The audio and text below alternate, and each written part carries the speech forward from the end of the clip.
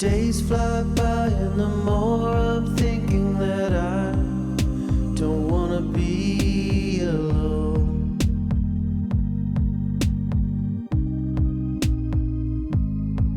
And I wait for something new. I wait for something new.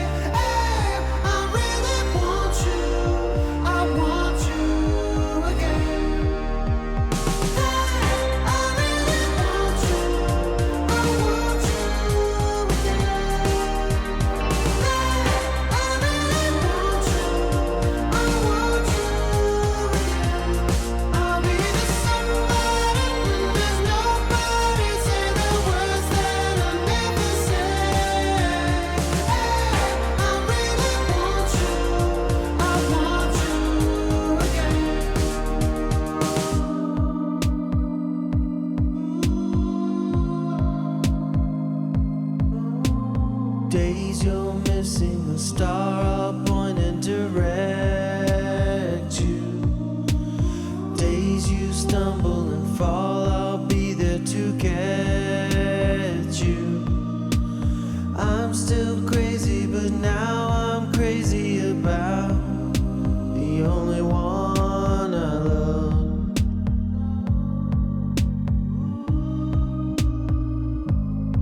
So I'm waiting up for you. I'm waiting up for you. Hey, I really want you. I want you again.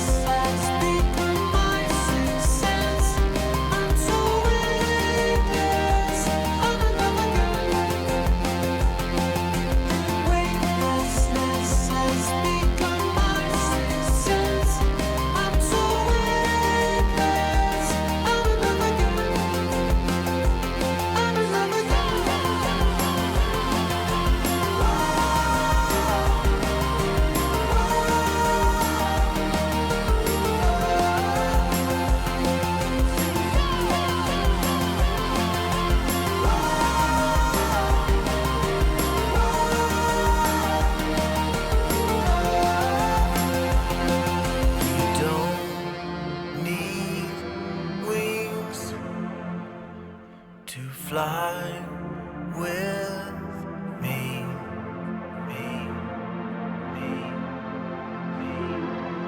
me.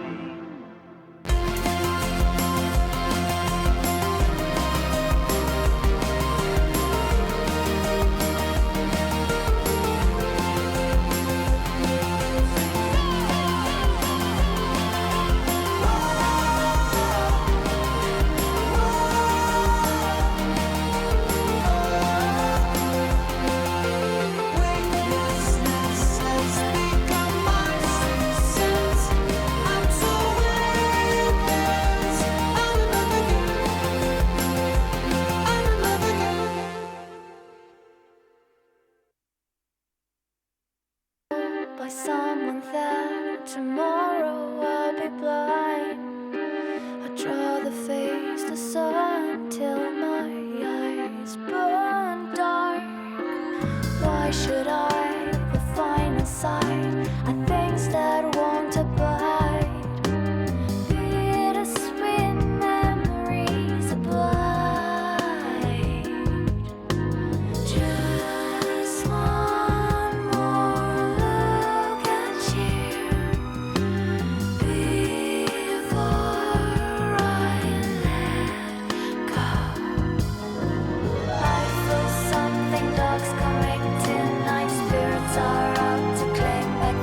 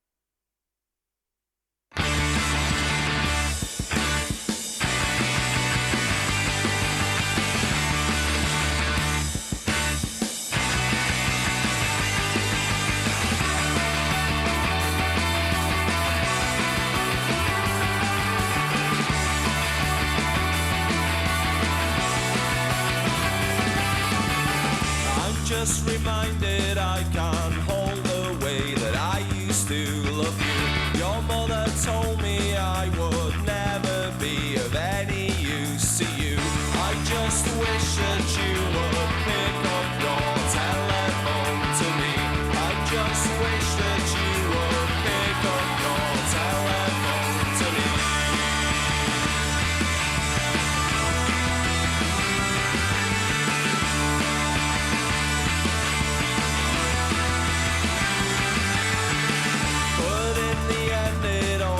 Sense when you said I was always the first, but I don't really care cause you were always saying those things to me. I just wish that you would pick up your telephone to me. I just wish that you would pick up your telephone to me.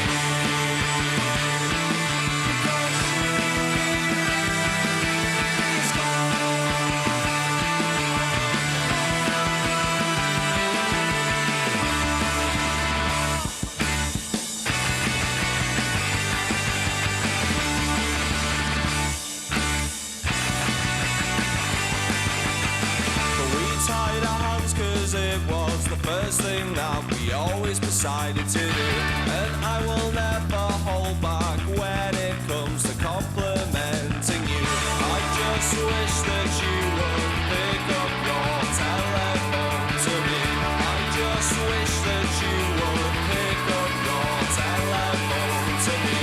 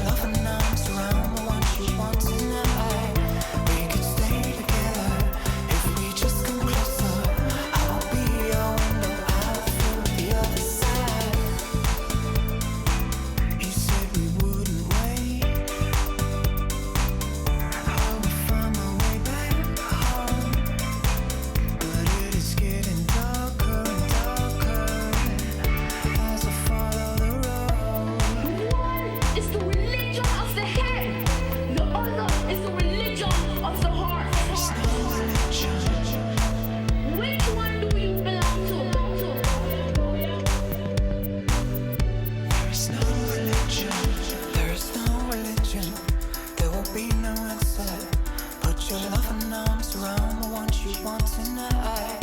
We could stay together if we just come closer. I will be your window out through the other side.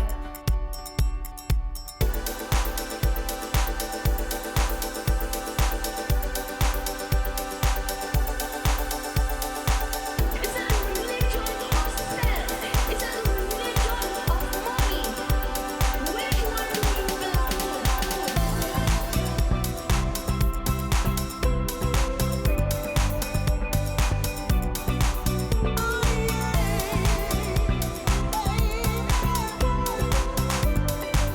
My houses are better than your houses.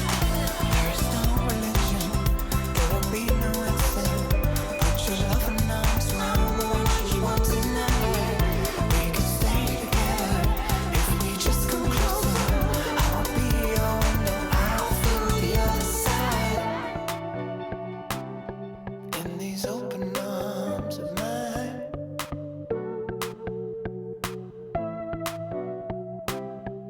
In these open arms of mine.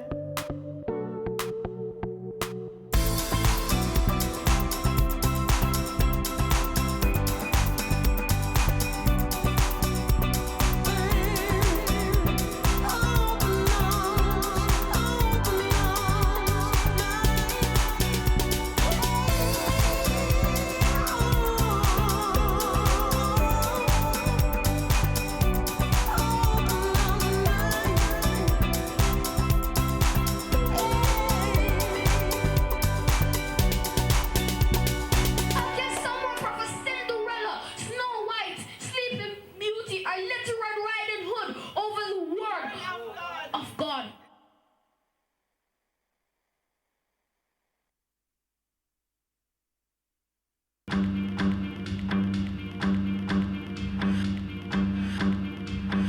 I want you so, you are my cue, my living doll, perfectly pure. Sometimes I need someone like you, sometimes I just don't have a clue. I don't need anyone, need no one. I want to be the one. Now I run. We have time forever, mine. For no one else, you are in my mind. We have ourselves, nobody else.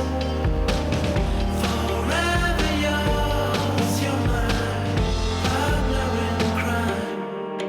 Come on, what have you done? We are alone. We have this song where all my beliefs they're gone. Give me the cue to have more fun. I need anyone, need no one to tell me right or wrong. What have you done? And now we run. We run. We have time forever, mine. For no one else, you are in my mind. We have ourselves, nobody else. Forever yours, you're my partner in crime. I know it now. I know it now. Somebody knows it now. Somebody knows another.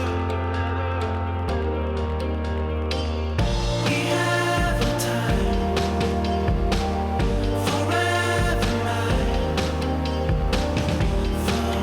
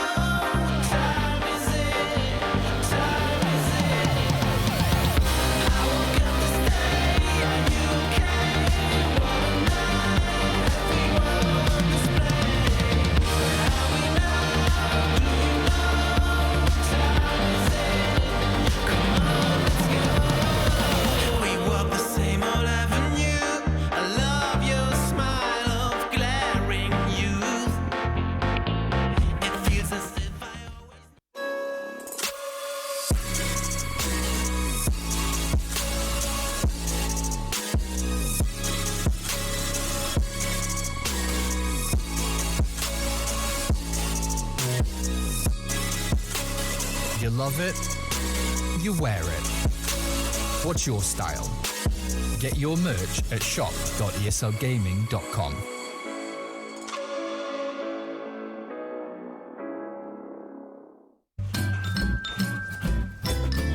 You ready? Huh? Hey, he's a good boy, huh? You ready? Huh?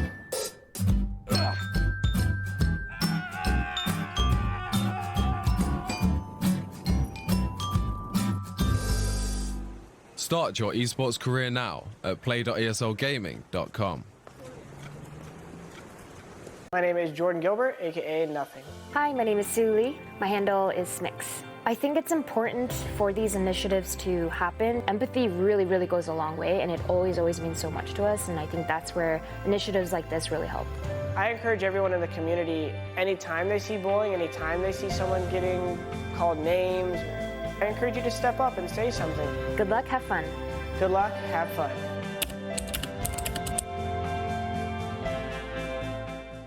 DreamLeague Season 15 Western Europe DPC is brought to you by Intel, DHL, and DreamHack. I am Rasmus, and I play for Hellbear Smashers. Hello, my name is Aiden, also known as Insania. I am the team captain of Team Liquid. My name is Skylark, and I play for Team Brame. My name is Adrian, my nickname is Fata, and I play for Tundra Esport. My name is Johan Sunstein. People know me as Snowtail, and I play for Team OG. I'm Limp. I play mid for Team Alliance. My name is Xentek. I'm from the United Kingdom. I play position 2 for Into the Bridge for my quick wave. Hello everyone, I'm Milan from Team Ghost Frogs. Hello, my nickname is Sedney and I'm in position 5 for Czech Team Romania. Hello, I am Daki. I am 21 years old and I play mid for No Bounty Hunt. My name is Miroslav Bukhan. You probably know me by my nickname Boom. I play for Team Viking GG and I play mid. Ghost Frogs are ready for the DreamLeague. Guys, come watch us. Let's have fun together. The Vikings are ready for DreamLeague.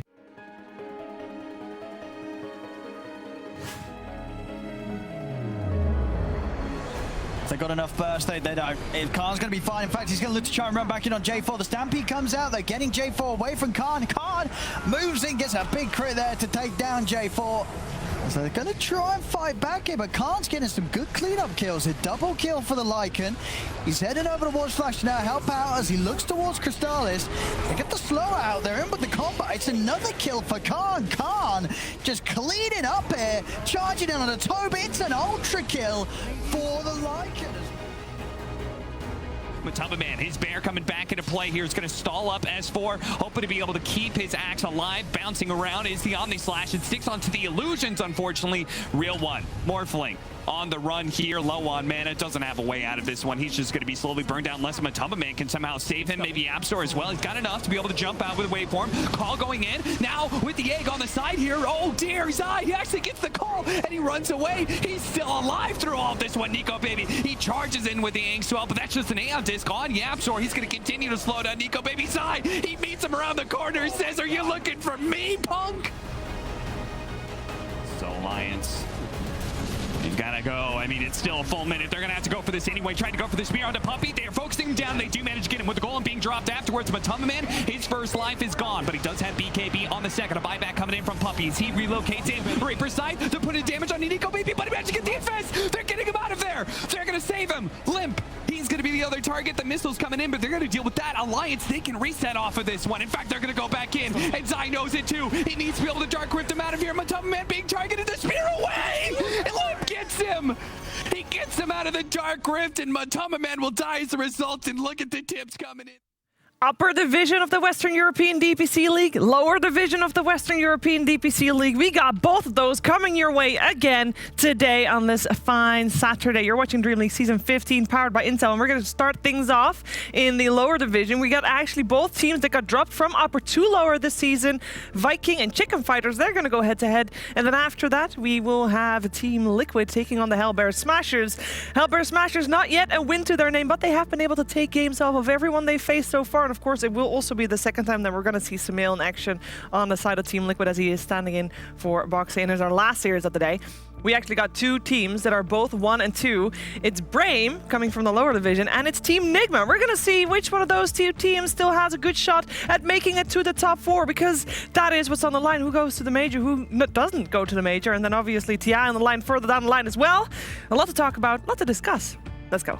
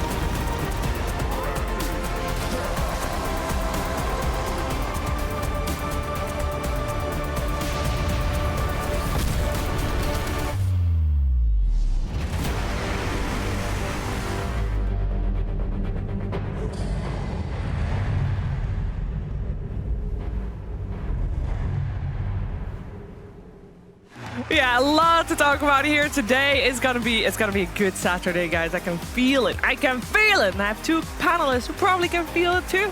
We got T-Gov and Moxie. What? Wow. What do you got? Hello. Paraphernalia today. What do you what? I got my brew. Your mug is empty. No. Oh, it looks empty. I found a Slark. I brought the Slark. You know. I mean, you got color coordination going on. It's the same color as the mug. That's true. That's why I did it. We should have put him in the mug and have him peek out. But no, it's like a third full. It's enough for one segment, and I'll make a new one in the next segment. Wow. The Slark doesn't want to stay. I will just hold on to Slark for now. All right, all right. Okay. How are you doing this Saturday? Good. Excited. Full day of Dota. Yeah? It's always a good time. Every single game looks a little bit interesting. We don't have any snoozes. So yes, that's good. Looks a little bit interesting. T. I'm just setting you up to then hype it even more. We can't start at 100. True, that is true. I mean, I see that the sound thing has a nope, so I do not want to. What if it just says nope if we hit the button? I do not want to find out. What I do want to find out, you know what? Our first topic of the day is actually very interesting. So we know that a lot of the pros, most of the pros, play MMR in their pubs. We now also know how good they're doing. So what our team has been doing, our production team has been doing, they looked through all the players of all the teams we have and got their Dota rank. Now, before we show you guys anything, I first, what's up, T? I was just going to add, do we add the disclaimer of those who haven't played, or are we just sugarcoating that one? What do you mean? So like if you, so for example, like Kuroki, he doesn't really play that much anymore. So for his rank, are we then attributing it as like no rank, or are we saying like, you know, like just so we understand fully? Yeah, so there's a caveat there because there's quite a few players that actually just don't play ranked or might play ranked but are not actually Smurfs. Or that. Filthy. But some might Smurfs. just not be good enough to be ranked, you know? Enough. How you DPC players, they're not good enough to play ranked. Maybe they just we also don't got lower want division to. people in there, I believe. Oh, you mean like we got everybody? You mean lower than the rank of a mortal? Yeah. I mean, where you don't get the number. Call them out. Because at some point you don't get a number, but you only get the number of the top 2,000, right?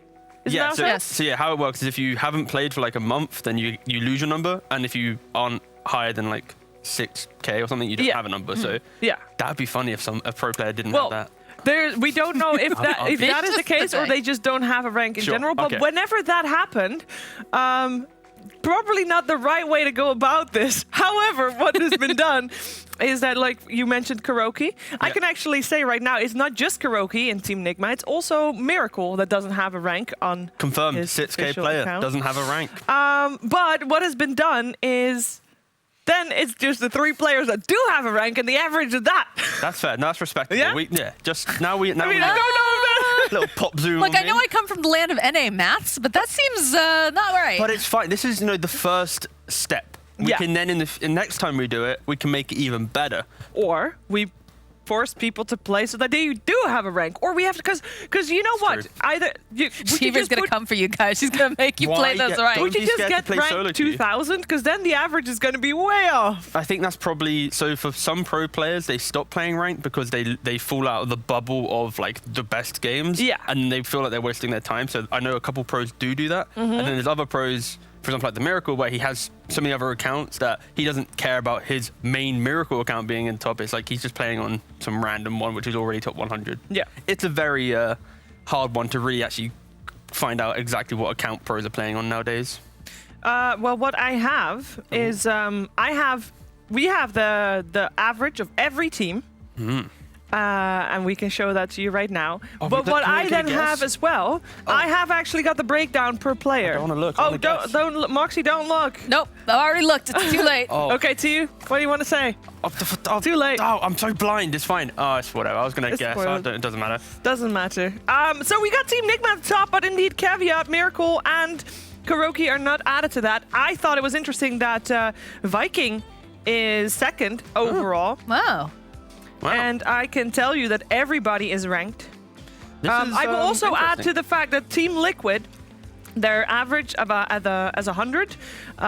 This is including Sumail instead of Boxy. Okay. And Sumail is number 3 in NA, so it's an NA rank added to that. Watch yourself, team. Well, watch yourself. If Boxy was in the team, the average would be 160. Okay. Because Boxy at the moment is sitting at 300. So we're not using a weighted scale here. Like No. Yeah, it should be like pub asterisk rankings. You know, it's like but yeah, this is. I like the fact that we actually get to see a little bit here because of course Viking. A lot of pub stars, a lot of pub players there. You know, Kezu probably keeping that one for the lads because he's often top 10. Yep. Has been number 1 before. And I must say for Alliance, Nico Baby and Limp, number 2 and 18, they're definitely boosting their average up quite a bit there. For Secret, you know, Man, he hasn't really played much Dota recently, so potentially doesn't have a number. I feel that's maybe what's happening. I can tell you in a second. No, alright, I feel that's maybe Everybody has a number. Really? Secret, yeah. Wow. We got, I think this is in order of roles. Is it Yapsor, right? Is he like 500, 400? Yapsor is 274. Wow. Okay. Puppy is 301. Zai is 66. Nisha is 44. And Matu is 10. Oh, okay. Yeah. Okay. So that is assuming that the orders I have are orders in positions of play. So also OG, then that's an interesting one. They're 13th in Europe. The OG? Yeah. Let's see if everybody is ranked in OG. Who's bringing them down? Oh, I can tell you who's bringing them down. Who's the weak link? Wait, Anna plays ranked now? The thing is, this is all main accounts. Oh yeah, Anna hasn't played ranked, right? Anna has. No, he has. Anna is doing great. I think it's just actually in order of numbers, so it's not actually in order of roles. Sorry, I might be off with my numbers. Sure. But I mean, we know Saxa plays ranked, a lot of it, but not all on his main account. I believe he has like 3 accounts in the top. Yes, it was all in the top 10, exactly. So I would imagine that Saxa is the one then with the 17. That's the highest rank in Team OG. Okay. But I don't know who these are, but one is 456 and one is 368. So 2 players on their roster. This OG bias. We don't know the names? No, we don't. We don't know any of the names. No, we don't know any of the names because I just realized that there's not an order of a role. It's an order of low to high. Oh. So MMR realistically doesn't matter when you get to like this point of competition anyways. True. I could tell you though that for example on Brame, Skylark doesn't have a rank, so he's also slightly skewed. Ace doesn't have a rank in Hellbear Smasher, so also slightly skewed. Smurf. Hey man, the only thing that matters is that they're here. Yeah.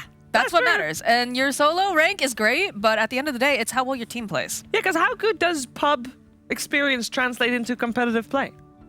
Depends on the pubs, probably. It depends on, you know, if you're able to queue with any people. But a team play is completely different than playing in a pub. You actually I feel like a lot of the times you learn a lot of very bad habits from just playing pubs too. So it's more about the scrims. It's more about playing as a team. The key thing is you can get the volume of pubs, you can get a lot more than scrims. Scrims, you can only really get like 4 to 6 games in a day if you're following a pretty decent schedule. So pubs are critical to understanding like the mechanics and interactions and all that stuff. But you don't really take away kind of the big strategy, the map movements that you said. So it's kind of the perfect mirroring of putting both of them together to be able to get the best player. Yeah. And I feel those that don't spam pubs are going to be at a disadvantage to those that only spam scrims. because it's that you need to kind of have access to all knowledge, and if you only take away half of it, it is hard to learn. So I personally am a big advocate of, like, if you're a pro player, you need to be in both the pub scene and the scrim scene, just so you're not just kind of tunnel visioning or putting yourself in a corner of only knowing what others are giving you. But what if you're team bald and you don't scrim? Yeah. You only play pubs. And then a gigantic amount of pubs. Well, we'll see at the end of the season if they are still in lower division, because if they are unable to maintain that. But again, like, they're a unique team because the stack, they have a bit different energy and their ambitions are very different to every other team. Yeah. Every other team's looking at the promotion into TI. This team's looking at it more for, like, a little bit of fun, a little bit of content. Hey, and credit to them that they can actually make it into a DPC league with that attitude, right? That just goes to show the skill of the individual players. Also important in pubs is to increase your hero pool so you can learn all the heroes and, you know, stay on top of what's good with the meta. And we have got that update for you as well, just so you know what you should be concerned about when looking at the hero pools in your pubs or in the pro games. Here you can see the most contested heroes. We still have the puck. Why? I don't know. It's still here, but again, it's a European thing. I'm looking at other regions. Still isn't too hot over there. No, it's big in. I think it's big in SA still. Okay, SA still. When I did my. That's good. China hates it. That's fair. I respect that. I think the key thing from this is simply it's the alliance effect. When you have the number 1 team currently in the group stage, often their hero pool kind of gets pushed around everyone else. So Timbersaw Center, of course, up top, but then again, they're kind of broken before Alliance started playing them. Oh, we've got a new screen. Highest win rate. Highest win rate, yep. Faces Void there. Big winner. OG's played it, Alliance has played it. Top Lad, and then of course Morphling as well. It's had some prominence with Nico Baby and Nisha playing it, Secret and Alliance. Yeah, and of course this Beastmaster percentage is still quite high, but this is all Beastmaster pre-patch, prefix basically. So we'll probably see the number of like he's had 6 games. That was all pre-patch, I believe. Yeah. I'm surprised by the Abaddon with 8 games that high. Yeah, actually, you know what? I'm gonna go research where these games have come from. Okay. Abaddon just feels like an interesting one for sure. I mean, we've seen it played a couple times, like as a support, especially. I think was it Tofu who was running like these sort of melee, that's true. save support sort of things, and he was doing really, really well with it. So. And these are the biggest losers. Spectre, absolute loser. You know why? Absolute loser. Does nothing really. Tickles in the lane. Wants a blade mail, wants to farm ancients, very slow. And then eventually, if the enemy makes a mistake, then you win the game. But you just don't really get those games. And the heroes it counters aren't being picked right now. You've got big beefy offlaners, independent carries. Spectre doesn't really like these games. Likes playing against more of the fragile heroes. So yeah, I'm happy to see Spectre at 0%. I want to see a big winner though. Next time we look at this, I want to see Lycan come back in. Lycan? And the biggest losers? No, the biggest winners. I'm kind of going back. Apparently he hates Lycan. Actually, I hated Lycan when he had the Necro book. Yeah. But now there's no Necro book. We saw Khan play it the other day. That's why I love it. I want to see more Lycan, more Echo Saber Armlet, slap, and win the game. So yeah, that's what I'm looking for. Next meta report. Next meta report. I've also put a request in on which heroes we've not seen at all. Ooh. I'm very curious about that. But the music is starting. You know exactly what that means. It means we are very close to being ready to talk about our first series of the day. I already said it's the 2 teams that got dropped from upper division to lower division, and we're going to see which one is the better team. After the break.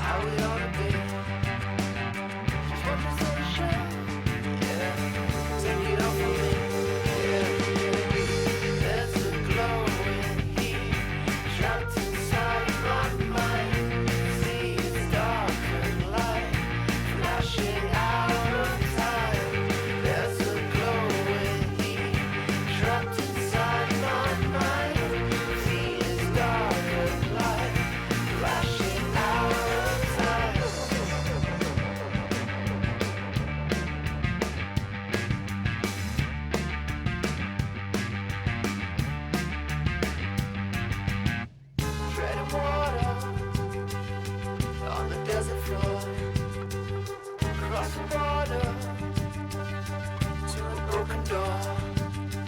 And in a vision of how it ought to be. Just one position, yeah, take it off of me, yeah, yeah. There's a glowing heat trapped inside my mind. See it's dark and light, flashing out of time. There's a glowing heat trapped inside my mind. Feel it's dark and light, flashing out of time. There's a glowing heat trapped inside my mind. See it's dark and light, flashing out of time. There's a glowing heat trapped inside my mind. Feel it's dark and light, flashing out of time.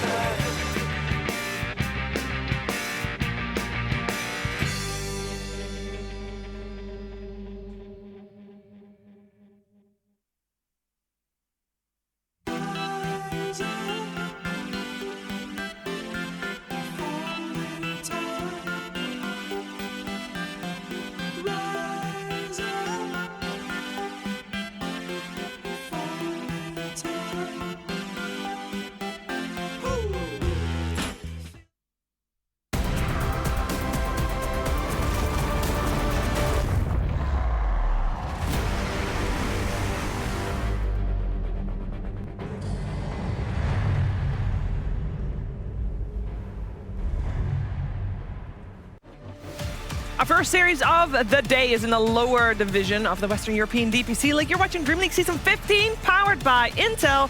And today we have Viking GG. They are going up against Chicken Fighters. And Viking so far 3-0 in the lower division, and they are looking to take the top slot from what we've seen so far. Anyway, Chicken Fighters, of course, they want to put a stop to that, and they want to prove that they also should be at the top. We're going to find out if they can. We're first starting by taking a quick look at those standings. I'm here with T and Moxie. And Moxie, so far, I mean, even though Chicken Fighters is 2-1, have they really impressed us? I mean, the big measuring stick for everyone, right, is Viking. Viking is the team that we're, you know, a lot of people are like, why are they even here in the lower division? You know, they should be in the upper division. So, I mean, it'll be interesting to see how they measure up here today, for sure. I think, you know, they've impressed a lot of people, though, with the way that they've been playing recently. And they definitely have a shot here for the top spot. What do you think, Tay? I think Chicken Fighters forever just...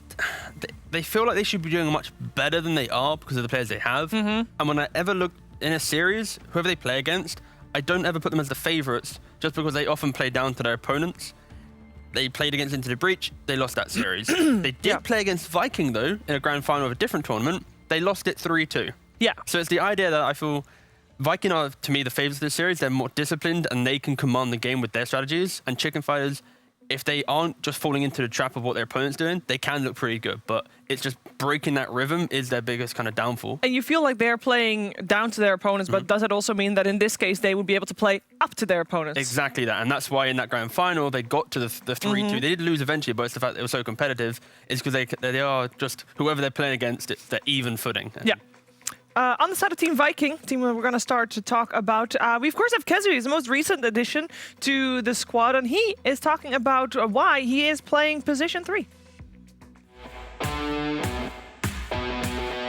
So if I couldn't play offlane and I had to choose another role because I had to, well, it's either between carry or I guess 1 or 4. I don't really want to play mid. I think I can. But it's really hard to get into that, and the mid laners are real fucking nerds. Like, I think I am a nerd, but it will take me a lot of time to, you know, compete against them. So I would rather let someone else just be that kind of guy who's played mid for the last 10 years, and then I'll either play carry, because I kind of like killing creeps. I wouldn't be a passive carry, I'll be an aggressive carry.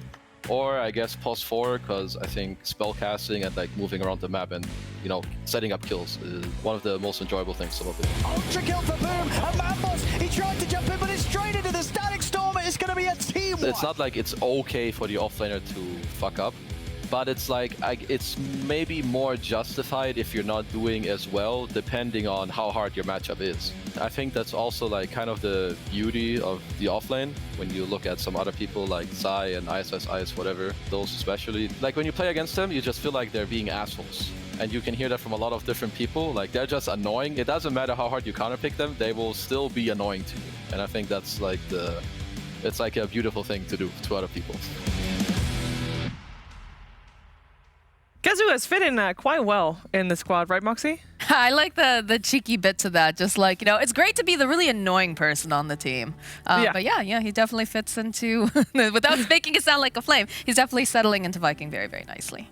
I mean, it's a great fit. Like, Viking as a team, they went from pretty much nothing to something with that 5-man roster, and then they kind of stagnated, and of course they then dropped down. So I think Kezu is that kind of new energy to bring to the team, and he plays so much and has such a firm grasp of the game from his role and his perspective. It does help a team because, you know, suddenly your 4 players looking at the offlane differently. That opens up the mid lane to play differently. So yeah, I think Kezu overall is a great addition to pretty much any team, and I'm happy to see him, you know, competing in the DPC.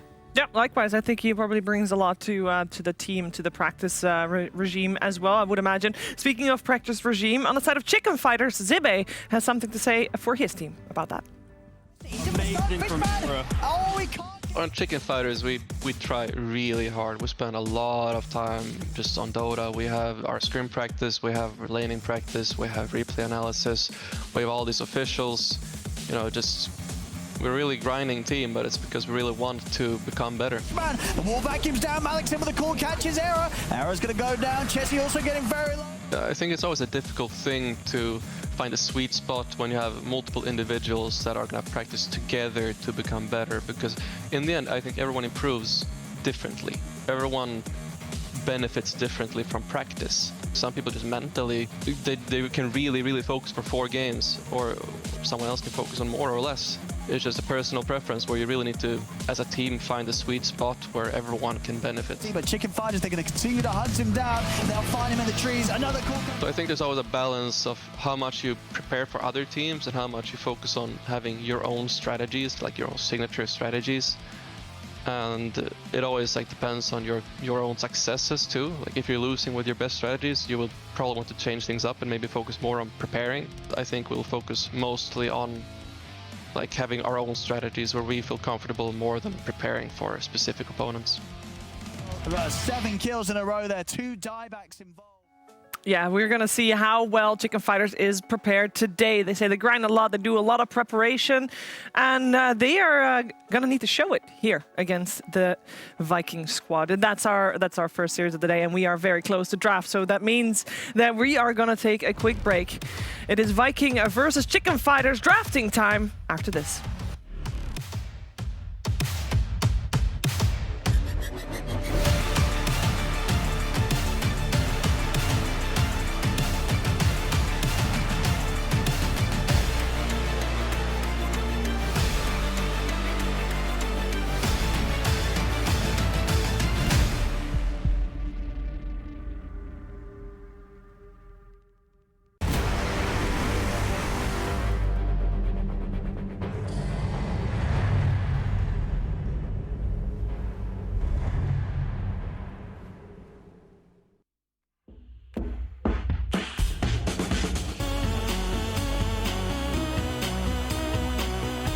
Go team!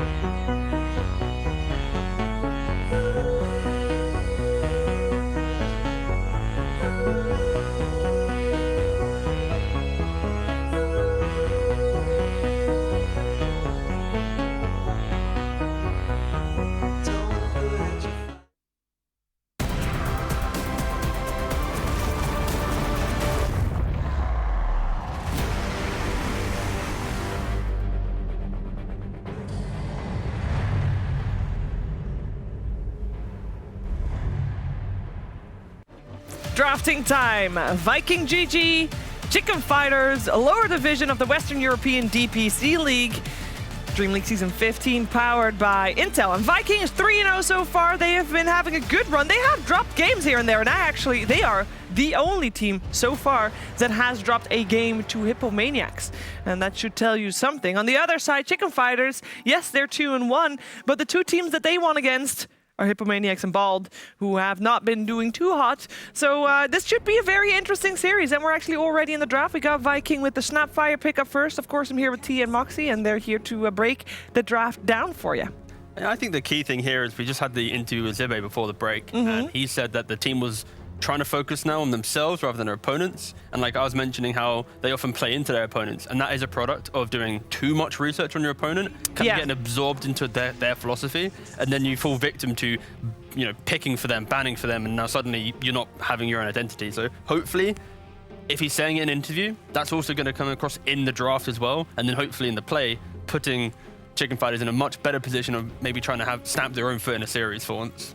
I mean, that's always been one of the biggest issues, especially with like these, you know, the teams that are in lower division, is that they start to get too wrapped up in their own mind, right? They start, you know, trying to figure out everybody else's Dota, and they don't play what actually is most comfortable for them. I think it's funny too. I was actually just on Twitter earlier, and Celery's got quite the losing streak going on. Yeah. So he said that, you know, he's building up that karma here for this series. But yeah, that's definitely how Dota works. When I lose 5 games in a row, I know the next one will be a W. Yeah, it's 450. It's hard written in the code, and of course, if you're tanking it in your pubs, like he's got how many, like 8 losses now? Something like that. It's a lot. It's a lot of red. Oh, now we know Boom's motives. Sorry. That's like 4 series. Woo! There was a picture on Reddit about how like the evil and the chaos of people within Dota 2. And she was smack bang in the middle, like what? Neutral. Yeah, you were like neutral nice or whatever the phrase was. She was a true neutral. True neutral. True neutral. I don't think she's true neutral. Yeah, I don't know if that doesn't seem like a good. No, I don't think you're true neutral. Yeah, no. I am good. You're chaotic good. Chaotic good. A lot of clips of you being savage to teams. Low division the teams. Chaos. Yeah. Where was this thing and who made it? Who do I Don't snitches get stitches, guys. Streamer's angry. I won't say who it is. No. But what a weird opening that we've got so far. We've got obviously Nyx Invoker. First phase Invoker because of, I think, popularized maybe from how Smashers with Stormstormer doing it a lot. But then you get the Shadow Fiend instant response. It's a product of, you see what the enemy mid is. This Invoker, it shouldn't be flexed anyway. It is just the mid.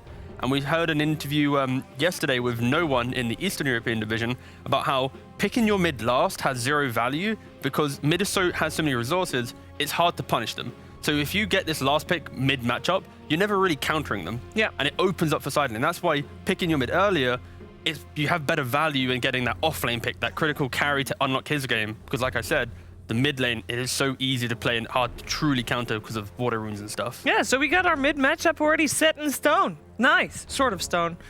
Probably stone. I mean, the Invoker has got some minor flex potential, but I don't want to see it, and I don't think we will see it with the Nyx already picked up as the 4. But yeah, we are entering a new era in that regard, courtesy of the water rune. Yeah, so the last time that Chicken Fighters and Viking played, Chicken Fighters actually picked the Shadow Fiend twice themselves, losing once, winning once, and Viking played it as well. So it was like out of the 5 games, 3 games had Shadow Fiend. So like a little mini meta kind of appearing between these two teams. What I want to know is, it seems like the offlane now, it seems anyone that's got a Vanguard, right? It seems to be like the meta of the Vanguard and the offlane. So what's going to be the offlane heroes that are going to be picked up here? Because they already banned out the center. Although I thought that, what was it, yesterday, that they had a Witch Doctor that was up against the Centaur and just absolutely ruined his life with a jug, you know, had the Maledict on them and just the spin. Yeah, that was disgusting for sure. It made me happy. I've seen too many successful centaurs. I've had enough of his nonsense. But, you know, with the tide being out too, like, what's... So that's the thing as well. Like you mentioned, that Viking obviously ban out the centaur themselves. the Mars obviously is one of Chessie's favorites there as well. Other hero that has been played between these teams have been Axe. That's another option. And Darkseer. Yep, and Darkseer. And Mars is still. Oh, Mars is first phase banned. Never Yeah, mind. that's a Chessie But hero those are for sure. the only. That's the only one. The Darkseer and the Axe. Yep. So for The chicken only fighters, this Nyx opens up for pretty much any offlane to be played, because if you want to go for a ranged hero, the Nyx can secure that lane. But realistically, like you mentioned, the meta dictates that you want to have a bit more frontline and tankiness there. So the Axe and the Mars are kind of rise up there, especially if you want to maybe take away the Mars from that Snapfire Mars combo from Viking. I think it's just like the Nyx Assassin is just so good against the Snapfire, right? Because you know you see her just positioned very far off on the side of the map, showing out those Mortimer kisses, and you just instantly spike Carapace and ruin her entire day. So Yeah, chicken fighters, they need to ensure that they have pace in their drafts, because when you're opening up with a first phase Invoker, especially with a Nyx, they go for the Doctor, mitigating some of these offlaners. Like they need to be able to find kills, and I love the fact they go for this Doctor, because now they remove the potential tankiness of certain offlaners, but then now they can get these two supports together in the same lane, stun, and then Sunstrike, you gotta find kills. What a beautiful clockwork. I heard a Clocky boy, yeah. Woo! We don't see this hero that much. I think I've seen it once in an SA game, a couple times in SEA, and not really that much. Fuel Clockwork, he just got a jetpack. There we go. We Flew haven't. on out of the base. Will we see a jetpack in this game? Probably not. I hope not. I hope so. Guys, come on. You're snoozing on the jetpack, man. That is a fun item. You know, Fun, when you yes, dive into fun. the enemy We base needed to win a game and you need first to before fly. we talk about the memes, Yes. you know? If it's fun, that is good. They did, though. They did? They I mean, won. in Europe, Oh, yeah, in SA. We're a different Beast region. Coast just won against Thunder Predator, The man. worst region in the world. Confirmed by the major. Yep. That's Feels how it bad, goes. There, EU T. great online. There. Jokes online. Don't be cry. I do cry.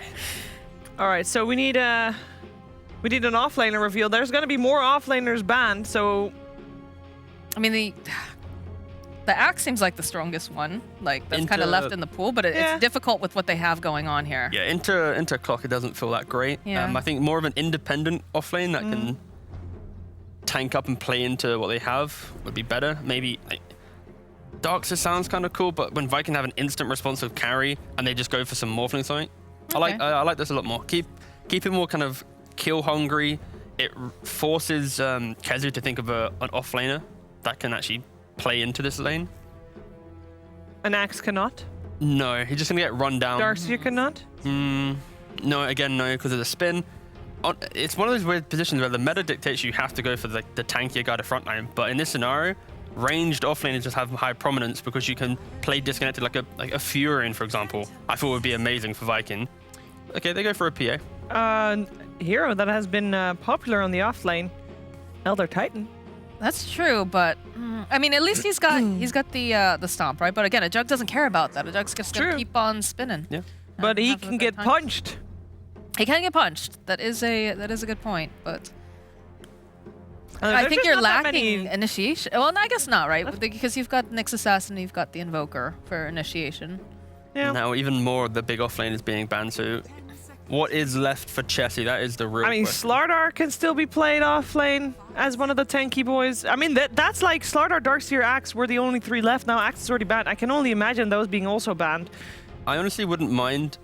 So they can't really go for any of the heroes that lean on more physical presence because of the PA. And they can't rely on just sitting on their target because they're playing with Sapphire Cookie, and then Clockwork has that disengage to assist. I would love maybe a Pangolier or... Yeah. Well, LC just got banned. Yeah, or even like a Magnus, because then you have the BKB piercing stun to prevent the Shadow Fiend Requiem at certain points of the game. Yeah, I like that. So yeah, it's pretty much two angles. It's either teamfight presence or just some type of BKB piercing spell to mitigate this first phase Shadow Fiend, because with the 4 picks they have so far, Juggernaut, of course, will be happy here. He can spin away. He's a good lad. Yeah. But everyone else is going to fall victim to that Shadow Fiend. Yeah, I like the mag on the side of Viking. You got the PA mag. That's always nice. Yeah, a little bit of a steroid is always really nice for the PA to really kind of pop off and get going. Is there any weird unconventional hero? I mean, we talk about Brood quite a bit, not on camera per se, but Do either Chessie or Kezu play Brood? So Would it Kezu, fit? this morning, he was streaming, and he said he was angry at the amount of broods in his pubs. So I feel like What he you has- hate, Kezu. Yes, I think he has a modicum of respect and will not lean towards it. Oh, okay. So for Kezu right now, it's going to be probably like a Razor, maybe, could be the quirky That's option. true. Because, Yeah. like, We do a lot of that. All the Vanguard lads are Razor's out now. banned. Where? He's oh, the there. back third. Sorry, yeah. mate. Yeah, I didn't see that. No. Cheers. Just blends in with the blue hue. Yeah. Yeah. We see some Sand Kings here and there. Also one that's still in, gives some team fight, has got the stun. There's a lot of time taken here by the teams as well, because they know that there is a very limited pool left available for these offlaners. 2 more bans to come. I mean, like, every single hero that Enigma Kezu's ban? played, it has been banned so Yes. far. Like, the only options he has, realistically, from the pool he's played within the last, 3 weeks, Yeah. they don't feel good into Witch Doctor Juggernaut, and that's why this combination does look so good. If you can cover yourself with the carry matchups. So we have the Enigma band out, and that means Darkseer is still in the pool. Night Stalker, last band coming out from Chicken Fighters. And the Omni Knight. Okay. That's a hero. Okay. So I had a little game of Omni Knight the other day, and his shot, it feels good. There was like, many months ago, Brian, BSJ, there was a clip of him running around bonking people on the head. Yeah. Basically just applies like a purification to your right click every 4 seconds, giving you a bit of heal, apply damage is based off your base damage. It's pretty good. We also saw Ramses play it for Na'Vi. Of course, he didn't really go for the shard, did more tankiness, but yeah, I like the idea of it, the essence of being able to survive the offlane, and it's such a clumping. The amount of minus armor you have now with the Shadow Fiend, the PA, the survivability, but then an instant doom. Yeah, I don't know. I kind of prefer Chicken Fighters draft because it just looks nicer on paper. They have the whole setup for Sunstrikes. They've got this Doom, just remove Shadow Fiend from the game. But then I enjoy the creativity of Vikings draft, something that I often don't see from Vikings draft, where they're a little bit more aligned to the big meta heroes. But yeah, I'm gonna go with fun game. That's my prediction. Wow. What? Cop out. I mean, Coward. Coward. Come on. Go on. Throw it down. Bit mean. Throw it down. You T. throw it down first then. All right, yeah, I'm going to go with Viking. I like it. Picking the favorites. Yeah, original. Yeah, you know what? We haven't seen Omni Knight very often, and I would like to see him succeed. Yeah. I also think that Aramis is going to be able to go and separate these team fights really nicely, and it's going to create a lot of chaos, and I think that's going to go very well for them. And also, it's been a while since I've seen Shadow Fiend. Last time I've seen Shadow Fiend was, I think Whisper's been playing it off lane in his pubs. So, I was kind of hoping it was going to be an off lane Shadow Fiend, but, let's not get too wild here, guys. So you want to make a good case then for Chicken Fighters, T? Or you don't Fight me, think they T. have a good enough draft Fight to me. do it? I think they do. I think the Doom's gonna have a pretty chill time. He has so much armor, so he's gonna play into a PA pretty well. And their team timing is gonna be so good. I fear that Chicken Fighters are gonna be absorbed into the idea of must stop Shadow Fiend using his Requiem, and then suddenly the PA and Omni Knight get to play this kind of double up, kill everyone strat to enable each other. So I do favor Viking, but I prefer the simplicity of Chicken Fighters draft. And this is a draft that they should be able to execute with. And if they can't win this game, I don't see them taking the series. So. But what's your answer? That was a lot of fancy, walk Chicken around lawyer Fighters. speak here. Yeah, no, again, that's to speak up. Chicken Fighters? He's covering We'll say his he's Chicken bases. Fighters. All right. It's fine. What T says. I'm just flopping, bippity bopping around. How's that fence sitting? You and Kyle the enjoying that fence what over do you there? want me to say? I don't know. Okay, fine. Viking will win. Wow. Okay, There are no well, chicken Vikings. hopefully we have a little bit Yeah, I knew you did that better well. reasoning coming out from our commentary team. We got OD Pixel and Fogged for you for the game. Thank you very much, panel. As we get ready for this series, Fogged, what do you make of this? Hello. We're getting SF coming up very early in the draft, second pick. Do you think they've dealt with it enough? I mean, we're not seeing a lot of teams confident enough to bring out the SF, especially in the mid lane. But boom, he says, give me the SF, comes out second pick. Is he going to have a good game? It's always been a classic counter pick versus Invoker in lane. It's actually just a strong matchup throughout the whole game. You're a hero that likes to rush BKB relatively early on. I actually was hoping, because we saw Clockwork pick, I thought we'd get the cogs. Yeah, I was going to say that. I was really hoping, man. They didn't do it. Come on, why wouldn't you do it? He insta-skilled raises. I was like, oh man, come on, boom. Like, yeah, whatever. they never took that out of the game, did they? still works. No, it's still there. It You still get less though, right? Because now it's only 1 damage per soul rather than 2 like in the past. You have to like sit there a lot longer. You have to get all 11 for it to be value. Like, it's whatever. People just end up skilling races. You don't want to have cogs either most of the time. I've seen people actually skilling cogs more lately, but I think it's not great to have that at level 1. Yeah, I guess. And as you say, it's not like it's a matchup where the SF isn't going to do well playing his normal Dota anyway, so doesn't need to go for the gimmicky stuff, unfortunately. Yeah, now Aramis, he can play his game like he normally would, right? So he can now play around, he can just pull waves, he can mess with the Juggernaut. We're seeing both sides trying to predict which lane it's going to be, because this Omni Knight, he wants to be into that Jug. You see this build from Kezu, double gauntlet, he's just going to tank up, so he can survive the spin. If they like even use the cask at all, he gets Heavenly Grace off, he TPs out, the cask doesn't bounce to him, he'll be able to survive most of these times. So. Sure. So overall, you do like what Vikings got this game? Yes, I actually really like their draft. I think they're going to struggle. I think damage is going to be an issue on Chicken Fighters for sure. And a lot of things that, I mean, already when, for instance, like when the clock was picked right, it was picked into some pretty nice targets for the clock. And then even after, going for like the Jug carry, Charlie's going to have to be careful. Clock's one of those heroes that it will punish you if you're trying to split push lanes out and relying on the Blade Fury to get yourself out with a TP.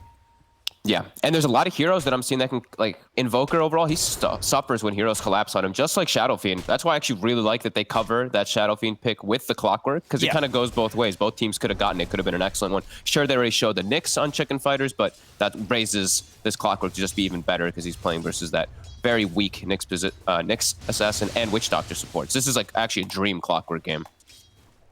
Yeah, you don't think lanes. The Viking will struggle with sort of catch, like Clock and Snapfire? It's enough stun and lockdown? Yeah, I think so. PA Daggers just constantly chasing too whenever he does show up into fights will be pretty good too. Yeah, and we see as well. I'm just seeing lane swapping. Yeah, look at this. So what is this that they're trying to dodge? What do they not want here? Doom wants to play into the minus armor lane, even though it's rough. And I mean, I actually don't even know at this point. They're jungling. They're duo jungling the small camp. So we're going to have a core Clockwork versus a core Witch Doctor. We're going to have a core Nyx versus a core Snapfire.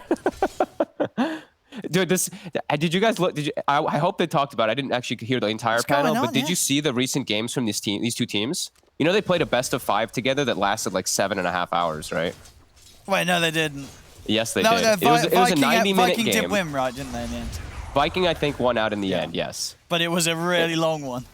They had an hour and 10-minute game, an hour and 30-minute game, a 45-minute game, a 41-minute game, and a 33-minute game. It was wild. These teams learned so much from each other. This is why you're seeing this happening. Like, this is what happens when a team just plays versus each other too much. It's just heroes drifting around the game, just as their fantasy. What are they doing? I mean, this ruins Shad. Like, Shad is... What is going on with the... Like, this is not good for PA. What the hell is going on, Owen? What is he doing? I mean, now he's not going to be able to lane at all. This isn't Dota. What the hell is going on here? What the shit? I genuinely don't know what's happening here. Chicken Fighters are winning because Chessie just needs to eat it. He just needs to devour a creep, and he's getting more gold. Like, they're both just watching each other because of ward vision. Like, now they're like, okay, we see Doom jungling. All right. They're just goofing around because they see each other. Now we actually will have Shad reach a lane. All right. Well, this is already 3, so is Jibbe. Okay, so Shad's going to start hitting creeps here at 3 minutes in. If this was a pub game, if your carry you turned up to the lane at 3 minutes in, you'd be like, hang on. But here we go. But he's got to have Orb of Corrosion soon. Like, he almost actually has it. From the passive gold? Yeah, he's got 5 CS. He's the lowest CS in the game. Uh-oh, Jibbe. He tried to. Oh, that was greedy by Jibbe. Well, there we go. And Shad's back. Yeah, the 5 CSPA at 3 minutes in, level 1, just got first blood. So make of that what you will. That's this game. Boom's doing excellent. Look at him. The mid lane is actually normal. It is. It is. Yeah, indeed. This is. Yeah. If you're feeling a little uncomfortable with everything else that's going on, you want some normality, you can just look towards the mid. SF versus Invoker, and SF, as you said, is going to have the lead in this matchup. Yep. I think they're going to have to move Shad. I don't think Shad wants to lane down here. He's going to go back to jungle. This seems like a pretty... Now that Charlie's here, I think this is a really pretty rough one. I think maybe he does want to go top versus Chessie, because then he has Snapfire behind him. I don't know. I have no idea what's going on. I think he should move. Okay, he is. So I was going to say, Shad's getting nothing. Okay. Now, the chicken fighters change something when they see him show up on this top lane. Charlie's TPing. Yeah, Charlie should match him. And there might get Chessie in the meantime, though. Chessie. Oh, Shad's just killing it. Yeah, I mean, it's another kill. It's another kill. He's going on Charlie, Shad, too. Look at this. He knew exactly what to do this game. Where are... Anybody doubting the AFK PA strat is looking like a right idiot right now. Because it worked. It worked. 3 minutes of chilling in the jungle. Shad's turned up. He's only got 9 CS, but he's got 2 kills. He has both of the kills. And he's third highest on the net worth. Yeah. Next time, there you go. Queue up for a game of Dota, put yourself in the jungle, take a break, grab a coffee, go to the toilet for a few minutes, then you turn up and start playing carry, and you can be just like Shad. I actually think it benefited them more than usual, just because I'm a support player. Look at Celery. He's level 4 with Medallion. Shad has Orbic. Look at the minus armor in this top lane now. This is literally how the hell do you lane versus these two? This is next level stuff. Like, it's worked out. It has absolutely worked out. A different approach. And it's worked. It's what, you know, as you said, 5 minutes in, you look at the state of the game, Vikings going to be pretty happy. Chad?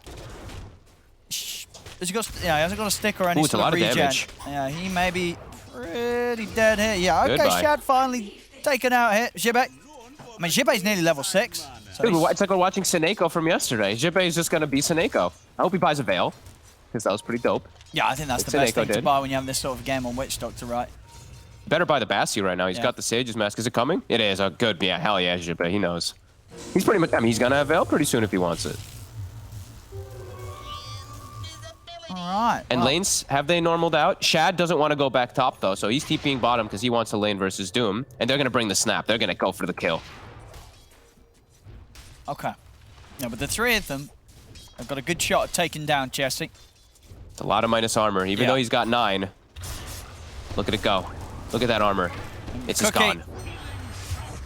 Very, very nicely done. A 3rd kill for Shad. Again, remarkable stuff here from the PA. Just with a handful of CS, 16 last hits at 6 minutes in. He doesn't need the creeps. He doesn't need the creeps. He's 700 above Charlie. Kills. He's 3rd lowest CS in the game, but he's got 3 kills already as a carry position 1 PA. It is working. I love it.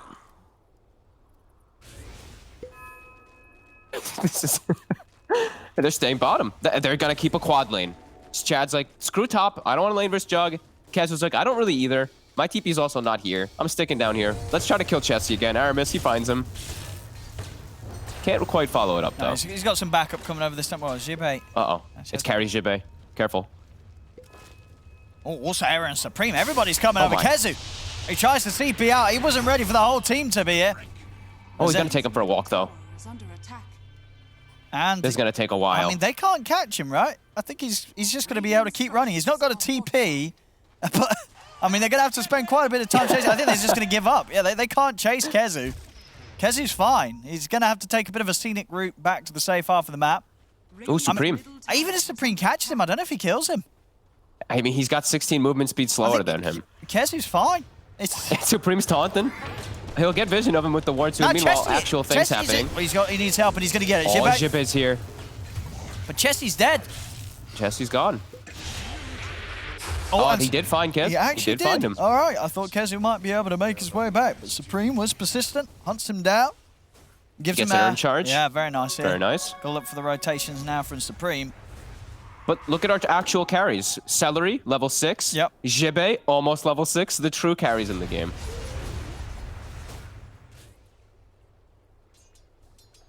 I'm saying this is what do you like this here from Boom going immediately for the BKB rush? No sort of Yules or active offensive items, just going straight for the BKB very early on. Yeah, I think it's fine. Yeah. I mean, he could also just go for some more stat build, like the Dragonlance BKB build that I've seen a couple times, because he has the Omni Knight behind him for these extra heals. Go for the solo kill. Oh, do it! Oh, hell yeah! Oh, the bounce is low. No, he clicked blur. And maybe if he had the bounce, RNG goes straight back to the PA after the creep, but wasn't the case. Ended up bouncing down and away from Shad, and Shad able to put that blur, get out. It was a good attempt though from Jibe. I gotta be honest with you. This looks like a pub right now. The way things are going off in these side lanes. Like, Jibbit just went for a solo kill on Shad. Chessie's jungling on Doom. Like, what is going on right now? Oh, Celery sitting mid though, level 6. He's spotted. They do have vision of him. And Nyx Assassin versus Snapfire is always going to be value, as he will get the catch initially. And they do have follow-up. There we have it. Supreme is in, and they've got the damage easily here with the 3 of them. Nice D-ward. That looked like a team. There we go. We got a team play there coming in. Yeah, Era, Jesse also even now joining level in 6. as well. I think he stepped up and took a CS. And they're smoking. So they're making a play down bottom. Chessie is 6, so he's got Doom available for Shad. They can catch this pretty easily. Aramis, he's going to try to catch this gank here. Lyra's And he scouting sees still him. out there. Yeah, Aramis back him right off. So is he going to catch Era? Not Aramis. Okay, Shad's going to Shad's commit in. They've got the kisses coming through as well, so Era will get taken down. Aramis will tick out to the Maledict. Get the 1-for-1. Shad able to jump away in time. Shad'll be all right. Yeah, I'll have to take the walk back to base.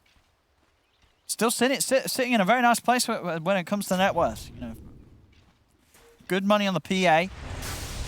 Mid lane, boom. Still having that lead against Supreme. He's getting the levels in the farm over him, 2 levels ahead of the Invoker. And he's going to get his bottle refilled. And he's, rush BKB fully. I still really like it. Heavenly Grace, BKB, Shadow Fiend running up versus this lineup. There's very little physical damage. Sure, Death Ward, Juggernaut, the physical damage can be annoying. But there's going to be this Omni Knight. So there's going to be Guardian Angel in a lot of fights, which will be really good, actually, for this team of Viking. The minus armor later is going to start being pretty crazy, too. With presence of the Dark Lord, with PA, with Orb of Corrosion, everything. That's definitely going to be something that will really hurt chicken fighters because they're quite fragile on most of their heroes. Just the Doom is that tanky one, and Chessie, with that bit of a rough start, doesn't look as tanky as normal. Dire's top tower is under attack. Charlie, switching up the build. Okay, I like that. I saw you had Battle Fury queued. Yeah. I don't know if this is going to be a Battle Fury game. I feel like Viking is going to... I think tempo is going to get kicked up really fast from Viking once they get like timings on Shadow Fiend BKB. I want to say Shad's just going to go Deso too. So yeah, all that minus armor is going to kick off. It's going to be fights around Roche. So I think Charlie should just do like that Yasha Maelstrom build, the fighting build. Yeah, absolutely. Yeah, it's going to do him a lot better with the amount of action that Viking's going to be looking to bring. Yep. They're going to look to defend this top tower. Kisses up in 4 seconds. And he's in. Aramis setting things up straight away on to Jibbe. As Jibbe dead and gone. You see Charlie trying to get the connection onto Celery, but now starting to back away as they know the Viking are bringing in the numbers. Era's got to run. Going to get cookied. Nice stun. Carapace will hold back Aramis, but they're going to continue to chase him down.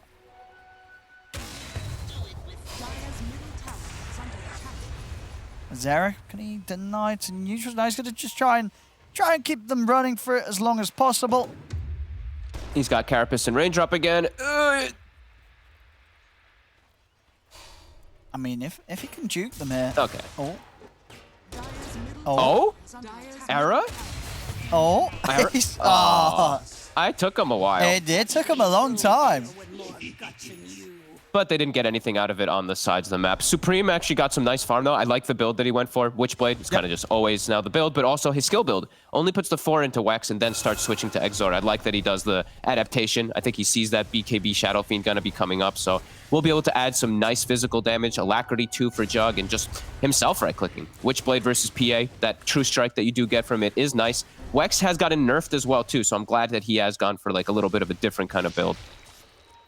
I don't know why Wex got nerfed either. It's a very weird change to see for Invoker.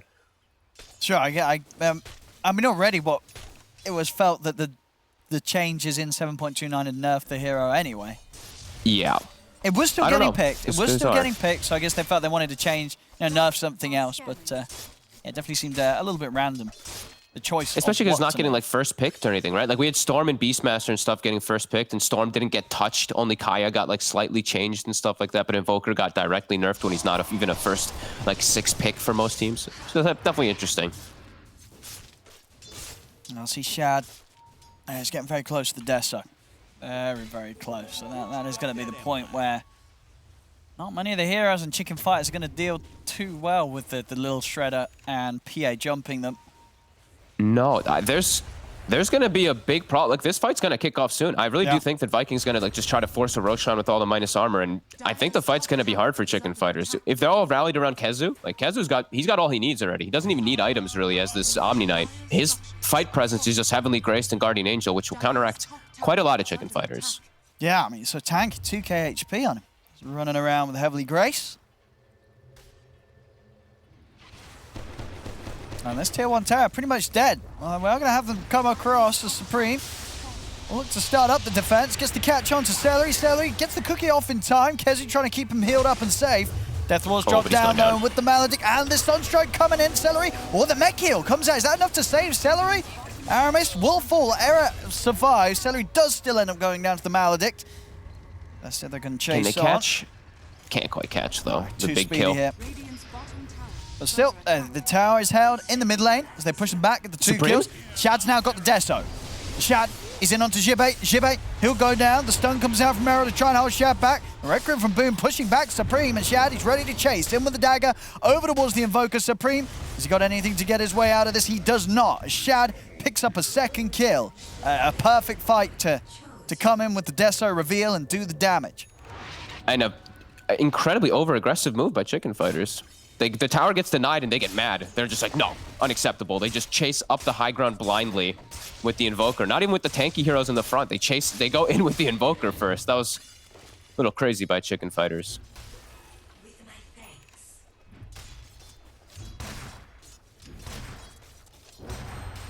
Close on the numbers though, less than 1k in it. Yep. But just the fact that, you know, as you said, sure, you know, the big difference is Kezu kind of being, you know, that bit less farm than the Doom, which is understandable. You know, Doom's a Doom.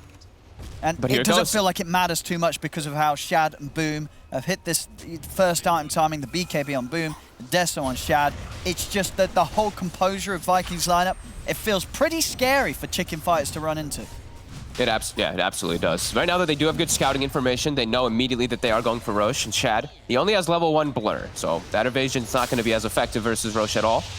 EMP won't actually clip onto anybody. That'll be pretty important. 30 seconds where they don't have to worry about it. Boom's going to consider going back in. Still has the DD in his bottle. Chicken Fighters, they're smoking. How long for Doom? 30 seconds still. Yeah, Boom's just going to get back on it with Shad. They're Over on the side, Aramis, he's drawing the attention away. Trying to heal Aramis up. Boom's going to put the BKB, get in there with the DD, but the Omni Slash comes out. Boom is going to be saved. Kezu comes in with the GA, keeps Boom alive from the final hits of the Omni Slash. Boom now able to get the damage out to bring down Supreme. He'll still fall at the end of it all. It's 2 dead on Chicken Fighters. As Viking, they'll take the team fight. Now they head back into the pit. Chicken Fighters, they've still got the 3 of them up and stuns to play with. Try and push Viking away. Error.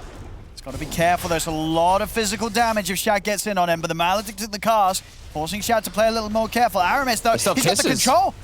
As they're able to lock down the 2 of them. See if they can get in. Charlie with the Blade Fury trying to turn things on towards Aramis, but Aramis is tanky with a Heavenly Grace. They haven't got enough damage to kill Aramis. So it'll just be Chicken Fighters losing 2 more. Roche is so low, though, and Doom now is back up for the side of Chicken Fighters. Charlie? Yeah, well, he's going to keep scouting it out. I guess what Shad had to TP back to the base. He was too low. Yeah, he was very, very low. So now he's got to take the time walking back out here. And Chicken Fighters, they're already around. Yeah, Boom needs to acquire a bit more souls. He's back up to 20 now. So he is maxed out. It's so low. Someone's going to get back in that pit. They're constantly going to keep scouting it. It's a little scarier now, though. You see Kezu without the GA. You know, that's a long cooldown. So fighting without that one is a bit tougher. But I do think Viking, they're going to persist to look for it again. There is that Doom available, so eyes on Chessie to get the right target. And Charlie's killing it quick. Yeah, they are. Shad's still far. Viking's got to do something soon. Aramis is going to try and start with the hook shot, but already the Tornado comes back to hold him off. Chessie and Boom coming out with the BKBs. Boom committing with the Requiem. The Cookie in as well. He's straight on top of Supreme. They bring down the Invoker. Chessie's trying to run down Celery, but he's not got the damage to kill this Snapfire. Snapfire's tanky enough to withstand the damage from the Doom, and Shad just turns, takes out Chessie. That was a weird Doom. Next to the Omni Knight onto the tanky Snapfire. Era going again. That's a good cast with a good Death Ward, but not good enough. Charlie? Well, that was... Woo, he gets away. He will live, but all in all, Viking obviously taking enough lives to be able to get into the pit themselves. And they will finish off the Roshan. Aegis is Boom's. Chicken Fire is trying to do their best to push them away, but you know their fight has to be perfect. As just overall, Viking have got a much easier level of execution that they need to achieve with what they have to win these fights at the moment. Yeah, and Aramis just continues to get like two-man cogs. I think like 2 or 3 times, though. He got Supreme in the initial with the Requiem, then he gets the follow-up onto the Nyx Assassin, and I think the Witch Doctor afterwards. He's killing it. This Clockwork, 5, 2, and 8, always getting on these right targets. And yeah, their fights are just looking easy, as you said. BKB, and it is the Dragon Lance right afterwards, onto Boom. He's just strong, and they don't have anything really, as we said. They have the Omni Slash for piercing that BKB, but then GA comes out. Although Kezu was, especially when he popped it, was very close to letting the SF die, but now he will have level 2 of it, so it's even more frequent. The game's feeling pretty hard for Chicken Fighters. Yeah, they're really trying their best to get stuck into the action. The tools that Viking have, just that little bit better, and just not able to quite find the impact there that Chessie was hoping for. Yeah, that was a really weird Doom, I gotta be honest. It's too far forward, and you're playing versus heals. You have to be super careful. Like, Kezu's gotta be that main target 90% of the time for this Doom. Now Viking with the Aegis, they can get back on the aggressive. Looking at these tier 2 towers. But the way things went round the pit, Chicken Fighters unlikely to turn up. And tell me, what sort of could change things in these fights? Is there any sort of item or progress within some of these heroes' skill builds, item builds that can change some of the outcomes? They're still going to be really fragile on the side of Chicken Fighters. That's one thing that I was just concerned about with their draft, with what Viking has. It's so much overwhelming damage that they do have, so I'm not too sure. I think Chessie just has to get the right Doom targets. I think he needs this plate mail, but I also just think he needs Blink Dagger. Their initiation is really lackluster. It's just Era charging in. At least Era has Blink Dagger now, but even then, that's putting him into a really weird place playing into Clockwork. Sure. And who were you looking to Doom? Is it sort of the SF and the Omni at the top? It kind of has to be the Omni Knight at all stages of the game. Yeah. But right now it's difficult. Like, that's why Viking, I think that's why they went for this kind of style, just all in about Roshan, because that's how you play versus Doom. That's like the old classic. Playing versus Doom, Enigma, Magnus, these big team fight heroes that have long cooldown, just get an Aegis up. So you go pick the fight next. If they use Doom, you win the next fight after that because of your Aegis as well. So Viking, I think that they can just keep looking for these plays. They also even have a flurry of items coming out. What? Small crit on the SF, Solar Crest on Celery, PA has BKB. Everyone's just getting so many big item timings out, while in Chicken Fighters, they're not getting the same impactful items. Supreme, he's almost at his BKB. These items just don't feel as good. And Charlie, he's so fragile. Hey, this is level 13, but it's a 1300 health Juggernaut versus all this damage. He's got a DD, though. Yeah, he's got the DD. He does have a DD. Still, yeah, even with that, unlikely that they're going to be able to make moves. Whilst the Aegis is still there. Okay. Okay, that's good. So Chessie does commit for Blink instead of Plate Mail. So does give them a secondary form of initiation. It really does feel like they need a second way to get in and find the Omni Knight. Still does need armor. He still will need that eventually, but I'm glad that he goes for the Blink instead first. Because I think this game, it's just going to continue to get harder and harder. It feels like if they don't win 1 or 2 fights soon. I mean, Viking, they know that they can still push with this minute left on the Aegis. No need to back off right now. They're very, very strong and borderline unkillable on some of these cores. Look at the tower. Look, he takes the armor. Presence aura affects buildings as well. Look at that minus armor on it. It's just gone. Yeah, 23 minutes in, that sort of siege potential they have. It's pretty terrifying here. Synergizes so well. Jug has S and Y. Small purchase, but they need to just fight this. They need to fight back. They can't just watch them lose their buildings. Rain track's gone. Next. What are they going to do? They've got to stop him. They've got to get him off their axe. Zera, we try for the setup. Sunstrike comes in. It's not enough damage. Now the hook shot's over. Charlie is in trouble. The cogs actually ending up separating the fight in a way that maybe benefits Charlie. Charlie's actually able to get out. Taking him down once, Boom. He says already some of the big commitments already been dropped by Chicken Fighters. Boom. He's getting stunned over by the Death Ward. Oh, he's going to see Shad look to go in. Jumps straight over towards Jibbe. Jibbe will buy back. Shad also backing off, though. Charlie. Got the setup here. Can they take down Shad into the stun? The Blade Fury. The Heavenly Grace. He's away. Able to jump off. Supreme pop the BKB. Aramis has got back in. They have the ultimate from Boom, pushing them off to the side. It allows them to take down Era, but they've lost Aramis. As Charlie and Chessie continue to chase, Charlie still has the Omni Slash. Chessie in with the jump. Charlie's committing in with the Blade Fury. He's trying to take down Boom, but he's going to go down. They've lost Charlie. They'll bring down Boom, but Charlie's dead.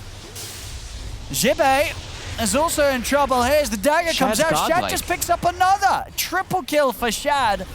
They just can't kill the people. They're still trying to push on though, Chicken Fighters. Supreme and Era. They're looking at Celery. Shad's thinking about going back in. He gets graced up in Solo Crest, and he's like, I kind of want to jump back in, guys. His team, they'll calm him down, though. They're going to back away. Celery is actually going to survive as well. Why is he dooming the Snapfire? I'm a little confused. Because they have Nyx Assassin, so you don't have to really worry about the threat of Mortimer Kisses so much just with Carapace. It just immediately stops it every time. So I'm really confused why he's going for that target instead of the Omni. Yeah, it's been a tough few fights, tough few jumps. I'm sure there's Charlie as well. He's got to be careful. You know, if he wants to use that Blade Fury aggressively, as we saw, then he pretty much dies through it. There's so much minus armor and physical coming in. He has to be really sure that the Blade Fury is going to get the job done if he's committing with the Q, especially when he had the Omni Slash available. Didn't get the chance to use his ult because he just dies whilst he's spinning. Yeah, I like the way that they start the fight, though. Not with the Doom, per se, but the way that they start just like poking the Shadow Fiend. They Sunstrike, Maledict, throw everything on him to burn the Aegis the first time because they have to push them off the rack. So they did end up being able to do that. But yeah, this, I'm going to say it too, this jungle PA that started as Shad's killing it, yeah. He's jungle PA, baby. Literally turned up to the bottom lane 3 minutes in, and you know, you wouldn't have it any other way. This has been a perfect play from Shad, perfect game. Yeah. You know exactly what to do. And I guess what does that sort of say to you? Just what the importance of being able to abuse the power of like the PA and Snapfire, regardless of how the enemy tries to dodge it? Yeah, and the thing is too is it's so weird because they set these lanes up, but the Snapfire was still getting so much, and Jibe was too, but Jibe gave his life multiple times this game. Like he went for these solo kills as Jibe. Like he's got 8 deaths. Yeah, and I guess Look at Celery. He's got 2. Yeah. It gives a lot when you're level like 4, level 5 early game, and you're level it's a level 1 PA, and then he kills a level 3. He immediately hits level 2 pretty much. So I think a couple of those deaths were very costly. Just get Shad fully back in that early game.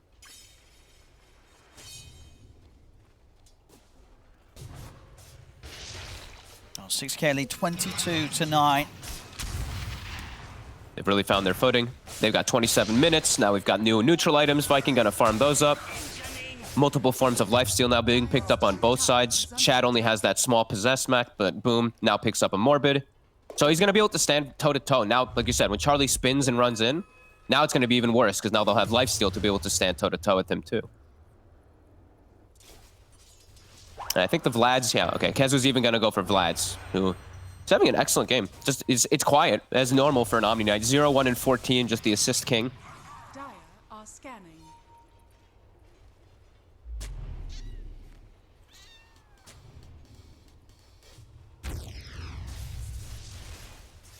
Viking feeling their power, though. With this gem also on Aramis. Checking high grounds, claiming this high ground area, too. Chicken Fighters kind of trapped below right now. Gonna scout things out with Forge Spirits, but limited spaces to farm right now.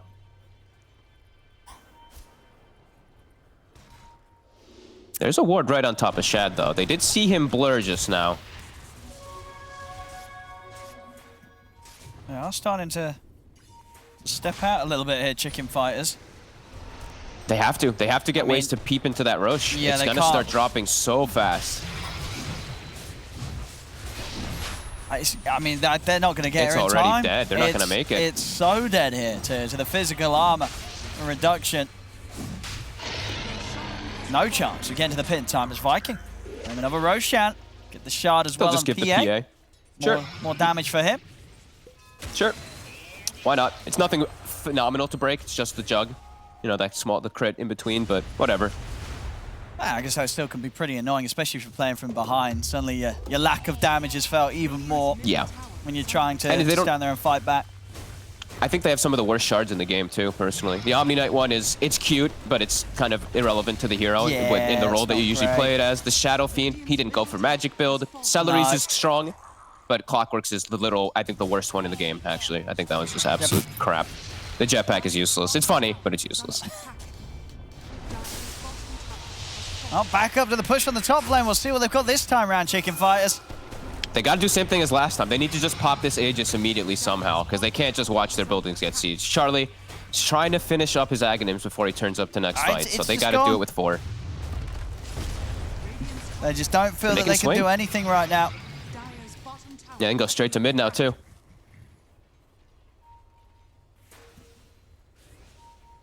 And they couldn't do anything about the push top. Let's see if anything's different with Viking coming in for a round 2 in the mid. And look at Shad. He's waiting. He has vision with this Obs ward. He's just waiting for an opportunity to jump in. And they're taking the racks. Gotta do something here. Charlie's got Ags. He buys the tome for himself too, so he's up to 18 for Jug as well. So he's got level 3 ult. But they gotta do something. Buildings are dropping. And Boom's able to just sidestep the tornado. And Charlie's in, Chessie. 2 men stun. Come in with a jump. The BKB pop, but look how quickly Chessie dies. The physical damage is so much. He's doomed the PA, but Shad doesn't care at all. As he'll buy back. Viking still yet to lose anyone. Aramis even able to keep himself alive. Sunstrike is going to land, so at least able to take out Aramis with the Sunstrike. Committing everything here onto Boom. Charlie's got to run. Shad's ready to chase him down. The kisses are coming out from the back lines. Chicken Fighters, they got a split. Chessie, he's going to die. Ooh. Look at Boom. He's just holding his ground. They just can't do anything to this SF. They still got the Aegis. They couldn't even take him down the once. They couldn't even take him the once. The Grace, all this status resist, all this heals, all this buff up. He just stands his ground, and he has enough lifesteal too. That little bit of lifesteal that he gets from his Morbid Mask. Now it's a Satanic. Oh boy. Oh boy. I mean, you are really feeling this game, as you say. It's the Omni Knight finisher in the draft was perfect for the way that Viking want to play, and it really just goes to credit of how well Kezu's playing and how good the hero pick is, because it's he hasn't got a ton of farm. He's pretty darn poor for an offlaner, especially an offlaner in a game where the team's this far ahead. But it doesn't matter because he's just making all the right moves and he's got the exact tools to do so. And Owen, honestly, he's not getting doomed. So he can just sit there in the fights and he just gets every spell off. He's like, okay, Heavenly Grace here, Purification here, okay, back up, pop my ult when the Omni Slice comes out. It's a dream for Kezu because he's not getting targeted at all. He's just able to sit in the midst of the fight and pop everything freely. You feel to stand any chance of winning a fight, Chessie has to 100% doom the Omni Knight. 100%. Yeah. They have to get this doom on him. Otherwise, he just resets the entire fight. And it's probably just out of realms of mattering now, though, because that was Satanic already on Shadow Fiend. I think. What, a full basher on Shat? Like, they're just so far behind now at this point, and I don't even know if the Doom's going to kill Kezu, because now he also has Vlad's. Everyone's got all this lifesteal. Yeah, they probably just miss all their windows. Yeah, I mean, they're basically taking 2 sets of racks. Chicken Fighters haven't been able to do anything to stop them. No. They're ready to go for the 3rd hit. Boom. Walk straight into the stun. But they can't even bring him down once again. He's at this stage of the game just more than able to stand his ground. Lifesteal straight back up to full. Yeah, it's very tanky, 3.3k HP, 33 armor. I miss seeing these swaggy Shadow Fiends, I'll be honest. It's been some time since I saw just the boss Shadow Fiend with no fears walking up high grounds. Chessie, there we go, he finds the Doom. He finds the Doom. Gets it on the Omni. That's what you wanted to see, but as you said, it may just be a little too late. Charlie not even getting the chance to pop his ult. As there's any sort of disable, he's just dead to the physical damage. And yeah, this one very much over, as pretty much ever since ever since sort of Shad got first blood, after kind of wandering the map for 3 minutes, it kind of began to be rather difficult to see how on earth Chicken Fighters would win this game. Yeah, I think things they snowballed out of control pretty hard in this game. I think Viking also they hit all these beautiful item timings at the same time, really right? Nice BKB Shadow Fiend comes out. They have Orb of Corrosion plus Deso on PA. I believe Medallion +1 on the Snapfire. Mech on Omni Knight. They go Force of Roche fight. Chicken Fighters actually does kind of decent in the fight, but Viking respawns. They take the fight again afterwards, and they're able to do a little bit better inside those fights. I think Chessie, though, overall, the Dooms, they have to be perfect this game. It's not easy because he is getting hunted constantly by the clock, but yeah, it is a lot of pressure, but I think that in the end was one of the biggest things that hurt Chicken Fighters the most. No, for sure, yeah. Kezu ends up 0-118, pretty much a perfect Omni Knight game. And yeah, I mean, it was obviously very strong in the past, like this SF Omni dynamic. And Viking definitely showing that it was still absolutely works in this day and age. Very nice team play and coordination from Viking. GG will secure them a pretty solid win here to start the series, as they'll take the lead 1-0. Viking GG against Chicken Fighters. A solid lead indeed. Thank you, ODPixel and Fogged. Yeah, what a great start to this series. We're gonna try to break that down after the break.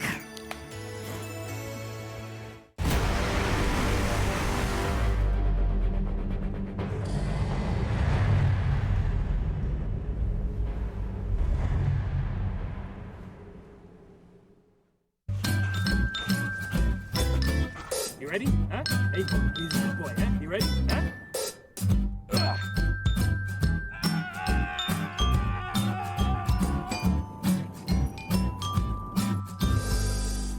Start your esports career now at play.eslgaming.com.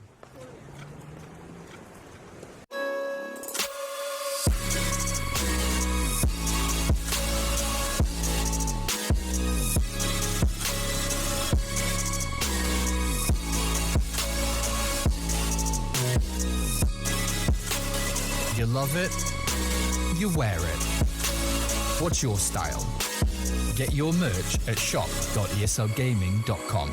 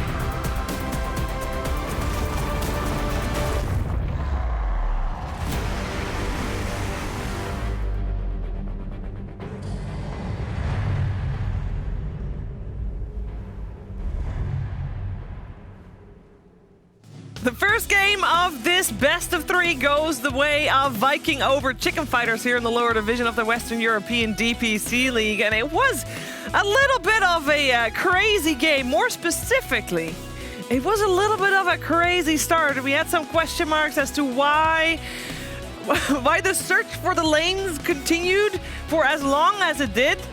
And luckily we had our local scientists sitting down and trying to figure it out, going back and forth the clips and seeing if he could find the answer. And he did actually find the answer. And for that answer then, we are going to BSJ straight away to just hear what was going on that game. Thank you, Shiver. This took me longer to figure out than I would like to admit, but just paint a picture for you guys. So what we have in the lineups is a Doom, who's a really strong solo safe laner, and a threat of an aggro tri-lane from Chicken Fighters. I'm going to assume there's some history between these teams and scrims where they knew this was coming. So we have a Dire ward that sees the lane swaps from the Dire side, and a Radiant ward in the Dire jungle that sees the lane swaps from the Radiant side. So now we're going to go to the next clip where we're going to see KheZu walking top. So what happened was, real quick, is that Viking GG was going to aggro tri-lane with the 3 heroes bottom on the minimap here that you see, in order to dodge the aggro tri-lane of Chicken Fighters. Let's make that very clear. That's what they're trying to do. But then Chicken Fighter sees KheZu running top through that ward. So Charlie and Chessie, who are both kind of lingering around the mid lane, trying to figure out exactly what's going on here, take a second to discuss. And now Charlie's going to flip a U-turn opposite direction, as well as Chessie, who's also going to flip a Yui. Now we're going to move on to the next clip where Shad, we're going to show you his perspective, sees nobody. So he assumes something's fishy. Look at the minimap. He has absolutely no information from the ward provided for him.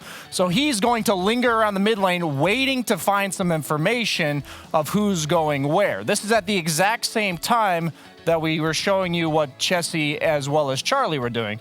So Shad, the default is to make sure you just linger in the mid lane to wait and see until you have the proper information. So KheZu, who then doesn't have the information either, is hanging out with Shad in the mid lane, because right now they see absolutely no sign of the Doom or the Jug. So just bear with me. We now go to the Radiant's perspective, and Jug is running bottom while Doom is running top. And Nyx is continuously scouting out underneath his own ward. He sees Shad going top. So they don't want Doom against the PA. They want this tri-lane against the PA. So Chessie, who was just top, is now dipping out of there after seeing the PA run towards top. Charlie is now running towards top after he was in his own jungle. Just trust me, guys. You have to follow with me here. So Shad, who's now running top, sees the Jug bottom, running through his ward. He just got a clip of him running right through this little pathway right here.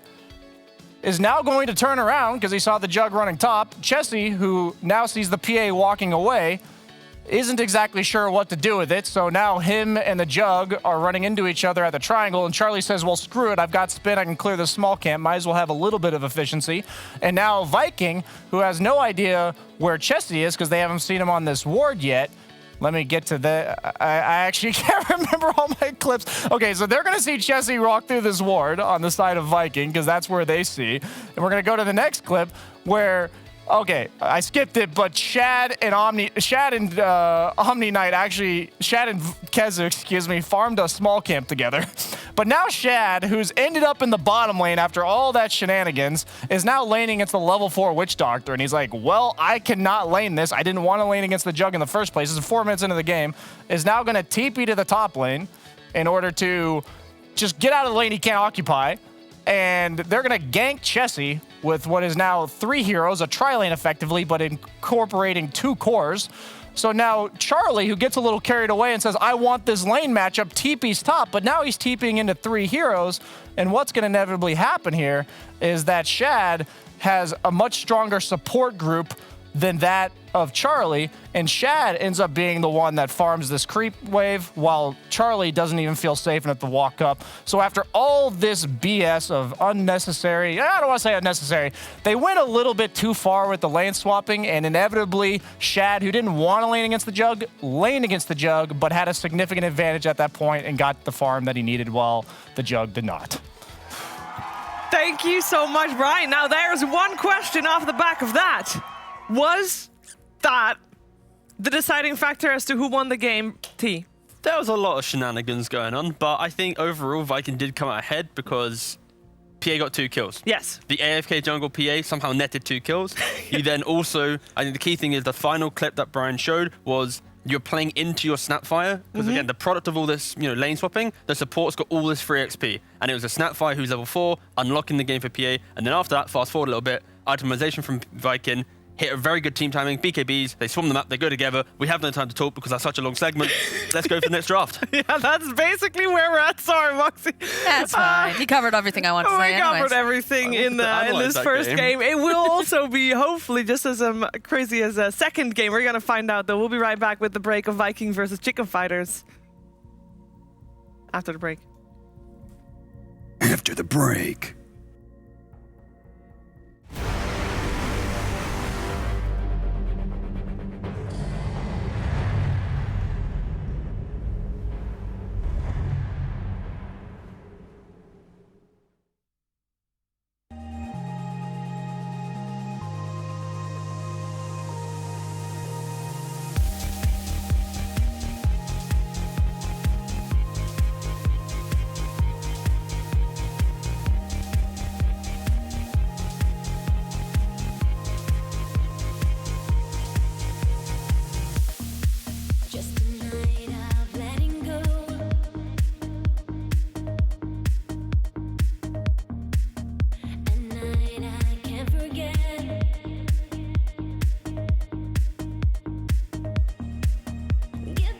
Go team!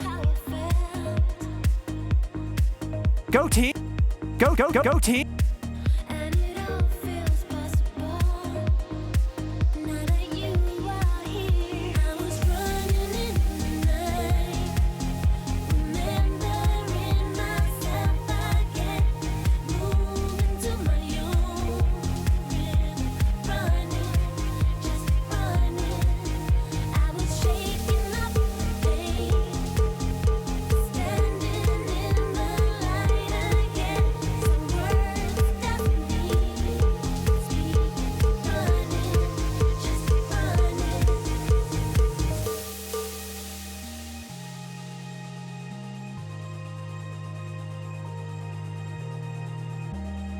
Now I'm back to how it felt,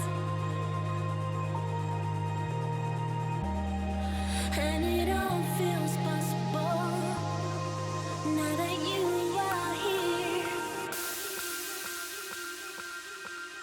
I was running in the night, remembering myself again, moving to my own rhythm, running.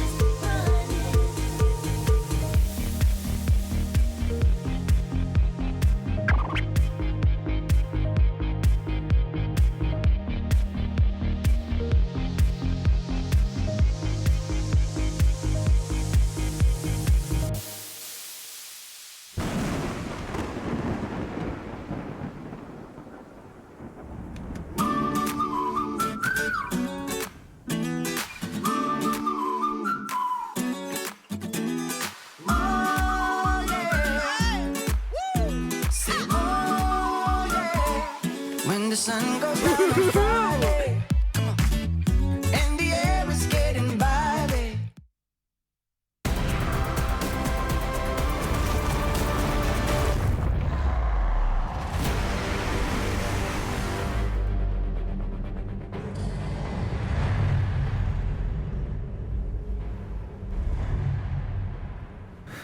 Crazy first game to this best of 3 between Viking and Chicken Fighters. You can definitely tell these two teams have played a lot against each other over the last week or so.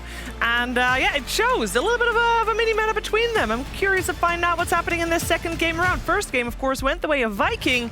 But can Chicken Fighters take the next game? History says that they should definitely be able to, as last time they played the best of 5, it was one after the other, right, T? It was a bit of back and forth. Bit of back and forth. Bit of fight, bit of poke, bit of prod, but yeah, it's this should You want to see Chicken Fighters bounce back because that game from Viking was just beautiful to watch. In the idea of course, we had all the lane shenanigans, but the lack of pressure Chicken Fighters was able to provide in the early game did allow for this amazing timing where they went for each other. You know, PA's going for Deso to unlock their Shadow Fiend's game. Yeah. Omni Knight, a rare Vlad to pick up as well. We don't see that item. It's like cost 2,700 gold for what it gives. Not really that worth it. But when you're with a minus armor strategy, works well. So I think Viking really knew how to punish the greed and the difficulty for Chicken Fighters. Chessie's game, if he didn't doom Omni Knight, the game was like near impossible to win because like you've got this frontline satanic BKB Shadow Fiend, and then if you get through him, now suddenly you've got this PA threat to deal with. So yeah, I think Viking just really showed how to execute that draft to a high level, and we're going to get to see the Shadow Fiend again. I do like what they've got picked up over here on the side of Chicken Fighters, though. You know, we've been seeing a lot of Elder Titan recently, looking very nice in that off lane, but also it's really enabled when you have something like Alina. And these position 4s that are ranged are very, very strong right now. The fact that you've got 2 methods of being able to lock down in the lane makes it very, very scary.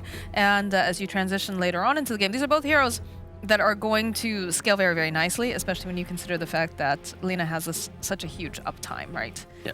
The difference from in this game to the previous will be the way in which Shadow Fiend gets to have entry to the game. Of course, Viking in the previous series, they picked it after seeing 2 heroes. They knew that it was a weak matchup and that there would be no pressure.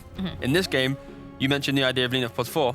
I think actually this is one of the few games where we might see it just mid because it's a hero that applies pressure to a Shadow Fiend. They picked the Lina after the Shadow Fiend, and I think that's the key thing to dealing with him. Don't allow him to come to the mid lane, push it out, go jungle. When he comes to mid, he has to tank an LSA, he has to tank a Dragon Slave, he has to feel pressured, and then you're going to have this constant disparate kind of mid matchup of who's killing who first, who's making that first rotation. So I'd love to see actually Lina mid into Shadow Fiend, a classic matchup of old time. And then, of course, Ursa, it does offset that a little bit because him rolling into mid can pressure the Lina. If she ever steps up too far, you connect that roll, you kick him back in, triple raise later, that's a dead Lina. And I'd like to see this ET maybe in the offlane. Again, it's early days right now, but get another 4 that can also mirror these type of moves. Thank you for the cat cam. What? Yay. No, don't give him the false hope of getting cuddles and then just ditch. That cat's also look, like, what? Yeah. What was that? Just went into like cuddle posture. But father, why have thou forsaken me? Yeah. You were supposed to give me belly rubs. Sorry. So we are assuming that Lina is going to be then position mid? Yeah. Okay. I do still want like a strong 4 coming out from the side of Chicken Fighters. I feel like they need to. And I think they also need something that can respond well and perhaps save because of the fact that you have this Earth Spirit over on the side of Viking. Aramis is going to be very, very just mobile early on in the game. It's going to put a lot of pressure, and Lina is one of those mids that does not have a way to get out of sticky situations. It's not like a Puck, which, interesting enough, totally ignored this game. Yeah, the previous game as well, yeah. No stats for Puck in this game. But your reasoning are also, of course, the exact reasons why Viking ban out the Tusk, because that would be one of those saves for Lina to come in clutch. Mars being removed as well. We got the Oracle ban, so maybe we're going to see some Darkseer out there. I think it's just Chicken Fighters identifying how Viking plays with the Shadow Fiend. It's this physical damage turret style where he plays up front. And if there's enough cushion team fight and save behind him, he can just be so aggressive and confident in his positioning. How many times in that previous game did we see the carry Juggernaut run up to the Shadow Fiend and he just ignored him the entire time? He's like, what are you going to do to me? I've got these saves behind me. I'm killing your supports. I've got Dragon Lance. I can just hit around you. Like, yeah, so I feel Chicken Fighters are identifying the style of Shadow Fiend that Viking are playing. And I think the key thing for Chicken Fighters is there's an Earth Spirit pick on Viking's team. That means that the offlane, it's not going to have insane pressure, which should scare Chicken Fighters from picking a more aggressive core. They can go a bit more greedy in their safe lane now because of the Earth Spirit pick. One of the few weaknesses of this hero is he doesn't have this insane laning presence unless he's enabling a ranged hero. Again, not really a meta, or if he's with a Darkseer, but you can kind of pick around that a little bit. So I'd like to see Chicken Fighters greed up with Charlie's pick potentially. Allow for like a turret v-turret situation. Shadow Fiend right-clicking versus maybe like a Medusa or something. And you also have to keep in mind that Salary plays a lot of Oracle as well. That's true. Very, very adept at that hero, and his positioning is always very, very, I don't want to say perfect, but very, very nice. And if you're not choosing to pick up something that's going to get into the back lines within your draft, then it's just take it out. There's no reason to have it. You know Boom's a focused Dota player when he has like 4 white t-shirts that basically all the same style. He's wearing one right now. Maybe there's a Wow. hoodie there as well. Like, yeah, his wardrobe is just... I don't know about that. yeah. Doesn't Slacks have like 6 artifact polos that he just wears in Yes. rotation? I mean, maybe these were old T-shirts that he got for free. That's possible. I mean, He also has a white hoodie. it's a in there style, for warmer, though. for colder days. You know? I'm always afraid if I wear too much white. Like, I'm afraid I'm gonna get it dirty. You know? Yeah, like, I I'm can't, afraid that. you know, I yeah. have this- But it does make you allow to bundle up all the white clothes to wash it with only white clothes, meaning you can use the white-only detergent, meaning you can keep them more white than if you wash your white shirts with all the color. You can't use the white. I just put it all clothes in the detergent. washing machine and Same, and hope and it that's works. how your white clothes slowly go a little bit more grayish. Yeah, that's fine. I only have like one piece of clothing that's like white. It's a hoodie. So, and like every time I put the hoodie on, some of my makeup comes off over on the collar, and I'm like, well, I've already ruined this. What am I doing? It's a very nice hoodie though. But oh, there we go. There's the biggie, the big boy there. Yeah, the centaur, because they don't have to worry about the witch doctor. There's no witch doctor, and then we have a Luna. And I'm sorry guys, but I have yet to see a Luna Yeah, amaze me. Luna has been Kinda struggling. trashed here. Yeah. The difficulty of Luna right now is the right-click Luna. You need the correct amount of team around you to truly pressure objectives, because you aren't really that explosive. Your ultimate is okay, but with the disengage of Viking right now with the Centaur, the Luna will never be that controlling. Especially when look, there's no real like easy lockdown. It's Avalanche, LSA, and a Stomp. So yeah, this Centaur for sure will have a great game countering that Luna in the essence. But they picked it simply for a bit more pressure in lane. They wanted a bit more magic damage. They wanted to be able to poke and prod, and it's the whole idea of the safe lane having more presence. But I feel Centaur should be perfectly fine. He goes for a hood, then the Vanguard. This is the type of game he'll go for, and he'll be able to tank up everything. So I am favoring Vikings draft right now. In this draft, does this mean that Elder Titan and Tiny would be the 2 supports? Because I prefer the Lina then to be 4 and the Tiny mid instead.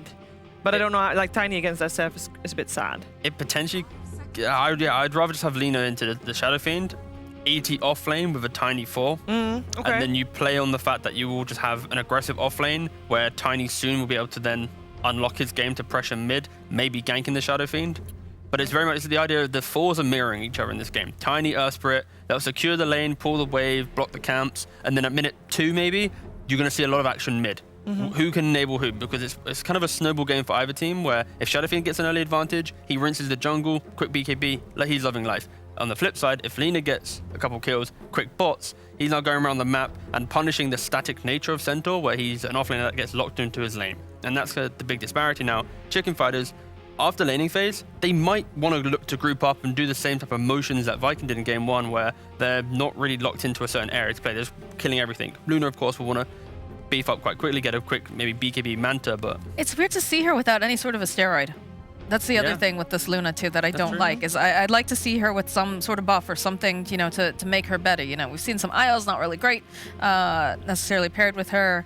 They kind of have like a team fight steroid because of the ET, the physical and the magical damage. It's very team fight orientated for sure. It isn't going to enable the items to come up from Luna and to give her a quick entry to the game. But if she does hit that beat of like a 15-20 minute timing, their clumping, their grouping can maybe punish the kind of the slow nature of Viking. Like these heroes aren't making moves. It's the Witch Doctor and Earth Spirit. They're the ones connecting from lane to lane, and that's maybe how Chicken Fighters, they'll have early numbers advantage, and then they go for an Underlord. I don't. Okay. I don't like this. I don't see a strong initiation coming in here. You've got a Tiny, perhaps maybe you get, you know, a good stomp or something, but like it's just very what's the word? They're just gonna go gun ho together. They're gonna group up as 5 skirmishing guys and just run through.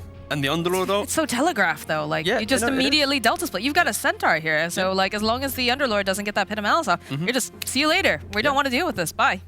Yeah, for sure. Like, Chicken Fighters have put themselves in a position of playing at a high pace, a high level, and not making a mistake. This last pick, Raze as well, just carry Razor into the Underlord, yeah. Huh. Shad's going to have a really good time in his side lane.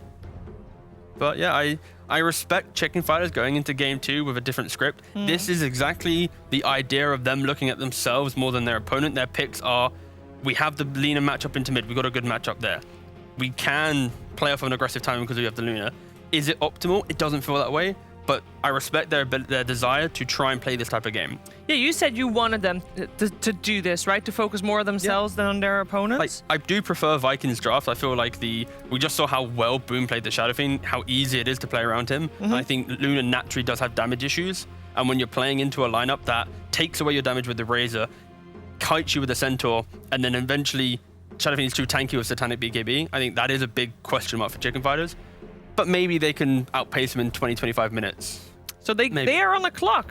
A big one, yeah. It's like Lina has to have a great time mid.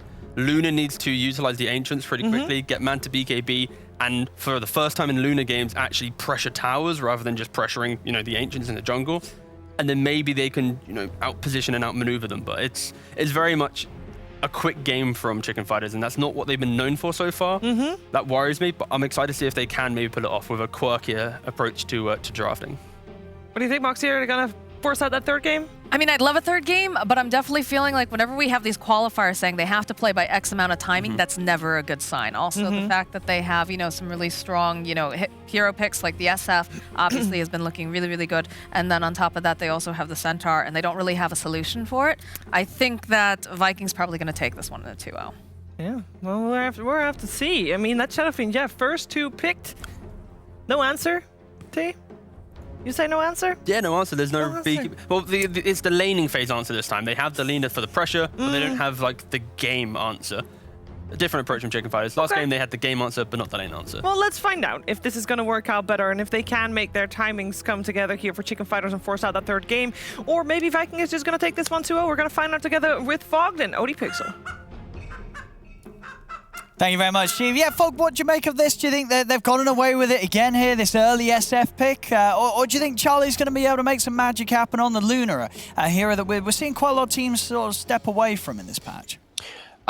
Looks like a great rush BKB Shadow Fiend game again, right? All magic damage on the side of Chicken Fighters. Eyes on Era. I think eyes on this Tiny. I'm going to be just staring at him, seeing what he's able to make happen. I think he has to make these clean rotations. Gank mid. It seems like a little weird where we don't see too many just straight rotations, but as Tiny, got to get some Avatos combos, just kill him once or twice, early laning phase, get Supreme an advantage. Because Luna overall, this hero's not winning the most games. I'm still very questionable about the hero, and I'm seeing a lot of run-at-you heroes that Luna does not really like playing against. Razor and Centaur, Earth Spirit, they all just get right on top of you. So I am a bit worried for Chicken Fighters. They do have good team fight when they're all grouped up together around that Luna and Underlord, if they come out of the lanes in a good spot, but Vikings just looks easier to execute. They can just, the Stampede is going to be so valuable at all stages. Sure. And I guess, Luna, you're not doing the Axe build, right? You are going right-click Luna. In this game, I think that... I say that every time, though, but with AT, I think the Axe build looks so much better, but then you're building into the Shadow Fiend BKB, and that's so the I don't think you BKB, can, unfortunately. A Centaur that's going to have a hood, going to have a pipe. I don't think you can. I think you have to do your usual Luna builds that we're just not seeing work out most of the time. So let's see if Charlie can prove us wrong. Let's see if they can make the difference too. And his top lane too. They picked this Underlord last pick, probably expecting some type of weak carry because they see the Witch Doctor and Jug was already banned and all that. So Chessie's like, all right, I'm gonna get a good lane. Then they pick Razor.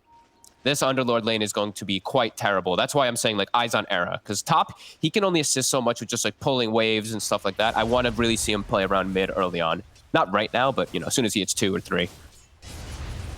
Yeah, and then sort of on the bottom, is it going to be an easy lane for Charlie to farm into as a Luna, or will pressure be on him? I think pressure will be on him a bit. Jeppe will help a lot, though. This ET is a bit of a difference maker versus double melee. You do get that bit of a benefit, too, from the Lunar Blessing a lot, so I think Jeppe will be able to secure Charlie decently, but that doesn't mean that they can pressure Kezu. I think Kezu's going to get free farm, too. Trying to meet the waves. Charlie unable to do so. Aramis just dancing with him. And top, we see the same kind of thing happening. Era manipulating those waves, knows he can't just stand lane. They need to move it around for this Underlord. We'll be able to easily hold it around for the next wave. First wave mid goes heavily in favor of Boom right now. 6-1 to the 2-1 of Supreme. Supreme missing actually quite a lot of last hits. I mean, does this ever really get any better? I mean, I'm sure you're going to have nukes as Alina, but the potential for the SF to deny is it's not going to be too fun for the Lina to play into, especially if you had a bad start in the first wave. Skill matchup after the start. But yeah, Supreme probably going to suffer if the souls are already starting to get maxed out this early on. Bottom, we did see the pull got kind of messed up a little bit by the hard camp, and we're seeing just some crazy lane equilibrium mechanics going on down here with Aramis and Charlie. But yeah, KheZu is going to be able to get away with something, but that also means that Charlie's going to get up to level 3 very early on. So then they could actually pose some kill threat if Aramis isn't careful. Okay. Level 2 beam, pretty strong. Might hold the point, though. Look at all these lanes. I mean, the creeps are just being pulled all over the place. Celery eating some heavy harass. But he'll be all right. And Boom actually tips Era for not going for the top rune. I think he saw him like lingering in the area, and then Era did not actually take it away. Yeah, so was Era just not in time to stop him from grabbing it?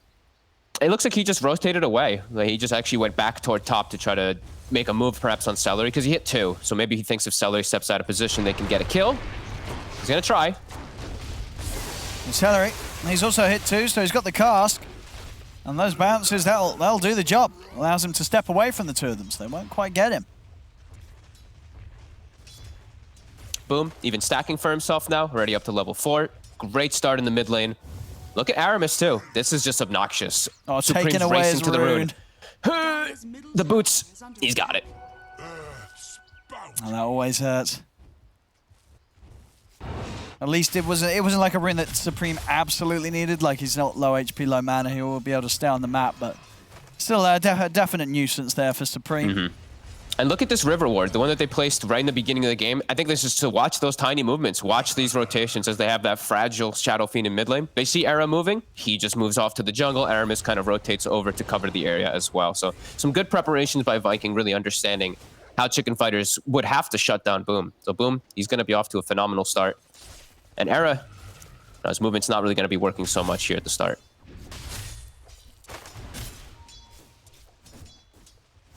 Aramis is still lingering mid. Supreme will be okay. Yeah, a little hard to make the move. So 4-minute runes. This time, Supreme at least able to grab one of them. KheZu starting to suffer. Jibe has hit level 3. So we've got that level 2 spirit. Look at him just get beat down. A couple more hits and he might actually still have the kill. KheZu actually forced to stun to push him away. So Charlie will have free farm. Aramis, does he get the courier? Oh. There we go. Yeah, I guess both offlaners just having a tough time at the moment. Yeah. As expected. And being left on their own for the most part. I thought KheZu would have a bit of a better time, but just these pulls, these like the lane resets and everything that they've done down here has actually put him into a weird spot where he can't lane well. And look at this attention mid. Both 4 positions on the prowl. Witch Doctor even connecting. Celery, he wants in. Can he get the... Wow, Supreme needs help. Sure can. He's looking pretty dead. One more raise would do it. I mean, maybe they don't even need it. Just the right clicks here from Aramis and Celery. Supreme, he's over to the pit. See if he can maybe bring down Celery with him. He can't, as he'll die first. Celery does still end up going down, but now Chessie, he's turned up. And Chessie, he's probably going to be dead if Aramis connects the roll, which he can very easily do so. Chessie turns up to try and help out with the skirmish. Ends up just feeding his life away to Boom.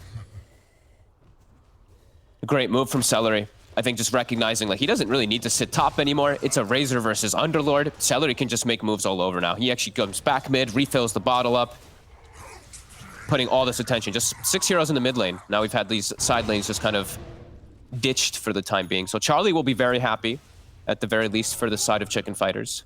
But yeah, Supreme going down before 6. Now he's got Laguna. So now if they try this again, they could probably take out Boom as well at the same time.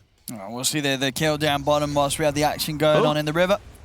As, back in the live action here, we've got Boom. Getting Laguna, it's not going to be enough damage. Boom's able to walk away from that. And now look to try and maybe turn onto Jibe. They've got Aramis the river. Aramis attempts to roll away, does get blocked off. As they will at least kill the Earth Spirit, but Boom able to stay alive and actually maybe even try to find Era here. Era. It's got Jibe around, and the Razors, they'll just hold them off and won't quite be able to get a kill with them though. So much attention on the mid lane. There's 6 heroes showing up so early on, but Boom somehow survives. Even though he gets tossed super out of position, I think maybe they didn't know that he was going to get tossed instantly. They didn't get all these extra right clicks onto him, and he'll survive. He'll get his bottle refilled again from the TP mid from his buddy Aramis, so he'll be able to keep himself positioned here. Very slow start for our offlaners, though, as you said. KheZu now getting some time to catch back up. Same thing we see for Chessie, farming some neutral camps. Yeah, I mean, both are going to be able to sort of AFK farm a bit. High points of the Firestorm, high points of the Retaliate. Yep. They can hit those neutrals, no problem. Oh, but Chessie, he starts to, okay, he'll be able to get out with the TP. I can't believe he moved up. That was really risky. He saw the rotations coming over, too, from Aramis. But that does mean they can potentially just hit the tower here. Mean, 68 damage still stolen. Yeah, they do. And they've got good ward coverage in the area, too. That does mean on the flip side, Chicken Fighter's setting up for mid. Boom. He's gonna show himself. Era is gonna go for the wrap. Does have a ward available, too, to place it behind tower if they really want to dive. But here comes Viking again. Quick swing over. Defending their tower. And they do have to be cautious now, because KheZu's got global impact. He has Stampede online, so this next fight could be quite different. Ira. Good catch here on Aramis. Do they have the burst? They do. Nice. That wasn't too bright. Runes get checked. Boom gets lucky. Gets himself the regen bottom. He's got some nice stacks to work on in the jungle as well.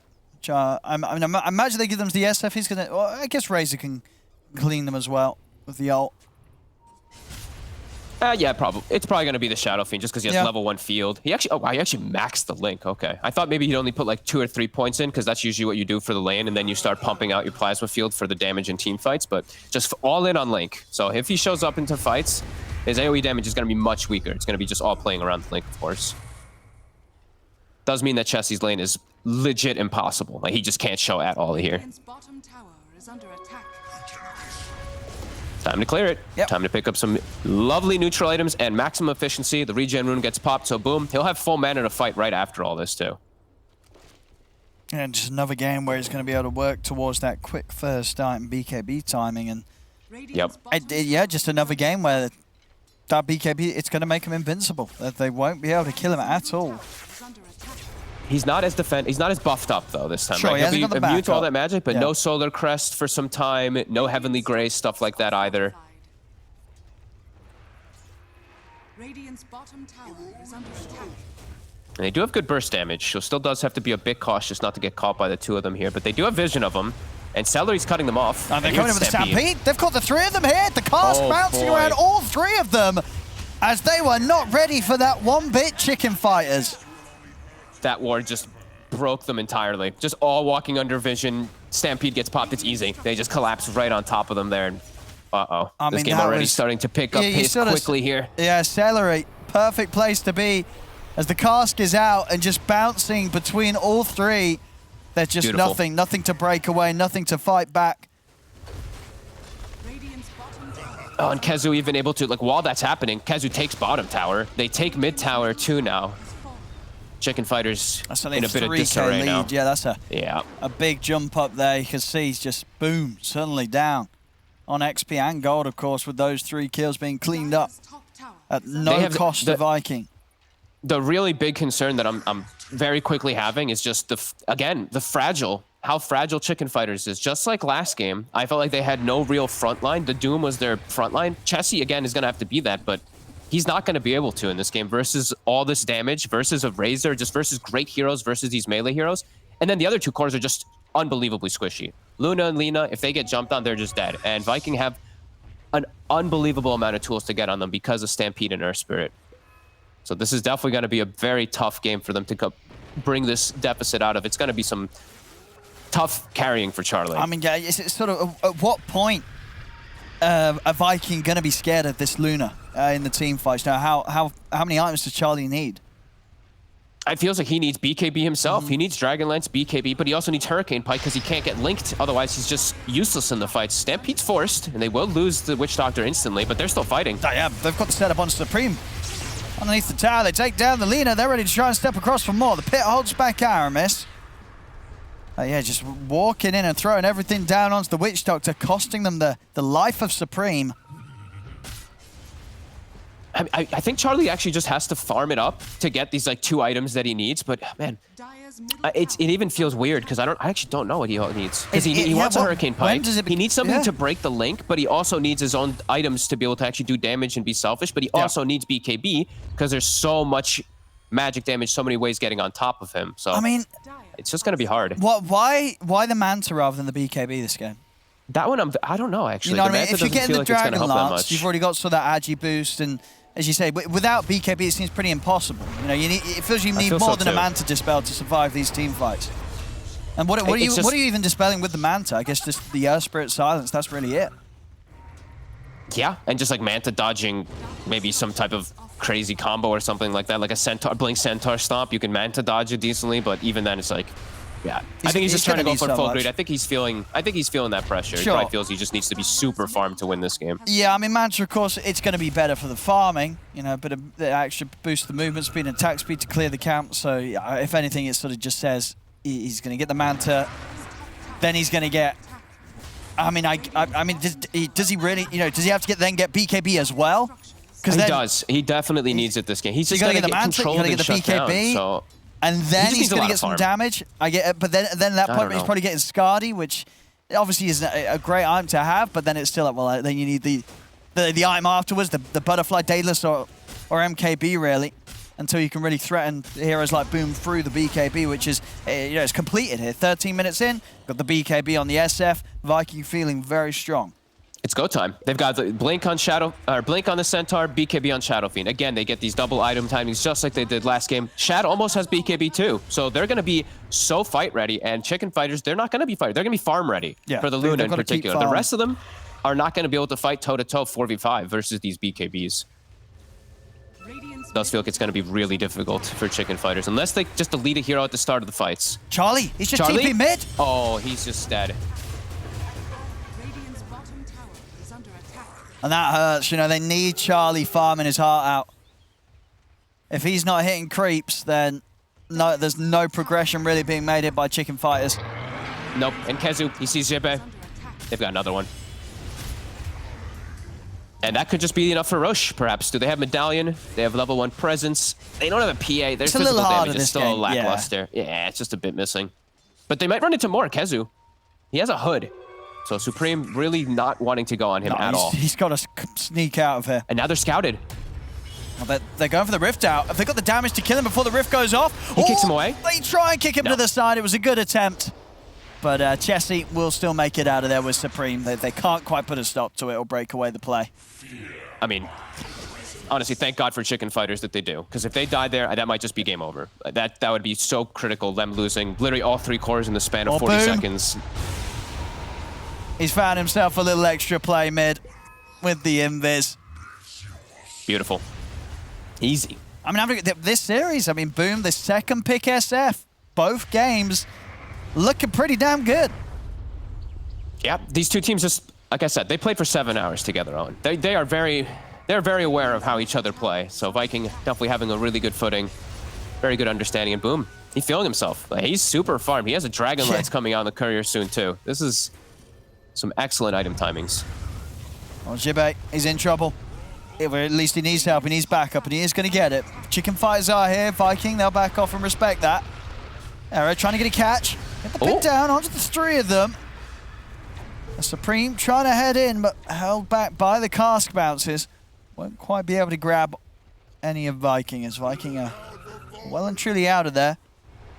It's just awkward for Chicken Fighters to ever punch back and make a play. Supreme does have to still be careful up here. But yeah, without the Blink Dagger on the Tiny, because they have an offlaner like Underlord, they have no way to start a fight. They have to just like waddle into the fight slowly and hope that Vikings just walks right back into them. But Viking, you know, they're ready to take the fights. As we said, Shad with his BKB, they have double BKB's Blink. These timings are all working out perfectly for them. And we do see Charlie. So Manta, and he's going to queue up the BKB next, as we expected. Kezu. But they're just losing heroes left and right. They do. They catch Era. Same time as Shad just takes out Jibe in the river on his own. 11 to 6, Luna. 4K lead. Yeah, it's going to be a heavy game here for Charlie. Can he and the do it hero on the overall Luna? is not winning. 35% win rate across the DPC right now. Wow. I'd say it's not an easy one to do it on.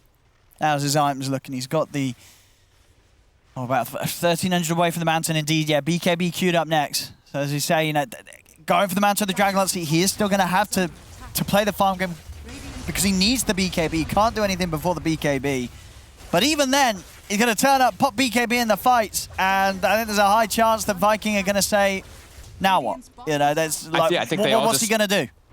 I think can they all he just do? pop BKB, Yeah. they stampede, Razor links him, and then you're like, oh my god, we can't break the link because he's faster than me. So it feels like it's going to be so hard for Chicken Fighters when that big fight, if it ever does kick off. It does feel like it's going to be super complicated for them. That's it, boom. He's chilling. Same build as last time. Chad actually cancels his TP. They want to stay down here. Yeah, it just feels so weird, right? Because like I see these Lunas, and it's like you're full physical, right? But they all take the talents because the spellcaster talents are just so much better. So he just takes both spellcaster talents, even though he's a straight physical carry. It just seems, you know, it's weird. It's Kazu. They're hunting. Aramis, he's going to go straight in. He's It's a up bit on the high ground. He is pretty deep here, Aramis. Are they going to be able to help him out? They're not. Aramis will die for that. As he was scouting out the situation. Maybe Shaq can find some kills in return. Let's link off onto Chessie, but a good toss from Eric gets Chessie back to safety. Okay. Not bad. Get themselves one kill, buying themselves time to farm. We see Supreme. He's got his BKB queued up after, and I think Chicken Fighters, yeah, it's just avoid fights until you can have that magic immunity on both of your cores to hope for the fight.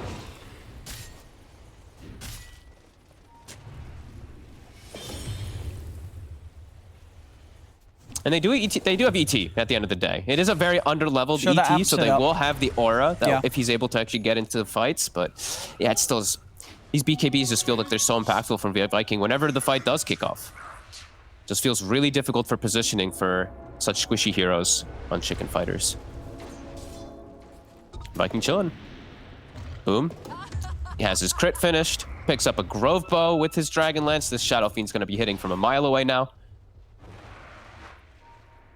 Charlie keeping up, though. He is. He's right there behind Boom.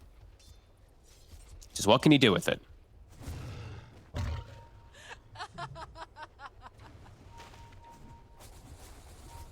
I mean, he's getting the space. You know, only dying the once this game. He hasn't been caught that much at all. Era he still doesn't have Blink on Tiny. It is so late. 19 minutes, still no way for them to actually initiate a fight. They can scout with ET Spirit, but...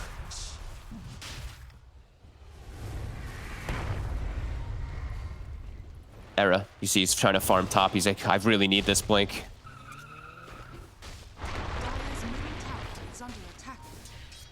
Nice Firestorm. The bash on Boom, too. He's dropping really low. Boom. They got a stampede as well. He gets taken out by the right clicks. And now Shad's in with the run. They get the jump over to Supreme. Supreme, he's got the Yules to buy him some Still time. alive. Shad is falling pretty low here. Shad is going to go down. Charlie, he's turning up. He's cleaning up. And they can clean up Roche. Boom has to just not fight. Shadow Fiend has to run away. No HP. They're going to get another Kezu. All right. Here we have it. Chicken Fighters. All right. And that might give him time to farm BKB with an Aegis, so Charlie's item build might be working. Boom. Huge mistake sitting in the pit, just tanking the full Firestorm. That was pretty much his whole health. Aramis, I think he's just giving away another life here. I think he's just dead. Okay. All right. Easy Roche. Chicken Fighters, they'll have it. Aegis on Charlie now. Interesting. And now Charlie's like, this was my plan all along. I mean, yeah. Boom. Just not fight ready whatsoever. Sitting at 200 HP, popping the BKB, nearly dying here. I think one more right click might have even got him. As they've got to do everything to save him, then they try and scramble a team fight together. But at that stage, Chicken Fighters, they're in the much better position. There's no mid laner effectively on Viking GG's team fight.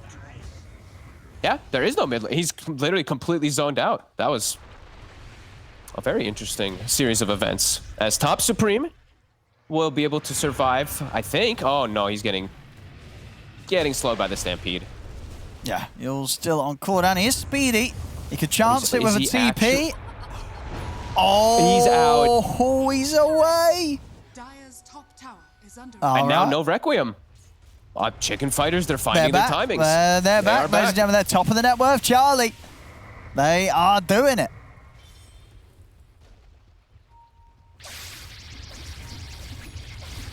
See if they can keep it going. They've got this Aegis now. Maybe they can try and do something aggressive. He's got BKB. He's got BKB. He's actually safe. And he still has to worry about Lynx, but it's definitely working. Everything else, he's going to be really strong versus now. And what's ET got? ET almost has Solar Crest. And ET can actually start maybe waddling into the fights to apply that aura onto some heroes when their BKBs are gone. Some hope.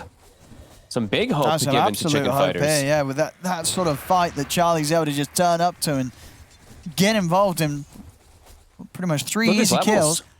Level 19 now, too. What levels do we have on the cores on Viking? 15 and 16. He's certainly making this Luna work so far. They can take down these objectives very quickly. I mean, with the Aegis on Charlie, it's going to be very hard for Viking to decide how they want to take a fight into this. They may just have to let Chicken Fighters get away with taking these towers. It looks like it. I mean, Tier 2's dead. They're scared to fight versus this rallied Underlord and Luna. Now with Aegis, just makes things much more complicated. And Luna literally picks up 2 full items pretty much after that whole Roche thing. So, totally different game than it was 5 minutes ago. Oh, absolutely. Yeah, that whole move around the Roche jump, they're definitely paying for it here, Viking. Yeah. And Era, who 19 minutes didn't have Blink Dagger, he nearly has Blink and Force now. So they actually will have a way to break the link now, too, because of that from the Tiny. Even starting to queue up the next few big items as well. Lotus Orb queued up on Chessie. If you can put it on the Luna, then they can never even link initially. BKB on Supreme. Yeah, and this butterfly is going to be super nice for Charlie. You know, you've not got any hero that wants to be buying an MKB really on Viking. So the evasion is going to be very, very annoying to deal with. Yeah, Boom can build it. It's not the worst on these DPS, these right-clicking Shadow Fiends, but yeah. It's going to take him They're going to go for a huge wraparound. Chicken Fighters are smoked all in the back line. Supreme hiding himself really far away. It's just Charlie hitting buildings. Here we go. Aramis. He's going to start scouting things out. They're moving in on towards Zera. See Supreme turn with the Lagoon on to Aramis. Aramis, he's still having to be played around with here with the Yule Scepter. The Lightstroke Array comes down. They'll get the kill, but they've lost Charlie once. As Viking, they've taken down 2 around him as well. Charlie comes back in with the ultimate, but the BKB's ready on Shad. They're trying to chase Viking back up to the high ground. They'll catch Celery outside of the base. Charlie and Supreme, they're going to continue to try and push on forward. Oh, a nice banter into the BKB. Charlie's able to dodge the hoof stomp and keeps pushing on. He takes out the tier 3 tower. He's going to use the rest of the BKB to TP out. He's away. Chessie also looking to get out with the Rift, and he'll make it out on top of it all. Great fight. Viking actually getting a decent wraparound, but Shad gets the full link onto Charlie, but Charlie's able to live. Nice BKB, a little Manta dodge too, and he's able to get himself away. Yeah. And it's 2 buybacks from Viking. 2 buybacks they have to use, and they still end up losing a tier 3 tower. So the net worth advantage pushing on here for Chicken Fighters. Charlie gonna get very close to that next item very quickly off of these things too. Just getting some quick cleanup kills. Yeah, we just see again here the start of the fight, a little bit all over the place.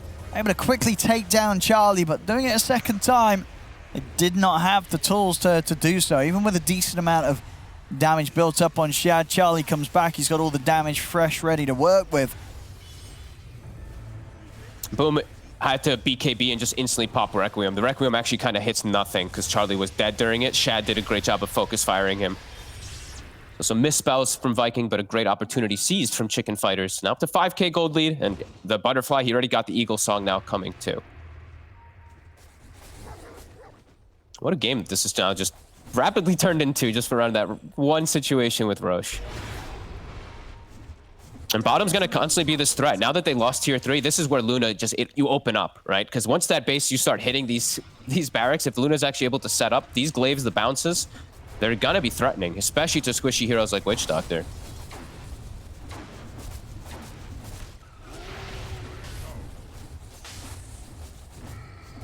Yeah, Viking have got to be so careful about their next move now. They don't get the jump on Charlie. Charlie is just going to take over each and every one of these team fights now. Yeah. Nearly 4k ahead of Boom. They've got to deal with the Luna. Supreme is fully caught up too. Yeah. Just off of these things. So sure, he died these 4 times, but he's even going for like the Scotty build versus the double ranged carries too. It's got to be very effective versus those BKBs in the range carry. Just a slow down. Yeah, they're starting to get so many items together. And yeah, that's the butterfly pretty much done. If he would like to disassemble his mask, which I think it will be the case, yeah, he's got butterfly. Oh boy. Chicken Fighters now with a huge timing themselves here. Solar Crest, butterfly, all these other items now being finished up. Ooh, also an Elven Tunic for Charlie, so more evasion. They're gonna have some physical damage issues to bring down the Luna. Yeah, they really are. Like the Luna's gonna be able to easily trade back. Even if they get a good static link onto Charlie, that just won't be enough at this stage with how farmed Charlie is. If they can, maybe if he like BKB's full links and just kind of ignores him, but you might just die too quick. It's gonna be tough to reduce Charlie. Oh, they get the jump on Boom. Boom has to put the BKB. They'll try and come in with the counter players. They run down Era. They'll take down one. The Requiem coming out as well, but Chicken Fighters, they've already been able to step out to the side. Supreme, he's in with the BKB, but Viking's able to step away. Kick back onto Jesse, keeping him in range of Shad. Aramis, he's got the further control. Rolls in, lands the roll. This time round, Viking, they're ready for the attempted jump there from Chicken Fighters as they take down the two. They were all so set up. And Charlie, nice patience. He doesn't pop the BKB. Aramis actually rolled onto him. He holds it. So he will have it if they try to make a move onto him now. He's farming underneath vision, though. And he's a little scared of this. Has to put the BKB to run. Okay, so now Viking do have a bit of a 60-second window to keep applying this pressure, keep looking for these kills. No Roche, though. 15 seconds until we find out if that's going to be up fast or not.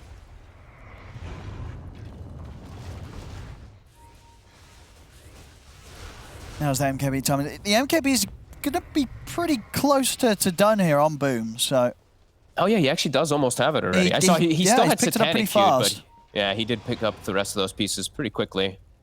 Don't think Shad, you don't have to go for it as Shad. I think you go for the... I actually don't even like that he's like queued. I think we can get like AC or anything like that. Like any type of pickup would have been better, like just Scotty or AC, something like that to counteract. Just full out about counteracting Luna. So I actually don't mind Scotty, but I don't think he needs MKB on Razor. It just doesn't seem necessary. And yeah, they have two headbands. That is a good spot as well, yeah, from our observers. A pretty nice one, have to. Are they making use of both of them? They are, right? Witch Doctor. Oh, no, just Witch Doctor. I think just the one wants it. Yeah, they don't have anyone else who needs the cast range. But still taking away. There's definitely people that would have liked it on the side of Chicken Fighters. Well, actually, yeah, maybe Lena. Would Lena even use it? I guess Lena would rather have the enchanted queen. Okay, maybe not. Maybe it doesn't matter. It doesn't. Maybe not. I mean, Chessie could, but I think Essence brings more value for himself. Headband's not bad on Underlord, though. Yeah, maybe Chessie would have taken it. Yeah, Chessie would have liked it.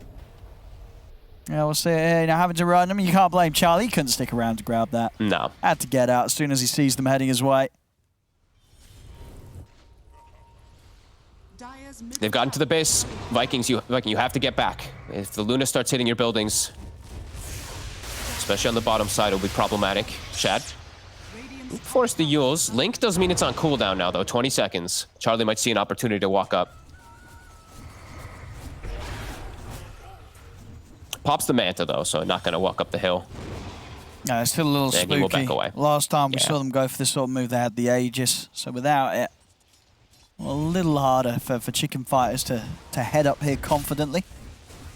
And there we go. Boom. He's got the...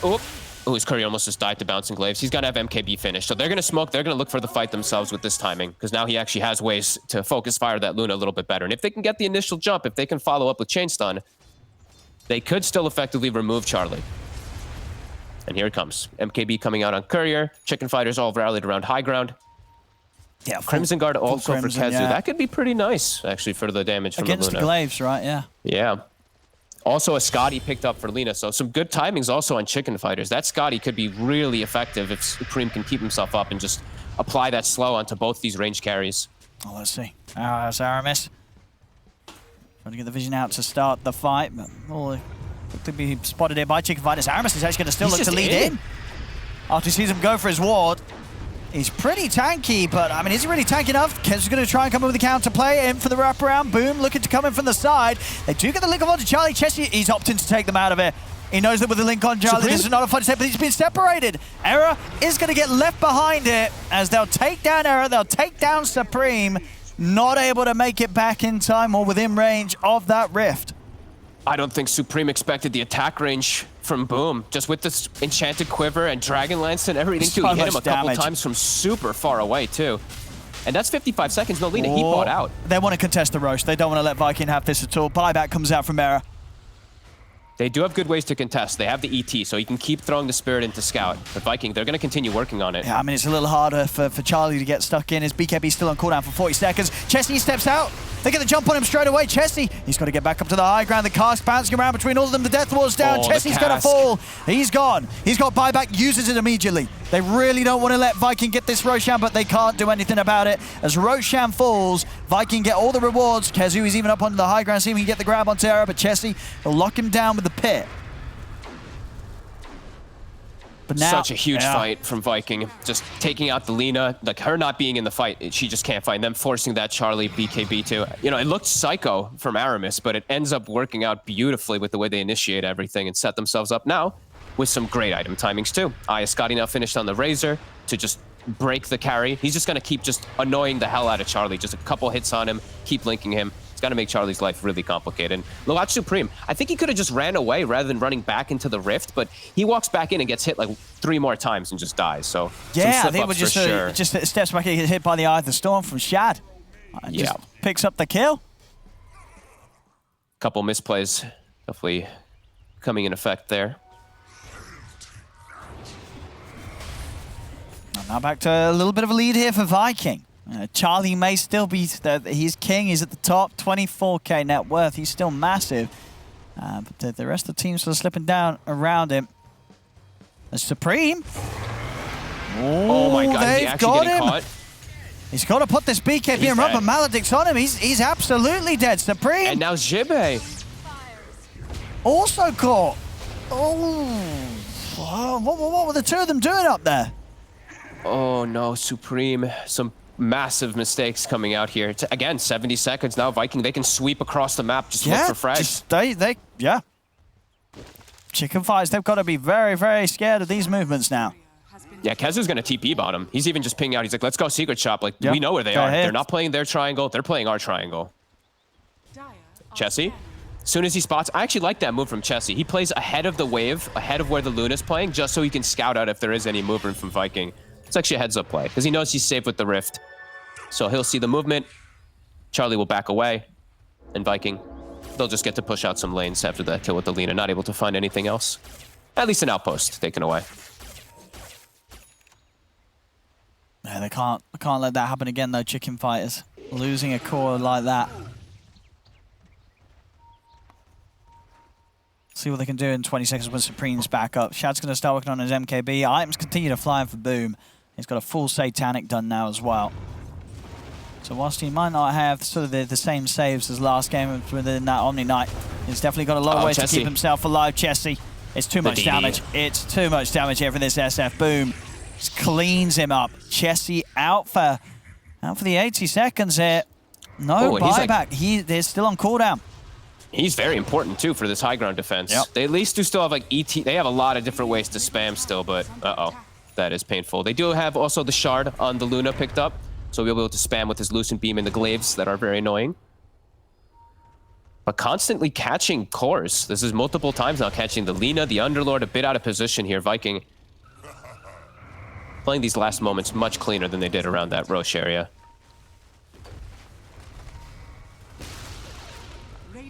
And Boom's is huge. He's almost level 25, too, on the Shadow Fiend.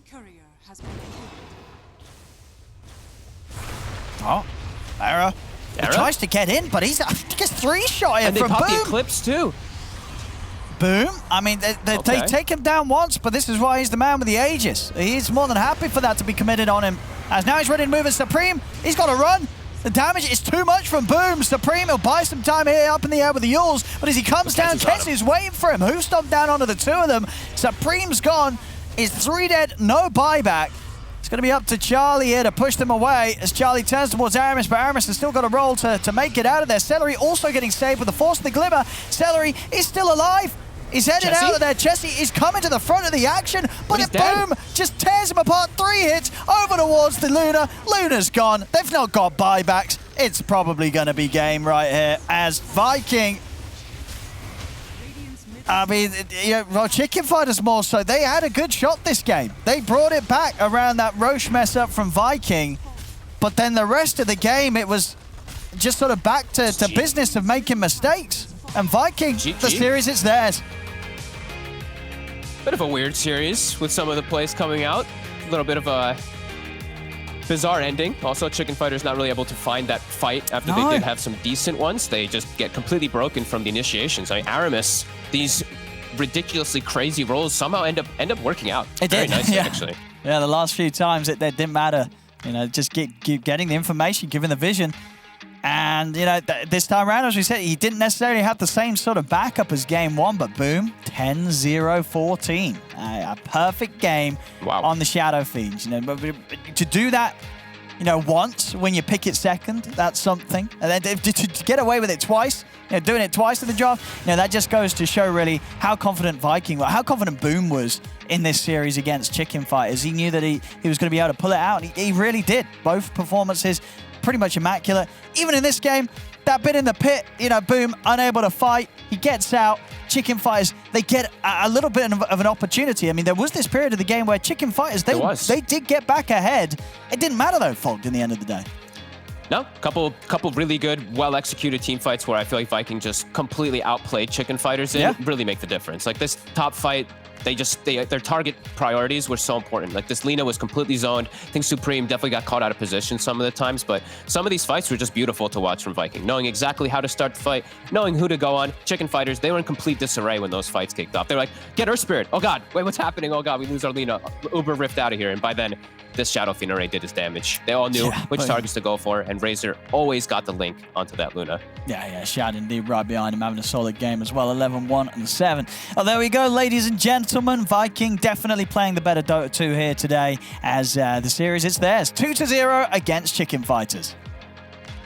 Convincing stuff for Viking as they remain undefeated here in series in the lower division of the Western European DPC League. We're going to break down the game and the series and also talk to the winners after the break.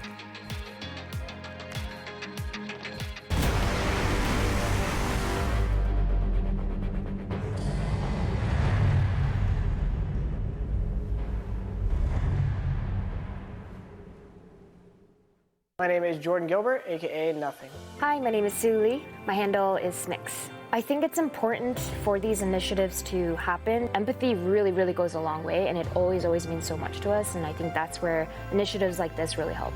I encourage everyone in the community, anytime they see bullying, anytime they see someone getting called names, I encourage you to step up and say something. Good luck, have fun.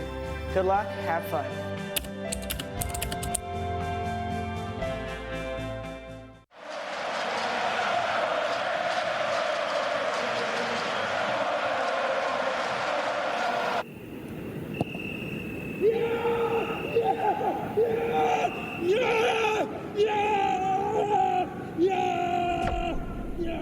Start your esports career now at play.eslgaming.com.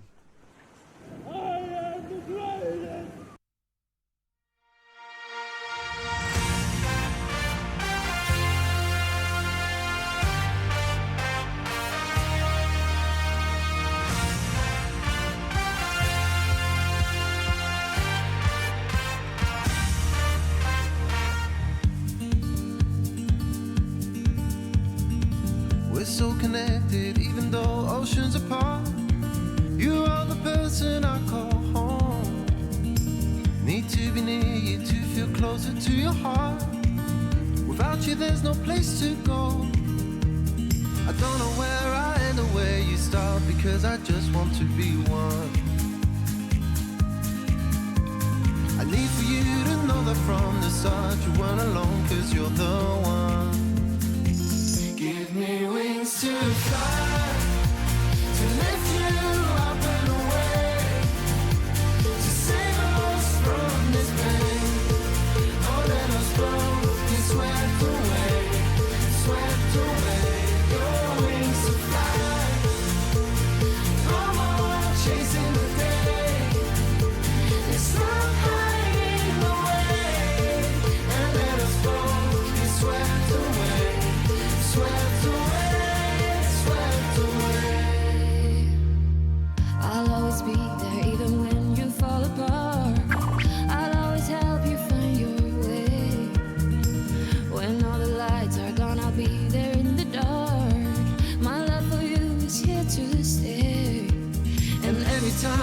feel, I want you by my side so you can feel it too. Yes, sir. I want you to see the things I see, and when you smile, I'm smiling too.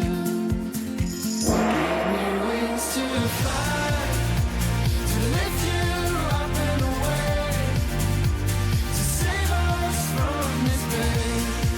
Oh, let us both be swept away, swept away.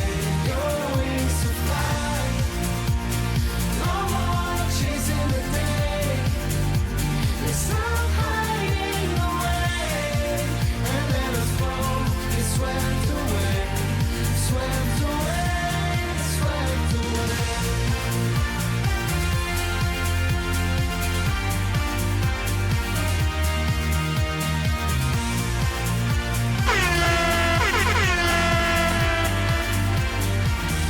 Your wings to fly, no more chasing the day.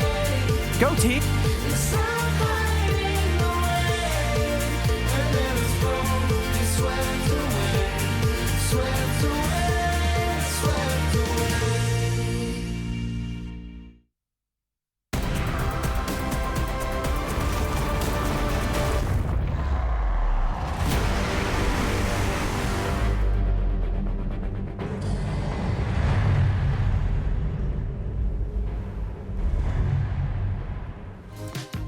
Game 2 of this best of 3 series had one very simple goal for Chicken Fighters.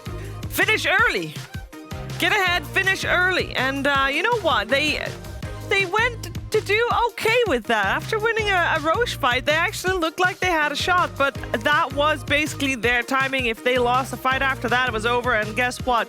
They did lose a fight after that, and that was it. Viking take the game and therefore take the series 2. And I'm here with T and Moxie, and we're going to break down this game because, well, Viking, they just looked like the step ahead here, Moxie. I mean, again, we talk about this. There's basically the top projected team that's supposed to take the lower division.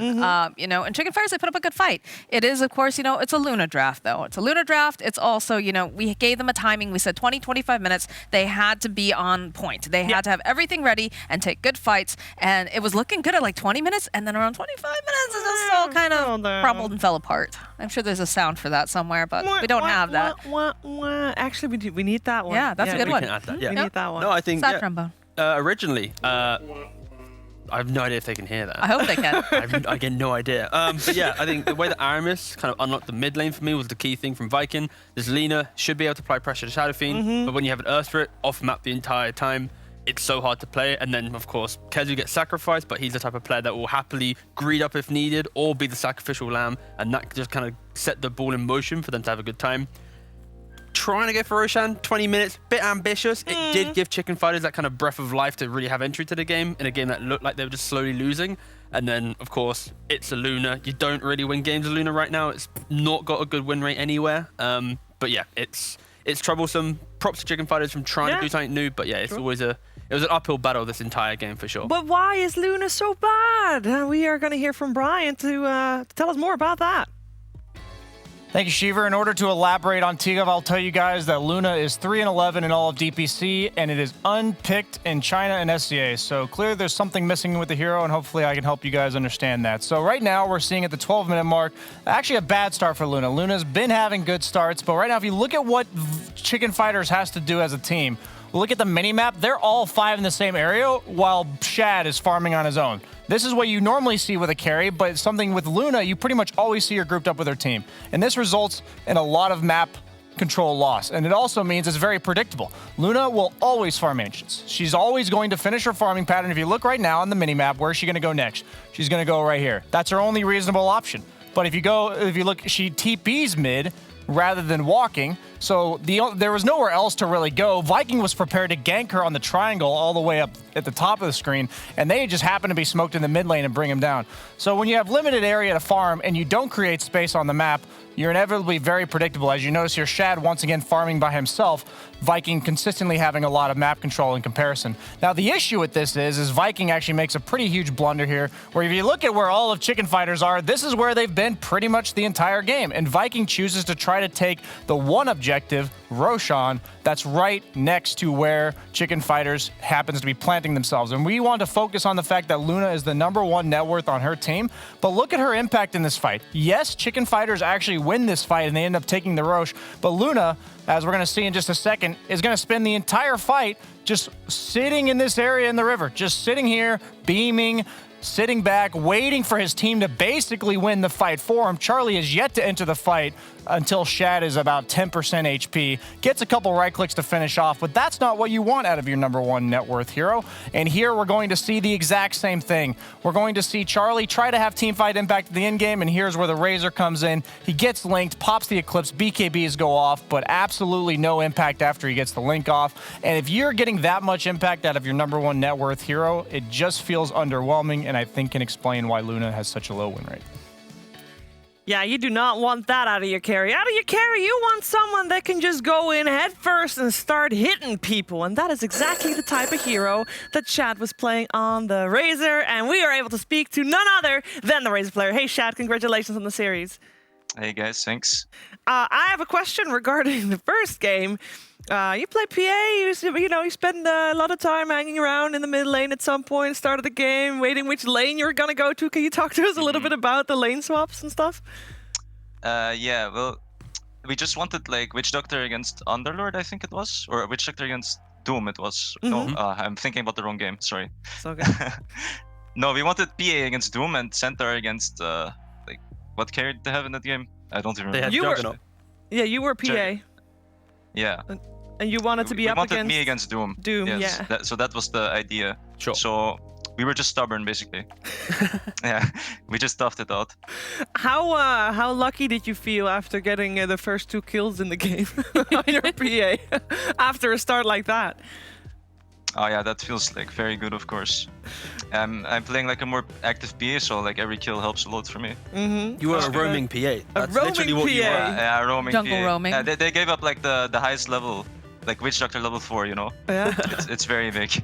Easy. I'm curious because this is you fighting against Chicken Fighters. You've played these guys so much over the last week. Of course, last week alone, a best-of-5 grand finals. Yeah. How much did you learn from that, and were you able to implement in your series today? Well, we learned quite a bit from that series. I think we crushed them in that series, right? We like 3-0 them. That was like the plan. But we had like a 10-hour Dota day or something officials wise, so we were all like very tired in that series, and it was like it was pretty weird. But we just learned as a team. We didn't like learn necessarily how to play against Chicken Fighters. You just grew with each other. Yeah. Oh, it's good to see, and obviously today it absolutely paid off. Yeah, I know that you're playing, some of these other side tournaments and whatnot. How important is it for you guys to win to get that first place victory and get that money, considering, the way that the lower half of this DPC kind of works? In the side tournaments, you mean? Yes. Well, we are mainly playing them for practice, I would say, but for us, of course, we want to get first place. Like, it's not really about the money that much right now. In those tournaments, we just want to like get first place and prove ourselves, because we're in Division 2, like we want to do well in other tournaments at least. Well, you're definitely on the right track to get back up there for sure. Yeah.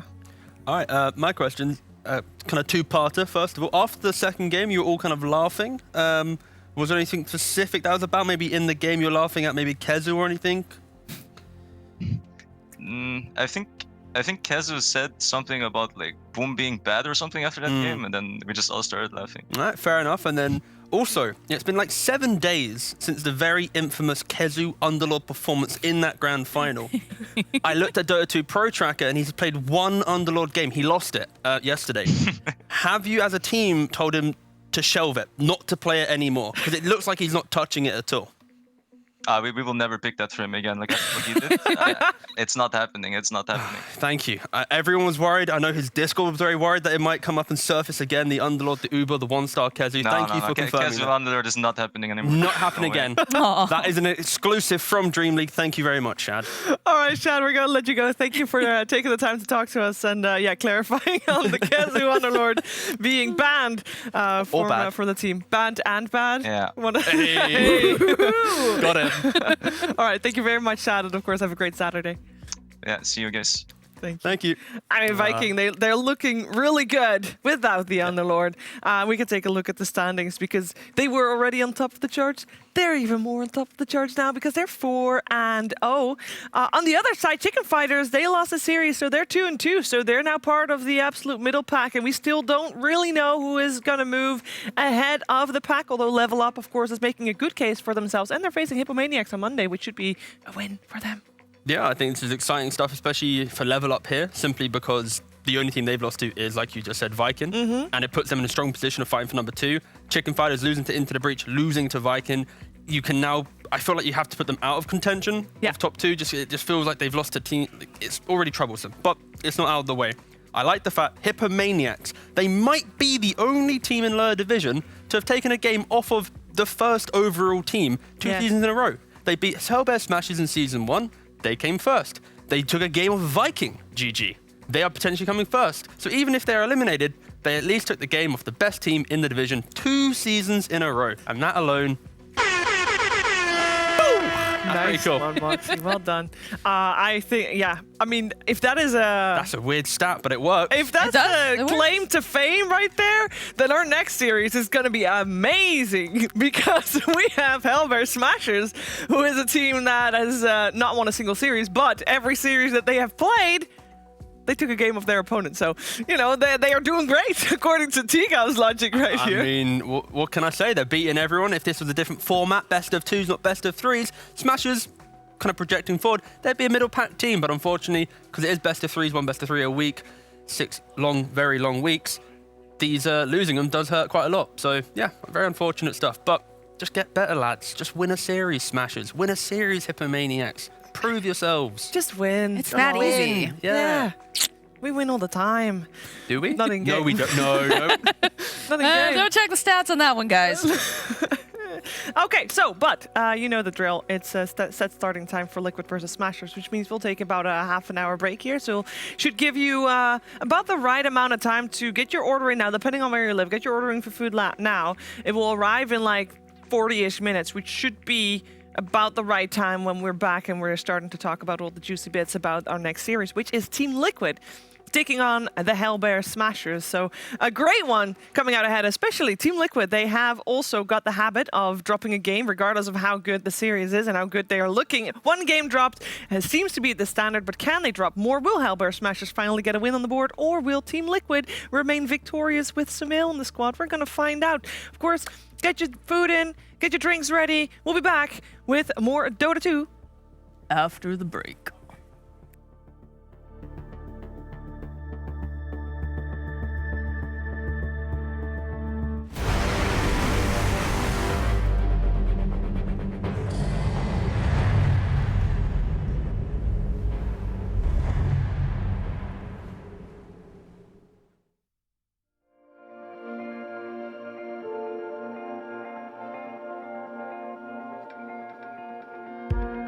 When this is over, I will come to you, come back to you. When this is over, we'll be free. When this is over, we will touch just like we did before. When this is over, you will see.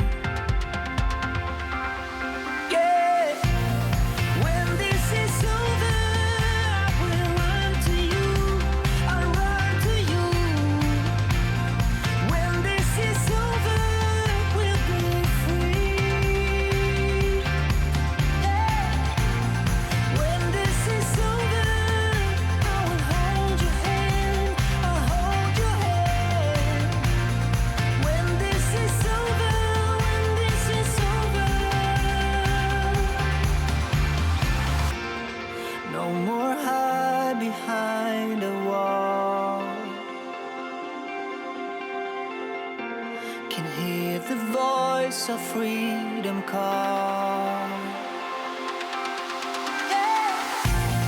When this is over, I will run to you, I'll run to you. When this is over,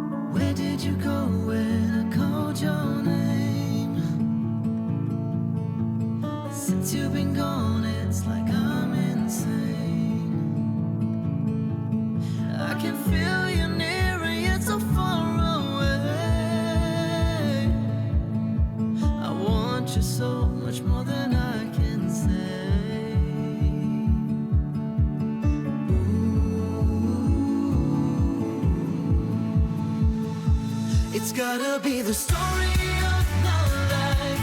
I'm standing at the doors to paradise. I'm waiting for somebody heavenly to let me in. It's gotta be the story of my life. I'm knocking at the door all day, all night. I'll give away my heart, I'll give it all just to let me in. I'm on a search for my chosen one. I'm on a search till the end of time. In my heart you're near, but you're so far away. I want you so much more than I can say.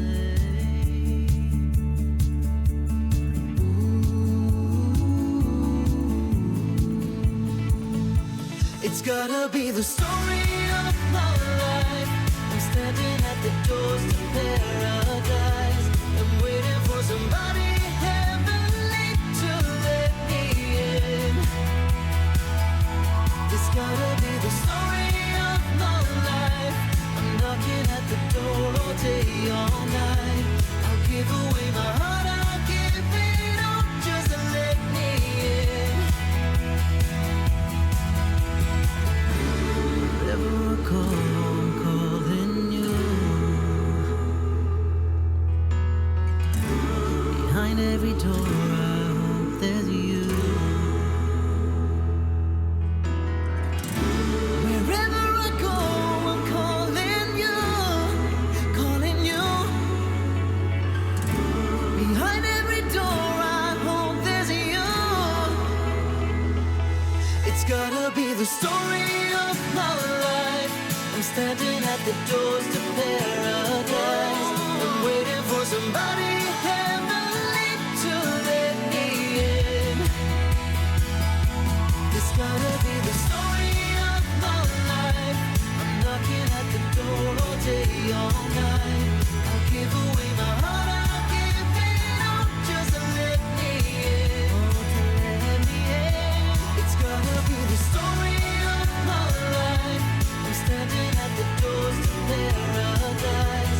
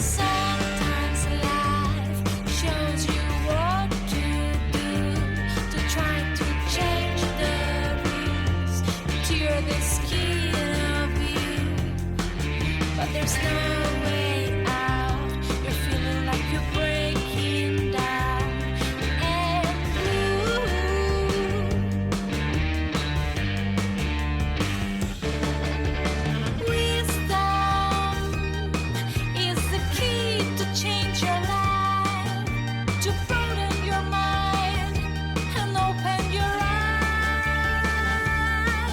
You'll see. No matter what they say, you're smart and you know it. You'll get all that you want if you believe in you.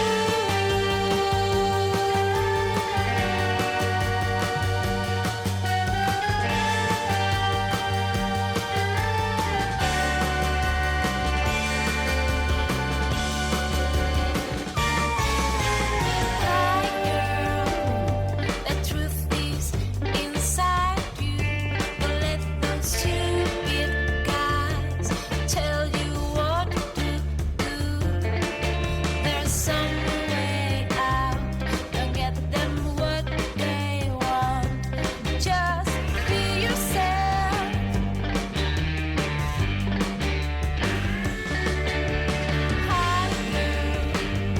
The power's in your dreams. Don't let the enemy souls dream what they do. There's some way out, better than falling down. Don't be afraid to fly. Wisdom is the key to change your life, to broaden your mind and open your eyes. You'll see. No matter what they say, you're smart and you know it. You'll get all that you want if you believe. No matter what they say, you're smart and you know it. You'll get all that you want if you believe.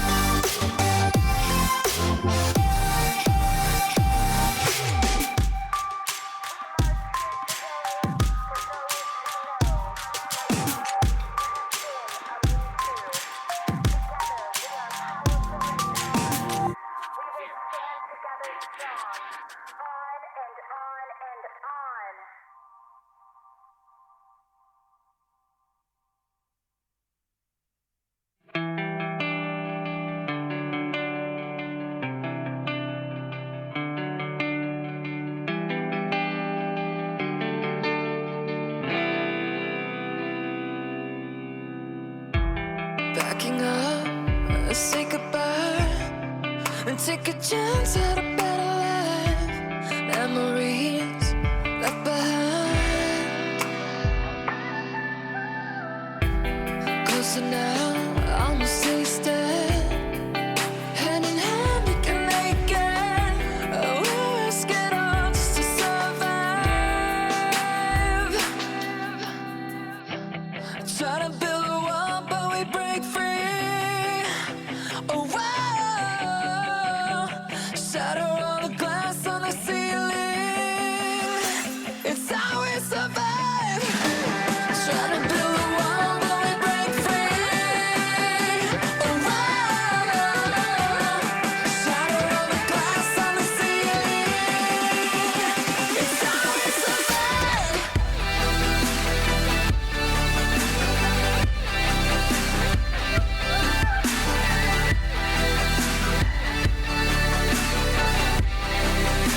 It's how we survive.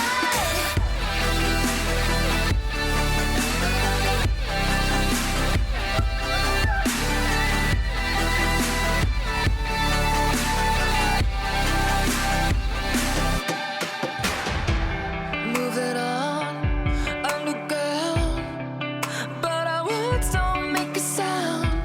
Take a shot in the dark. Standing on the border like a bullseye. Are we all the same in God's eyes? This is not a game, it's our life. Try to build a wall, but we break free.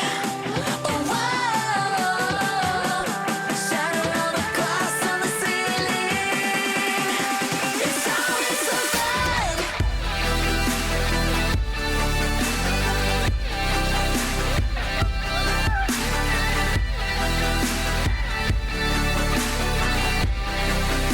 It's how we survive.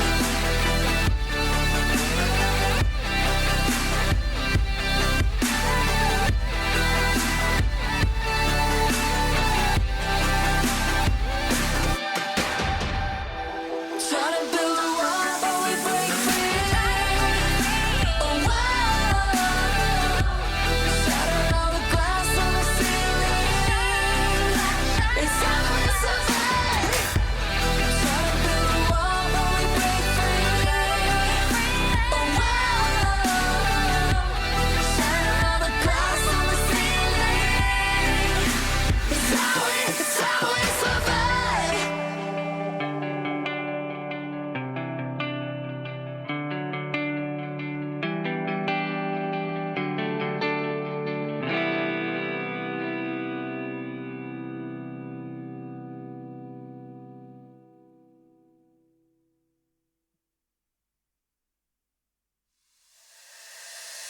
I got a feeling, damn, it feel like something new.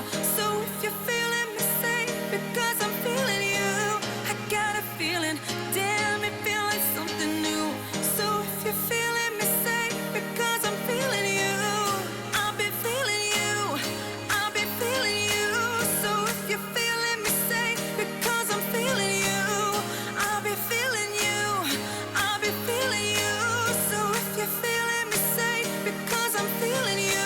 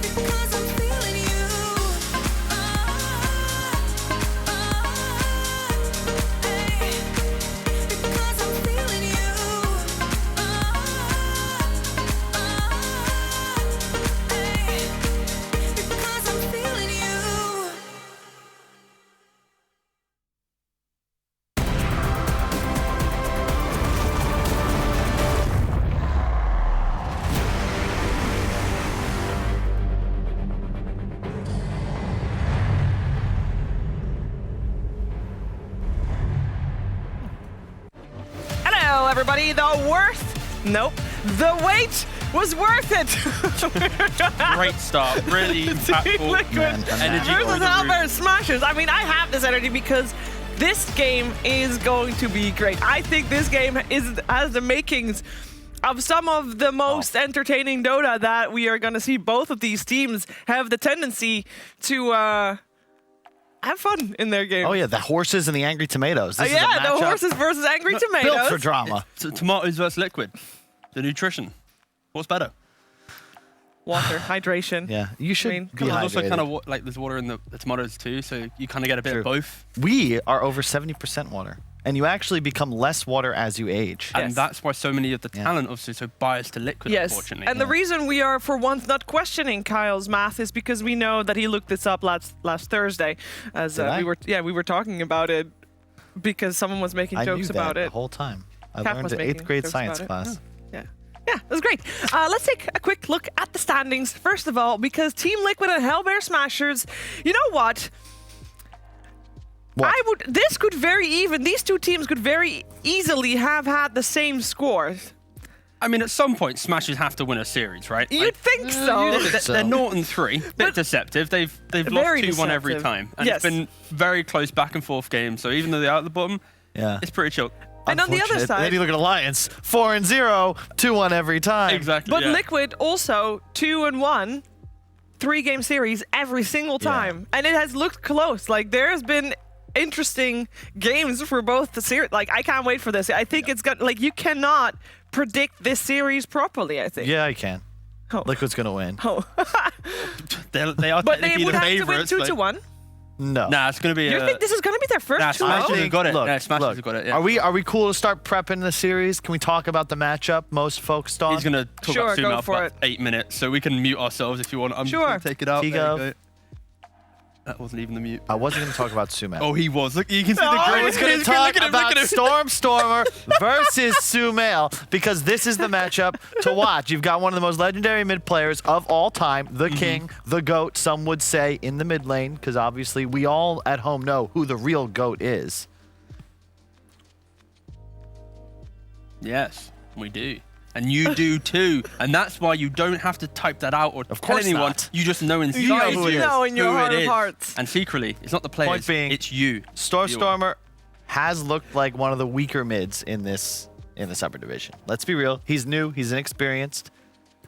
Sumail stepping in for Boxy. Koifa moving to the off lane. I think Liquid right now, one of the best laning phase teams in Dota 2. Yeah. Spooky. I mean, they are very spooky. I think also, I mean, when we're talking about Team Liquid, Sumail standing in for Boxy, yes, we are talking about, obviously, Koifa moving to the off lane and what challenges that presents. But when we saw them play last time around, it was basically giving Team Liquid maybe more options than what they did before, and they're definitely having more surprises up their sleeves, right? Yeah, I think this change, it's obviously, it was needed for the scenario, but I think that Koifa on offlane, it's fun to see. Yeah. And they are making the best out of the position they're in, because having Koifa on the offlane, it opens up, he's already playing the heroes. Like you see when he plays his streams, he's already practicing the Slardars and the Boxy heroes. Yeah. But he also brings his own flair of like the Razors, the forever looming Broodmother that we've not really seen in this DPC, but everyone knows it's kind of good, but it's just not got through. So yeah, I think it's fun to see a new take of the Liquid offlane. And then of course you have Sumail, who is so good with break coming back. It's also just timing-wise. You can't ask for a better patch for Sumail. Now, we interviewed No One yesterday, and he was not criticizing, but a little frustrated that the mid lane is impossible to win. Yeah. Which is just because, at the end of the day, your enemy, he's going to rush bottle. There's a rune spawning at 2 minutes, 3 minutes, 4 minutes. He's going to have a pretty good chance of grabbing. So you can't really dominate like you used to. However, that means that the meta heroes now are all of the ones that Sumail plays best. And then all of a sudden you have got a person that can win mid. Yes. But I guess that's the interesting thing, because some teams, like for example Smashers, they're sacrificing Storm in the draft, going for that early Invoker pick or other such mids. But compared to Liquid, their first series, you often see the Puck, the Leshraks, they're like the 4th or 5th pick in the draft for them. So it's very much at the end. So there's a bit of a difference in how much kind of confidence they're having in their mids, where it's like, you know what, Sumail, you know you're going to most likely win. Let's also give you the better matchup as well. While Smashers are like, Good luck, Storm. And his Invoker actually did get nerfed a little bit as well, exactly. so we'll see if that's still going to be one of their first phase picked.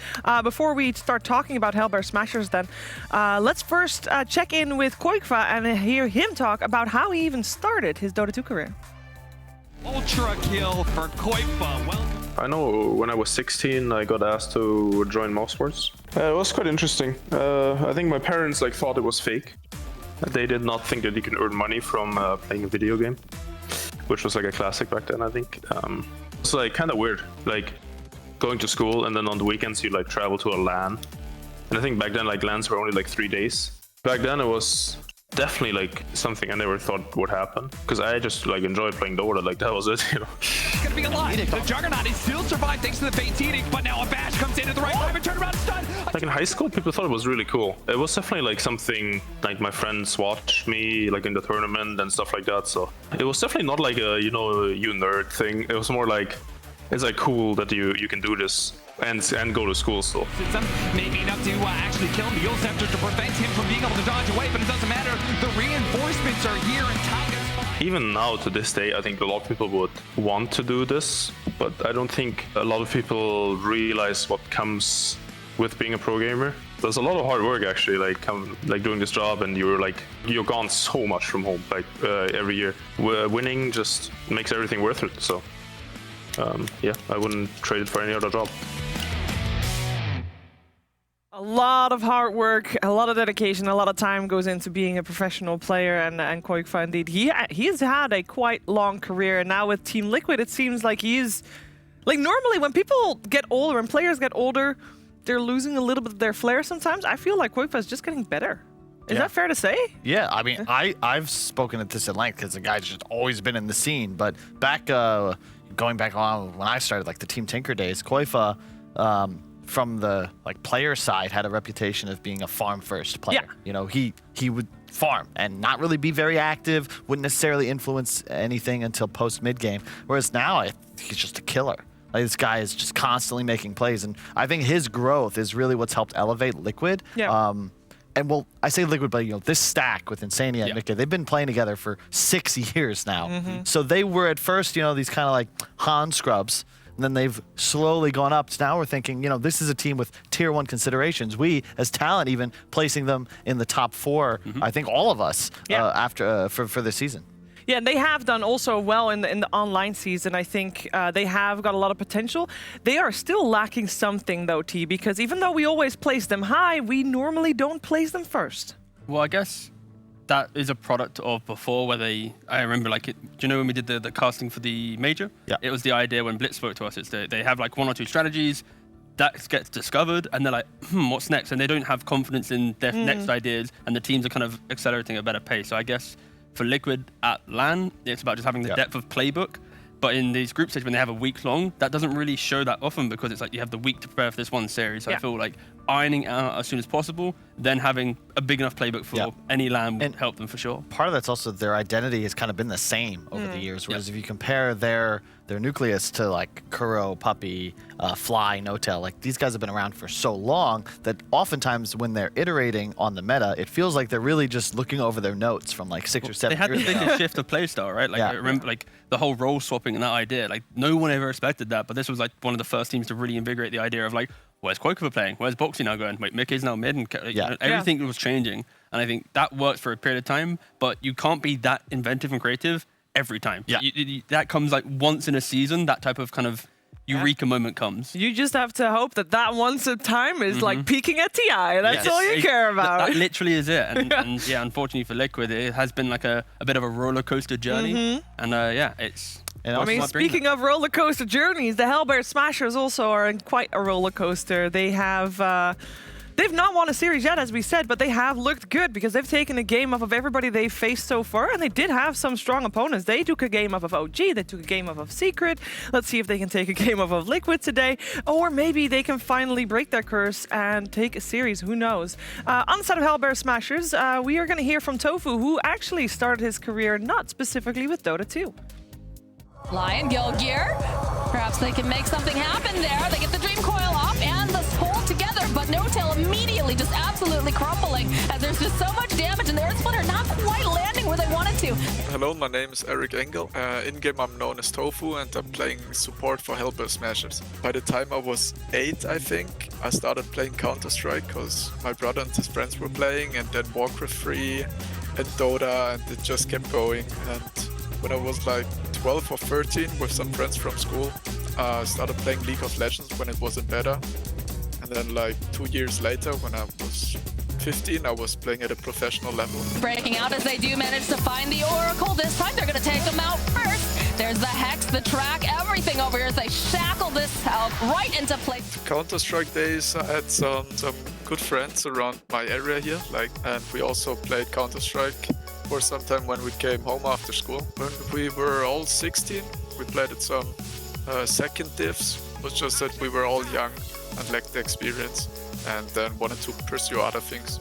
And after taking some time off from gaming, and I then came back to Dota, and I couldn't stop playing. It's like this game has so much to offer on a really competitive level, and you can learn new things every day. So that's why I'm here. We can learn new things every day. Indeed, that's why we love Dota 2. For sure. Right? It's like he's basically echoing, I think, everybody's sentiments here, T. Yeah, I think Carl, he's itching to make a funny... Look at him, look at him, look at him. The entire time he's like, really want to say something. I just think it's really cool. I wish I could better understand what made people like multi-game superstars. Yeah. Because I'm terrible at other video games. I was pretty good at Dota. Some would say I was terrible at that too, though. I can already, great. We didn't say anything, Carl. That my brother, was you were. Phew, Shiva. Sorry, Carl. Mickey, as an example, is global elite in CSGO. Yeah.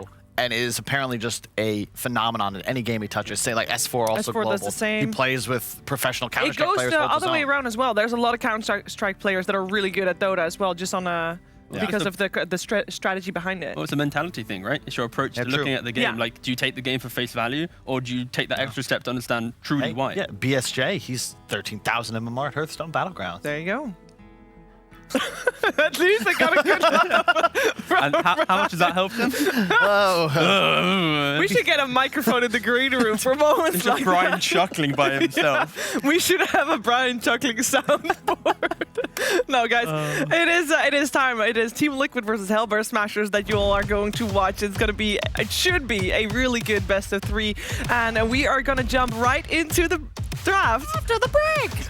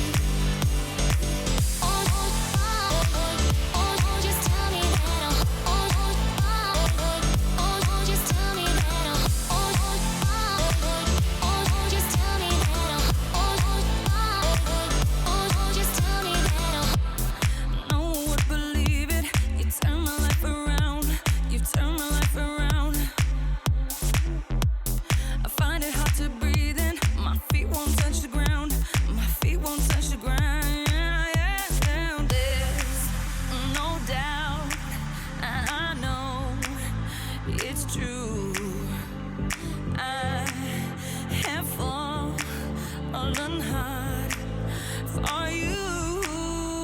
Again, again, again, again, again.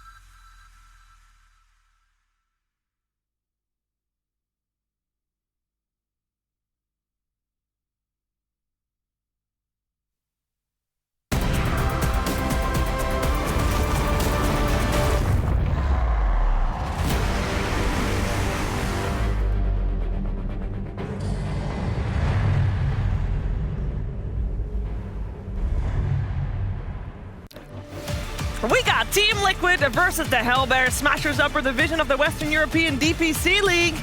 You're watching DreamLeague Season 15, powered by Intel. And coming from the desk here is me, Tigov, and Kyle, telling BSJ Brian that as of now, he is in a game of Slack on the drawing board PC. Good luck and enjoy your game. We found that... he left himself logged in. Yeah, he left himself logged in and finding match worked, so he's in a game. And in the game as well is Team Liquid and Hellbear Smashers were in the draft. Guys, we have Snapfire as the first pick on the side of Team Liquid. Hellbear Smashers, they banned out the Lina and the Puck. We've seen a lot of Leshrac recently as well coming out for Liquid, and they actually did resort to picking it fairly early on in the second game that they played last Tuesday. Curious to see what they're going to go for. That was the sound of a hero. Which one was it? Slaughter. Slaughter. I like it. In regards to bans quickly from Liquid, the respect of the Invoker. I think Season 1, lower division Smashers, the ability to diversify the Invoker pick was always like, it's Exort. And then you get to a Wax game, it's Exort. This season, they've shown it's a little bit more like, whoa, we can actually buy new items and play different styles. And that's where that first phase, the lack of punishment on mid, taking away this easy pick for Smashers is good. Invoker, it's a lot. It's similar to Storm in that I think that the hero just kind of offers too much, and teams like Hellbear Smashers, maybe not as versatile as the other squads in this division, kind of lean on that Invoker to provide so many. You all the team fight you need. I think the key thing here is the teams have versatility, but it's the insurance of if they do go versatile, what's their actual performance in the game like? Because I think the Smashers, a team, they are so confident in draft, it just sometimes falls with their over-aggression. Axe Warlock, though, this is just a strong big opener. It's a very meta opening as well. I mean, these two heroes, you can't really go wrong with it. So I just love the juxtaposition between Tofu's background and then Rasmus. What does Tofu has as a background? Tofu's house chill is really chill. apartment. Yeah, he's nice. vibing. I got a dope couch. Got this wall art. Look at it. Oh, nice. Look at it. Like I'd hang out there. And then if we go back to Rasmus, Dude, is this his own apartment? That is sweet. Look at this. It's just this is nothing. It's literally. I know he's lived there for multiple years. It's just a single desk. There's some cables, white walls. That's the difference. Can we put up a mirror? No mirror. Can we paint? No. Generational differences between Dota players. Okay. Yeah. I mean, Tofu streams sometimes, right? Or no? I think so. And Misery does, or Rasmus does not. There's a big difference there in terms of background. And you can see, look at this background. This is a full-on Jabs, the Team Liquid analyst / coach. He's a big part of the team and their strategy and preparations. With Smashers, by the way, going for this Axe pick, the last time they did play it was against Secret, where Rasmus had kind of a standout performance, being top net worth, running over his opponent. And that's maybe what they're looking to emulate against another tough opponent. But it's an interesting opening from second pick, because normally second pick, you want to either go for like the boss hero that can't be countered. And I feel like Axe is a hero that, even though it's strong, it's not like they're just heroes free of bans. Centaur is just a better hero, you would think, in that position. The trouble with Axe is that you need Blink. Centaur. Well, you say that. What happens if he does the Zai build? What if he's played a couple pops? That's true. He You know what? I take it back. You have a good point. Vanguard into Manta. We're not high-fiving because it'll hurt the viewers' ears. It will actually not. I think they'll be fine I with screamed the other day and it came back. What? Like, I don't think that will be picked up by the microphone that strongly. That's what I'm saying. Not a loud sound? I did not hear the viewers' That was ears Shiva. just If your now. ears hurt, don't forget to email Shiva. I don't think that this is that was thing. Carl. That was I don't think Carl. you should continue doing that. I'm just saying, you're allowed to high five. Okay. As long as you disinfect your hands afterwards. Thank All you. right. We got the Willow picked up on the side of Smashers. Oracle pickup, that's the Liquid special, opens them up for their final 2 core selections. The Liquid opening is kind of how you want to play first pick nowadays, right? You have your 3, 4, 5. You have pretty solid synergy with a multitude of different cores, and you see 4 enemy heroes and decide which way you want to go. And also, it's like teeing up to potentially be like a Leshrac pick for Liquid as well. Yep. Because you have the Oracle. So, and great then Lesh game. Yeah. And it's just from Smashers, this draft is like the mirror image of that secret game because they replaced the Abaddon with a Warlock for that hill in laning phase. You have it more team fight now, but it's still that Axe Willow lane that they played into. And I mean, the Oracle versus Warlock is obviously great. You can get rid of those fatal bonds. Also pretty good against the Willow before Shard because those brambles you'll not see that, or well, the Cursed Crown will just be off. So I really like this pickup for Liquid. Doesn't mean that they have to for their Snapfire. And there's the Leshrac pick. Of course. There we go. It's really nice with the Slardar. You have an easy follow-up stun. Great with Oracle, the same way you play a Death Prophet. Keep him alive, allow Lesh to be present inside the fight. But the Edict benefits insanely well from the minus armor too, so. I just like the fact that Smashers did cover themselves loosely with this PA pick, a hero that thrives at catching the backlines, and Leshrac is a hero that isn't innately tanky. He needs to buy these armor items to play, and you kind of want to greed it out with like the Bloodstone, the Yule's boot. So it's kind of fourth item that you look towards, maybe the plate mail, Shivas, etc. So PA does do well in this idea, and I think that's a nice kind of forward-thinking pick of they probably will Leshrac at least. Yeah. But a lot of greed right now. Like Axe has to win the lane. PA has to do well, and I think this Leshrac, as long as there isn't like some hard counter to come into play, he's gonna have a good time mid, and that kind of map pressure that Liquid can apply is going to be prominent.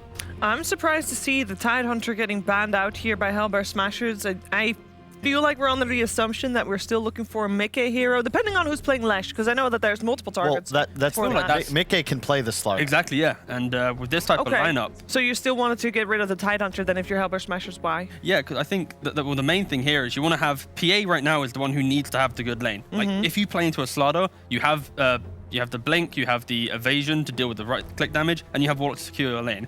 It's about the PA's timing, and that stops this Leshrac, who should have a good time mid, from having a good game. And I kind of like this kind of forward thinking, simply because imagine if Liquid do run this carry Slardar, you unlock a quick Roshan, now you're playing into like a 15-20 minute timing of Lesh with Aegis, a blinking Slardar, whilst trying to catch the backlines. It's a lot of pressure. Quick change of topic. Have we ever seen Blitz sit in a chair normally? No, I don't think he does that. I don't think I've ever seen it. This is basically his That's how you sit in a chair. Excellent posture. Not really. I'd hope he doesn't sit like that whilst playing. Bit too relaxed. And a bit too crooked, because it's like it will be hurting your shoulders if you sit like that too long. But for now, it's nice. You know, it's chill. He's relaxed. We got Queen of Pain as the final ban coming out from Team Liquid. I'm surprised that Liquid banned Viper.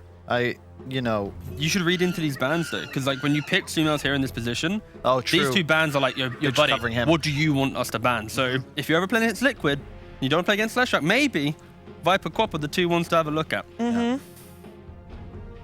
They ban out the Tide, ban out the Razor. Smashers do have last pick to give Storm ultimately the best game possible.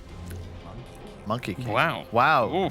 Ooh, they were telegraphing it with the monkey sounds during the draft. That's true. They were actually. That's true. Yeah. And then this is why the Viper ban actually has a little bit more kind of notoriety here. And I like this from Liquid, but Hellbear Smashers, their bans just protect their win condition, which is PA. Okay, now it's about what matchup Stormer wants. What's interesting here is the main nerf to Monkey King was the Ag's not going Roshan, and that's why we haven't seen it picked at all. But because of the Slardar, it kind of bridges that nerf, and it kind of becomes a normal hero once again, because you can easily take that Roshan. So I kind of like how Liquid got to their final point of the draft, where they've enabled Lesh with the Oracle, the Monkey that is near unpicked in DPC, covered by the Slardar. So yeah, that's one there. But Stormer, you have last pick in the draft. I think he just he plays Storm, right? It makes their draft. For sure, yeah. The trouble I have with the lineup then is that it's going to take a long time to come online, and there's no natural, like, huge power wind runner. spike. If it's Stormer right now, he's like, give me the wind. I mean, wouldn't be bad, actually. It wouldn't be terrible. Be terrible. It just, it's he went through very a phase. single-target. He The went through that whole- Wii phase. You know, like every team has that moment where like the Weehar effect, where you love one hero and you only want to play one hero. Storm went through his Windrunner phase end of season 1, so maybe that could have resurfaced. Nope. It will be Zeus. Okay. I like that a lot. That's a pretty good matchup against the Lesh. In addition, it's a ton of burst for the Monkey backline can supports. counter. They needed some spread damage. Like you can't have 2 incredibly single target cores. I think my main fear for Smashers though is their draft looks pretty good on the idea of 1-for-1 matchups, but the big team fight, they don't have that simple front line. We don't have the Vanguard buy that stands. Axe is a reinitiator, Warlock plays behind, PA can frontline when BKB. So that's a pretty early, 20-minute window where Liquid can just get the ball rolling. They don't have any real save either. Like Rasmus is going to need a very solid Axe, like a Seb level TI finals performance, because otherwise his mid, his 2 supports, they just feed to the Liquid Their lineup. save is like, if they jump someone, we throw every single spell on that spot, and then hopefully they die. And I like the idea of it. It's very skirmishing and aggressive. That's how they've won their single games that they've had in the 3 series that they've unfortunately not been able to win. But Will they win this time around? Will this be a game they'll take? I think Liquid's draft, it just ticks so many boxes. Sumail Leshrak has played so well, covered by the Oracle. The Monkey King's good against the Axe, covered by the Slardar for Roshan. I like what Liquid has. You got to go even in lanes and then have a pretty decisive advantage eked out before Liquid have BKBs. Because once they have triple BKB, like Zeus PA has to then bad. have like a 2-item advantage with that BKB timing. Okay. But yeah, it's going to be a fun game. No, it's Liquid favored. Liquid favored, but fun game. Yeah. You got Zeus PA. Imagine this goes late, going high ground. Dagger, bolt, Love bolt, it. bolt. Oh. I know 2 people that will love that too. We're gonna head over to Moxie and Purge. Well, it definitely sounds like a fun game indeed. Daggers, bolts, everything. But the whole question comes down to, that laning stage, Purge. Yeah, laning stage is going to be a big deal. Axe has been a pretty strong offlaner, especially for Hellfire Smashers. Vanguard is very buff. It's basically strong on Centaur and Axe because Vanguard is strong, and their heroes just need tankiness to farm and do damage because of the way their passives work. It just naturally kills creeps. So one thing that Liquid's doing to offset this is Monkey King, who's going to run right into the enemy team. Mickey just wants to, show some dominance here, play with their mind.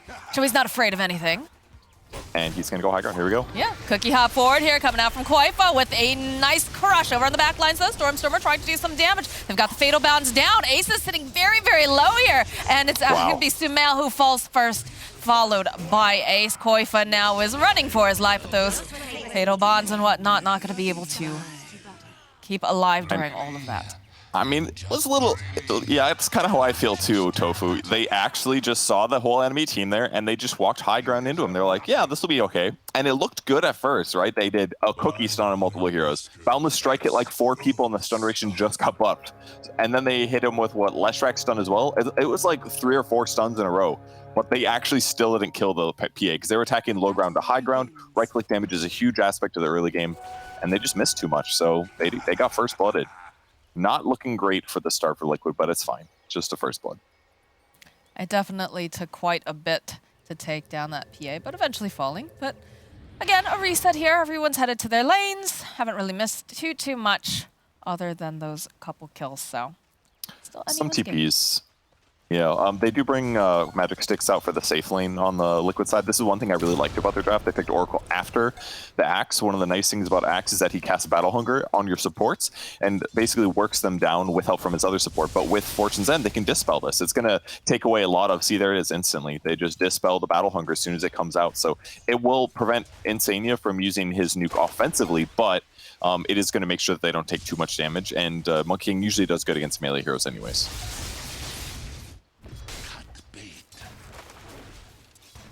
Just a little bit of skirmishing down here in this bottom lane. Do have some nice setup, but of course you can see how carefully that they're playing, making sure that Tofu's not too far forward, but he is getting those clicks off. And Koifa being tanky up here, just going to try to harass the best that he can. Cookie Hop coming out from Taiga will be able to put a little damage on Ace, but he seems not too bothered with it. Yeah, just save some of Quakeva's life when he gets pressured like that. So, and then now that Tofu hits level 2, he's got Sage's Mask, he's probably got his Ring of Basilis coming. No, he actually buys more regen, actually. But either way, he'll be able to guarantee that Ace has a pretty good laning stage. And PA should be semi-okay against Slardar anyways.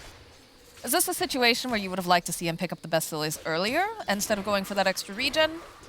No, it's fine to get the extra salves, honestly. Like, I think they're just trying to get past like the first couple levels. Like Basie is more common, but he just wants to make sure that Ace keeps his HP as full as possible. And look how much damage they can do between Cookie and Bash to the Deep and like Slither and Crush. That's a lot of damage. So if he just gets his PA past that point and then gets to like level 2 Shadow Ward, he should be able to offset all this harass. They're just trying to keep Ace in here, getting last hits. They know how dangerous this lane is. Yes, and it is very, very important that he gets some good timings. We talked about that in the draft, about how important it is that, you know, they have the certain window that they have to play within. Otherwise, it starts to get very difficult. Mm-hmm. Yeah, it's a dangerous thing that you have to be careful of. And it's good to buy extra regen, frankly. Might see Tofu die here, though. Sitting very low. He has Fairy Fire, though. Oh, last click coming in from Taiga. Gets collect. Ace now wants to get something for this, but does have to be a little bit careful because Koifa is nearby, and he is going to put the pressure down on Ace. Ooh, Koifa messing up a little bit there. Briefly stopped moving. Thought he was ready to right-click, but his hero wasn't ready, so he stopped moving, and then he lost his opportunity to get his 4th hit in, which would have been a bash. So could have done a little bit more damage to him back to punish him there, but either way, good for Liquid. Lane's pretty even right now. Sumail and Zeus both farming like crazy. Neither person has bothered to deny a single creep yet, which is not very normal for mid laners. But I guess if both heroes are really good at nuking, it's kind of hard to deny every last hit. I would be very impressed if they had a substantial amount of denies using those particular heroes. We got one. We got one over on the list track now. There we go. That's good. They're basically just trying not to take damage because they both have lightning jump abilities. So every time that their opponent goes for a last hit, they could either try to deny or they could walk away from the creep wave. So it's just safer to not go for those denies and take extra damage here. I didn't think about the fact that you have lightning on lightning action here in the mid lane. We'll be interested to see. Oh, as Taiga gets another kill here over onto Tofu. Man, Ace is just getting very badly harassed here from this duo. And like you said, it is difficult for them down here on the side of Smashers to approach this creep wave with the stuns. It's such a good dual lane too, because Lil Shredder is not surprising at all for Sapphire to pick, but it lowers armor, and all of Slaughter's damage does physical, including his nukes. So yeah, it amplifies everything he does. So it makes it very easy to kill a hero like Warlock, who is slow and doesn't have that much armor in the lane stage. And Tofu has to walk back to lane, by the way. This was his 2nd death now, so a little bit rough for PA. Definitely rough for Ace here, as he doesn't have anyone to protect him. He doesn't have anyone to leap to either if he wants to try to blink away. As Koifa's going for the dive here. They want this kill. They don't have the mana, though. They do get the stun off, though. And because of the fact that Tofu has to walk back, they can just run down this PA easily.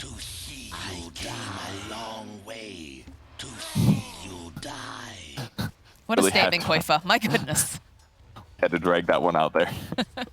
Just hit us with the 1-2 really quick, like most players. Just really want us to feel that. Gotta get in their heads if you're winning the lane now. I mean, killing PA, if you look at the rest of the draft for Hellbear, if your mid laner is a Zeus, Zeus can do carry-like attributes, but it's not the same as a lot of other semi-carry mid laners. I would say Leshrac is stronger as well.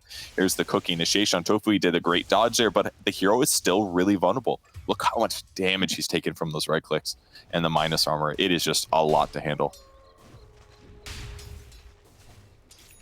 Yeah, I do think it definitely feels like a bit of a 4 protect 1 sort of strat coming out here from the Hellbear Smashers. And we do see that pretty often there with the Ace. Oh, top lane, though. They're trying to make some plays over here. Mickey gonna get held up here into that. Brambles does go for the dodge. Sania is still waiting nearby. Rasmus, oh, the Zeus! The Zeus ulti. And, of course, the voice line. Stormstormer will happily secure that kill on Mickey. Yeah, I was going to say, oh man, that's a really good job dodging the nuke with Mischief. He would have died otherwise, but he was ready to use his wand, but as soon as he ticked below 225 health, that is when Zeus nailed him with the ulti. Zeus literally does 300 damage. It was buffed up a couple patches ago, semi-recently though, so yeah, the math is pretty easy at that point this early in the game, so he just took a look at it and boom, zapped him from the sky. Gotta watch out for those sky zaps. Stormstormer walking back home. Here, probably gonna get some regen, pick up some items and whatnot. And Sumail's gonna have a little bit of breathing room here in the mid lane until Stormstormer comes right back again, of course. Level 7 on Zeus, normal skill build so far with the max arc lightning. This just allows you to farm really rapidly, kill small camps, kill creep waves, and then he'll transition later into Bolt when he actually does start ganking. But for now, he'll be more than effective. But I think the scary thing about Zeus's game is he is going to get ran at a lot. Zeus is a hero that doesn't like it when people are on top of him.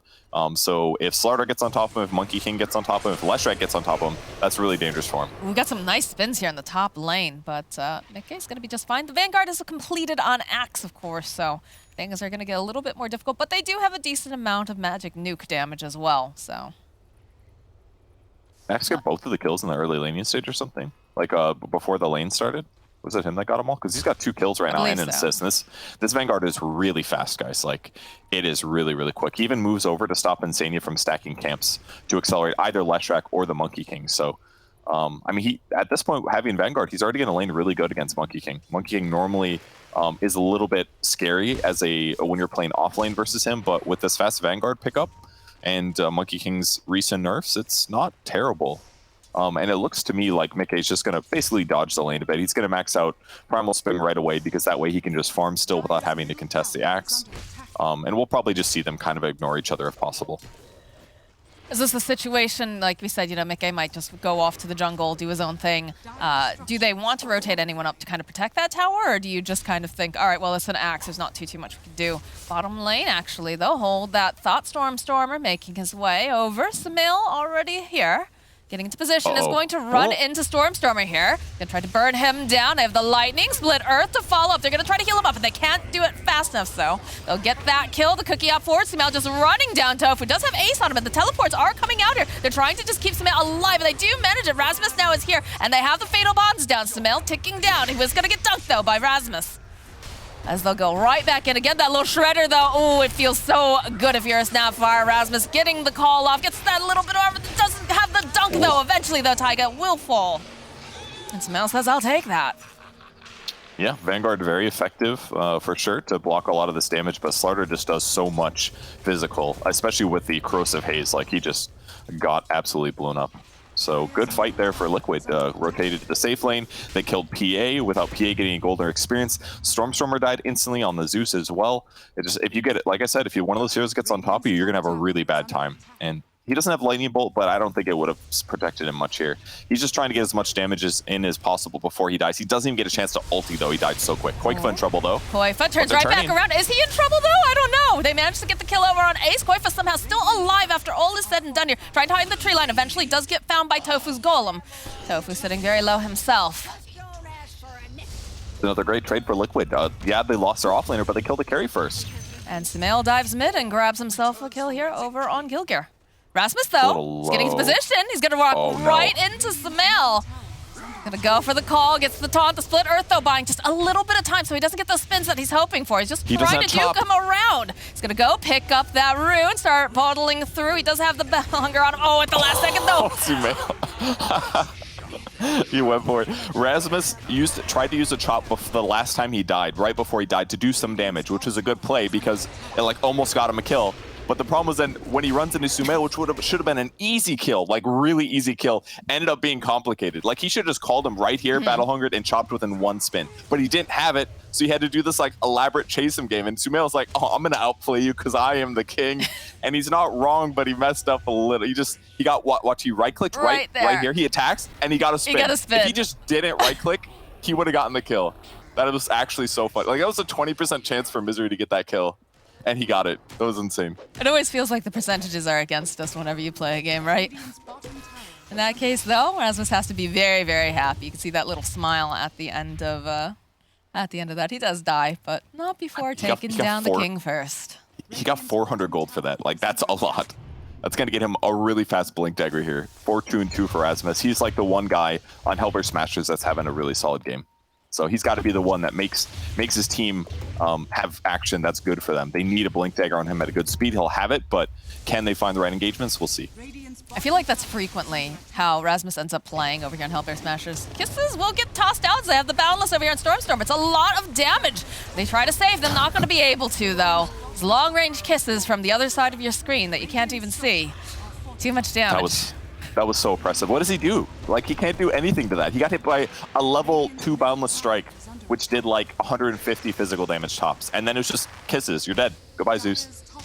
No mobility. They put a heal on him, but like he needed a Force Staff or a Glimmer or something. And it's so early into the game that it's just not feasible. So now they just keep punishing the two heroes that are really important, the PA and the Zeus. And yeah, again, Rasmus is having a really good game so far, but normally you just like are oppressive against the enemy carry, and he hasn't really done that much. Monkey King is still having a pretty good game.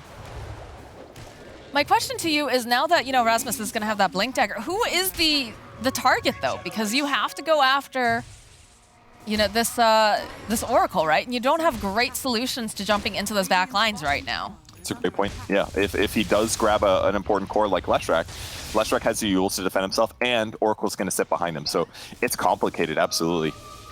Not going to be easy for them to take fights here. The bloodthirstiness coming out here over on the back lines. Koifu will take down Gilgir very quickly. Brambles get tossed out. They're trying to get the Terrorize off, but it's just not enough here.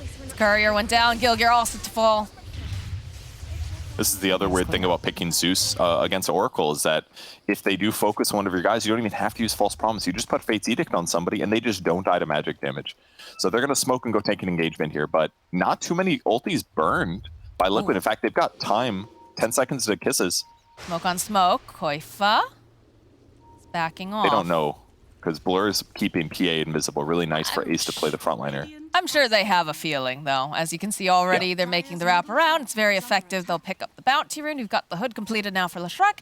And look at this Sumail. He's hungry. He wants Ace. Teleports are coming out, though. It's immediate jump forward, though, coming out from Rasmus, but they have to be careful to go. They drop the rock over on the back lines. They'll be able to blow up Insania before he can get many of his spells off. Cookie hop forward over on the back lines, though. They'll get Tofu. They'll get Ace as well. And now that Yule's buying Sumail just a little bit more time. The Boundless coming through. They get the kill on Rasmus. Gilgir running for his life. Sumail, though, he wants Stormer. And by God, they get a team wipe.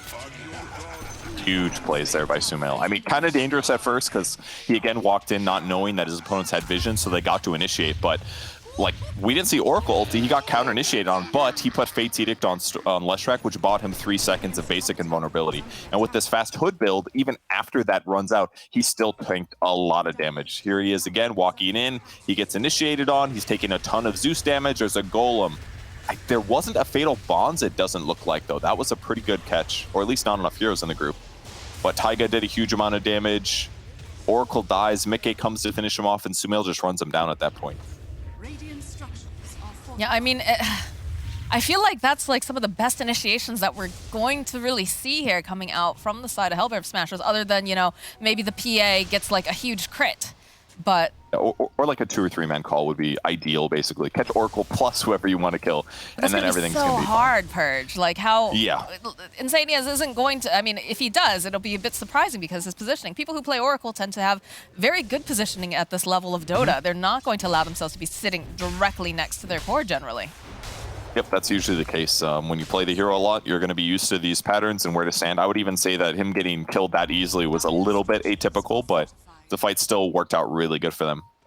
Rasmus pressuring Taiga here. He's just gonna leave. He's gonna say goodbye. TP's away. That is another problem with their draft here too, is that they just don't have great catch beyond, you know, the initial initiation. Yeah, unless other heroes are nearby. Oh, little Terrorize here, trying to keep him alive, but he ends up going down. It's blink pressure from Quakefoot, basically.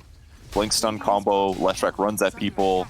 Does he have his Eternal Shroud coming? He does. We haven't seen this item too much in the last bits of DPC. It was built a lot in pubs right when it came out, and then people kind of realized, hey, it's not really that good. It's basically just a hood with spell lifesteal. But this game on Leshrac, who does a massive amount of magic damage, is pretty useful, especially because it's going to give him more mana pool in team fights. So Bloodstone generally is seen as better, does very similar things, but it's just a lot more expensive. But yeah, it goes for the shot this game. It'll be fun to see if it works out well. There it is, and the towers are just melting with this Leshrac being on the map. And look at this play. Already another smoke coming up. They're hungry. They're hoping they can find another pick-off here. As they find Stormer, the blink initiation immediately just blown up as Taiga collects yet another kill. And this is going to open up the Roshan. Like we said before, you know, in the past, you know, Monkey King, not quite as popular because of the fact that he did get nerfed with that Axe. You can't just go and take Rosh, but, you know, you've got a Rosh enabler here. Got a couple, actually. Although, buyback coming out now from Stormstormer. They want to fight. Rasmus looking for this opening. Does manage to go and call down the monkey. They go. They drop the rock over the back lines. Mickey will get blown up, but the Snapfire Kiss is coming forward. They'll find the kill over on 2. Gilgir and Tofu will both die. Terrible. They got a buyback out of that and kill the golem as well. Basically, when a monkey comes up, there's pretty much nothing that Hellbears can do to stop them. That was Zeus ult also. So they should be able to just buy a little time, maybe grab some mana and reset and take it again. But Monkey King did die pretty easily on the backline. They saw him jump onto the tree due to this nice ward. They used Call to pull him down, and then Zeus on the backline behind that just did a huge amount of damage. So he got destroyed. Lots of magic damage. And maybe Mickey gonna have to rethink his item build a bit here, because he's going Maelstrom into Manta is what he's planning. There's the Call. Zeus gonna come from the side, just do a huge amount of damage here. He ends up getting killed. But on the other side, Sumail runs in, cleans up the supports, basically makes the rest of the fight over. But if they kill Zeus again, he's gonna be dead for a long time, and his net worth is really struggling now. He's got 5,000 net worth. Sumail has almost 10. Definitely feels a bit spooky here going out for Hellbear Smashers, because they needed to be coming out on top of this laning before that Liquid really started to run away with it. And it definitely feels now with an 8k net worth lead. They also have the Aegis on Sumail now, that things are getting a little bit more difficult. Although, Koifa? He gonna go for Rasmus? Yeah, I guess he didn't see him. Didn't quite see him there. You have the ward, though. But if Rasmus retreats, the ward's gonna spot him, actually. Okay, he saw where he blinked. He definitely saw him that time. He spotted the Gilgir sitting behind, so he knows this can be too hard now. But I like this lane ward. Pretty useful to spot some people coming to lane to get farm and that kind of thing. But Sumail almost, actually he does have it coming. His BOTs are finished. So now he's got BOTs, Yules, and Eternal Shroud. His raw HP is a little low, but his next item is almost surely going to solve that problem. That's a dead god. Kill. That is a dead Zeus and a half. My goodness. Nice solo kill there from Koifa. Koifa's doing such a good job fitting into this offlane role. Like he's adapting so well. Like he's getting solo kills. I feel like he's just in the mind of like the core for so long that like now he knows how to hunt them. And now his role is all about hunting or initiating. So it kind of like he just runs an ace as well here. And he's just creating so much space. It's probably, yeah, you can't get the bash in time, but. I'm going to try to root Gilgir into place. Get the Terrorize off. They're running kind of towards him, though, in this case. They'll follow up the Yules, and they'll just nuke down Gilgir. Their map control is just overwhelming. 10k gold advantage now. The fact that they can get solo kills with just one hero just changes so much, because that means that everybody else on their team can go pressure other places in the lane. So, and every time they get a kill, it just gives them a lot of space to push out creep waves, to get farm, to get Monkey King to a place where he's just very tanky as well. And eventually he doesn't have to worry about the game. The classic, you can't see me, I'm just going to burn your tower down from the tree line. Always a fun time when you're playing Leshrac. Yep. Leshrac just gives you so much advantages here. You don't have to worry about your team fight composition. You just go stand near a tower, and the towers die, as long as your opponents can't react in time. And Sumail is definitely being as active as possible around this map. Never staying in one place for too long, and finding kills wherever he seems to go. Yeah, you can see that net worth difference here. This collapse here. It's like they saw Ace on the previous creep wave, and then they just run 3 heroes in, like, oh yeah, let's just kill him. And he anticipates this, of course, so he walks away from the creep wave and then has to go farm somewhere else. But even making him leave here, it's just slowing down his farm speed. He just got his first piece of his BKB, and he absolutely needs BKB to fight somebody like Leshrac. And we do get the BKB completed now for Slardar too. This guy is already such a threat. Every time that he manages to run into someone, it seems like it results into a kill. He's so tanky. Here, how they decide to approach this next fight. They do have that double damage over on Sumail, and they're just going to invade the triangle. Immediately, Brambles will hold them in place. I'll just walk into another one too, you know, no big deal. Enjoying himself a nice rose garden. Clearing him for the team, that's all. Yeah. Just being helpful. He's a team player, that's Sumail. Top lane, ooh, Ace. Well, they canceled. Yeah, they found themselves, they find Rasmus over here instead, and they'll be able to do the Yules set up. Long range Snapfire Kisses. Snapfire does not care, because they have plenty of damage as Sumail gets himself a kill on Rasmus, and he's just running down Stormstormer here with that lightning. He wants his monkey Mickey coming in. They'll get a double kill now for Sumail. That's Rasmus saving PA's life, genuine, like, or like giving him a really good chance to live, because that was Sumail was going to TP right on top of PA. Rasmus interrupts it with the call, but he just gets punished. The Yules ends up catching Rasmus. The Blade Mail looks good on paper. It is pretty good against Leshrac, but Insania did the obvious thing. He gave him magic immunity, so. Koifa trying to 1v1 here with Ace. Not sure it's going to be enough because Mickey's here, though. No worries, Koifa. I will help you out, my friend, and we'll kill her together. But I'm going to get the last hit, says Mickey. And Sumail is still pressuring the tower. Like, they're just doing everything all over the map. It's really, really good so far. Shards up for Gilger, so they do get more Bramble Mazes at least. But the downside is that they just don't have an easy way to pressure right now. Because as long as Oracle sits behind Leshrac and gives him 100% spell or magical resistance, like there's just no damage being reflected. The Zeus is like completely nullified here. It makes me really question why they thought picking Zeus was a good idea, but there must have been something there that they felt the vision advantage or helps win side lanes or shuts down the Monkey King. It does do that, but against the Lesh with Oracle in a good position, it feels really hard. Definitely see how difficult it feels, but you know, they're going to try to go and poke their way through the jungle, set themselves up perhaps to get this middle tower. They are smoked up. Rasmus looking for a good pick off here. He's got to be careful. No one's really showing themselves too much. The scan does go out. Rasmus wants but they don't even have they don't even have like an easy way to push up the creep wave. So like, as long as Liquid just doesn't show, it's not that big of a deal. Like if the creep waves don't get on the tower, then Liquid just stays hidden and sits in their good positions while they read out the smoke. So very difficult here for Hellbears to grab a kill or pressure the tower, at least until Ace gets BKB, and he's still struggling, 1,000 gold away. Did get a Blink Dagger picked up now for Stormer, so he's going to try to have some better positioning this time around. It's so rough with what they've got going on. Look at this, Cement, just no fear at all. Knows that he's got his teammates behind him here. He's going to get some of this damage, long range, Snapfire Kisses. They just blow up Gilgear almost immediately as Rasmus running for his life. He's just taking too much damage as they're all on Koifa. He wants this. He wants to jump forward. He's got that BKB. He's a big old fish, and he's looking. Can he grab anyone in time? He's got his eyes on Rasmus. He's just going to chase him down. Mickey, though, jumping backlines into this base here. Koifa, they go, and they just blow up Stormer. They get the kill on Rasmus, and they just call GG. They've had enough of Liquid just running at their faces, Verge. The game was genuinely over.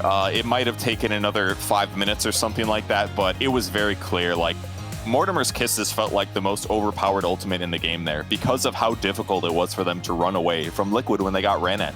They did not have enough frontliners. The Zeus could not defend himself. They killed PA enough in lane and in early rotations that Hellbear Smashers was just way too far behind. And it just felt clear that after they lost that early laning stage, that Zeus was not the right pick.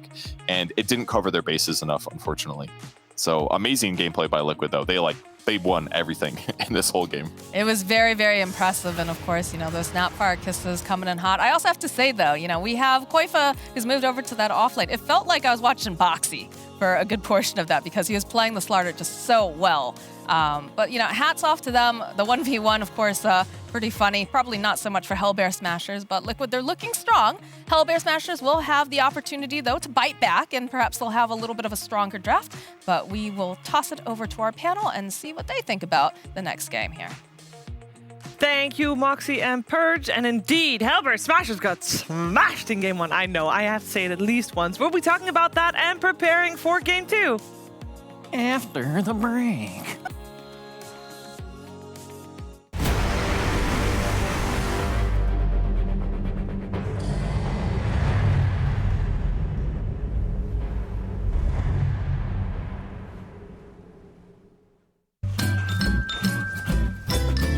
You ready? Huh? Hey, he's a good boy, huh? You ready? Huh?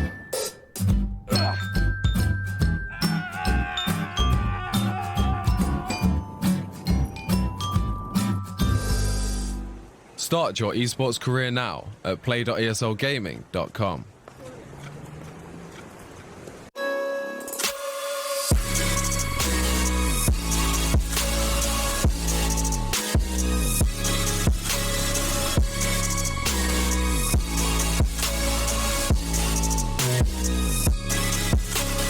You love it, you wear it. What's your style? Get your merch at shop.eslgaming.com.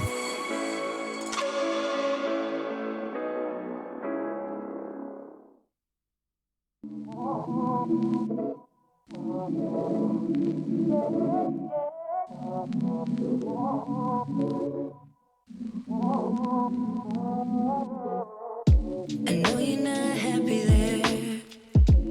You ain't happy anywhere. Tell me, did you even care? In case you didn't know it, maybe you should go and read between the lines. I'm doing just fine without you in my life. The way you did me, baby, is right. What you give is what you get. You ain't gave me no respect. Tell me, what did you expect? I had to keep my heart in check. Karma can be ruthless. Careful what you do when you do it. Playing all these games, I might lose it. Now I'm through it, so I'm chucking up the deuces. So I'm chucking up the bye-bye. So I'm chucking up the deuces. So I'm chucking up the bye-bye. So I'm chucking up the deuces. You disrespect money. There just can't be no way. You love her the same way you love me. You must be insane. What you give is what you get. You ain't gave me no respect. Tell me, what did you expect? Had to keep my heart in check. Karma can be ruthless. Careful what you do when you do it. Playing all these games, I might lose it. Now I'm through it, so I'm chucking up the deuces. So I'm chucking up the bye-bye. So I'm chucking up the deuces. So I'm chucking up the bye-bye. So I'm chucking up the deuces. No more lies, baby, no more. No more Go team. time, baby, no Go more. team. Go team. No more crying, baby, no more. No more. Karma can be ruthless. Careful what you do when you do it. Playing all these games, I might lose it. Now I'm through it, so I'm chucking up the deuces. So I'm chucking up the bye-bye. So I'm chucking up the deuces. So I'm chucking up the bye-bye. So I'm chucking up the deuces. Woohoo!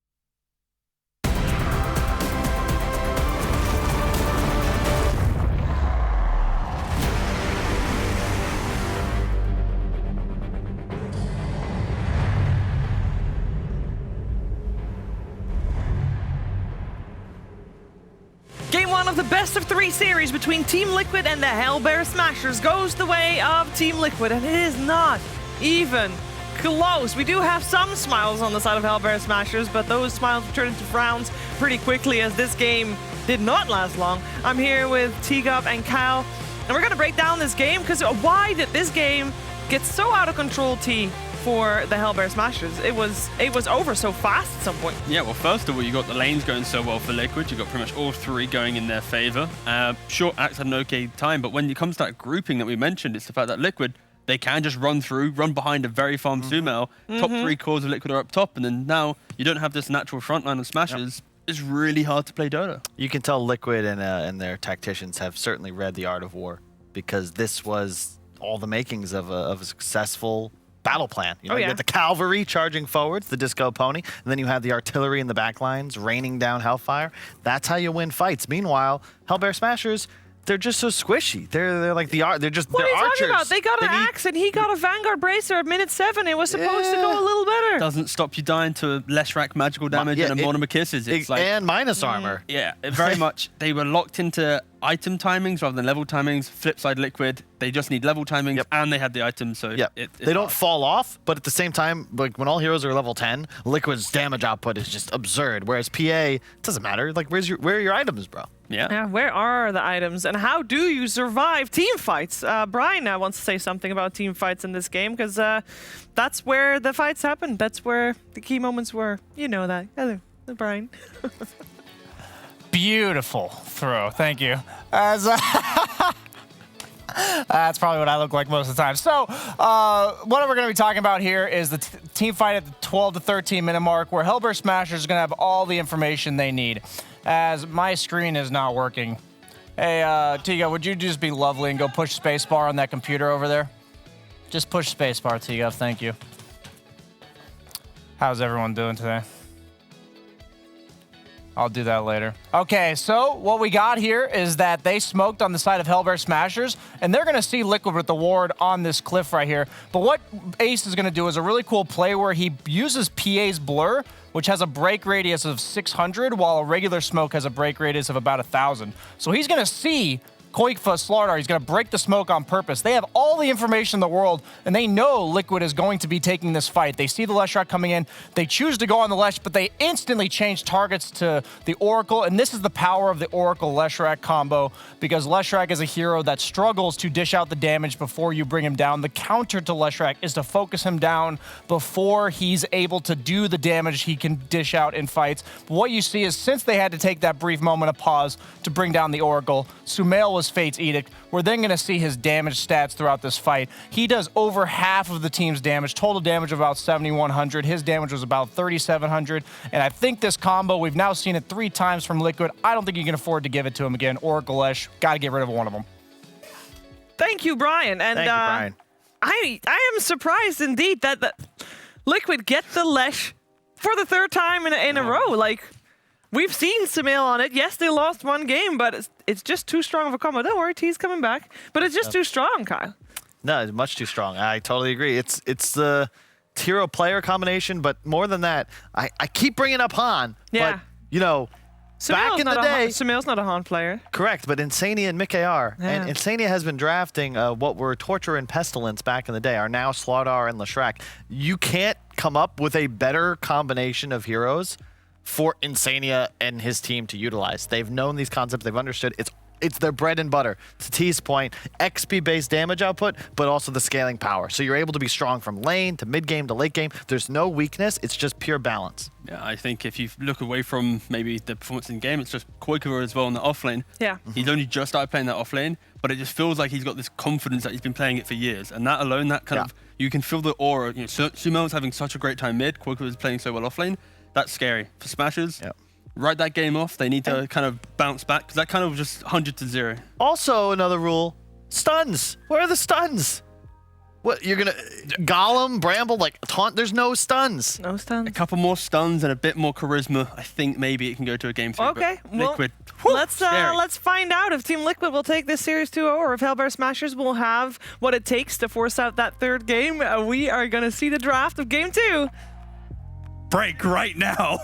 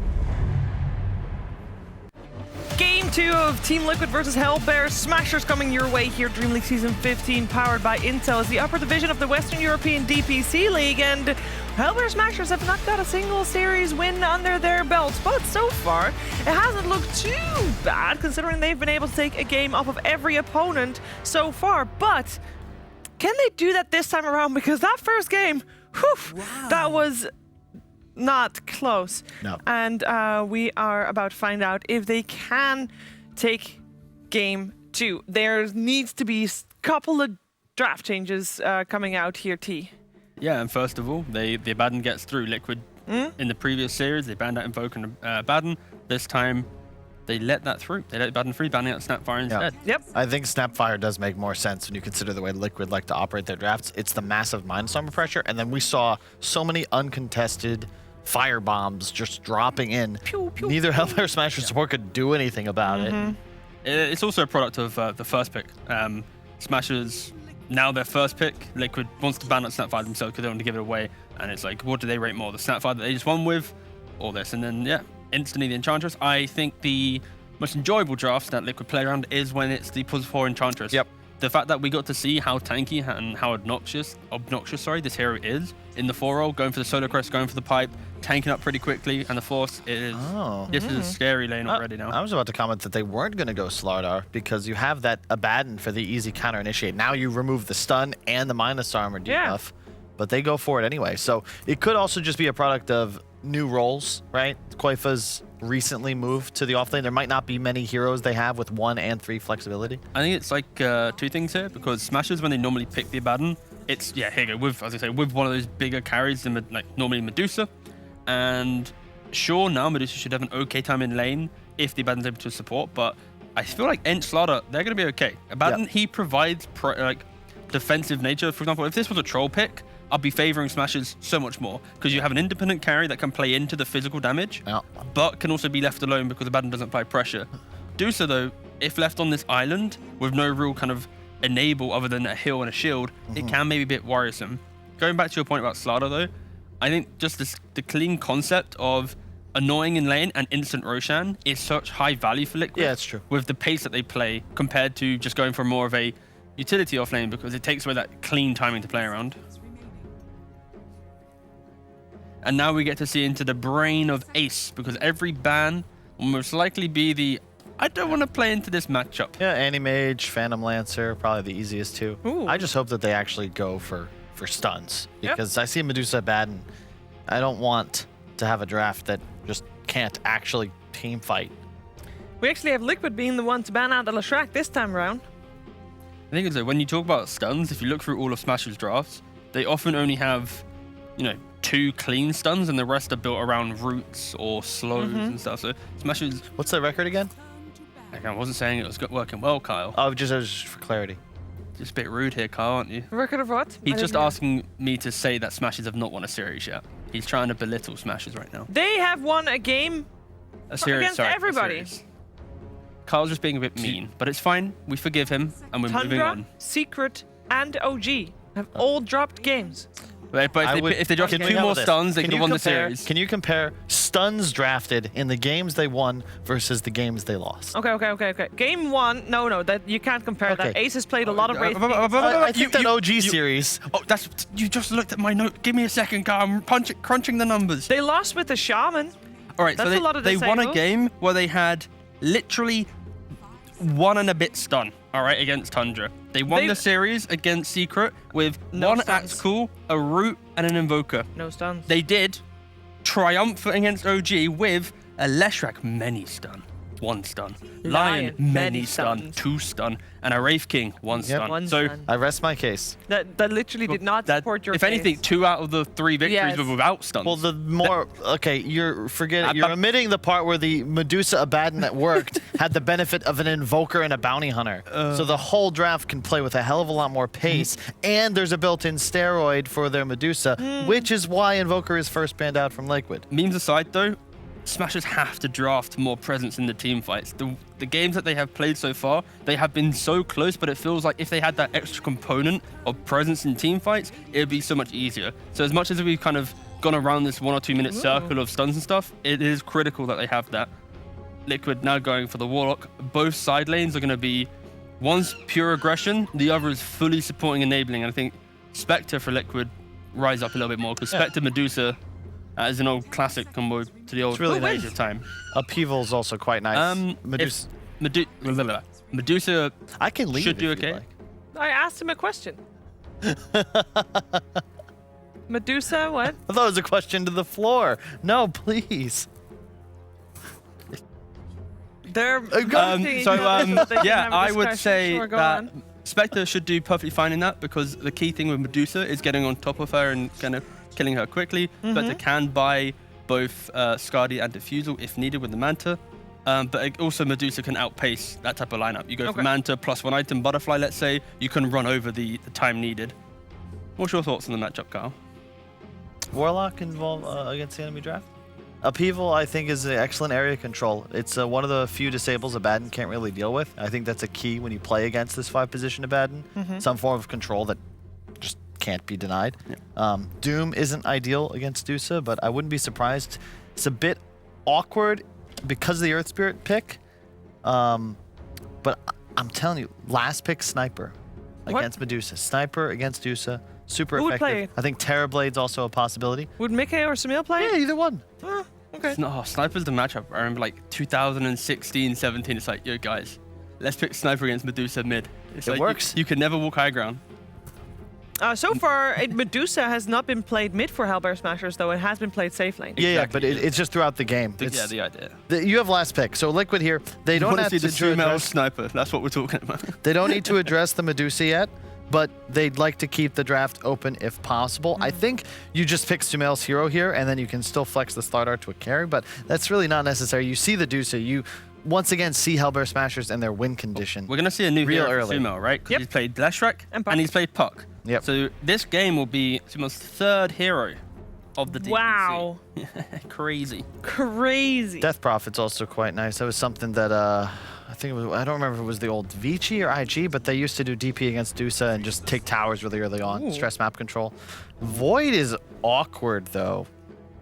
I would have preferred what you were going for, T. I think Spectre would have been quite nice. Void is like, you're playing into the fact that Medusa also needs time to farm, and that's where Void as a hero isn't too good in the game because the pressure that teams can apply right now is very high. But when the enemy picks a carry that is a little bit more jungle orientated, it enables you to pick a greedy hero. So that's where Void comes into play. It leans on Liquid's team strength rather than the matchup itself because, of course, Void has damage issues going into Medusa. That is slightly offset from Fatal Bonds of Warlock and then the haze from the Slardar. Did Misery change his shirt? I wasn't looking that closely. I think he did. What's his shirt now? It now says electric. Yeah, it's no. Oh no, he had a hoodie on game 1, so he probably just took off the hoodie. Okay. Now it's time to get serious. Mhm. You know, Yeah. the long sleeves, I will say, not to make excuses, but that would explain a lot of Hellbear Smasher's inability to win that last game. If you're wearing long sleeves, it can mess with the logistics of your elbow tilt, and it can throw off the balance of your wrist on the desk. No, but that only happened in the draft though, because the mistakes with the draft base. His sleeves are up too. I'm telling you, this is gonna be a new and rejuvenated Hellbear Smashers lineup now that the sleeves are up. Okay, does the Queen of Pain fit in that new and rejuvenated lineup? Into a Faceless Void and a Slardar. Could be better, could be worse. The last time that we saw Hellbear Smashers play the Queen of Pain was when they were against Secret, and they had the Beastmaster, and Stormstormer did die like 2 or 3 times by himself. Yeah. In concept though of why they picked the Quap, it's the essence of that quick Orchid and that explosive damage. They have 2 front lines that enable heroes like Quap to get that perfect jump in, get that big Sonic Wave, and Medusa is such a kind of soak of the fight. You should always be able to play around it with Queen of Pain. I think it's also the laning phase where you have an Earth Spirit who can now actually roam into a lane and find a kill. Abaddon and Medusa, you really can't be active in that lane. Maybe a teleport roll through can provide some sort of counter initiation, but you now have 2 strikers to try and make aggressive moves on the map and in theory dominate the mid lane. But as we've discussed, that's pretty tough to do nowadays with all the runes. Yeah, and, you're not you winning lane give games. Liquid last pick as well to address this. I think I like Viper's a must ban. I just like the idea of maybe not Quap, but if it was any other spirit, I think our kind of angle of this would be different. But it's a mid hero that plays the mid and instantly pivots to making plays on the map, right? Like if Medusa's free farming and you just bring the Quap in as well, now you're getting a kill and you're doing really well. You can instantly play into top. they're leaving the last pick for Misery. So with the Earth Spirit, should be a more lane dominant hero because Earth Spirit doesn't provide much. So you need a bit more presence. Really it just gives Quap a way to pivot around the map. Good bans. They're both excellent against Void in the lane and throughout the game. And right now, realistically, I think Centaur's the only option. Why is Centaur? We just saw it get first two'd every game in Eastern Europe, and now it's completely ignored. The difficulty of Centaur this game is you play around movement, and of course Chrono mitigates that. But okay, it's Rasmus. He loves the Venom Monster. There we go. Yep, there it is. All right, you're just gonna try and win lanes hardcore. Get a quick man to butterfly on Medusa and just run down the lanes and win the game. That's their plan right now. Yeah, because Venom doesn't really play together with Queen of Pain, right? At the moment, the kill duo is only Earth Spirit. Storm is a tough lane, but very nice in the game. BKB Storm just solves every issue Liquid's draft has, but it does make them pretty greedy. This is already a really difficult slaughter game. The lane will be rough, and then Venom wards just make trying to posture around a fight very difficult. Oh, okay, they go for Windrunner. Nice. Yeah, you like it? I don't mind it because Windrunner's a hero. It's weak when there is instant tower pressure, and Smashers don't really have that built in. Their Venomonster should, in theory, dominate the side lane and have jungle control, but there isn't any kind of overwhelming mid lane pressure that forces the Windrunner to feel that bad. And if you fully greed up, there isn't clean lockdown on Smashers. Windrunner's a hero that buys BKB, Maelstrom, Axe, and you have to get stunned, otherwise you're going to be windrunning non-stop throughout the fight. So I like the idea of Liquid's draft where it's less about winning lanes, just survive lanes, hit up big time and get an Aegis, and then we'll be able to run around. So yes, it's all about Smashers. They need to get the most out of their lanes. Stormstormer has to pop off and pivot and get kills with Rasmus and just make the map feel small, and then maybe there's a window. But for scaling and the win condition, Liquid has it. Will be as fast of a game as last time then if Liquid get their way. I don't know. I actually think this might go to a third game. This is the bread and butter for Hellbear Smashers, and I think that their draft's much better at addressing the way Liquid like to play Dota. You know, they want to be up tempo, they want to be really aggressive. It's much harder to do that when you have strong counter initiation. You have the advantage of having a Deuce Veno that sort of just make this ball impenetrable, and I think they're going to punish Liquid. All right. So you think it's going to go to game 3? You do not think it? I mean, it should, because I think Carl's point was pretty good there about the whole idea of essence of what Smashers have. Yeah. And yeah, if they're playing their exact lineup that they're normally used to playing, so it should go to game 3. Okay. If they don't mess up. All right, a lot of pressure. Don't mess up is advice from my panel here for Hellbear Smashers if they want to see a third game against Team Liquid. We're going to find out if they indeed do not mess up together with Moxie and Purge. Gosh, that doesn't sound hopeful at all. If they don't mess up, my goodness. But yeah, you know, the Hellbear Smashers, they're bringing out stuff that they feel comfortable on. And the interesting thing I was thinking, Purge, is the fact that they have a lot of heroes that like the fight being brought to them, right? You've got a Venomancer who can sit in the lane. You've got a Medusa who also just kind of wants to, you know, just stay there and just shoot at things around her. Is this going to pay off for them, though? It can. If you're forcing objectives and your opponents are forced to deal or respond to you, then it can work absolutely, especially with Abaddon backing those heroes up. It's absolutely can be a huge deal and make it harder for Liquid to engage them. But with that said, they still have pretty strong lane heroes. Taiga has consistently in every game he's played Enchantress won his lane and dominated the mid game in an effective way. And they've also it's kind of like similar features on the Liquid side as well. Warlock is better at being defensive. Enchantress will be the person in the front line that's going to make it difficult for Hellbear Smashers to initiate. So I think I like the fact that Liquid has better capabilities to get solo kills across the map or gank better. With the exception of, reacting to either Venomancer or Dusa being tanky in the front line. It just should be easier for Liquid to get kills. Well, we will have to see, because historically, you know, Hellbear Smashers, they like to take it to game 3. They enjoy, you know, trying to take that game number 2 and evening out the odds. But definitely a bit scary from what Liquid have coming out here with the draft.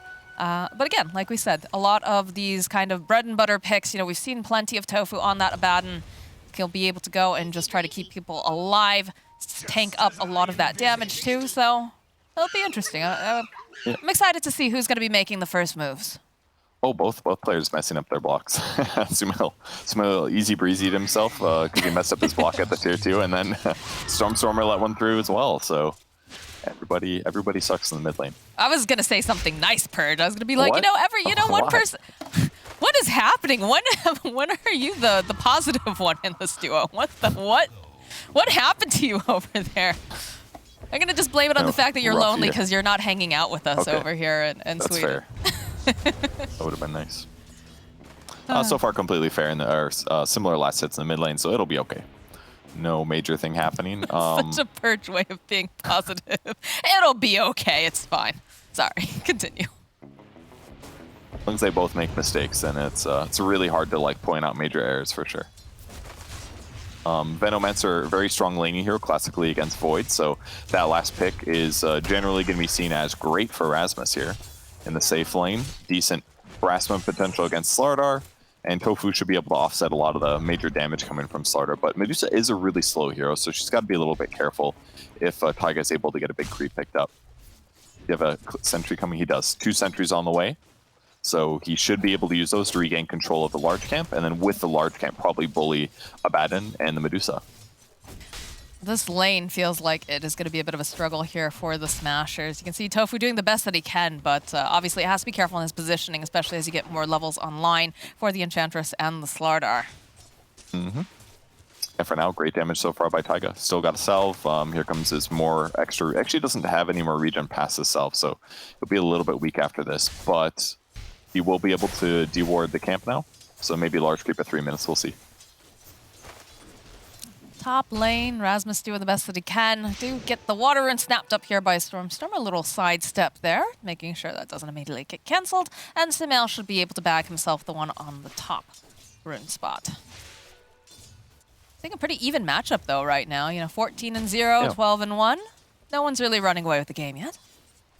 I would say that Wind Ranger is a slightly more proven mid-hero right now. Most of the co-op games we've seen have felt a little bit inadequate. With that said, she just got little buffs to Scream of Pain. The mana cost at later stages is not as bad. It's basically the same early, but it has a better AoE and a little bit less mana, so she should be able to accelerate farm. In fact, Stormstormer just didn't get Shadow Strike at all. And that's pretty fair, because realistically, she's not going to be able to kill Wind Ranger, because you have to use Dagger and a lot of right-clicks to kill people. So if Sumail could just use Wind Run and run away in dangerous moments, it's just not worth trying to out-harass. So he'll just go for farming instead. Maybe that'll make it feel better.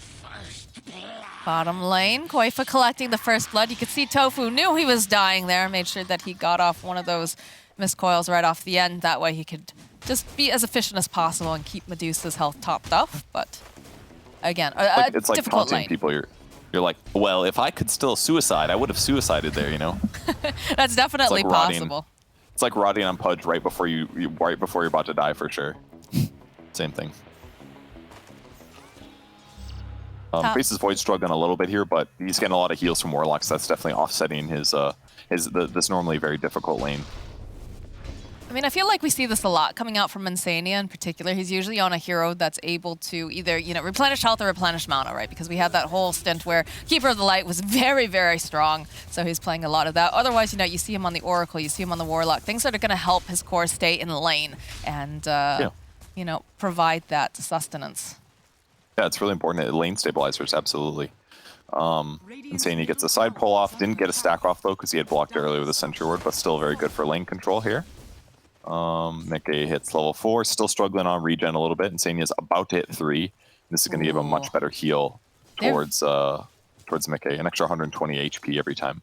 They're quite forward here, over here on Smashes. Look at this, immediately backing off the Centaur, though, just running over. We'll put out a little bit of damage here. But that's fine. scary. I mean, if he uses Enchant offensively, they can just dispel it with Aphotic Shield. So, they are definitely forced to back up right now while Koifa counter pushes the lane and gets full last hits. But the Centaur will go away, and then he's gonna have to go grab another one if he wants to keep being aggressive. There's a Satyr Tormentor he could grab though, over by his Ancients. So the pressure continues. I'm just thinking in terms of, you know, if they're able to stun lock up Tofu there, that could be potentially a problem because he can't shield himself if he is the one who is indeed stunned up. So I don't think the play yet, I don't think, is going after Ace.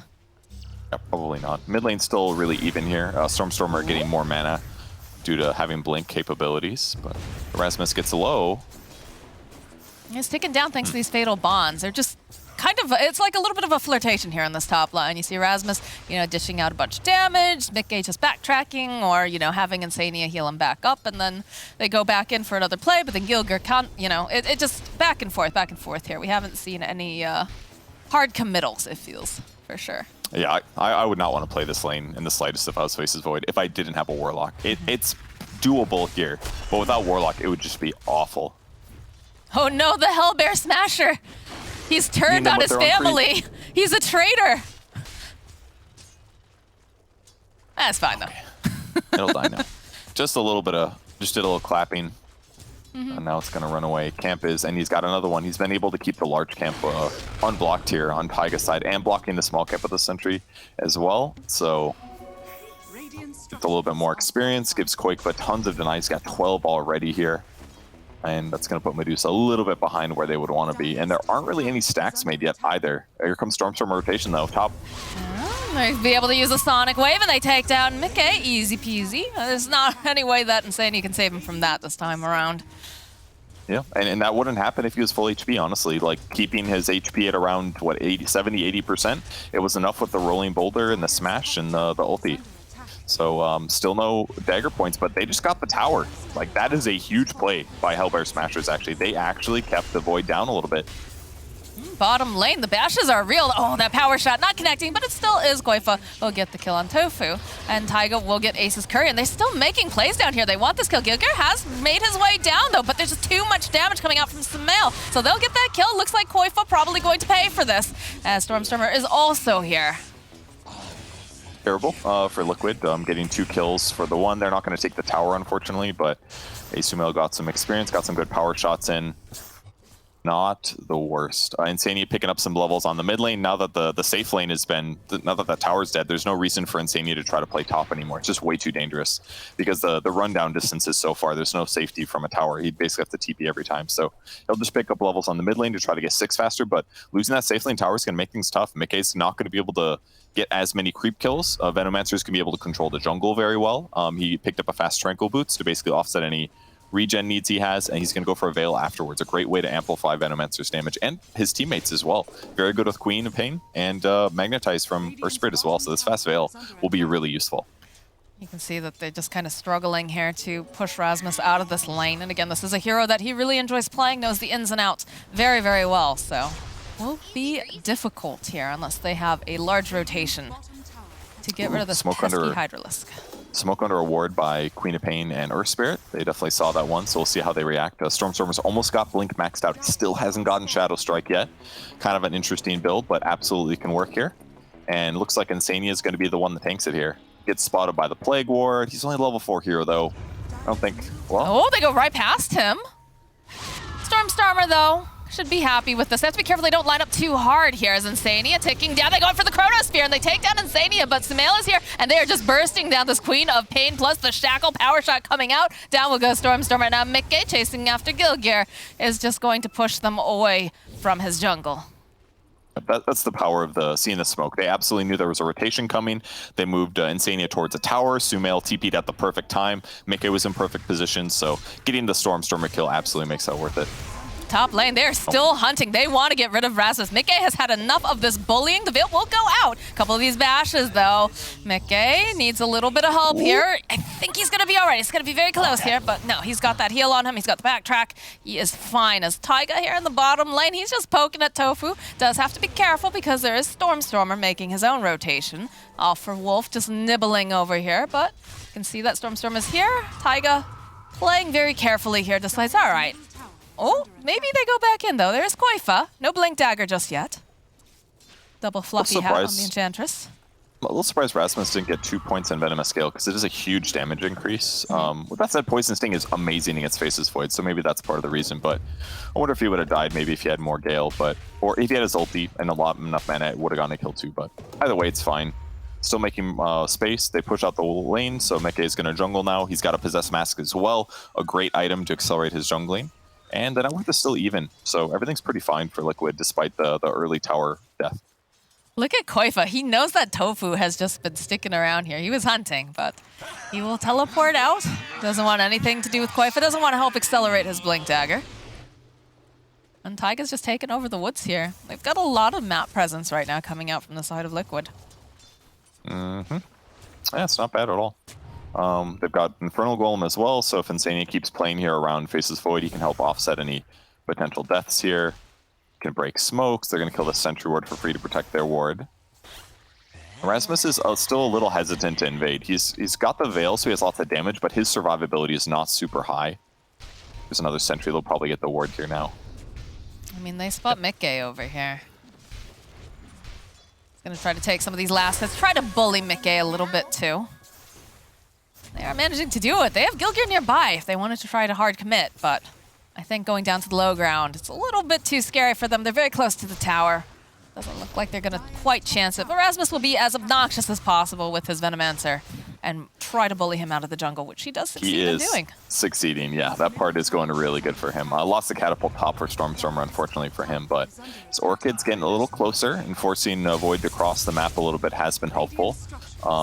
Hellfire Smashers are effectively warded into the jungle as well, so they know that they can control this now. And this is pretty good for Veno, but on the same vein, the same thing's happening on the other side of the map. Liquid's finally invading the enemy side of the map. Sumail has Maelstrom finished. He could dive this. It's a little dangerous. There's a lot of people nearby.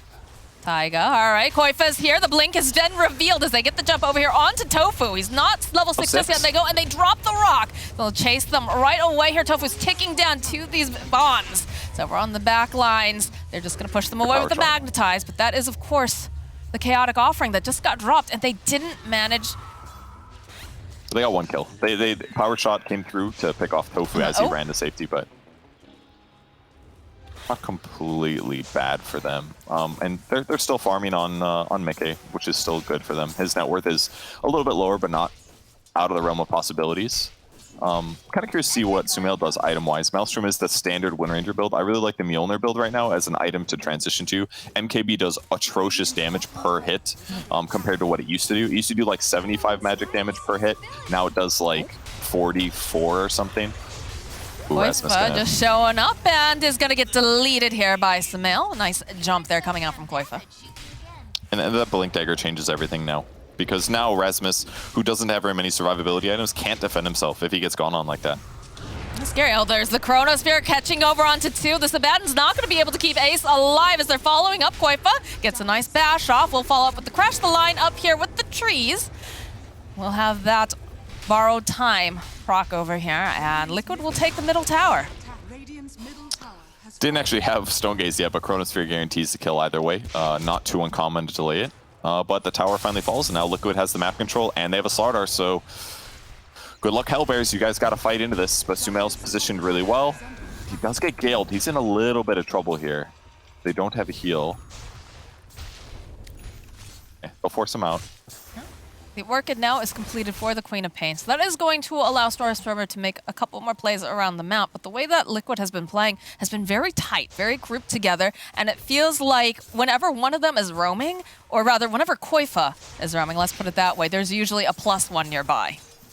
And you gotta be careful. Okay, there it is. There's the Orchid, and there's the Sonic Wave. Is it gonna be enough though to take down Sumail? He's ticking down, yes. They'll be able to find that kill as Gilgir's still hunting. Won't chase after Insania here. We'll roll backwards. But focusing over here onto this tower, Tofu's just gonna heal up Stormstormer, and they're gonna continue to put down pressure. Koifa standing nearby though. Does have to be careful. This is very obnoxious to play into when you're a Slardar with a Blink, is that every time you're just gonna get hit with some of these disgusting little Hydralisk wards. The Plague wards. Not bad. Hellbear Smashers fighting back really effectively. They get that, they force him out of Roshan. The Orchid is going to be really useful against all these cores. Basically, the only one that's a little survivable is Slardar. But Void and Wind Ranger are very vulnerable to not being able to cast spells. And that's why both of them, or at least Wind Ranger is going for a fast BKB after Maelstrom. This is also extremely standard. You need to get this because too many disables counter Wind Ranger. But once you get BKB, then it allows you to keep playing the game. But that was a huge kill. Who got the gold? Stormstormer did. So it's going to catapult him even closer to his next item. See what he goes next. I think Sanj Yacho would be pretty, or sorry, Sanj Kaya would be pretty good on Queen of Pain, maybe. He's gonna go Treads first, though. Ace getting spotted out here. Does have the Stone Gaze, though, so we'll be able to pop it. Taiga and Koifa, and we talked about this. This is the hit squad. Koifa +1. He's got the Blink Dagger online. Look how tanky this Enchantress is, too, with the two fluffy hats, medallion and whatnot. My goodness. The medallion, too, really effective. 5 more minus armor. That's basically half of Slardar ulti, so Deuce has got to be careful. When her mana gets strained, minus armor is really dangerous.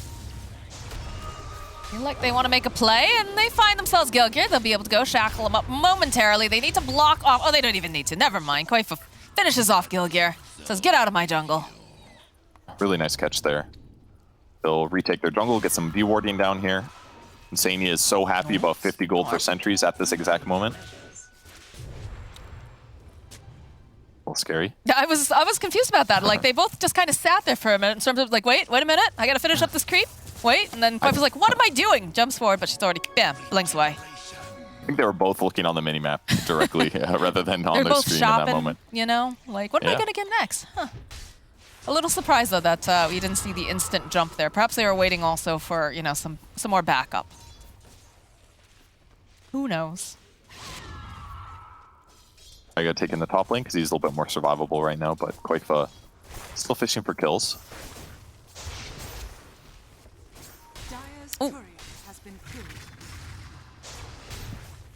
Those Plague Wards, man, they are obnoxious. As Rasmus, again, he is leading the charge into this jungle, and he's just being a thorn in their side as they jump forward over here. They go and they drop the Chaotic Offering. They're going to try to re-engage. Sonic Wave comes out, though. Koifa's already dead. Now Insania running for his life, but Taiga joining into the fight here. Mickey looking for the opportunity. He just can't seem to find his Insania over on the side. He is going to go down. Taiga just disengage. Chipping away over on the other line, so Koifa finding Stormstormer, gets a nice bash off. They need more, and they'll be able to have the lockdown with the Chronosphere. Sumail coming in hot with that power shot, and now Ace. He's already used the Stone Gaze. Sumail is hot on his heels. He wants this. He's hoping he can line up the Shackle. We'll be able to go and land it over here onto Misery. Tofu coming in with those Aphotic Shields, buys a little bit more time.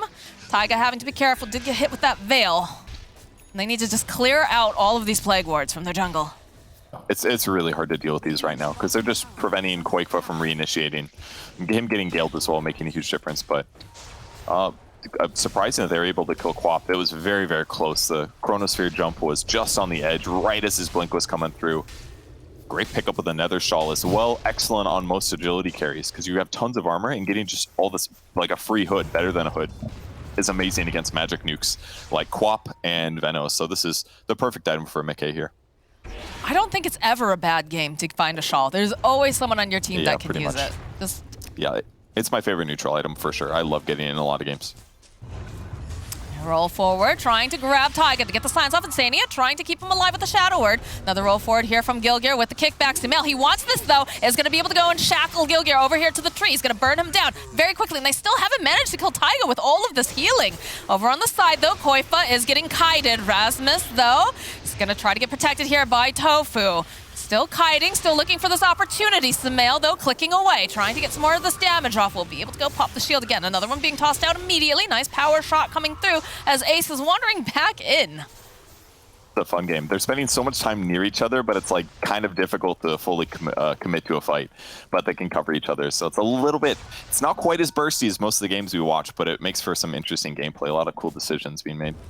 BKB's been ready for Sumail that whole fight, by the way. He's just holding it. He knows he doesn't quite need it yet. If he gets gone on in a bad position, he's going to pop it. But for now, it's just going to guarantee that he gets to continue playing the solo killer for the rest of the game. And if you don't play Wind Ranger like that and you don't get to a position where you can continue getting kills, you're going to struggle on this here a little bit.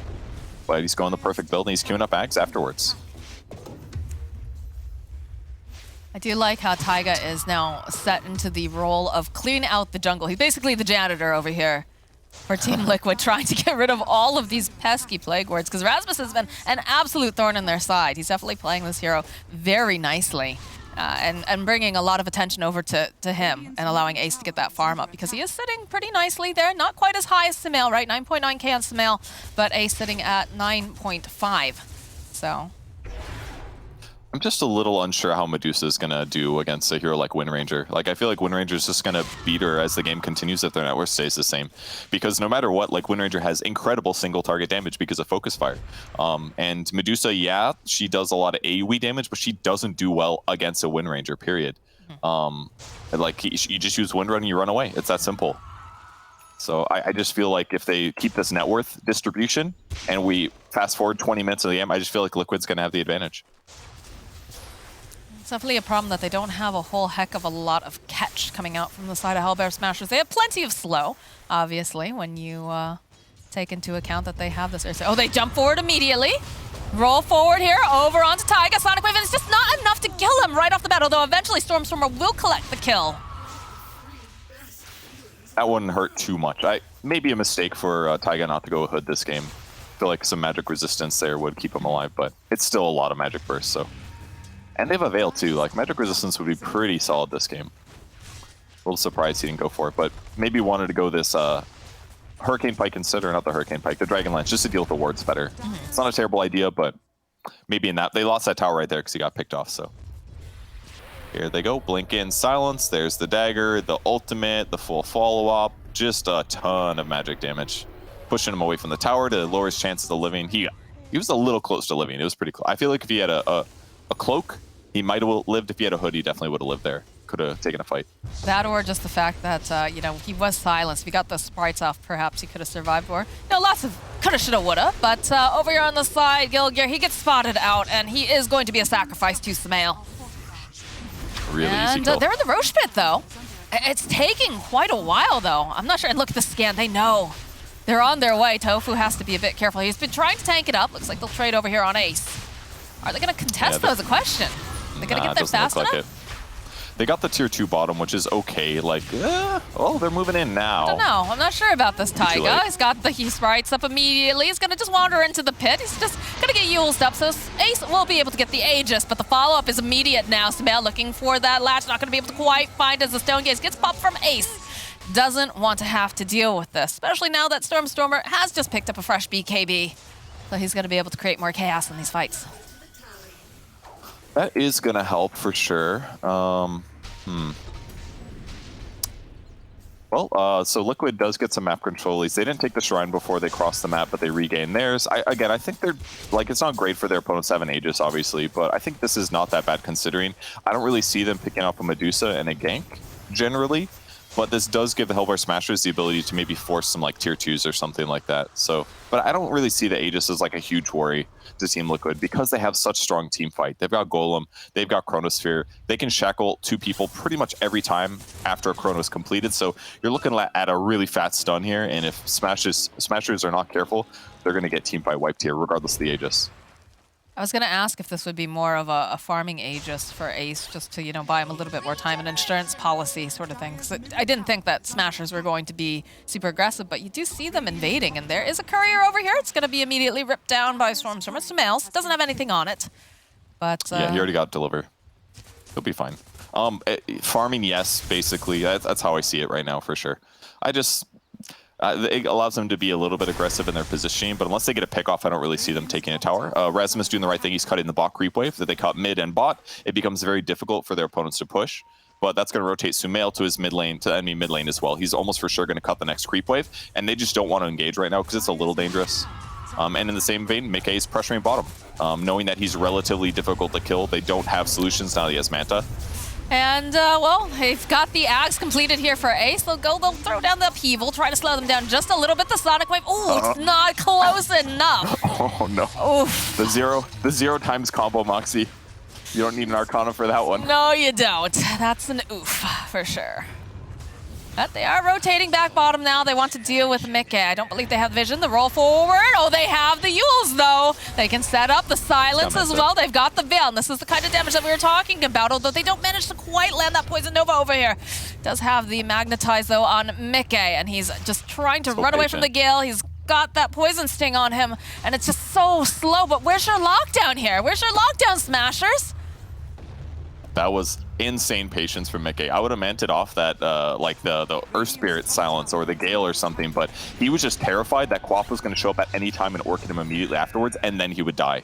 But he just was patient the whole time. He knew he was relatively safe. They basically get a lot out of that movement for Liquid. They accomplished everything they wanted. They sniped the courier, they cut the mid wave, they cut the bot wave, and eventually Hellbear Smashers had to back up. They didn't get the tier 2 tower. They didn't use any big cooldowns, and Aegis is a little bit closer to going away now. So great movements there by Liquid. They've almost got Ags on Wind Ranger, which is going to give them a lot of evasion. 30% base it gives now. It doesn't give as much movement speed as before, but still will be useful. Here's the roll in, the gank on Enchantress. Look how quick he is with that healing ward on him. Upheaval helps a lot too. Oh, and there it is. That was really close. That was actually really close. It wouldn't have killed him. It was still a poor use of the ultimate, but yeah. That sounded like the slow on Quap's ulti sounded like the old like AT&T like call. It did sound like right? a weird Didn't like phone jingle. Yeah. I wonder if that had When anything texting to do was with like really fancy, you're like, oh, you got to pay 10 cents every time you send a text. it. No, I'm talking even One of those older ones. than that, dude. I'm Oh, talking okay, okay. before texting. Not going all the way back to rotary phones, but definitely sounded very strange there as Mickey putting some pressure here on this top tower. And everyone's really kind of spread out. You can see the Smashers are focusing over on the tier 2 in the bottom area. Radiant's top tower is under Trying to just get something done here. They're still working on the tier 1. If you price the 322, we can roll. I don't have that kind of money. This game is going so good for Liquid right now. Mickey just takes a tier 2 tower on pressure. They're doing such a good job. And Quakefa's playing in the area. That way, if anybody comes back to counter push this, they can get a kill. He sits here, and yeah, Smashers take a tier 1, but all right, it's going to be Gilger. Let's see if he gets... He takes the bait.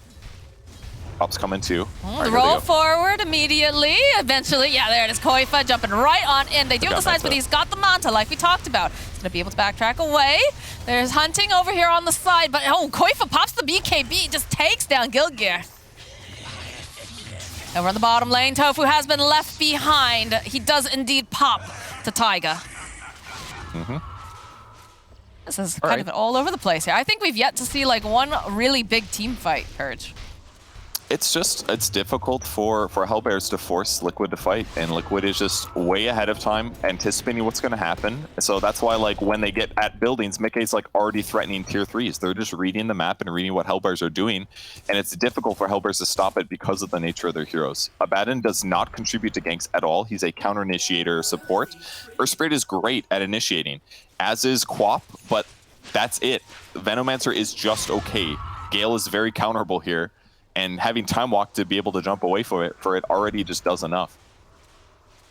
He's concerned that they don't have this lockdown as Koifa immediately, the silence comes out from Stormstormer, but the shackle and latches off to the side. Sumail's just going to rip him apart as Koifa will be the one who gets the kill.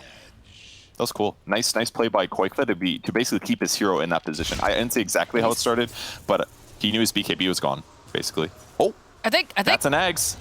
That's an Eggs on Medusa. Yeah, They're he's like, had we don't that. have stuns. He has had that for a bit here. It's okay. Would have talked about that way earlier. Roll on in here, but they have to be careful. Mickey is here, and they put a decent amount of damage. They do have the BKB, so Gilgir will fall.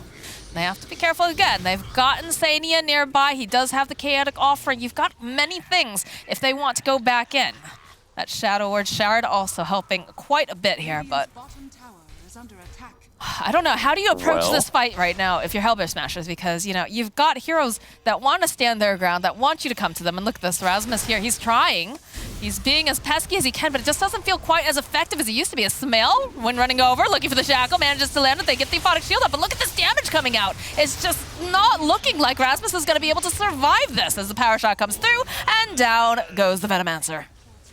Sumail does basically an infinite amount of damage with Focus Fire. It's just way too much to keep him alive, and they just don't have good enough AoE stuns to offset it. Yeah, the Venomancer did pretty good in the lane, but not quite good enough.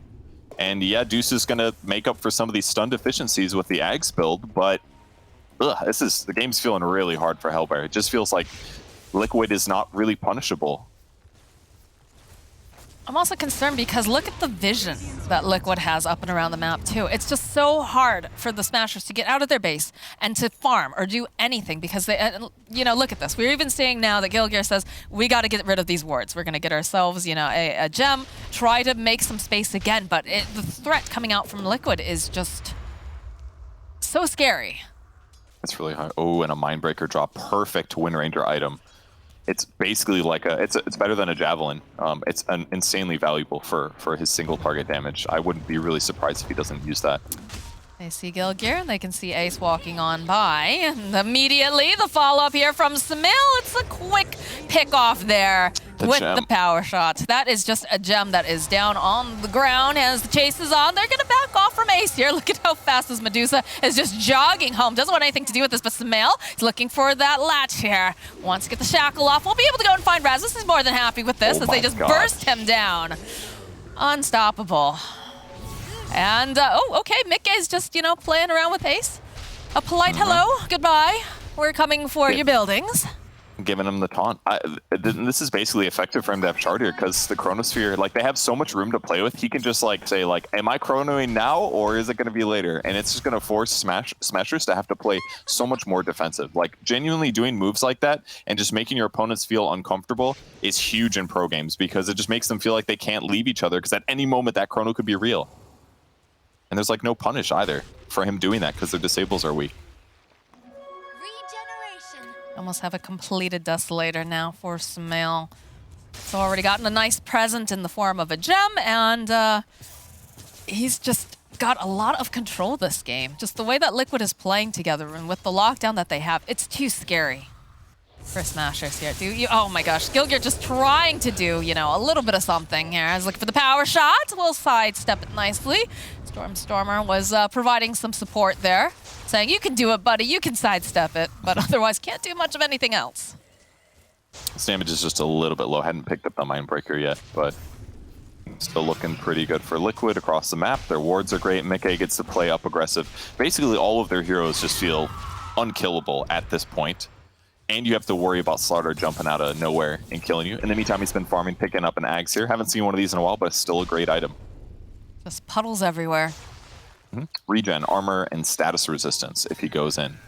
So very effective for initiating. All right, Purge, how many Plague Wards do you think have been weeded out by Liquid? I'm going to say 40. That's my guess. I'm going to go with 41. 48. Okay. 42? Oh, man. That was really close. Oh no, Rasmus though, caught in the middle of the puddle. He is just obliterated here as they go and they find themselves a Gilgir over here on the side. The Stone Gate does get used. See, Mickey is going to take a little bit of time off here on the side and he's looking for the Chronospear. He just goes in immediately, finds himself this Medusa. The rest of the team is here. They've got plenty of damage, but they do get the Sonic Wave off, so they'll bash them up. But again, they follow up with that Cave offering and she's tanky, but she's not tanky enough, Purge, because down goes Medusa. And the hunt is on. They're chasing after Rasmus. They'll be able to find the Venomancer. Tofu now running for his life, but Mickey has come back here. He still wants this as he just chases after him. He's looking to get these bashes off. He's like, okay, you know, maybe I'll back off. Feels like Koifa doesn't want to, though, and no, he does not, as he chases Tofu all the way into the base. The Bash brothers are real, and Sumail will clean up over on Stormer. Easy breezy. Yeah, it's got the Mindbreaker and the Destiny now. Easy kill. And everybody in Liquid is so farmed. Everyone has items this game. Ags on Warlock, they just feel like they can do whatever they want because their cores are tanky enough. So they are doing whatever by they themselves. want. So they just, like one or two of the heroes can just always be hitting creeps. Normally you have to sit as 5 like all game because the margins are so thin and staying alive. But just the draft matchups as the game continued here were just so good for Team Liquid. And the racks are going down. There's no buyback over on the side of Smashers. They are just going for the finish here over here on Liquid. Sandy just dropping down the upheaval. So stay in your base. You don't want to come out here. Titanic fixed up now here for Mickey. It's just looking a little bit too difficult, but they'll throw out the fortification. Look at Ace, he's so slow. Mickey running, boops him on the nose, and goes right back to towers again. Doesn't want to get too overeager here. He's looking again, time dilation. The jump over here onto Rasmus. They've had enough. Like we said, this Venomancer has been a thorn in their sides. Although the disarm over on the side, but Taiga's just dishing out the damage over here onto Rasmus. Mickey gets the kill. And now it is Ace over on the back lines. They chased after Gilgir. They'll get that kill. And there's just no mana left here over on Ace. Mickey, though, he doesn't want to stare at her beautiful face just yet. It eventually does turn to stone again, but they'll go right back to hitting the buildings. Koifa, though, he wants this. He wants this really badly. We'll end up progging, but he went just a little bit too far. That puddle gives you some regen, but not quite enough there, friend. The snake damage amp as well against Throne. Good luck. Got Shard of Medusa. They're trying. They buy back. They're going in again. The Sonic Wave. Can they blow up Mickey is the question. It's not looking like it's going to be enough because Gilgir, he will fall. This BKB over in Stormstormer is nice, but it's not enough to protect him as this Medusa just trying to dish out as much damage as she can, but she's getting stunned up. Koifa getting into position. And look at these split shots. She's trying. She's doing everything, but Ace is just not got the damage to take down the side of Liquid. Stormstormer gets chased down. The GG gets called. Liquid will take this in a 2-0 sweep. It's really well played by Team Liquid. They got past the dangerous part of the game. The laning stage for Void was dangerous. Veno does a huge amount of damage, but they offset it with the heals and some safe play. They did die once to some rotations, and Quap's fast Orchid was certainly a threat to a lot of their cores, but they bought enough time. They didn't get picked off too many times. They got the items they needed to become invulnerable, and then they just like did whatever they wanted to for the last like 15 minutes of this game because they got the Manta on the important heroes and because they got BKB on Sumail. The game just became easy. So I can't help but look at this as like a draft victory for Liquid, but also them just executing perfectly. And, you know, they look just absolutely fabulous for sure. We saw a wonderful game coming out, both games actually, 1 and 2 from Koifa on the Slardar. He got some nice initiations. You know, Rasmus, he looked good on that Venomancer. You could feel the frustration coming out from the side of Liquid as they dealt with all of those Plague Wards. But like you said, you know, he did a great job during laning, and it just didn't translate, unfortunately. Ace was trying everything he could to stay relevant, to stay farmed, but they just cut off that jungle far too hard. So, you know, Liquid, they're looking very, very nice. They do have, you know, Sumail joining them while Boxy's away on leave, and seems to be working out for them. But the Hellbear Smashers, unfortunately, are going to have to go back to the drawing board. Thank you very much, Moxie and Pert. Indeed, this was the first 0-2 that the Smashers suffered here in the DPC League. Also, for Team Liquid, the first 2-0. So a lot of firsts. We're going to talk about this series, the game, and we talked to one of the winners. Break right now. After the break. Thank you.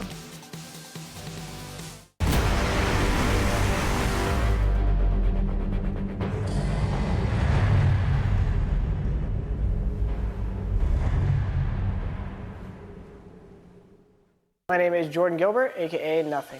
Hi, my name is Sue Lee. My handle is Smix. I think it's important for these initiatives to happen. Empathy really, really goes a long way, and it always means so much to us, and I think that's where initiatives like this really help.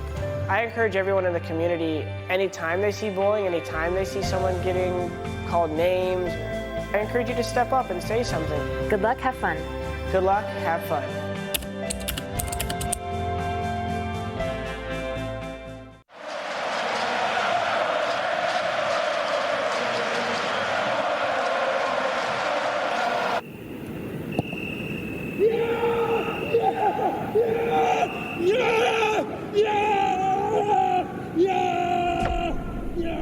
Start your esports career now at play.eslgaming.com.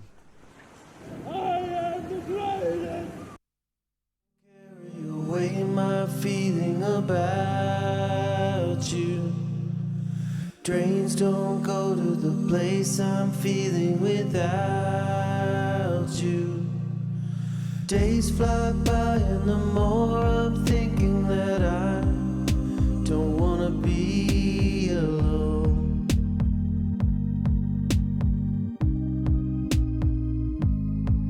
And I wait for something new. I wait for something new.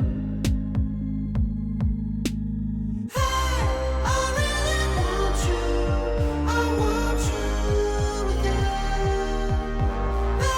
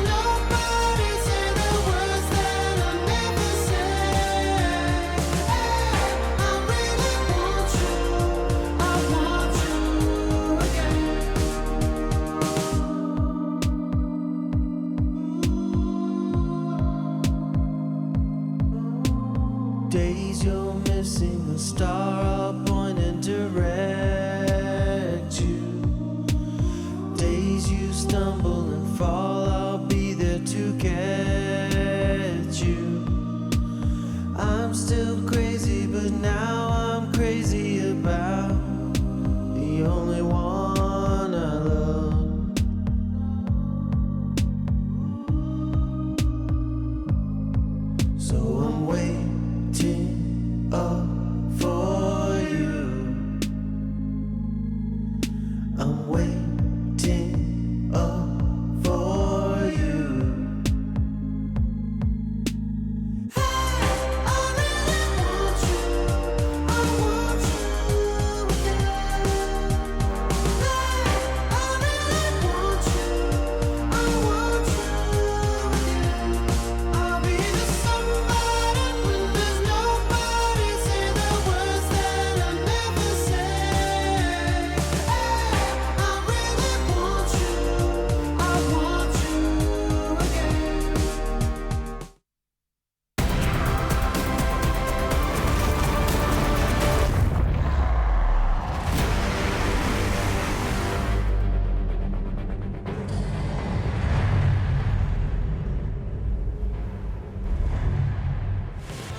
Game 2 and the series go the way of Team Liquid against Hellburst Smashers. You're watching the upper division of the Western European DPC League. And yeah, a 2-0, a clean 2-0, might I add, for Team Liquid. They are now 3-1, while Hellburst Smashers has dropped to the 0-4, a rough record to be for sure. I'm here with T-Gov and Kyle, and they're going to tell us exactly why this game went the way of Team Liquid, despite Hellburst Smashers, T, in your words, had a draft that they should be very comfortable with. Yeah, these are for sure their comfort heroes. You've got this big Medusa, and you've got everyone to play around. You've got Rasmus playing the annoying off-laner. But, you know, TLDR, Sumail, mid-lane windrunner, no real pressure, and he's able to kind of just pop off. Like, what's the score? 16, 1, and 10. Like, yeah, it was absolutely filthy. It's a rough one. It's easier draft. There's a lot I would say about how Smashers, because they had a lead, they just didn't use it. Their whole draft is about aggressive posturing and positioning. And I'm watching Ace farm his own side of the river back and forth. Every minute he does that, his team bleeds advantage, and it creates opportunities for the very slaying-heavy lineup of Liquid with the Slaughter and the Wind Ranger and the Void Chronospheres to find kills on his teammates, no problem. Yeah. It was, I mean, it just felt sluggish. I guess that's the way to say it, because even when they had an Aegis, they couldn't really do anything with it. It's kind of like the false confidence that you get from Venomancer, because you would take this tower so early, you control their jungle so early, you feel like you're playing more of the map.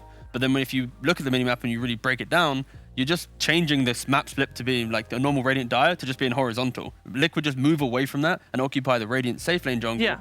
And you're never really taking that away. And Medusa's not farming to pressure the objectives in this new area that you've obtained, so you're not ever building that true lead. And yeah, it's just an uncomfortable game when you're also not with the win condition. Yep. All right. That's I mean, apparently it's that cookie cutter clean indeed. Let's find out what Brian thought on this game 2 of the series. What do you got, Brian? Oh. I'm sorry, guys. I didn't know it was my time to do my job.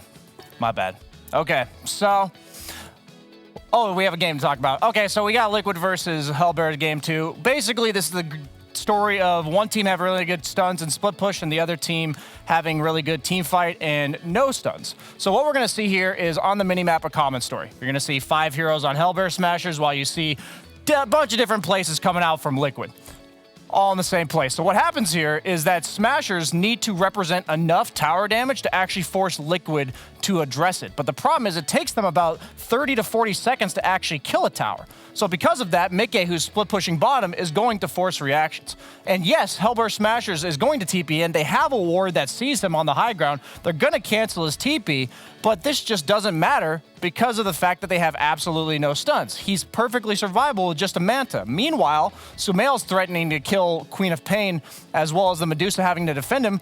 2 different fights going on at once on the map is never going to benefit Hellburst Smashers, as you see Mickey running all the way from tier 3 all the way back to his own triangle without dying. So we're going to see a similar story here if we look at the minimap. 5 heroes from Hellburst Smashers, split push from Liquid. And we are going to see an exact rinse and repeat where Gilger is going to respond, try to go on Mickey.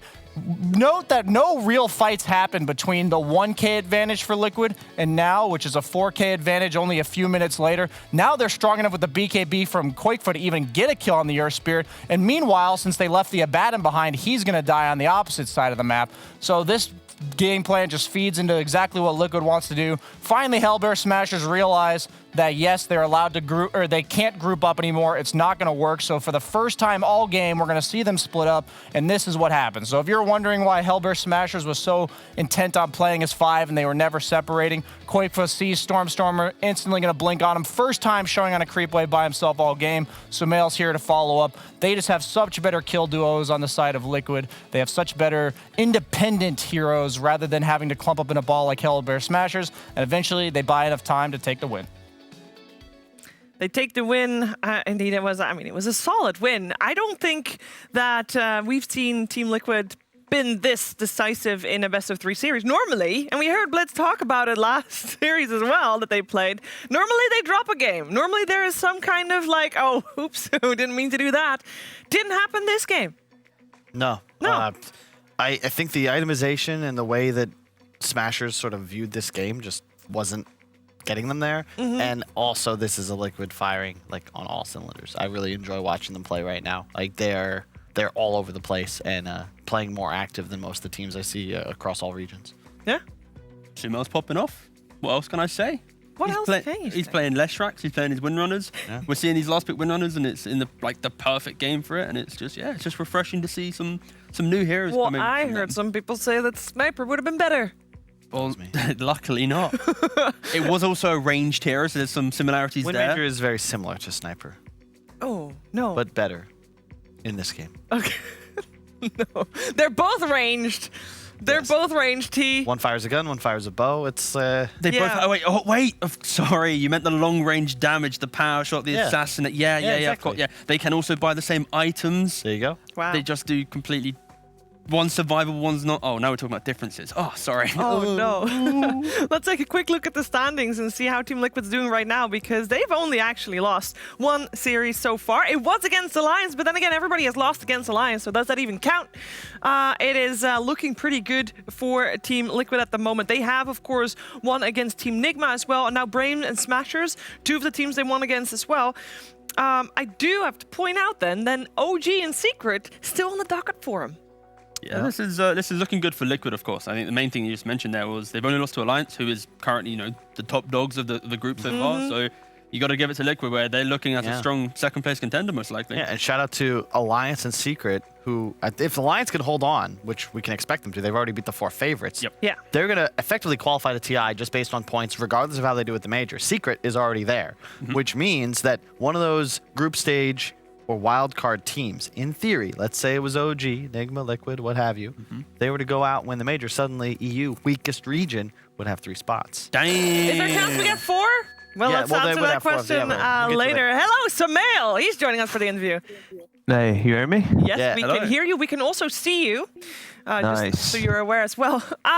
Congratulations on the series, first of all. Very good showing. My first question is very simple. How are you doing? It's been so long since everybody heard from you. Having a good time here at the facility. It's really nice. Yeah, how are you enjoying Utrecht? I haven't gone much out other than the supermarket, but I think it's nice. The weather's a bit off some days, but that's it's the good. Netherlands for you. Yeah. Perfect weather to stay inside and play some video games, though. That's for sure. Are you able to make the chefs work for you a little bit? I know you got 2 at your disposal. Yeah, I mean, I love the smoothies here. I drank 4 before the game started, so yeah. Hey, they're paying off. They're paying off. How is it to be back on the competitive Dota train? Man, when I was sitting at home, it was too much, and I wanted something to happen, and luckily I got the chance. Pretty happy to be back. Yeah, and we can tell the game play is definitely popping off. I'm curious to hear about that Wind Ranger, if that was your call, or if that was an idea from Jabs or Blitz. No, it was mostly my call, and then everybody agreed with it. It's pretty good with starter, so there were not really that many against Wind Ranger calls, I would say. Fair enough. Yeah, so after game 1, Liquid, they tweeted a nice little picture where everyone was huddled around your computer. Are you often taking the lead in analyzing the games now, or is it just kind of was that just a random picture of you just having a chat? No, I mean, we huddle around for map movement and stuff, and so it's just nice that everybody's around and not on streaming on Discord and stuff. Yeah. So yeah, we were just talking about some movement, I think, or maybe we were just patting ourselves on the back. Not Yeah. don't Nice. remember. Nice. Okay. Fair enough. Yeah. All right, enough softball. Sumail, you've been out of the scene for a long time. Hey, Kyle. Yeah. Yeah. I want to know, are you still the best mid player in the world? I mean, I'll let you decide. What do you think? No. I'm asking the questions. Yeah, I'm just throwing the ball back at you. What do you think? I think you're. I've seen better. Well, can always do better. That's the motto. Other question then. Are you sticking with mid? Like, you're not gonna try an offlane experiment ever again, right? I mean, as long as you're not giving me ideas to play Underlord and stuff like that. I mean, I might go back to offlane as well. You never know. You never know. Maybe even, the flexibility that he offers Team Liquid, All I need is somebody needs to cage Kyle when I'm playing offlane. This guy ruined my EG offlane run. How did he do that? How did he do that? Well, I mean, like a strong opinion, the critical analysis, and then suddenly, Sumail's maybe not as confident now in the offlane because he's got one bad comment from Kyle, and that's it. No, it's not about the comments, it's about the suggestions he made. Oh, no. Is that angle. Oh, no. Like, I didn't listen to this guy, man. I mean, it's not my fault you don't know how to play Underlord, right? Stick to heroes that buy Bloodstone. Wait, Windranger doesn't buy Bloodstone. Wait, you were the one that suggested Underlord to... Speaking of suggestions from Kyle, Sumail, what were your thoughts? You have last pick, obviously you went with Windranger this time around, but what would you have said if someone behind you would have suggested Sniper? Probably... I mean, if it was Kyle, I would have punched him. Yeah, okay, we can make that happen. We can make that happen, all right? Because he did just suggest a Sniper. He so did. Look, I don't know. Right hook or left hook, Sumail? Which one were you going to go for? I'm sorry, Kyle. I love you, man. No worries, man. I love you too. I want to get this going. You can punch me anytime. It's not gonna hurt. You think so? I think Sumail would whoop you in a fight. Hey, he is in the Netherlands You're right all now. Kyle, It's whole job is fairly talking. close by. Normally, there's an ocean between you. You can make these, but Netherlands. Okay, one last Close. question also. How are the pubs comparing? Because BSJ over here is like top 100. I figure you got to be on the way to #1, right? I mean, even Kev got to 8K, dude. I don't even play in this region. Are they fun though? The European pubs, they good? I mean, they're less fun, more organized, I would say, but not as enjoyable as the NA pubs. Oh, okay. Yeah. A little bit of a different opinion from that. Yeah, cool. Sumail, it has been a lot of fun watching you play again, and looking forward to the rest of your games as well. We're gonna let you go, but yeah, hope you don't mind we requesting you for the interview. Probably gonna happen a couple more times because we enjoy talking no worries. to you. I love doing these interviews. Oh, there it is. Yay! How professional. Thank you. Thank you, Sumail. No worries. See you, man. Thanks. See ya. I mean, yeah, he fits in well. The liquid colors suit him well as well, and he does have a really good facility. I mean, the first thing that he mentions as well, that facility is really, really nice to be I at. just want to watch Sumail punch Khan in the face. Yeah, we can make that happen. We can make that happen. What is it with you There guys just calling has to for be violence? I remember we used to do qualifiers for TI at mine and Owen's house. You were there. It's fairly close to Utrecht. Can definitely make it happen. Well, hopefully. Just one though. To be very clear, just one. But alas. What? Alas. Let's move on. That's the point. Cricket's the word alas. I think crickets is an appropriate response. Yeah, I Good think job. so. Good job.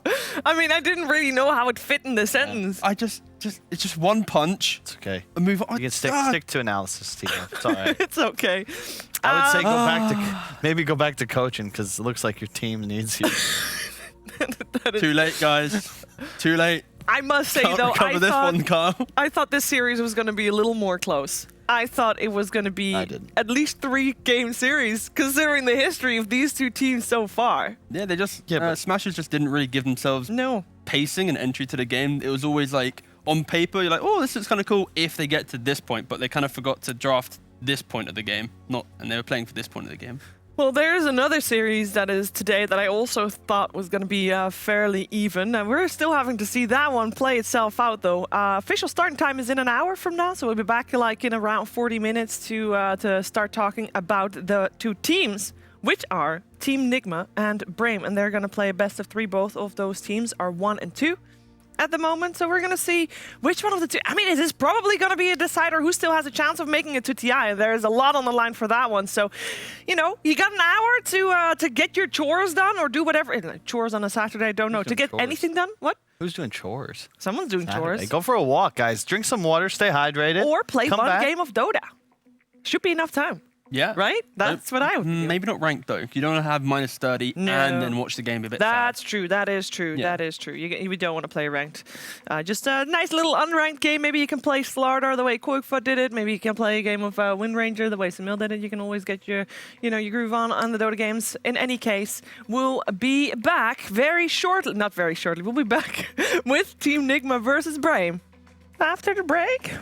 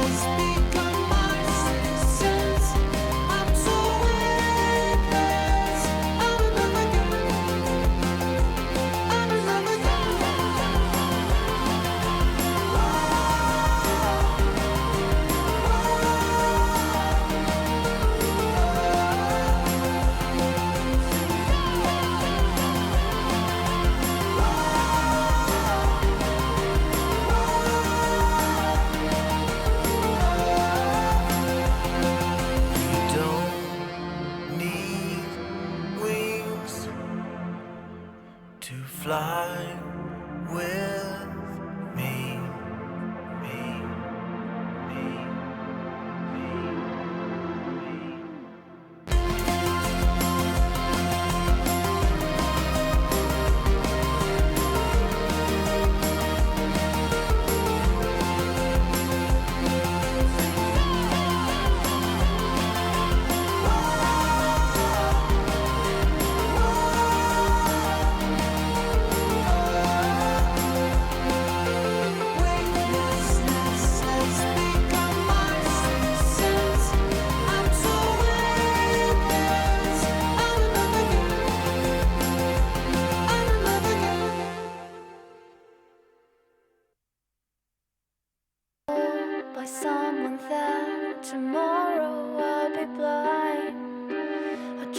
face the sun till my eyes burn dark. Why should I define a sign of things that won't abide? Bittersweet memories abide. Just one more look at you before I let go. I feel something dark's coming tonight. Spirits are out to claim back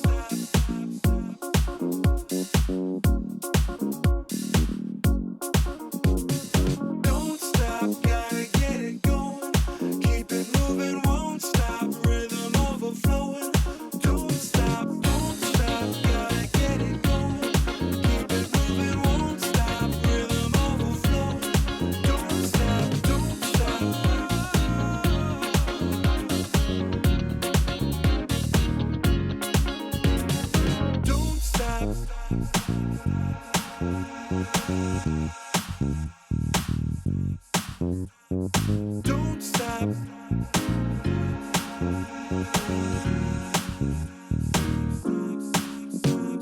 Don't stop, gotta get it going.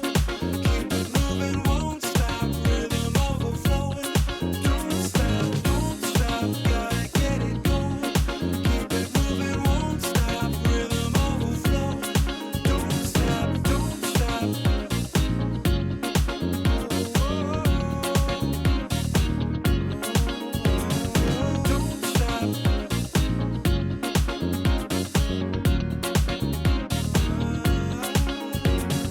Don't stop.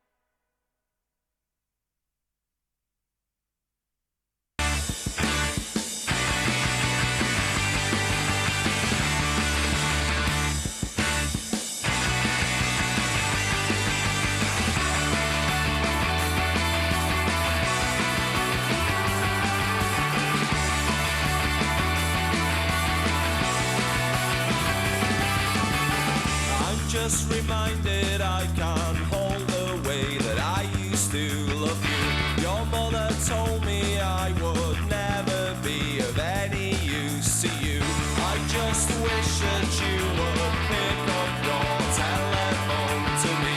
I just wish that you would pick up your telephone to me.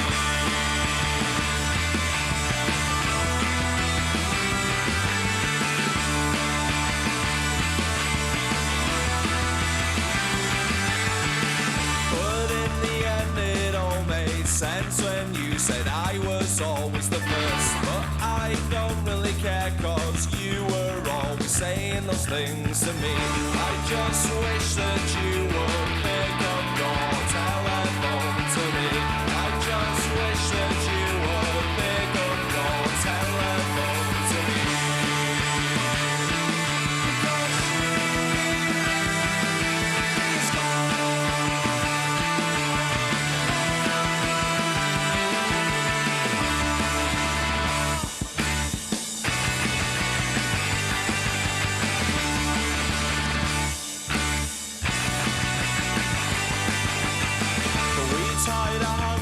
It was the first thing that we always decided to do, and I will never hold back when it comes to complimenting you. I just wish that you would pick up your telephone to me. I just wish that you would pick up your telephone to me.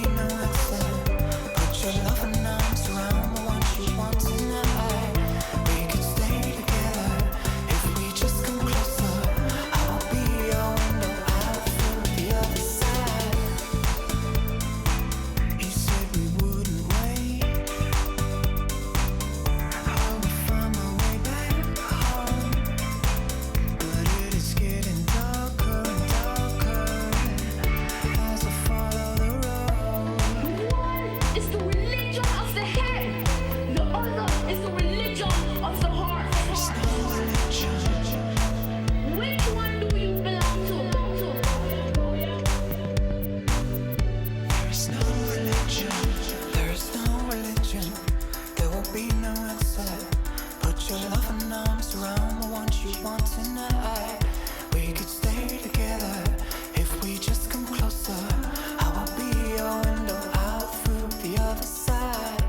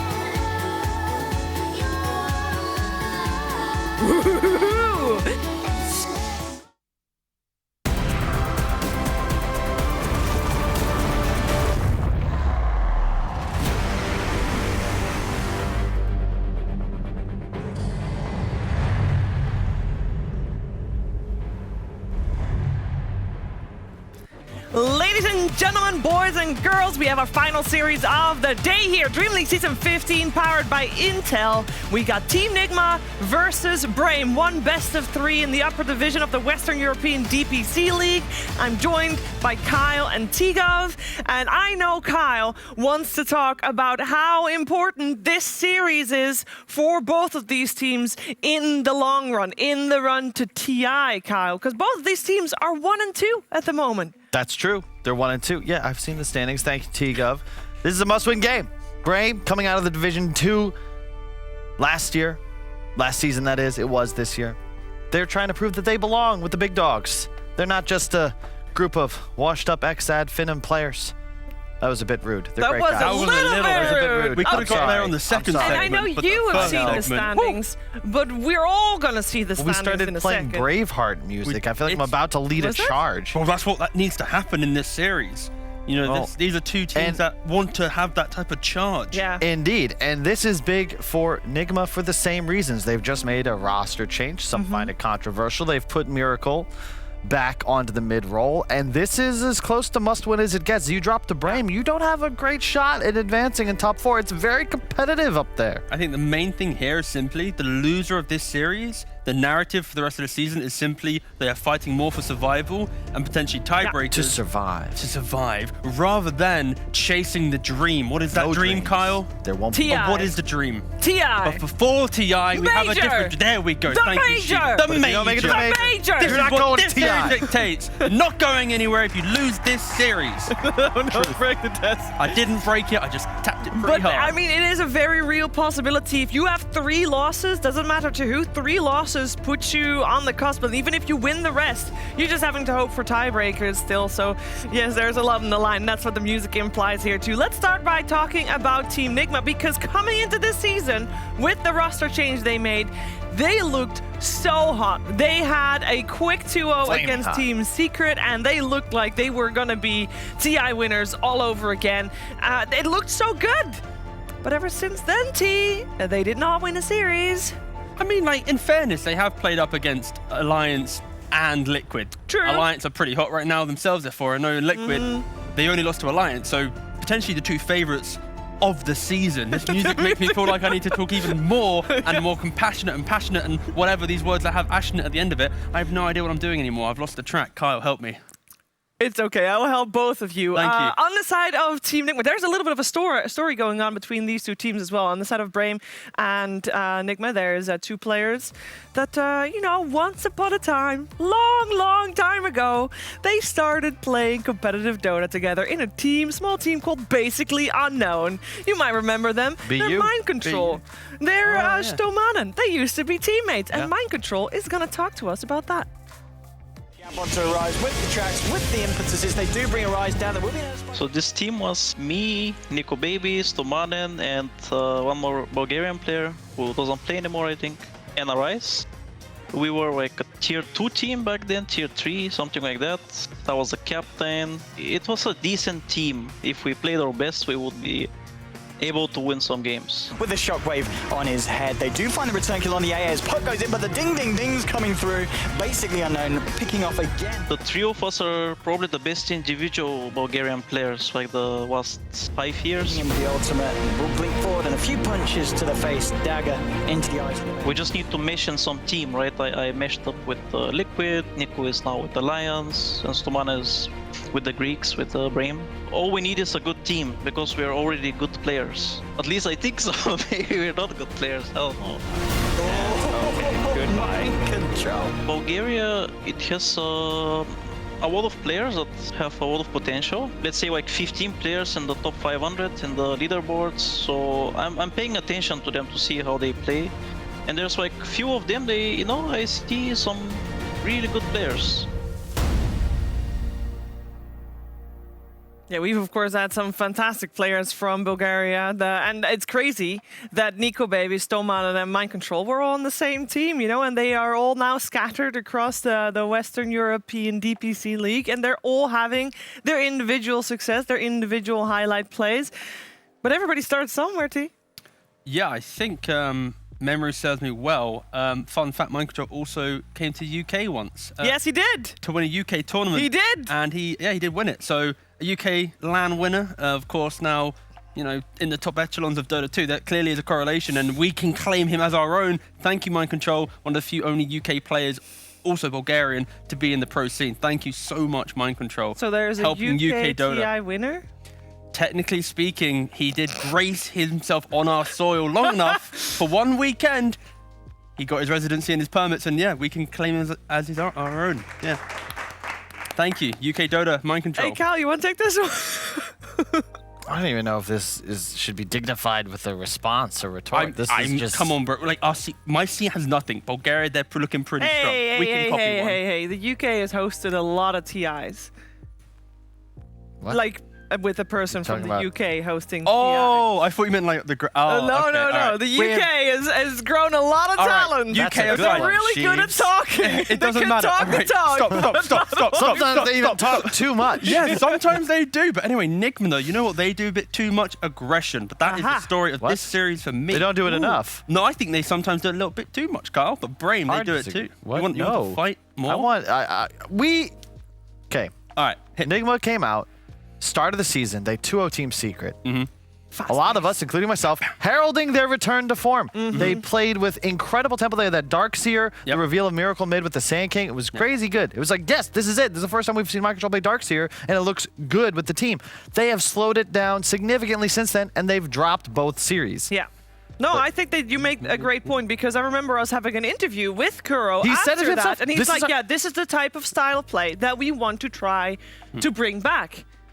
But then he didn't stick to his words. No. I think it's also, you have to look at the combination. They are drafting the heroes for this aggression, but then sometimes, like Kyle said, if they do fall off that pacing, then maybe it can look like they're not playing that pace. But like when you look at their drafts, they do have elements of go. But yeah, it's hit and miss, I feel.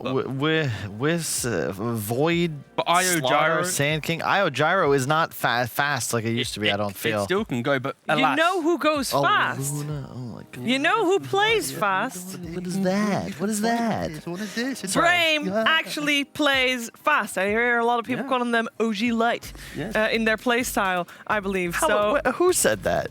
Hi! Carry on me! Hello! There's one person. Who's the others? The other person that was on the panel with us when they were in the Team Liquid series. Oh. I think. Oh. I don't know who it was. T-Gov and Brian. That's a big brain trust right there. But Kyle! Sorry, please continue. I didn't mean to interrupt. Thank you. Thank you, Carl. Thank you, Carl. No, I think just the way that when Brame matched up against OG, you could see how both teams were butting heads against each other in kind of the early jungle evasion, the style that they played, and it was the discipline of OG who was able to understand the win condition after that. I think Brame and why they're OG-esque is they have that need to win lanes and collapse them out quickly. They're annoying. Yeah. But the reason why they're not fully OG is they don't have the win condition always online. They have the same color scheme, though. I see where you're going now. I get it. They're both Brame, green. it's similar to OG, and you could argue those little dots of the beat. It's like OG Seed. You're on about the old OG, mate. Wake up, Kyle. OG's got the blue. What do you mean, Brame? No, they're still a little. They're still green. Their hashtag is Dream Green. Not anymore. No, that's Are you been okay? a while. That has been a while. It's 2021, Kyle. They've not won a major in some time. Literally like in the first 2 years. Yeah. I think it hasn't been Dream Green What is it for now? quite a bit. I don't know. Goog. Drink Red Bull or something? I don't know. No, it was Jarek's tweeting Go OG, so Goog. Goog. That's a stream. I'll check right now, I guess. Yes. What's the... We're figuring it out. It's okay. In the meantime, we can listen to Stoman, and we just saw a little bit of Mind Control talking about his team, basically unknown, that Stomanen was in as well, and Stomanen will talk to us a little bit about that, but he'll also explain to us the origin of his nickname. From Stomanen on to Samil and this friend of mine had these stones. He's a girlfriend, so it's not a friend of mine, it's girlfriend. But yeah, she had these stones, and she had like 8 or 9 stones left. And the only word that she could do with these stones was Stomanen. And there was one, like a number.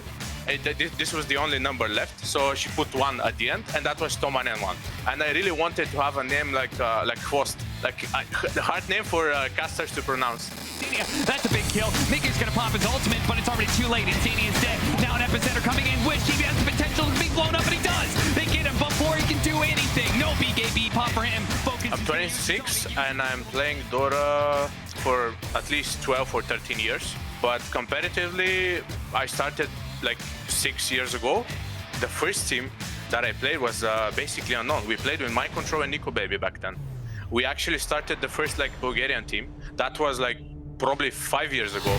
We even attended one DreamHack, I remember, in Sweden. Damage is through the BKB. Hostile will get fingered for the second time in the last few minutes from Stomanen. We had good results, but eventually we split up. Mind Control went into Liquid, he won TI. Nico went into some other stacks, and I went on my own way. Stomanen went on his own way, and now we are weekly highlighting him as I would say he's at the moment the top player to watch on the side of Brame. He is killing it. He's doing so well, Kyle. Yeah, I think it's the nature of the 4 position as well. You get a chance to shine. I think he's also going to kind of make or break the way that this series goes down. I hope to see him on his signature Earth Spirit, something active. And I hope that Brame don't take a page out of the Hellbear Smashers book. Keep those Division 2 strats in Division 2. Just some balance. I don't want to see Centaur ignored. I don't want to see them with no stuns. Just kill them. Get them. Well, if I remember anything from Basically Unknown is that they had a lot of stuns all the time because I believe Arise always played the mid stunners. I saw at least one stun in that stun. Yeah, I saw at least one stun in that highlight clip. Yeah. So yeah, it must be true. Wow. Yeah, I think Stoner as well, though. Main thing is just consistency. New Pos 4 players, if you look in the scene, they often have very good games and very bad games, and you never really look at him and go, what's he doing? Like, he's always just able to have that performance of, at any point, he can maybe turn the game around or control that lead and hold it for his team. So, yeah, big props to him. Yeah, big prop to him. I'm very curious to see what he's going to play this game around, this series around, because there's a lot on the line, as we talked about earlier. First game of Team Nigma versus Brame is ready with the draft. After the break! Right.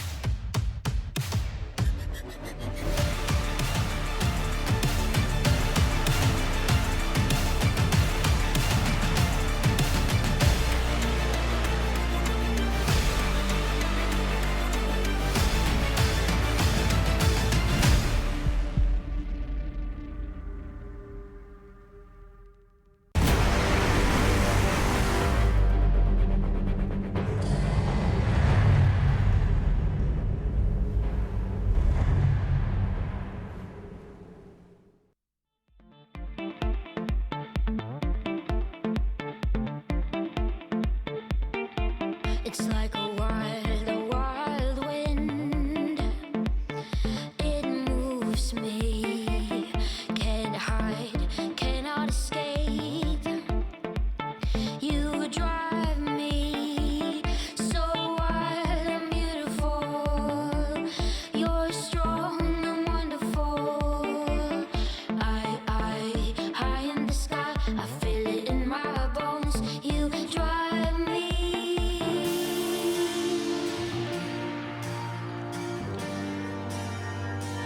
So wild and beautiful.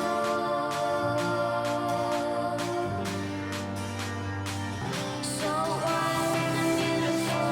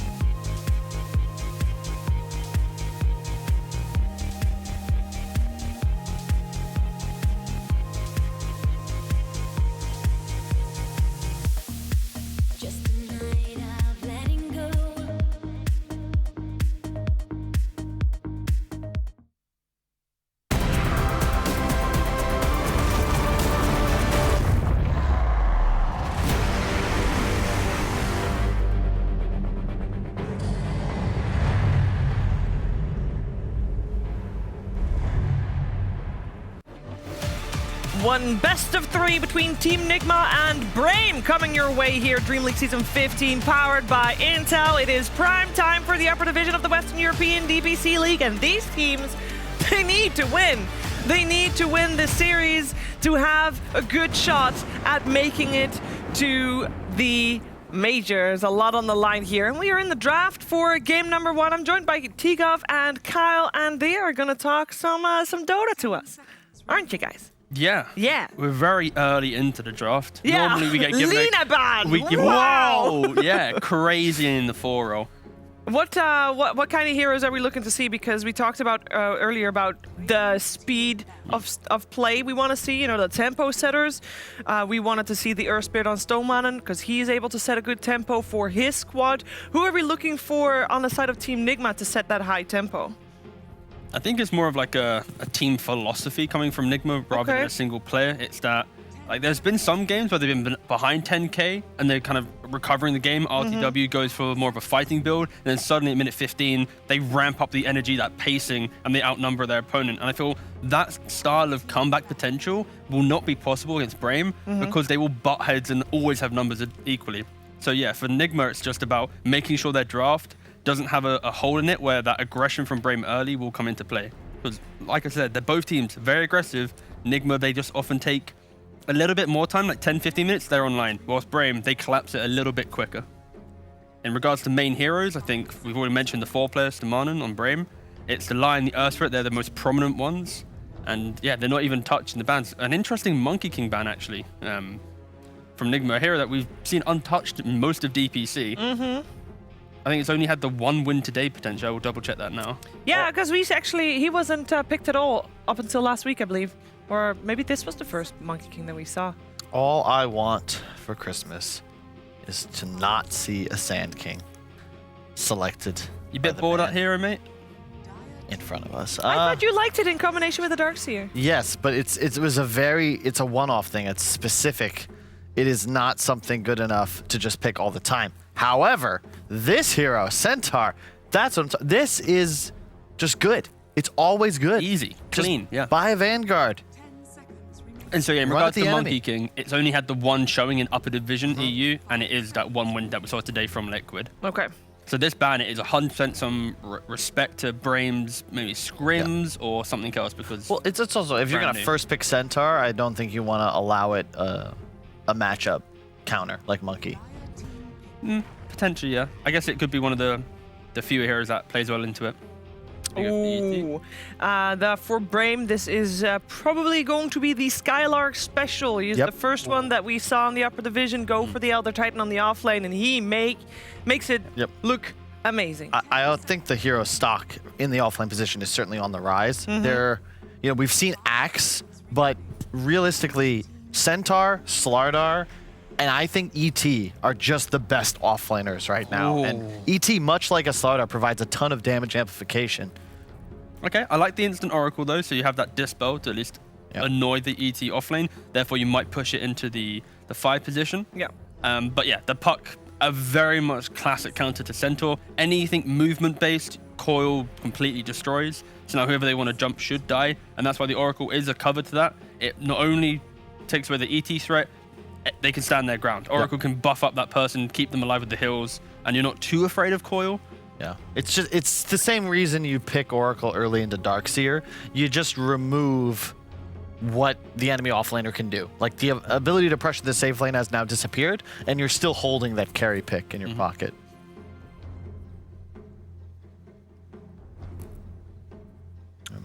Puck ET.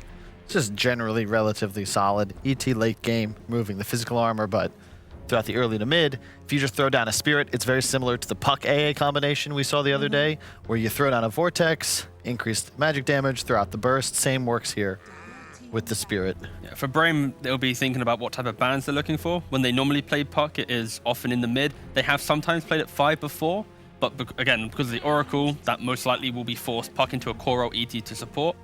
And we might see from these next 3 bans if they are trying to completely cover the Puck mid, or if they don't care about matchups and just go more for game plans. So, okay, they go for a Willow.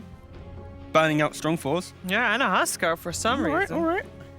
What is the Huskar ban about? You're playing against Oracle? Yeah. Okay. And it's a miracle special, right? Like I guess so, yes. I think it might have been a little different For sure. in the past, but that's one of the better win conditions you can throw in your mid lane, and definitely something Miracle specialized in. I'm pretty sure there was a video with his Huskar highlights like 6 years ago before he was even picked up. And I think that hero and Juggernaut I thought were the big two. And all the interviews that we had with the pros over the last week, it's the idea that second pick doesn't have much value. And you can kind of see it here where Nigma, they first picked like the boss off lane. They picked a decent counter support, and they're going to have the last pick in the final phase or second phase. So you have to kind of think of the cheese heroes now if you're Brame, because you don't have enough time to answer them before another set of bans comes out. So yeah, I can respect the Huskar ban. Yeah, I also very much appreciate the Beastmaster ban. So first pick, indeed.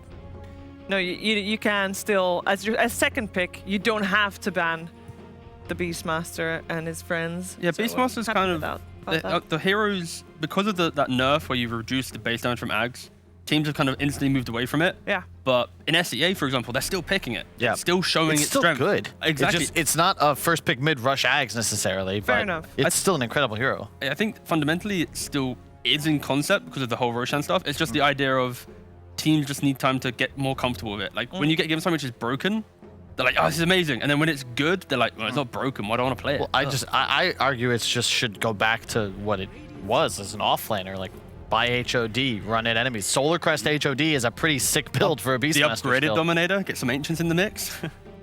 Oh, PSG did that with Viper. He rushed Dom 2 and just had the Granite Golem and the Fire Dragony thing just running around the map. Did it work? Did they win? I tuned out after he started running around. I got excited too much. I didn't want to watch it. I also went to bed. Okay, that's fair. We got Phoenix picked up on the side of Brame.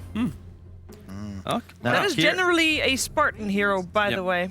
This Sky pick, it's we haven't seen it that much. It's actually Brame who were one of the few teams that picked Sky off made, but the instant Ancient Seal, the annoyance, it's a puck counter without needing to force it into a core roll. It's also excellent against Phoenix, and you have a Centaur. So the top lane, like when we saw this picked, I think it was 2 or 3 days ago, we weren't fans, but it was because the draft was just so squishy. It didn't really feel like the Skywrath had a place. Whereas now, you're just, your forward position here is just trying to deal damage. You have arguably the best offlaner to face tank for you, and it's such a simple kill combination later on in the game. Yeah. And they go for a Storm. Yeah, brilliant. It's such a good, strong game. You now threaten the Phoenix puck. Like the mobility of Brame's lineup is now very much under threat. It is, and it isn't, just for the idea that this puck value is, every pick, it just feels like it stops going up. Yeah. Like if you coil someone, like the Storm Spirit, he needs to break in, Oracle has to ult him to save, and then you zip away. Like there isn't that, when you jump, I feel like the Storm's going to have a difficult time if he doesn't instantly blow up the puck or the Oracle, the Phoenix. It's then the egg after, the phase shift blink out. It does, there's a little bit of like poke and prod from Brame to survive that jump. If it isn't comboed with a Sky. I would agree if I felt like they actually had damage to threaten the Storm, but Nigma don't necessarily have to kill anybody. Like they're lasting damage in a team fight's longer. They're the ones with hard save. Like if they jump Elder Titan, well, what's the counterplay? You're gonna coil to stop? Like something dies in a pull or a stomp just due to GH's damage amp. Yeah, that's true. Sky will do a lot of damage for sure. We got ILTW bans coming out from the side of Brame, and it looks like Team Nigma has indeed established that Stomanen doesn't have a hero yet. Yep. So they still think it's the Elder Titan offlane, which I guess is still respecting the 4, because Brame could just do laning setups to dodge the Oracle still, to give ET some type of presence. And of course, when ET gets the Ags and then soon after BKB, he's not going to care about the Oracle counter. Is this ILTW Void game, right? I mean, the Void Spirit? Banned out. Void, because Face's Void is indeed banned. Jug is banned. I was saving him with the Void Spirit. I think you could go Life Stealer, but it's not a great matchup against PAET. Troll's banned. A lot of his hero pool's banned out here. It's kind of the nuisance of having ET puck, right? Because like the heroes that you want against an egg can ET counters. The heroes that are a little bit more elusive, of course, the coil. So I don't mind Life Stealer for the idea of just you naturally buy armor, halberd, invasion. That ILTW head shake right there is my feelings on what he would play here. It's like nothing feels great. But his hero doesn't necessarily need to win the game for them. It's the Storm that the focus will be on. Okay, so realistically, the question is, okay, you need someone who can kill egg potentially, or you're running away from egg. You need someone who can at least man up against a PA. but isn't then instantly removed from like an ET. So like a Morphling, for example, you can't go because of ET. So, yeah, well, the only hero that there's 2 heroes that he has played that are still in the pool, which is the Luna and the Phantom Lancer. Phantom Lancer is a bit rough. Yeah. Luna. I mean, could Luna work. feels rough Luna's too. never worked in Europe. There's a reason why other regions like China hasn't picked it yet. Yeah. And also just too squish. Let's see what they end up going for. It's the Sven. I like that a lot. Okay. So it's just brawny and more set up for the Skywrath. Something that can run it with your... It just makes a lot of sense here. It's the safest option available. But we did see that series the other day where it was in Eastern Europe. And I can't remember. It was Gambit. They had ET into Sven, the offlane ET. He hard carried the game because the Sven wasn't able to 1v1 the ET going into minute 30 plus. But yeah, I like the idea of Sven. It's more of a enable everyone else, and it's that brawling that run at you. Yeah, it's also tower damage. So you have something that's going to scale, that can farm Ancients. It just simplifies the game for Enigma here because your Sky now has really every core to play with, and the farm distribution is going to be a lot easier to handle. The real question is, we're seeing a lot of talking not from the 4-player right now. Yeah. This is Phoenix. Phoenix 4, ET5. Exactly, I was going to say. I It feel could like they're definitely flexing that down there, and they're just going to pick up maybe an offlaner to bully up against the Sven. Is there any better offlaner? It's a pretty insane Death Prophet game if you can fit it somewhere. It lanes well any scenario. The silence is super effective against this support duo, and the drain's really nice against 2 strength cores. I think you'd really love to have some tower pressure as well if you're Brame, because right now your timing is... Just like you can find kills, but nothing out of them. You can't capitalize. Yeah, I feel like the other heroes that Skylark plays are a little bit too greedy for this situation. Like they could just go for like a casual Night Stalker here, just to instantly remove Storm from the early fights, kill Sky Oracle. That could be like mega value. I would say Bounty, but nah, it's like you run out of damage then. You need a team fighter. Yeah, like all Enigma as well, but it's like then you lack something. And the Night Stalker... Underlord, was that? That sounded like an Underlord. Sounded like an Underlord. It is. All right. Oh, okay. They get to pick and choose their fights. It's a little bit of a frontliner. Yeah, it's same concept. You get the percent-based damage, which is nice. But my worry now is that you have a lot of pressure on Wish to have an incredible game because your catch is pretty limited. You know, if Nigma looks to just like walk into a choke point as 5, then sure, your team fight with Brame is going to be crazy, but I'm very worried they're not going to come online fast enough. I guess the flip side is just the damage from Nigma. It's very much locked into GH plus someone else, right? True. Like, Sventor doesn't do damage, he exists. Oracle enables life. Sven needs farm before damage. Storm is a setup killer. So it is like GH, he's a center of the draft right now. He's in the middle. That's because he is the key focus. And that could be an issue if Brame get online. They're tanky enough to deal with it. It's one of those games, the puck needs to be ahead, and he needs an early BKB. Because then you fear nothing that Nigma can throw at you, and suddenly you're the actual threat. The silences you're completely immune to. 2 3-man coils are no problem, and you can start steamrolling the game. And we just said that we like Stomanen as the tempo setter. Can he actually do that from the Phoenix? Because he will be the one playing Phoenix. It really comes down to the lane pressure, and I feel both teams will be kind of racing to taking like mid and safe lane tower quick enough to make the map feel small, and then suddenly a Sven or a PA can't farm as efficiently, and that's the type of game you're going to see. So the Phoenix won't have like map pressure, it'll just be lane pressure annoying. It is kind of hard into an Oracle though, so yeah, it's going to be a pretty close game. Oh, I'm excited for it. Pretty close game. I'm sure that anybody would be hyped for that, but I know 2 people that are probably extra hyped for that. It is ODPixel and BSJ.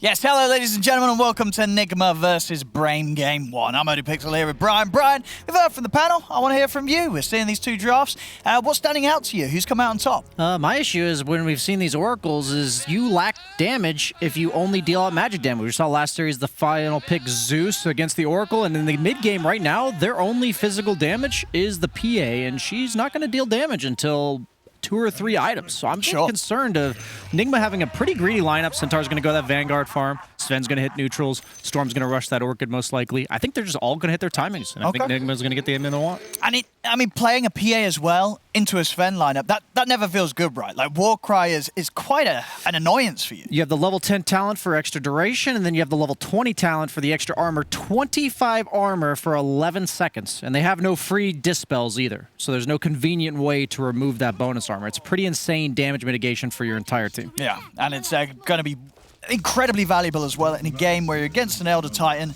having that just straight flat armor bonus in the team fights is going to render one of the reasons of picking the ET kind of useless. So definitely some solid stuff here from Nigma, but we've seen some pretty flashy performances from Brame. They've definitely been a team to bring an excellent fight to the fray, and they have got exactly that, some great team fight to work around.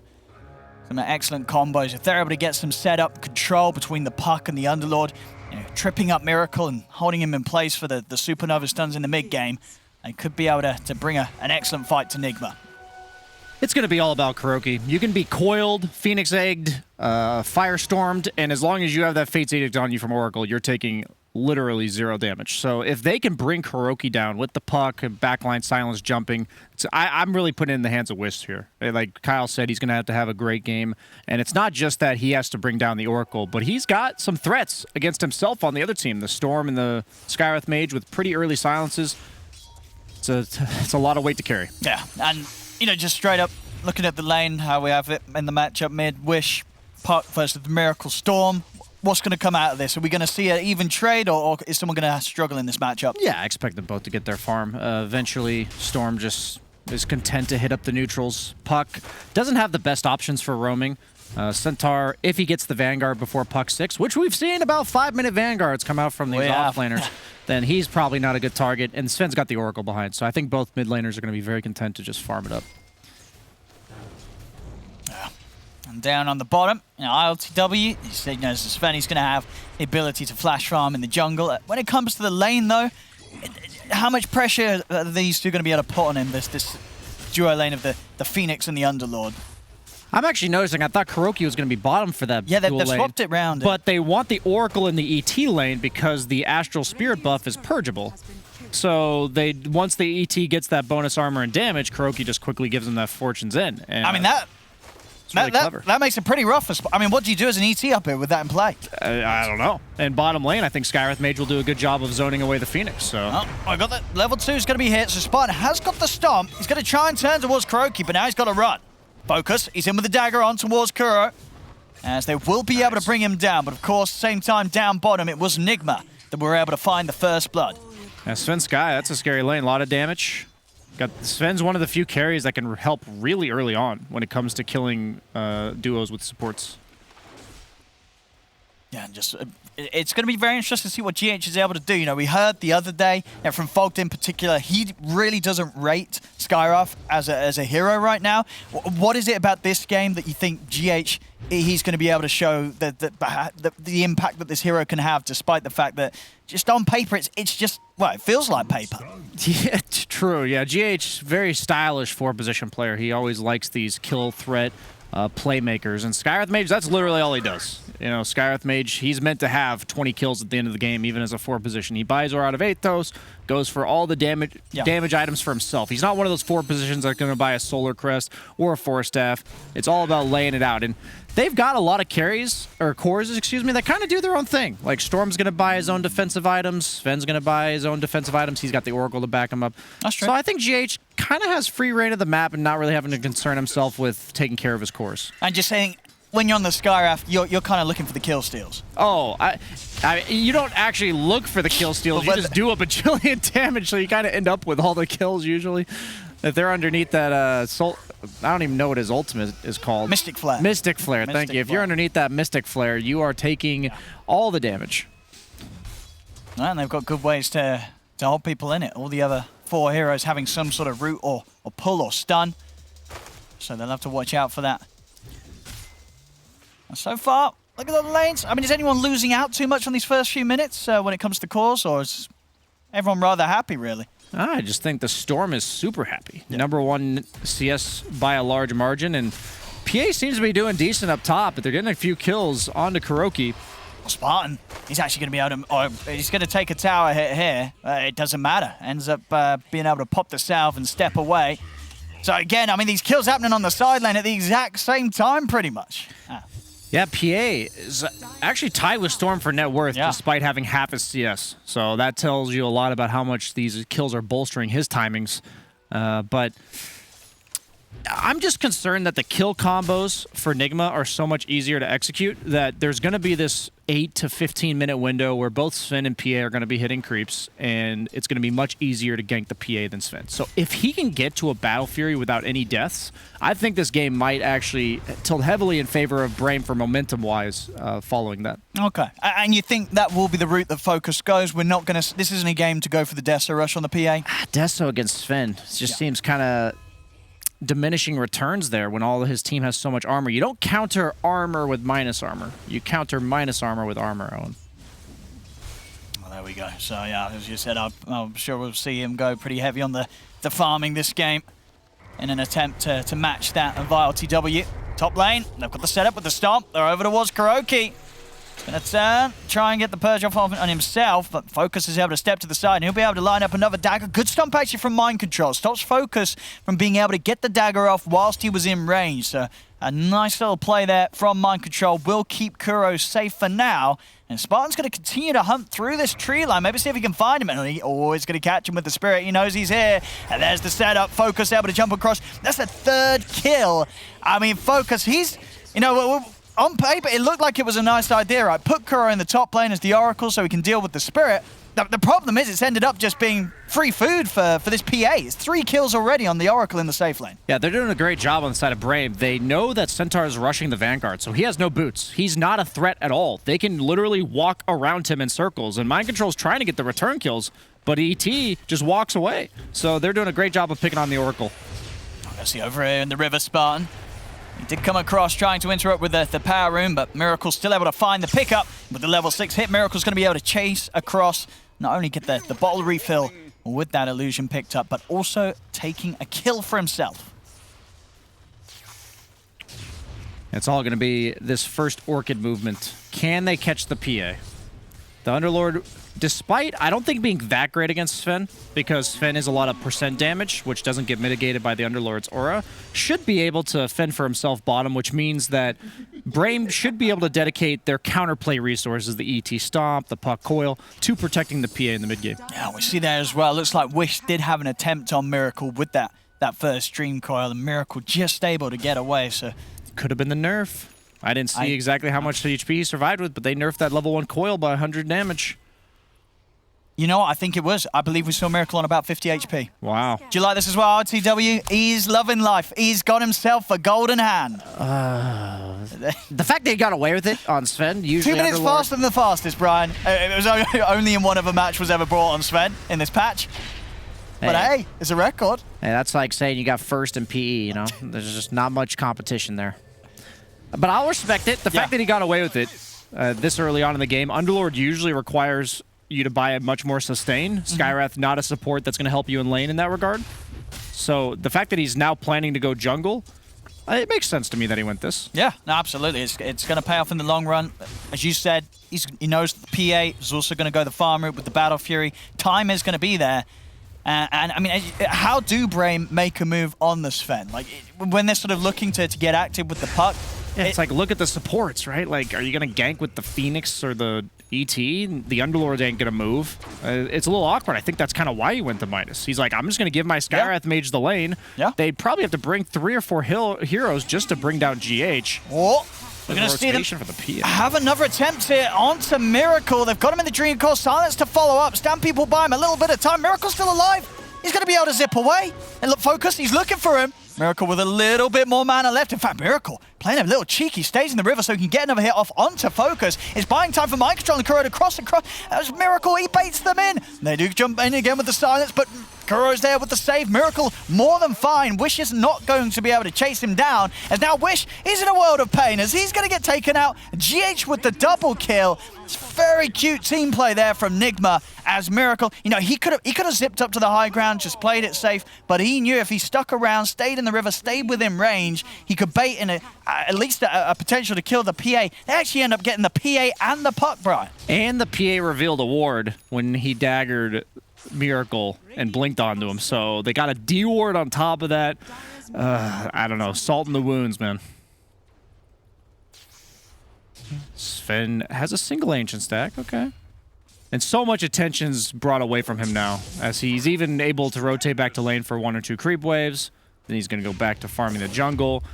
Possessed Mass for PA. That's pretty nice. But he does. I mean, he was #1 net worth going into that engagement on the PA. So that's just such a big momentum swing in terms of timings. Sees away, Spartan's not going to be able to do anything. That's really all you can do, right? Give him a bit like of just annoy him a bit. A tap on the shoulder.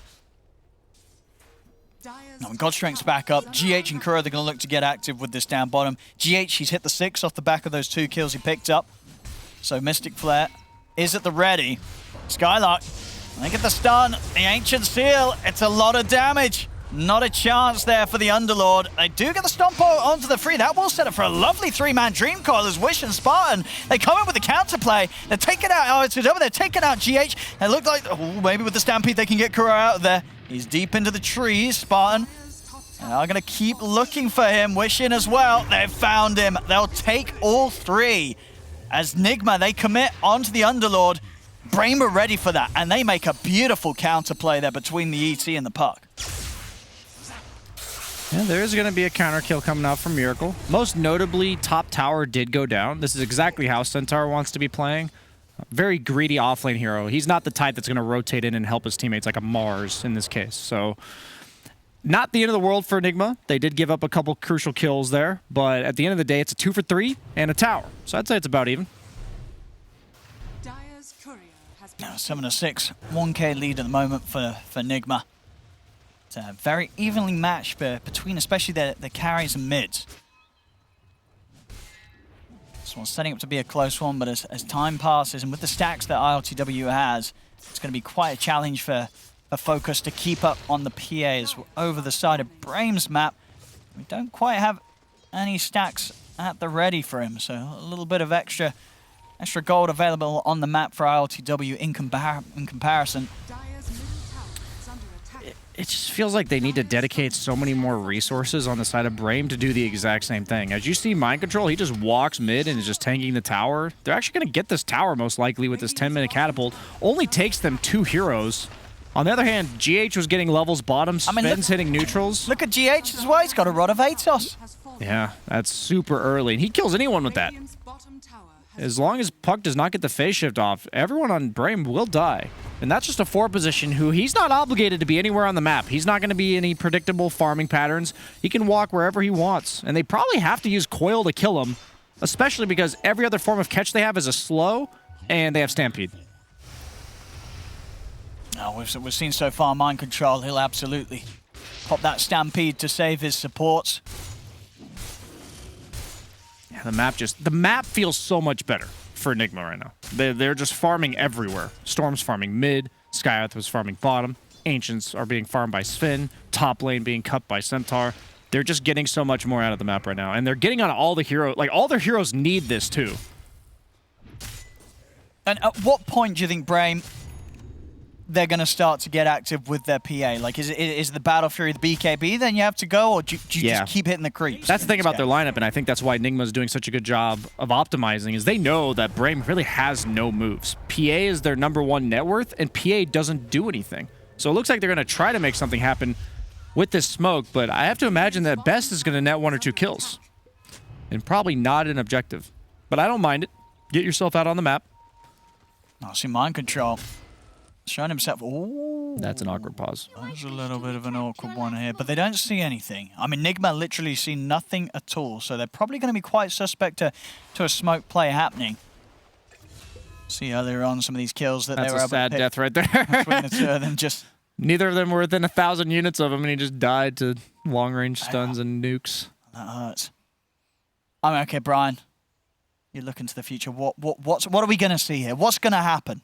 I think Mind Control is going to die, and then he's going to die. Braim is going to lose 2 heroes in response because it took so many resources for them to kill Mind Control. And we'll see again the easy kill, but then the really nice turnaround. I mean, an excellent stomp there from Spartan. Means that Braim are able to... Got the Midas off, though. I didn't even notice that. Yeah, he did. Midas right Aye, well, there before you go. There you go. Priorities. He's going to be fine with that. You think Mind Control's dead here? He has Hood, he has Stampede. It's not enough. You feel that he's going to get, what, Dream Coiled, Firestorm? I think it's the % damage from Phoenixes that's going to put him over the edge. But they're going to have to use virtually everything if they want to. He's either going to get ignored or killed. There we go. they're kind of half-heartedly going on him. Yeah, that's my version of ignored. Yeah. Well, they don't want to commit the coil. They want to save that for something else. Miracle actually zipping in. It's going to start with the silence. Onto the Underlord. They got the Oracle in the sleep. They got Miracle as well with the silence. As Miracle's going to get taken out, now they can turn their efforts over towards Kuroki. The Stampede will come into play from Mind Control as he looks to get the rest of them out of there. At the same time, GH, he was able to make a move on his own around the backlines, and with the Rod and the Mystic Flare, he just solos down the PA. So at the end of the day, a 1-for-1, GH able to redeem the initial loss of the Storm Spirit as he picks up a big old kill himself. If Skywrath Mage is allowed to just walk around the map, it is a nightmare to play carry. I can tell you as a first-hand witness experiencer of this, victim, I would say, of this, you just get killed off cooldown. And your team has to be right next to you because you die so fast. His team was like right in the same triangle area as him, but they can't get there. They can't help him. As of now, they don't have any force staffs, anything to save him. I see any time that happens, the PA getting caught out. Whilst RTW continues to free farm, and we'll see it here. They're literally right there. He's like, team? Stampede damage is actually what put him over the edge. That's awesome. Yeah, good attempt to juke, but GH, that increased movement has no struggle. Running around the tree, finding the opportunities to land the last bolt. GH 5 1-on-1. This is the sort of KDA you dream of when you're playing the Sky support. Everything going very well for GH right now. He's just spending his spare time farming one creep at a camp. I mean, Centaur is just bluffing. Like, Mind Control is acting like his entire team is here. They don't see the support, so they don't know where Oracle or Skywrath are. You may say, why don't they just go on him? He's completely alone. They don't know if his team's smoked behind him or not. Sven's missing. The two supports are missing. All they see was Storm bottom. Well, got the Battle Fury now done on focus, so now begin that ability to start to try and catch up at least with the Sven. It's not going to be easy, though. ILTW very, very farmed right now. As bottom lane, GH again as the stomp will stop him from getting off the last few spells, and now the turnaround comes in. They jump onto GH. This time he'll be punished for trying to dive in and nuke down the Phoenix. And the chase isn't done quite yet. Wish and Spartan in straight away over towards Kuro. They'll drop down the Dream Coil. Kuro can't be helped. Miracle's got to stay in the invis. No fight to be had here. At least for now. Mind Control's heading over. Does hit the blink. Maybe they can look to try and catch out one of them. They've got their eyes on Wish. Oh, but he's quick with a phase shift. And Wish, he will get orchided, but the stomps out again. Spartan, some phenomenal stomps this game. Keeping his team safe. Miracle still has mana to play with. As Spartan kind of throws his body in. He knows someone's got to die. He'll let it be himself. Give time for Wish to get away as the puck. So Spartan coming in clutch again, saving his cause. Hedges, meanwhile, it's PA that's participating in these fights, and Sven that's hitting up the creeps. He really is. I mean, he's, what, 3 levels ahead right now, ILTW in comparison. 1,500 gold as well, and it should only be more the more and more this happens. I mean, and what can they do about this? How do you stop this Sven just getting away with wherever he wants to go and hitting whatever he wants to do? That's the resource issue that I mentioned earlier. They just need more heroes to do the same thing. If Nigma goes for a kill, it really only has to be 2 heroes. On the other hand, it has to be at least 4 heroes from Brame to get anything done, which means there's just naturally more things happening on the map in favor of Nigma, as Mind Control narrowly escapes. Notice how they have 2 heroes, Mind Control's not afraid, while Wish feels like, oh, I have to show up for this. On the other hand, you just see these hunting duos. You have Centaur that's farming while Miracle and GH are walking around together. Sven's doing really whatever he wants on the map. And you have to get through these kill duos before you even get to the Sven. And the problem is they keep responding to it on their side of the map. I think they have to kind of just go for it somewhere. Make a big play. It ain't going to get any better. Maybe they're just going to wait for the BKB on PA before they do anything. Oh, see Miracle. He's found Spartan. Getting the solo kills now. Now Mind Control. He's just going to play around with Sky. Like, if they got any backup, GH trying to make his way over. They're just getting so much. There's an Oracle farming bottom right now. They have Sven farming top and Oracle farming bottom, and they're just like corralling them into their triangle. Like, you can really see, like, Brame, what do they do? They're trying to find some sort of move. Focus is trying to find some sort of space to get this BKB done after the Battle Fury, but it's not easy. Nigma making it very difficult for them. And DD rune top. And has he just hit the BKB timing yet? No, Looks like he just got it, yeah. ILTW, BKB done. Level 16 Sven. If he wants to, he's ready to stop hitting creeps and start hitting heroes. Yeah, that's the Midas coming into play. 4-man smoke. Storm's got the DD. They see the courier, though. They might know this is happening. They do ping it. Looks like ET's pinging it. It's always hard to tell if it's light blue or teal. Definitely playing a little cautious here, Brame. Mind control. He's going to get dispelled. He streams down the high ground. It's not to be the case. Brame in the trees. They're going to try and lead in on Miracle. So they can take him out. They got the silence into the Earth Spirit and the Supernova. Nicely done by Brame. They cleanly take out the Storm Spirit. And now over to the side. Focus is maybe going to try and set up for another mind control. He's getting jumped upon. Stampede on cooldown. ILTW, he's going to come in with the counterplay. Starts to charge him, but he's been silenced. He'll look towards Spartan first. Spartan getting burst down by the Mystic Flare. ILTW is ready to try and go for more. Head straight over towards Skylark, dealing a lot of damage here with the God Strength from the Echo Saber. Skylark trying to run. ILTW, he's been slowed down by the Fire Spirits, and with that in mind, he's actually going to have to start backing away. As the BKB on cooldown, ILTW going for the TP out, but they found him with the pit. As they got the damage there, they're still having to deal with him very carefully whilst he has the God Strength up, but now Focus is in. He's ready to jump straight in onto the Sven. ILTW gets taken out. A big kill there for Brame as Focus, the one to pick it up. As just an excellent start to the fight there, really. Just throwing everything down onto the Storm and actually being able to catch Nigma. Sort of split off, and ILTW not having anywhere near the impact that you would have maybe expected with the build-up and the item timings that he has this game. Yeah, let's be clear. Sven has a BKB. Centaur can do his own thing. Kuroki has to be close to Miracle. It doesn't matter whose fault it is. It doesn't matter, like, what led up to this. You have to be within range to False Promise your Storm. Last fight before that, he got stomped on Oracle, so the Storm was burstable. That fight, they were up on the high ground while Storm was in the river. They just have to be close enough together. That's exactly what Brame has to do, capitalize on that mispositioning by Nigma, but they just can't do it anymore. Like, if you're like going back to the drawing board, you don't have to change the game plan at all, Nigma. You're getting all the farm you need, but you cannot let them keep doing this. Miracle is getting gimped at the start of the fight. They're getting the jump each and every time. And they've certainly got the damage to take him out through the disable that they have.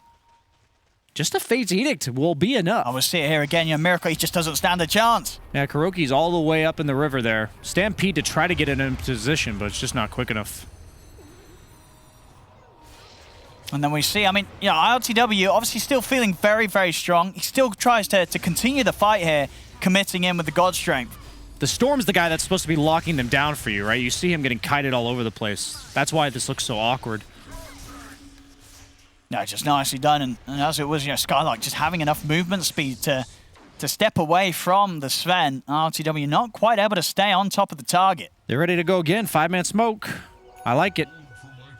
Maybe they can turn this into a Roche. They don't really have any damage items for Roche, though. They went the Lotus on Underlord as opposed to like a Solar Crest or a Vlad, something like that. So purely the fighting route coming out from Brame. Enigma now do have the BKB on Miracle, so it'll be a little harder for Brame to blow him up in the same fashion that they were able to achieve last time round. Phoenix does get the Philosopher's Stone, so he may have some serious late game impact here with that extra item or so that'll give you at 40 minutes. Seems small, but Phoenix one of the few supports in the game that can absolutely carry a team fight. He gets like that Shiva's or an Ags refresher.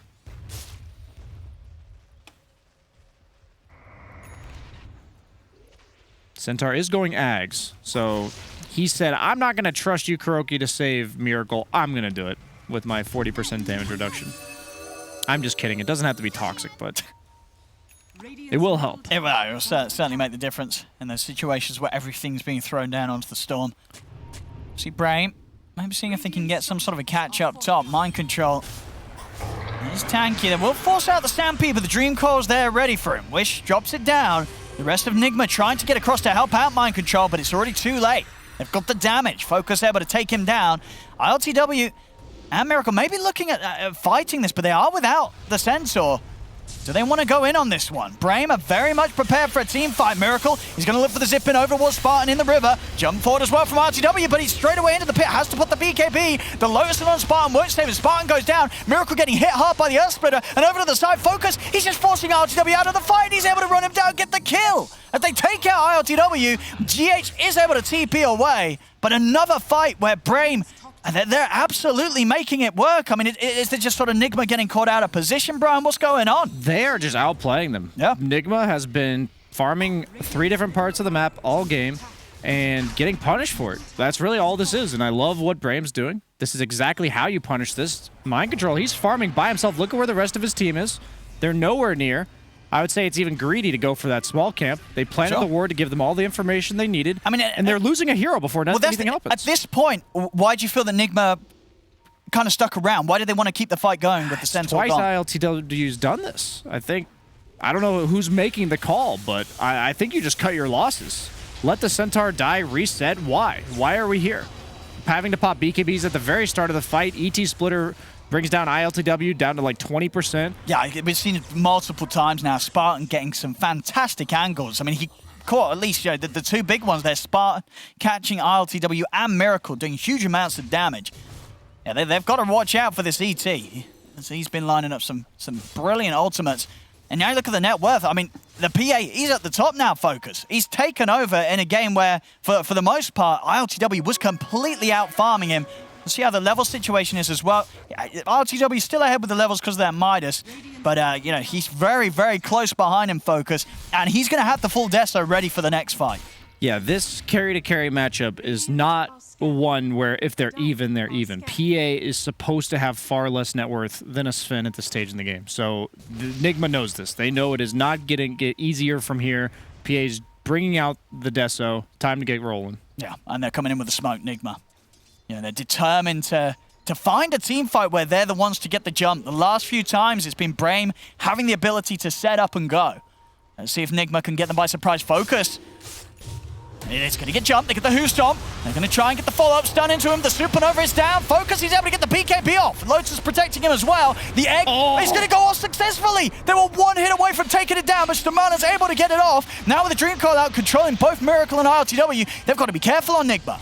As Brame, they'll continue to poke and prod at them. Miracle's got to go down to the low ground. ILTW, he's caught behind the cliff with the BKB on cooldown. ILTW, he's trying to get in there. The false promise does come out. Kuro able to come in with the save, but they're kiting up the Sven. They throw him up with the Yules. Wish and Skylight just continuing to control him. He blinks out, but the damage has already been done. ILTW falls. Focus into the river. Finds Kuroki. There's 3 dead on Nigma, and there's going to be another death added to this as Mind Control. He's caught in the Yules in the pit. They're holding him back. Mind Control will try to run, but Brame, they'll chase him down, take him out as well. 4 dead on Nigma.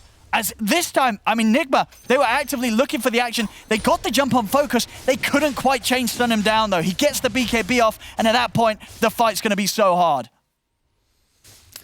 This is just showing if they did this exact execution 2 team fights ago, before losing your Storm unnecessarily, before losing the Centaur, this works. They would have had enough damage. The Phoenix would not be level 12. They would have killed this egg. Oh, it couldn't be any closer. Give them an inch, they take a mile. You know, that's just what's happening here. Or, you know, centimeter, they take a kilometer. Oh, hang on, back in the rush. Die again, but Miracle! He's able to snatch the Aegis, gets out as well.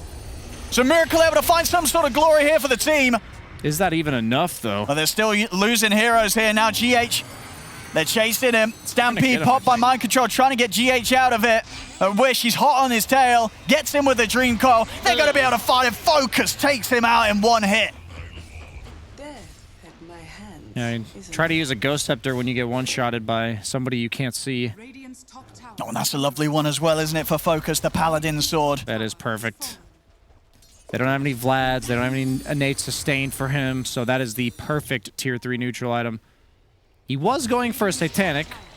You could argue that it makes the Satanic better, but you also don't need it if you have a Satanic. But at this point, you saw what happened in the last fight. They couldn't even bring him down when all he had was a BKB, and he hadn't even popped it yet.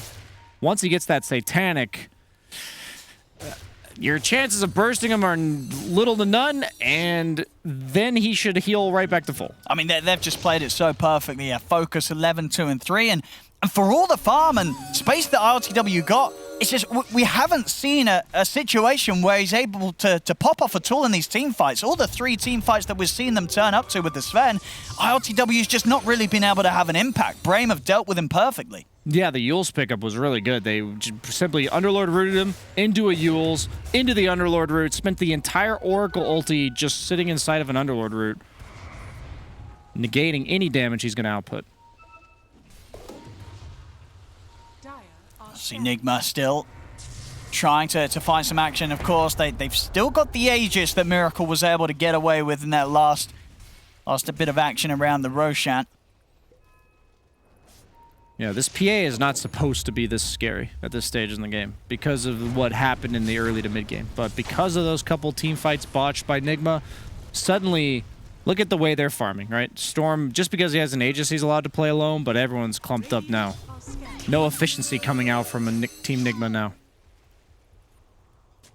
See the Eon Disc getting done here for Brame. Stamana's got his wish very close to having one also on the puck, so it'll be even harder for these sort of jump and go heroes like the Sven and the Storm to get on top of him and burst those targets. Yeah, maybe he'll look to get the shard on Sven. It does dispel, so you can wait until the Eon Disc procs and then stun. But even then, you're just delaying your timings another 1,400 gold. RTW. It's going to go in with Miracle onto the Underlord. They have the damage. Skylark getting low. They will bring him down. And now Focus and Wish maybe looking for the counter plays. The BKBs are out. Focus, he's actually going to opt to TP out with the remainder of this BKB. Doesn't want to fight this. They're looking for more. See if they can catch Wish. Miracle. Still with a little bit of mana left, but the blink will be up, so Wish should be fine here. Not quite enough mana to continue the chase. So Nigma finally able to get a bit of action here where they take down the 2 and they were able to have enough physical damage to kill Skylark before Brame's able to set up any sort of turnaround. It is a pretty clutch neutral item for ILTW here. The Enchanted Quiver does give True Strike on your first attack every 5 seconds. So the PA with 80% evasion, he has absolutely no way to deal with it just yet. Was really the only thing that allowed him to actually threaten Focus there. Oh, absolutely, makes all the difference. We will see RLTW as well, looking to get the MKB done next. Blink on Kuroki, this is going to be pretty big. That means that he's going to be very able to always get in with the jump save for Miracle or RLTW if RLTW's popping off. And there we have it, actually. They completed an MKB for RLTW. So back to a stage where RLTW does have the tools to go toe-to-toe with the PA in the fights. It's so much easier for Focus to choose when he's going to fight, though, because he has a 5-second cooldown, not cancelable blink, while ILTW has a regular blink. So this is actually, I believe by looking at it, Focus, he's got enough money for the Reaver, but the Broadsword, I think it was on the Courier. So he's actually going to be without the Satanic for an additional minute and 40 seconds over what he would have had it at anyway. So a little bit of a hit there for the PA. And they may be able to capitalize on this. That Satanic would have been huge for this coming up engagement here. Enigma. Ready with the smoke. Brame playing very safe, though. You can see 3 of them up on the high ground by their tier 3. He's going to ward. Oh, he broke. He knows they're there. He has to be very careful, though. He dies almost instantly on Kuroki, so he had to blink out before his ward was able to be placed. He just will come to an end here for Miracle.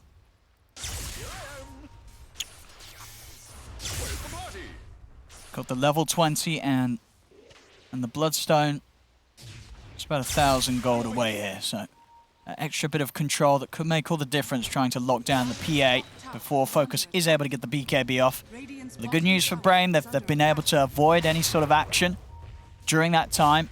30 seconds. Focus, he'll have it out. The Satanic is going to be on him for the next fight. So the PA, even with the damage that Sven will have with the MKB, if they don't completely lock down Focus, he's going to be able to pop off in these team fights, whatever happens, with the items he's got and the lead that he's been able to achieve. Yeah, there's no steroid for Sven here, so he shouldn't have an issue tanking that initial Stormhammer, especially because you have the Lotus to back you up, as well as the Phoenix heal and the ET Stomp just to disrupt the combos. Yeah, they can BKB, but I don't know if Storm Sven's enough to kill you if your team is there. The Underlord aura, there's just a lot of things that make it just that much more difficult to bring him full to 0. And if PA gets initiated onto, survives, BKB Satanic, I believe any fight that occurs like that, Brain will always take it. Sure, PA will just always win the drawn-out situations. Oh, cute little play here. All right, smoke into the rift, down bottom. See if they're aware of this. Wish is ready to show himself, jumping in. Enigma will hold the high ground. Smoke dispels on Spawn. Mind Control's actually going to look to make the jump. They're going to commit straight away, see if they can take him down in time. But the Lotus was out. Miracle, he's so low. He's plus the BKB, but Miracle, he can't get away from them. They'll lose the Storm. The rest of Enigma, they've got to run. As actually I say that, ILTW is going to try and get back in. He jumps on Focus. A beautiful stun though. Catches both Focus and Stamanen. As ILTW, this time it looks like he may be able to achieve the cleanup. They've still got 4 up. There's only 2 left here on Brame. Wish, he's trying to chase down Mind Control, but he hasn't got enough damage to commit for this. And ILTW, he's ready to chase. He looks to keep himself on top of Wish. They're going to be able to find him, aren't they, Wish? He's into the phase He might shift. just live. He's out with the blink. They do catch him with the silence though. And Kuro's in with a finishing blow. Purifying Flames finishes off Wish. As Nigma, they're able to take their team fight after a bit of a rocky start. There was sort of clutch use of the Lotus from Skylark, causing Miracle to, I believe, not only Orchid, but also pull himself in with his own Vortex. And that ended up him getting so low at the start of the action before he could get the BKB off whilst he was Dream Coiled. But at the end of the day, ILTW, this time round, he's able to do what he was gearing up for. A big cleanup from him. Huge burst of XP as well. He's just a few creeps off the 25 now, Sven, off the back of that fight. Yeah, you just have to be so careful on Focus because he blinked away onto the Sven, away from the rest of his team. So that means that none of the saves are there. ILTW gets the stun up. Phoenix actually swooped in at the exact time he stunned, so he got a little bonus kill there. And there's no heal coming out. There's no fire spirits coming out. All the BKBs were already down, so PA couldn't defend herself.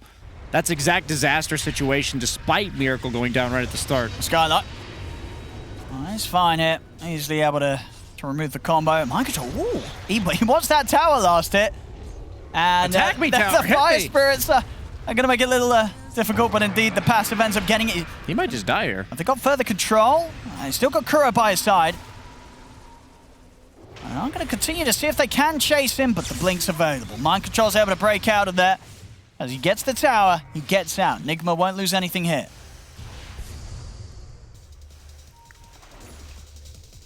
There's just so much kill threat on both sides now. The PA is going to kill people in like 2 seconds, so he has to get escorted out by his entire team. No Roche spawn for them, a little unlucky. Only a minute into the 3-minute spawn period. So you can get the jump here as they head towards the mid lane. GH also with his blink done. And as we're seeing, a Miracle, I mean, quite a fair few of them. There's a lot of single target. They've got to be really careful and prepared for the Lotus moves to come out, as they have been causing some issues on some of the initiations that Nigma's tried.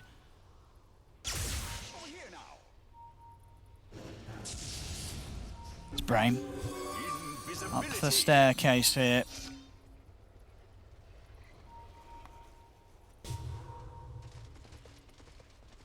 They'll actually start to back off now that the smoke comes to an end for Brame. So many tense moments in this game. Just completely quiet. I mean, this is what you want to see here. 2 evenly farmed teams at the 36-minute mark, 19 to 22. It's been up and down a little bit on the way here, but we definitely got to a point where both teams fully capable of winning team fights. Incredibly close here between these 2 squads. Yeah, you just don't get anything for free. Anytime either team slipped up even slightly, it's been punished to full extent. And that's what you like to see. Dota's not a mistake-free game. No matter how good you are, you're going to sometimes mess up, be out of position a bit. And we're seeing it get punished. Do they want to go on Mind Control? Probably not. Giving him a little bit of a tickle. Nothing more. They see the ward, though. They have the Sentry on the low ground, ET Spirit on the high ground. Do you like these choices from the carries and their continued progression focus, getting the Nullifier next? And we'll actually see, because he has shown that he's getting the Eon Disc. Oh, is he over in the river? They're going to try for a jump on Wish, but Wish is actually able to get the Dream Coil off. BKB's come out here from Miracle and ILTW as they try and turn towards Focus, but Focus with his own BKB up, he's more than fine. Now Nigma's got to be careful. With the BKBs wearing off on their cores, ILTW and Miracle they've got to be so cautious about how they commit here. No coil, though. ILTW tries to get him, but he's been disarmed. The Halberd comes out, Skylark just continuing to kite them pretty heavily here, drops the pit down as Mind Control backing off very low right now. Got the Ancient still in and the pull back onto Skylark. ILTW really wanting to get back in, but the daggers continue to come out from focus, cancelling his Blink dagger. And are able to finish off Skylark. ILTW, he's got to be careful. He's trying to fight around this. The Hoostomp does come out in time to hold back the two of them, but Wish, he's still on to ILTW. That's the Sven down for 100 seconds. They're going to be able to pick up Mind Control as well as Brame. They'll come out on top of the fight. Roshan's up. They'll head to the pit. They'll get this as well. They might just take the shard on PA. That gives you the break, so Sven no cleave. Centaur no return, more so on the cleave that it matters. I mean, because as I was saying, ILTW, he wants the Eon disc. He's already shown it with the recipe. Oh, Miracle! He tried for something big. He did actually get the kill. They get the kill on Roshan. Brain, they'll still be able to pick up the Aegis. Did they pick up everything else as well? They did. They got the shard. And they did get the cheese. Yes. They did. So they got everything else. But, hey, you know, Miracle stole an Aegis earlier. He steals a kill there on the Roche. Yeah, this PA Sven matchup, though, you're seeing how well Focus is playing it. He's not entering the fight, consistently canceling his blink on ILTW, so he can't enter the fights. And eventually, you're dying to that dagger. And they found GH in the trees. He's not got a TP. There's no escape for him. It's going to be another pickup here for Brame. And this Nullifier is their way of removing a Warcry now. Absolutely no way to shield yourself from this minus armor. I mean, with all the action, I'm not being able to really say it. But and also because he's seen that ILTW's picked up the Eon Disc recipe. So now, do you actually want to finish this Eon Disc against an PA that's already got Nullify, Brian? I don't even think you need... I think you need another item than an Eon Disc anyway. It's like, I understand why he would buy it, but...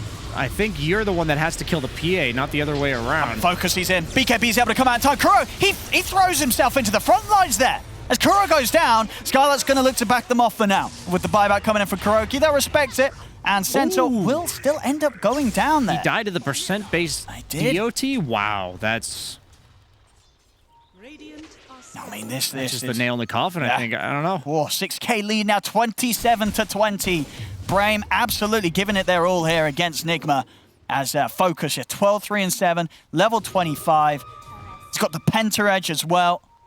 Beautiful item to find. Once you lose map control against PA, you just never see her, and you just die, like instantly. So they have to be very careful on Nigma, camping high grounds. He's heading over. Oh, he's actually going to go in. He's in with the Nullifier. RTW needs help and he needs it now. RTW puts the BKB, but Focus is just standing his ground and fighting the Sven. They are in with the counterplay, though. They'll take him down once. That's the Aegis gone, but he tries to run. He goes down, snaps the coil. RTW is dead.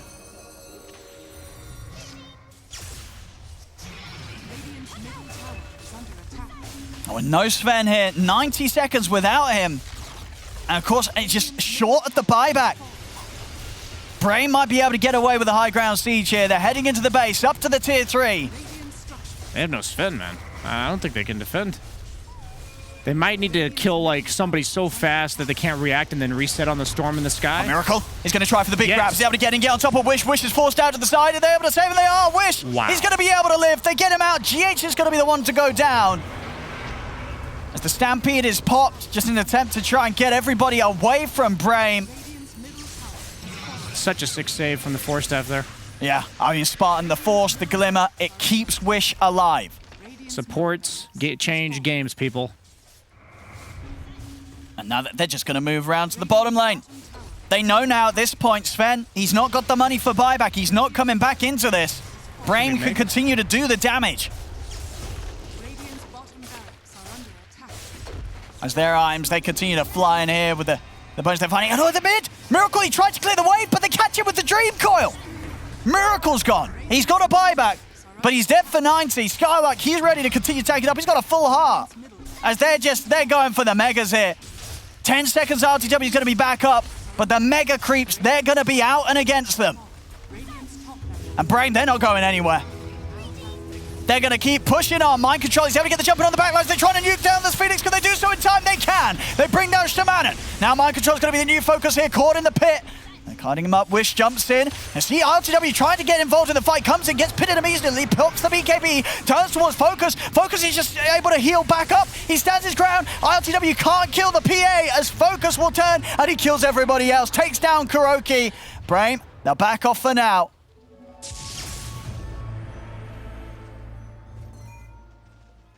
are proving to be incredibly difficult here for Nigma to do anything. Brame just starting to play around with them as Focus is going to start the action off onto Mind Control. See what sort of backup they can bring. Focus continuing to jump forward. Miracle watching for the high ground. Miracle is going to try and make the jump. They jump at the same time with RTW. The Gene Core's down though. They're trying to burst this PA. They can't do so. The low storm straight out onto Focus. Focus, he's able to turn. They bring down RTW. They bring down Miracle. No buybacks left available for Nigma as GG is called. Brame will take game 1. Yikes on that pause right there. That's the smash the keyboard pause, you know. yeah, that was excitement pause. Yeah. I'm not going to lie to you. I think Nigma may have underestimated Brame going into this series.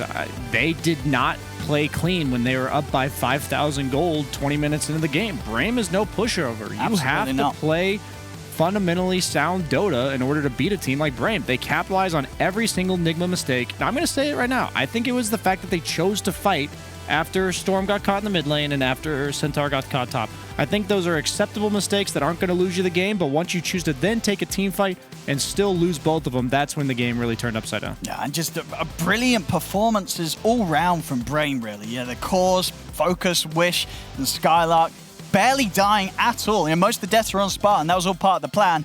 And you know, as you said yourself in the action there, that the support saves. I mean, Spartan himself in the ET, he was just doing so much. Those early plays as well, the early team fights.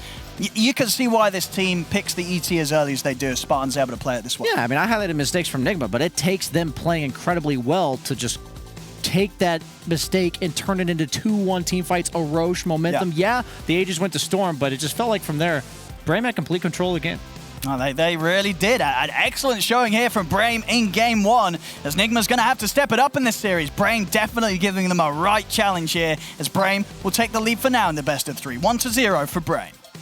Thank you, Odie Pixel and BSJ. Yeah, that first game, Brame looking good there with the team fight coordination. We're going to talk about that and everything game 1. And of course, prepare for game 2. After the break.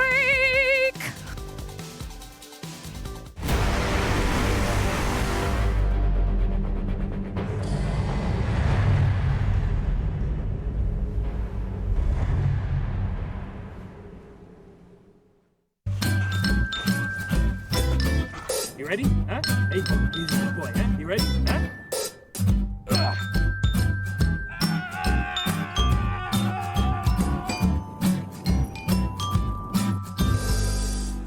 Start your esports career now at play.eslgaming.com.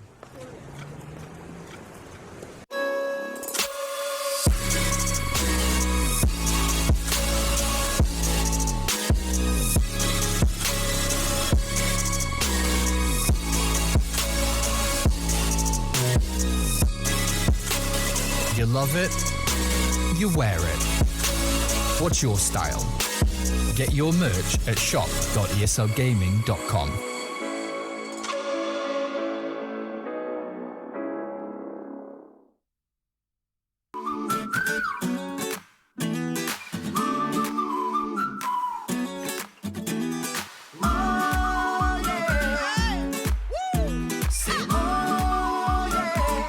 When the sun goes down on Friday, and the air is getting vibey, meeting buddies down the corner. Way to go, let's get this party started, and everybody go, oh yeah. Say oh yeah. Feel the rhythm of the dance floor. Oh yeah. Say oh.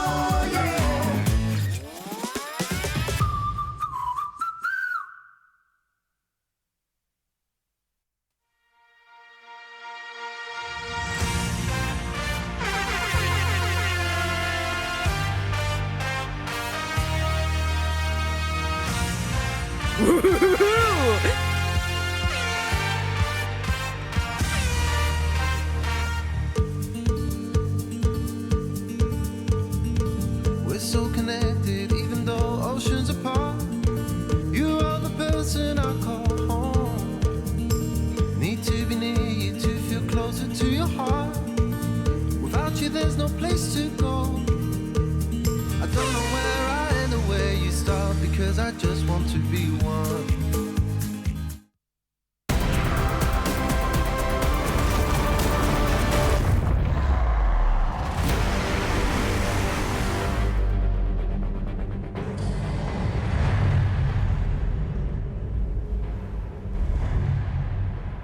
The first game of this best of 3 between Team Nigma and Brame goes the way of Brame. And that was purely off the back on superior team fight, because at the start of the game, it looked like Team Nigma had what it takes to take this game, but a couple of mistakes. And there you have it. Brame takes the first game. I'm here with T-Gov and Kyle, and we're here to break the game down. And T, I mean, this game, Brame just really showed us why and how they made it to this upper division and how they've been able to challenge almost every team they have come across. Yeah, I feel like the way that they played the game was really nice. Wish, always moving around the map, securing these early kills. I think you have to give a lot of props to GH. Playing the Scarif Mage, he was so annoying. Yeah. But then it gets like minute 15 and you're a Scarif Mage and you're like, well, I don't do anything else now, guys. I need someone else to enter the game. That never really came into play. And that second to last highlight, that Roshan contest, the fact that you get that on the side of Brame, it allows it to be a very close game to suddenly, boom, it's completely gone. And a Sven, a Storm, you can't really kill a Phoenix. You're trying to lock down the PA. It's really, really hard. Spartan popping off. So yeah, Brame, really good stuff. Yeah, played quite well. I think their draft made a lot of sense. It scaled quite well, and eventually you just straight up win the game. Yeah, I mean, a lot of props to Brame for capitalizing all the mistakes that Team Nigma made, though, Kyle. Yeah, I was pretty disappointed, to be honest. I think it was altogether uninspiring performance. We had big expectations coming in, Miracle shifting back to mid, and it just felt like, you know, it's good for Dota, I think, when this team plays well. They're arguably the most popular team in the world, and you have some flashiness, sure, like Miracle swiping the ages. It's cool. It's nice to see, but Dota's too tight nowadays to win games based on flashy plays alone. Mind Control dies top. We still see them take a team fight. Storm dies. They're still taking the team fight. Like, these are just not the right moves. And speaking of team fights, Purge would like to break some down with you as well. Thanks, Shiver. I liked what Nigma did with the Scarif Mage in this laning stage. Pairing it with the Sven, I thought made tons of sense because the two heroes have lots of movement speed. They both have 325 base movement speed. And the coolest thing about it, I believe, is that Sky kind of is his weaknesses, his low armor and thus survivability is covered by Sven's Warcry. Warcry gives 8 seconds of 8% movement speed and 6 armor. So Scarif Mage, who actually has a lot of strength and therefore HP, when you pair that Warcry on top of it, all of a sudden both of these two heroes run at 350 movement speed without having to buy boots, and they both do a lot of magic damage together. So they basically use this against this more defensive dual lane to secure a bunch of laning kills, which made Skywrath look like a really valuable hero. GH did a great job getting kills, and here's just that movement speed differential. Look how many right clicks he gets in on Phoenix here. He ends up right clicking him like 8 times or something like this with just one slow, and the slow did get buffed. So this laning stage looked great. They had all this nice advantage here. They are 4K up at 18 minutes, but then they started the first of many bad team fights. Smoke breaks as they go high ground. Centaur blinks thinking that the enemy team is there. They don't quickly deward the cliff spot, and Miracle ends up dying in the mid lane to the Dream Coil, to the magic resistance reduction.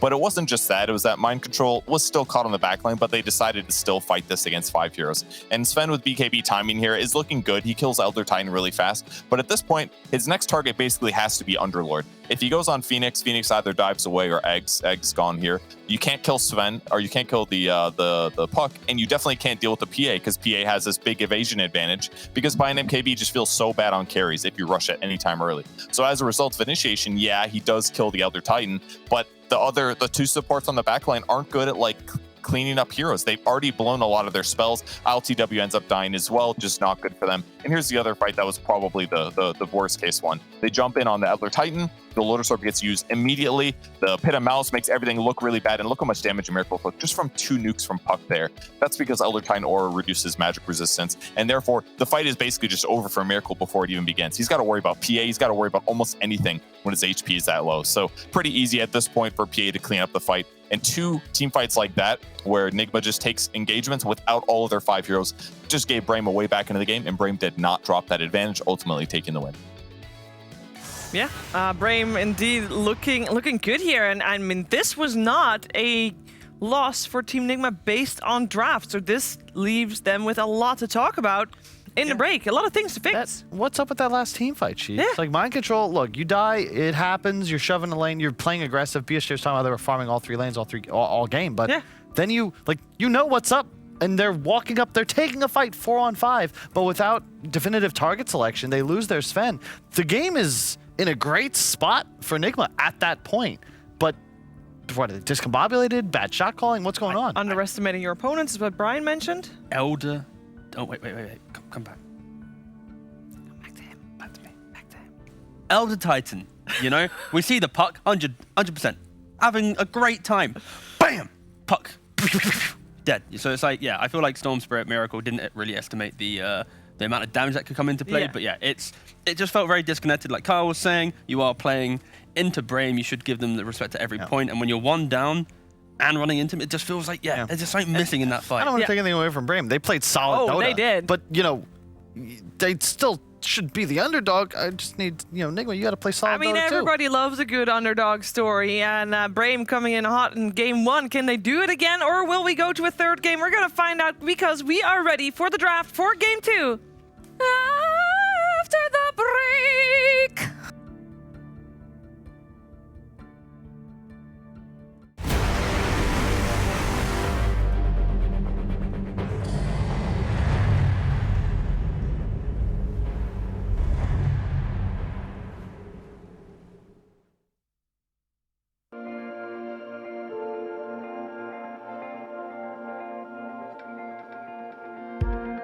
When this is over, I will come to you, come back to you. When this is over, we'll be free. When this is over, we will touch just like we did before. When this is over, you will see.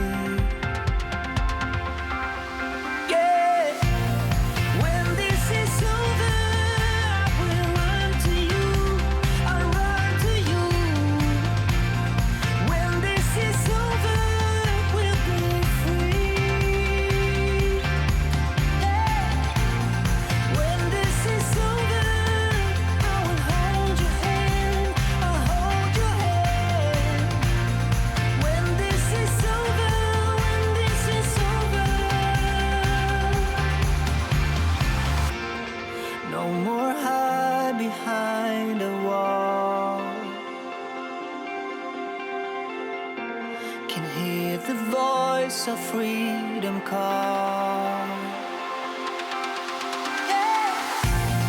When this is over, I will run to you, I'll run to you. When this is over, we'll be free. Ooh. When this is over, I will hold your hand, I'll hold your hand. When this is over, when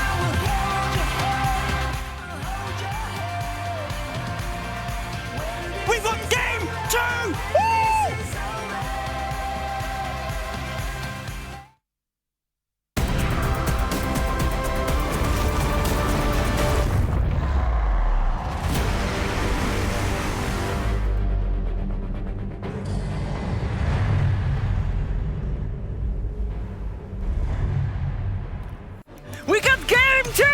Woo! That's my impression of Teacup's exclamation right there. We got game 2. Team Nigma and Brame, they're going to go head-to-head for the second time around. First game went the way of Brame off the back of some very finely executed team fights. And we're going to see if maybe Team Nigma can... I don't know, shape up a little bit in game 2, because that's what they need to do, because it wasn't necessarily their draft that lacked behind, it was their decision making. And you know what? We know that sometimes Team Nigma needs a little bit of a warm-up game, so we're going to find out if that was the case this time around as well, as we do have the draft in front of us. We're actually already 4 picks in, so please, T. Kyle, take it away.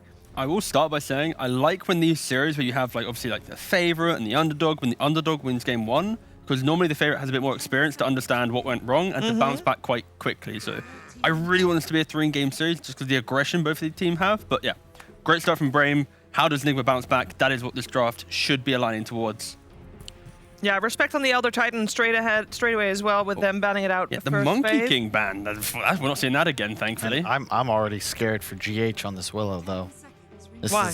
You're playing against just 2 really tough heroes. Earth Spirit rolls, coils, so much magic damage and burst. It's kind of like the love-hate of this matchup, where Willow itself can be killed because you have the AoE spells coming out, but also Willow thrives with the lockdown, the roots, and the messiness of the fight that these heroes, if they get picked off, they can die quite quickly. Of course, Puck can be elusive as well. It's not the worst. It's not the best. It's not a hard stun. I guess that's the key thing that you're looking at here. It's not a hard stun, and you're a hero that also can die, for sure. I get that. I fear for...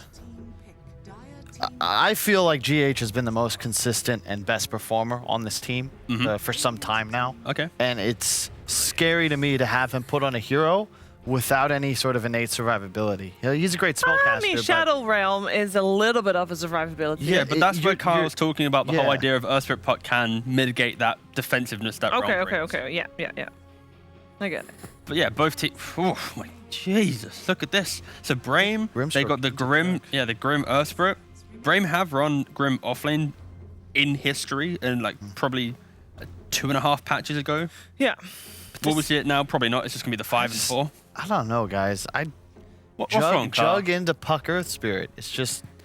I thought Jug was a good hero right now. Again, in concept, though, it's about pacing, right? You said at the start of this very show, you want Nigma to be strong and aggressive. That's what Juggernaut can bring. Of course, Aghanim's on Puck mitigates that, but it gives them a good window to play. And he's got a safe lane with the Warlock behind him. That being said, Warlock on the back line is definitely not safe against the Puck and an Earth Spirit, but the thought is there. The Warlock I'm concerned about a little bit, just for the idea of the hard lockdown. We mentioned as soon as Willow gets picked, you're like, okay, we need some stun. Just compare the drafts already.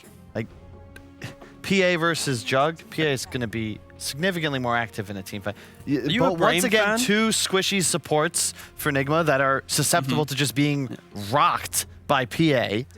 And we're saving last pick now for Miracle, but is it going to be out of the box, or is it just going to be a Storm Spirit into an unfavorable matchup?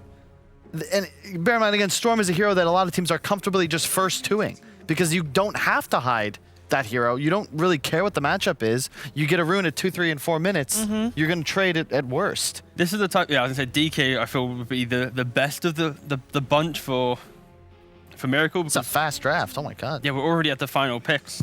We came in a little late. Yeah, it just feels like both of these teams are drafting for themselves. If anything, you can see like how Nigma, they're not really reacting. They're not going, we need this lockdown for the Puck. We need to prepare for this, because Nigma's essence of their draft is if they want to take a fight, this Juggernaut, he can go for the SMY and MKB and Ags. He can take quite a lot of cheap fights. He doesn't often go for the greedier builds that other cores go for. RTW is a little bit more sacrificial with his build, and it does give them a nice, overwhelming presence. And they have last pick. We need to see Miracle on a hero that he can pop off on. Maybe even...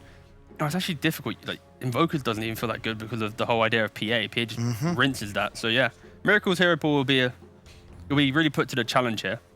And what do we like to see here from Skylark? Because I believe that's the hero we're waiting for here for the last Slardar. Slardar. Yeah, you heard Brian say it as well. Yep. LC's banned. It's the best laner. It's great synergy with your draft. He does also like Doom and Tidehunter, both still in the pool. I don't think Tide into Underlord, the Jug. of course. Underlord, same deal. I think you just pick a hero that has a nice matchup. You know, don't allow enemy free Don't form. overcomplicate it. Yeah. Like, both drafts are very clean looking, right? They have their ability to play in. Of course, Brame has a bit more pacing and skirmish to it. We just saw how amazing that PA performance was. It's going to set itself up for the exact same type of game here. There isn't that instant, we got you on this PA pick. So yeah, anything pretty stable in the offlane. Like, I'm looking at his hero pool. Beastmaster, of course, isn't an offlane anymore. Darkseid doesn't really work with the Jug. It's tough into Warlock, but you could also technically move the puck to offlane, but Wish plays it so well, I really don't think you want to do that. Yeah, you don't need to. You could also go for... Actually, no, you can't do that. Anything but Sand King. Please. Yeah. I beg of you. We veto Sand King for sure. No Sand King. Fingers crossed. We got 20 seconds here on the clock, and they look like they're still in thought. I think now we see people actually moving to their chairs, so the decision must have been made. Did they just go Enigma? I think so. I think so. The hero that said I wasn't going to suggest, I was like, they're not going to pick it because of the Warlock, I assume, because of the BKB piercing stun of Golem, and then they just go for it. Okay. Wow. I guess that is relying a lot on the ability of Wish or Stoneman to get into that backline to make sure that Warlock doesn't get their ability up. Ooh, Medusa. So that's a great counter pick to the Enigma. I want to go back to the interview we had after they beat Secret. Yeah? We want to play fast. We feel best when we play fast. We're playing the best when we play fast. And that's a Medusa Warlock Juggernaut. He didn't say when they were going to play fast. Because when they get to 20 minutes, this is fast, it's group. But okay, think about the matchups right now. We got Enigma. The reason why it was so strong previously was because of Necrobook. So now New Age Enigma, you're not going to have that threat of pressure. I think that's the key identifier for Enigma at least, is you're not going to have this instant tower pressure, and there isn't like that kind of, they're invading our jungle. They're not stealing our stack. So that's where the greediness can play into. So I actually like where Enigma went with this last pick. You have Medusa Stonegaze to deal with the black hole. You also have Golem, so it's not really a good Enigma pick at the end of the time, but yeah. It isn't, but this will be it's contradictive to what they're saying. This is a challenge for Brain. Like, if they're going to win this game, they've got to play with a lot of pace. They need kills. They need skirmish. They need to be all over the map and just overwhelming the Kuro and the boys around. You're saying overwhelming, brother. Look, Staman, Earth Spirit. He's got to be like, whee! You know? No? You don't like the energy? Sorry, guys. Thought I'd bring a bit more childish energy to the panel. Guess it's not liked. We can go back to real analysis. As you were saying. Don't worry. You know what? If we want real analysis, there's only 2 people that we can go to for that one. It's ODPixel and BSJ for Game 2. Let's hear what they have to say. Thank you very much, Stevie. Yes, game 2 here between Nigma and Brame. Brian, what do you make of this? This is some greedy stuff here from Nigma. I feel that if you're in a game, you pick Jug to carry as, and then your mid-last pick to do so, you're probably feeling a little bit ooh. I was getting that same vibe right when they drafted it. I'm like, man, I thought I was supposed to carry this game, but I guess they probably practiced this. Medusa, in theory, is quite nice against these heroes. Puck relies on you having to run away. Medusa gets coiled and kind of just stands still, but I don't like either of the last 2 picks. I'm just going to be honest with you. I don't think Miracle is necessarily on a flashy hero that we all come to know and love him for. Yeah. And Enigma into Warlock. Like, you're already countered. I'm so triggered they didn't pick Slardar. You wanted the Slardar, It was didn't like you? the perfect Slardar game. It hard counters Jug. You have a PA. You have a Grimstroke. You're like the perfect Inkswell target in the mid game. So we just saw Liquid crush their series with 2 games of Slardar from Koikfa.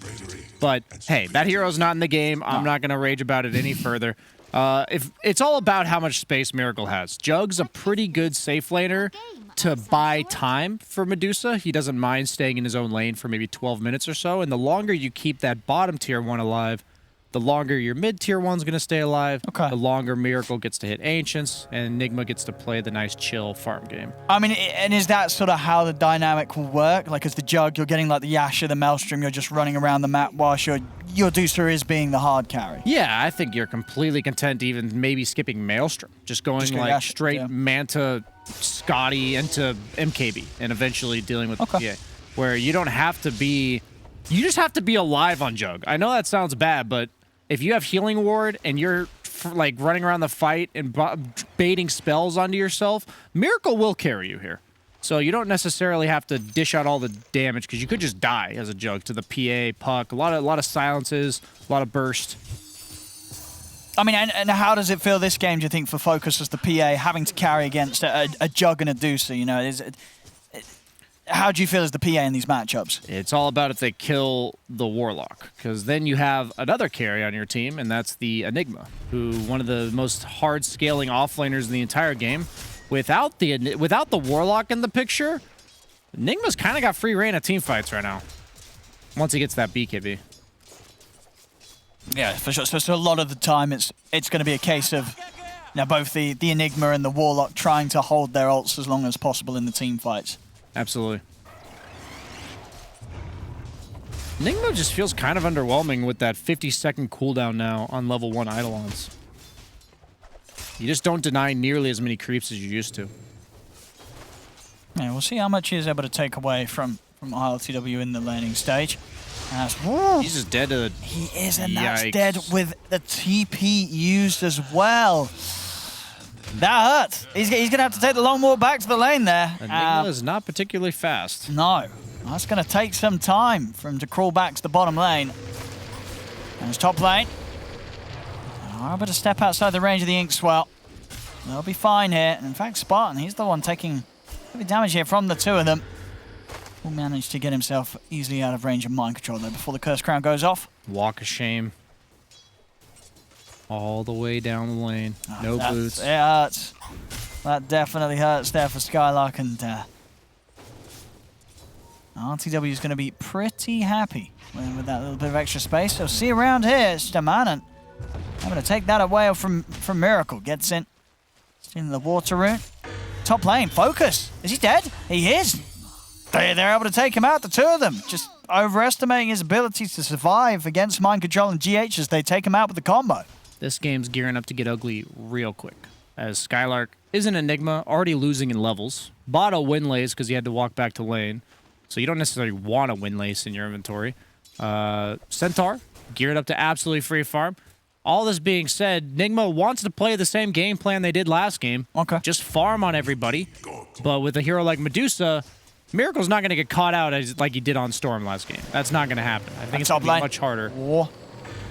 Lots of step away from the Inkswell here. Focus trying his best to push back Mind Control. Mind Control's getting pretty low. So Focus is able to quite finish him off. They've got the one charges to play with. Mind Control, he's got a double ace. Perfectly done then. Waits to the point where he guarantees the kill before losing his own life. He's going to chase him.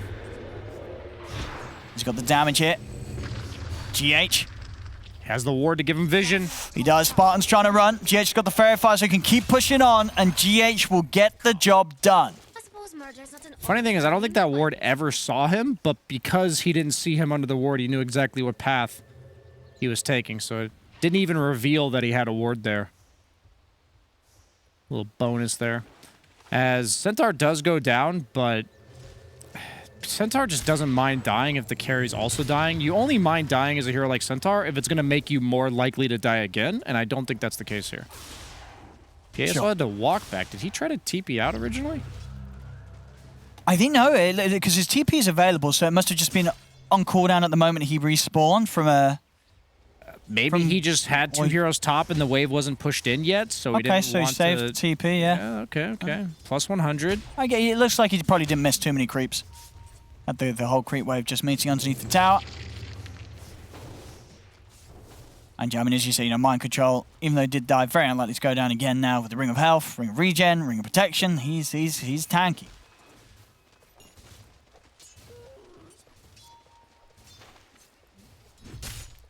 Yeah, I just think the comeback potential of Braim's lineup is a lot less than it was last game. Yeah, and we're really seeing sort of the effects of that early bit of a blunder down bottom from Skylark, as he's struggling to really have any sort of impact in the lane, slowing down RTW's farmers. RTW's having a great time. 21 last hits, 13 denies. Yeah, Jug deals with Enigma quite nicely. That's almost why I was even more surprised to see the Enigma pick. Is, yeah, you have a BKB piercing disable, which is great in theory, but in lane, Jug is one of the few carries that can threaten to kill you early. Miracle. He's going to get dove upon here. They've got enough damage to bring him down. He's got the Fairy Fire. Miracle. No. He's actually going to be able to live. Oh, no. Takes out Stamana with a little bit of a helping hand coming in from GH. Miracle will survive and get the kill. That's a disaster. It's got to hurt. Braim, they're suffering on sort of all fronts here. All three lanes having hiccups here and there. Yeah, Wish was only level 5. That's why. Miracle slightly out-leveling him. Mid lane's always a race to 6. And they decided to go despite Wish losing that race.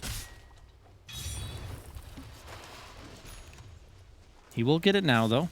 They have a smoke. Our Spirit has TP'd back mid. Are they going to try to make this timing a thing? Let's see. They're trying to get in on top of him mid. It's just a Warlock, though. And he's living. I mean, Kuros, he's healing up with this Shadow Word. They can't even kill him.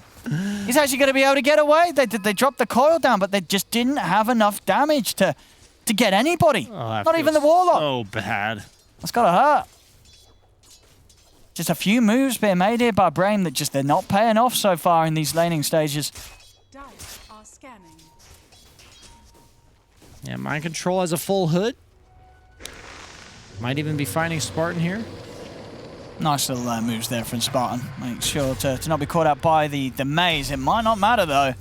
The damage here from the Who Stomp and the Double Edge. He's going to go for the TP out, but they've got the damage. Another kill here for Nigma. I like this build from Mind Control here. I was wondering why he went hood when he's laning against a PA. It's like, yeah, you want the hood for all the other heroes. But he's just elected to max out that double edge, so effectively making it so he can use double edge to farm without killing himself. He can also nuke the PA without killing himself. And you're seeing it pay off. They've already gotten 3 kills in the top lane. That kill netted him on the PA earlier, too. Little things in these matchups. That's when you know somebody's a hero specialist. Yeah, no, Mind Control knowing the exact way to go here. Oh, you got a Possessed Mask on ILTW. Things are looking up. Oh, that's a lovely one. On ILTW, indeed, as you said, phase straight into the S and Y. You know, he wants to battle this game. He's going to be running at you. You just don't need any damage, guys. You don't need 2 carries. We need a bunch of different roles in the game, and 2 heroes dealing damage is not one of them. Jug kind of does decent damage with just stat items anyway. Like, you're enough of a threat that you can't just get ignored. Top lane, focus. He's going to need some assistance. It's coming in. Actually, well, I say that. The TP actually being cancelled as Focus now has got to deal with the 2 of them on his own. He canceled that on his own. Like, that wasn't canceled by somebody on Radiant. Air Spirit just elected to not think he was needed there. I mean, it's kind of working out. Means that they're able to play on and get the kill over on the other side of the map. And Focus looks like he will make it away. He's not living the dream, though. Yeah, it's time spent just running away from Nigma and not being able to hit creeps, which definitely hurts. He does have boots, though, so he'll make it back to base faster. That's glass half full right there for you, Owen. We'll see how's the progress for Skylark going. He's had to return to the jungle, opting to go the route of the Midas. Do you think this is the correct way to go after a tough start, or is this I don't know what else he's great? supposed to do. What are you going to do? Rush a Blink? You can't go Necrobook or anything like that. Helm Dom, I don't think is really a thing. So the issue is, you have a PA. It's like we were concerned about Miracle kind of taking the carry role from ILTW, but as I said, Jug, as we see Spartan, he sort of no man's land here. Came over. I think he was trying to mess around with Miracle as Miracle did the Ancients, but he's only ended up giving Miracle a life as couple well. Ancient creeps for Miracle there, as they're just going to instantly deward all this. But Jug, very independent farmer. Notice how he's the one that's allowed to occupy the lane bottom. On the other hand, Enigma, who's not an actual carry, it has to play like one. You know, he's sitting in his own jungle, taking the ultra safe farm, and it looks like he's planning on doing that for another 5 to 10 minutes by the fact that he's queued up this Midas. So, you know, you got 3 seats in a car and you're trying to fit 5 heroes into it. I don't know, like, where they all sit. We're going to have to do some lap sitting, Owen. Maybe sharing some farm camps. I think they ILTW's even invading. He's taking away some of what you have, yeah. It's going to be hard. I mean, they're already down 3k. And as you said, we're going to get a Midas Enigma, Battle Fury PA. These heroes both needing time and space. A lot of pressure on Wish and the supporting cast to just make something happen here with the 3 of them. But Enigma's going to be prepared. They've got good ways to fight back. ILTW, though, getting chain silenced. A nice kick there as well from Shtaman. And as, hey, that's what the 3 of them have got to do. They do it there. They catch out the Juggernaut. You have a ward there. You see Enigma bottom. They have no other BKB piercing stuns, dude. You can't die there on Jug. Like, you just cannot die there. You have all the information in the world. No reason to walk to the low ground. He's actually pretty safe in the Ancients as long as he sees Enigma. And Very, very sloppy death, I'll be honest with you, from ILTW. That's going to give Brain the chance to push it on mid. They're actually going to be able to get Kuro out of this as well by the looks of it as they dive the tower. TPs are coming in, but Kuro will fall. ILTW is back in with the respawn. TP's in with the backup of GH and Mind Control. They're going to look to try and run down Shamanan. Shamanan's going to have to roll up in a second. See if he can play his way out of this. He's into the trees. Won't be able to roll out as they are able to block his escape off. And they'll take him out in return. Space in the mid though. Miracle doing a lot of damage here to the tier 1 tower. Wish will swing back across, but the Dream Coil still on cooldown for 20 seconds. So no setup to be had here. Midas is online. Maybe he'll go like the Greaves route, you know? Maybe he'll go, because he has Mana Boots queued up. He's got Blink as well queued up. Okay, never mind. I actually didn't want him to do that, but based on the fact that he had Mana Boots queued up, I thought he might. I do believe Enigma has to somewhat carry this game. He has to go like the Blink, BKB, Refresher, Octarine, Lincolns, you know, all these items. But the 6 on Kuro now. Enigma's team fight very strong. As ILTW stepped up to the high ground, but they're there ready waiting for him. ILTW goes down. We'll see if Enigma can still clean up something in return. As they're committing in, GH is able to get the start from the back lines. They'll take down Spartan, see if they can get Stamanen as well. Stamanen, he's out of there. He's going to be fine. He's away. Wish, also with the Orb out and available, able to jump out of the reach of Mind Control. But another time, ILTW is losing his life as they're able to easily burst him as he's the one to head up to the high ground first. When you guys see jugs like seemingly randomly spin or people seemingly preemptively popping their BKBs, that's why. Because if you don't use your defensive tools right away against certain lineups, you're just going to die instantly. And ILTW not giving them enough respect. Brame chaining their silences and spells together perfectly. Mind Control. He's trying to catch the creep wave here behind the tower, but with the 3 of them that they've got and the silences and the burst, they can punish him. They take him out, dying behind the tower very unnecessarily. This is kind of just a repeat of game 1. I don't know if it's going to be good enough this game for Brame. As I mentioned, like their comeback is more difficult, but they are got straight a PA up playing again. better. Like past the laning phase, they just play better so far this series. You got to stop slipping this up. You can't be ahead and then be feeding kills. That's exactly how Dota's coded to punish. They found Miracle. At least they're trying to. They've got the Dream Coil down. He's pretty low. They'll pop the Stampede. Wish, has he got enough damage? He hasn't. The mana's still pretty much full for Miracle, so he's got the tank ability to actually attempt to push back in on this. They haven't got the catch. Ooh, good attempt from GH with the Brambles, but won't quite catch Wish there on the jump out to the Orb. As Brame's away, they force a heavy reaction from Nigma. They're able to back out without Nigma being able to grab anyone on the escape. ILTW went back for the Maelstrom. I was going to ask you about it. Are you a fan of that, or you feel that you should have committed and played for the stat build? Does this sort of verge on the sort of the greedier side of things? I don't think the way to fix dying is to buy not survivability items. So I think he has died due to out of position rather than the fact that his hero is meant to die in this game. So maybe he thinks, okay, I'll just play a bit more passively on the map. But Medusa's already kind of doing that. I think ILTW has correctly been putting himself in risky scenarios, but he's not supposed to die in these risky scenarios. That's why it's correct. His hero's survivable. But they haven't had the black hole or anything. The threat of the black hole is seemingly more powerful than the actual black hole. As Skylark is getting space because of these deaths. That's the emphasis. Sure. I thought they were going to be sharing a lot of real estate, but the map's opened quite a lot. He's got the mana boots already 2/3 of the way to a Blink Dagger.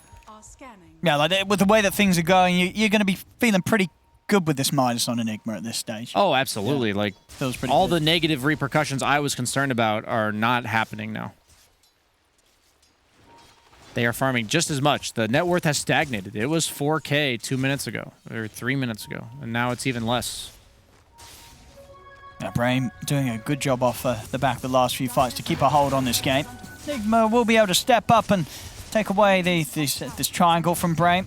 So Miracle's farm, as you can see, just continues to stay right up at the top. Yeah, focus gone for the Brown Boots Battle Fury, no other items.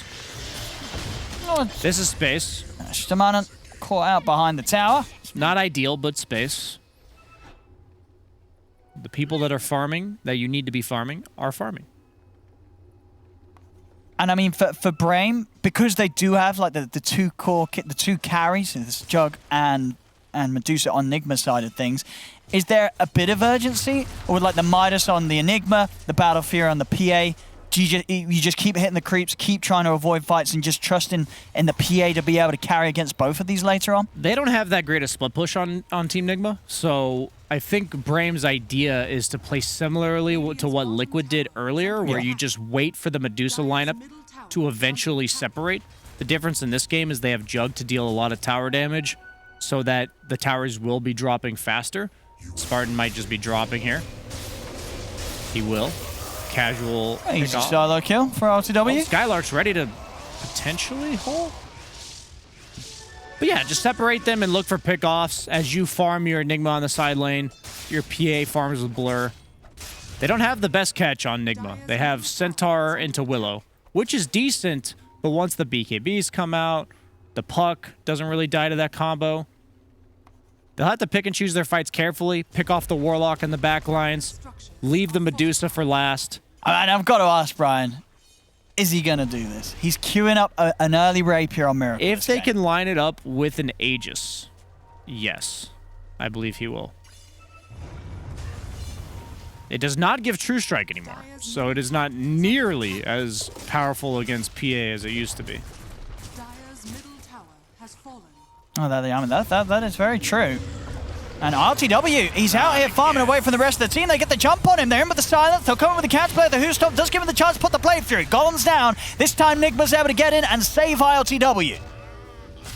As they'll lose both Stamanen and Wish. Stamanen even buying back, but not able to get back in on this. This time around, the aggressive posture, it works out. It was all set up for that moment.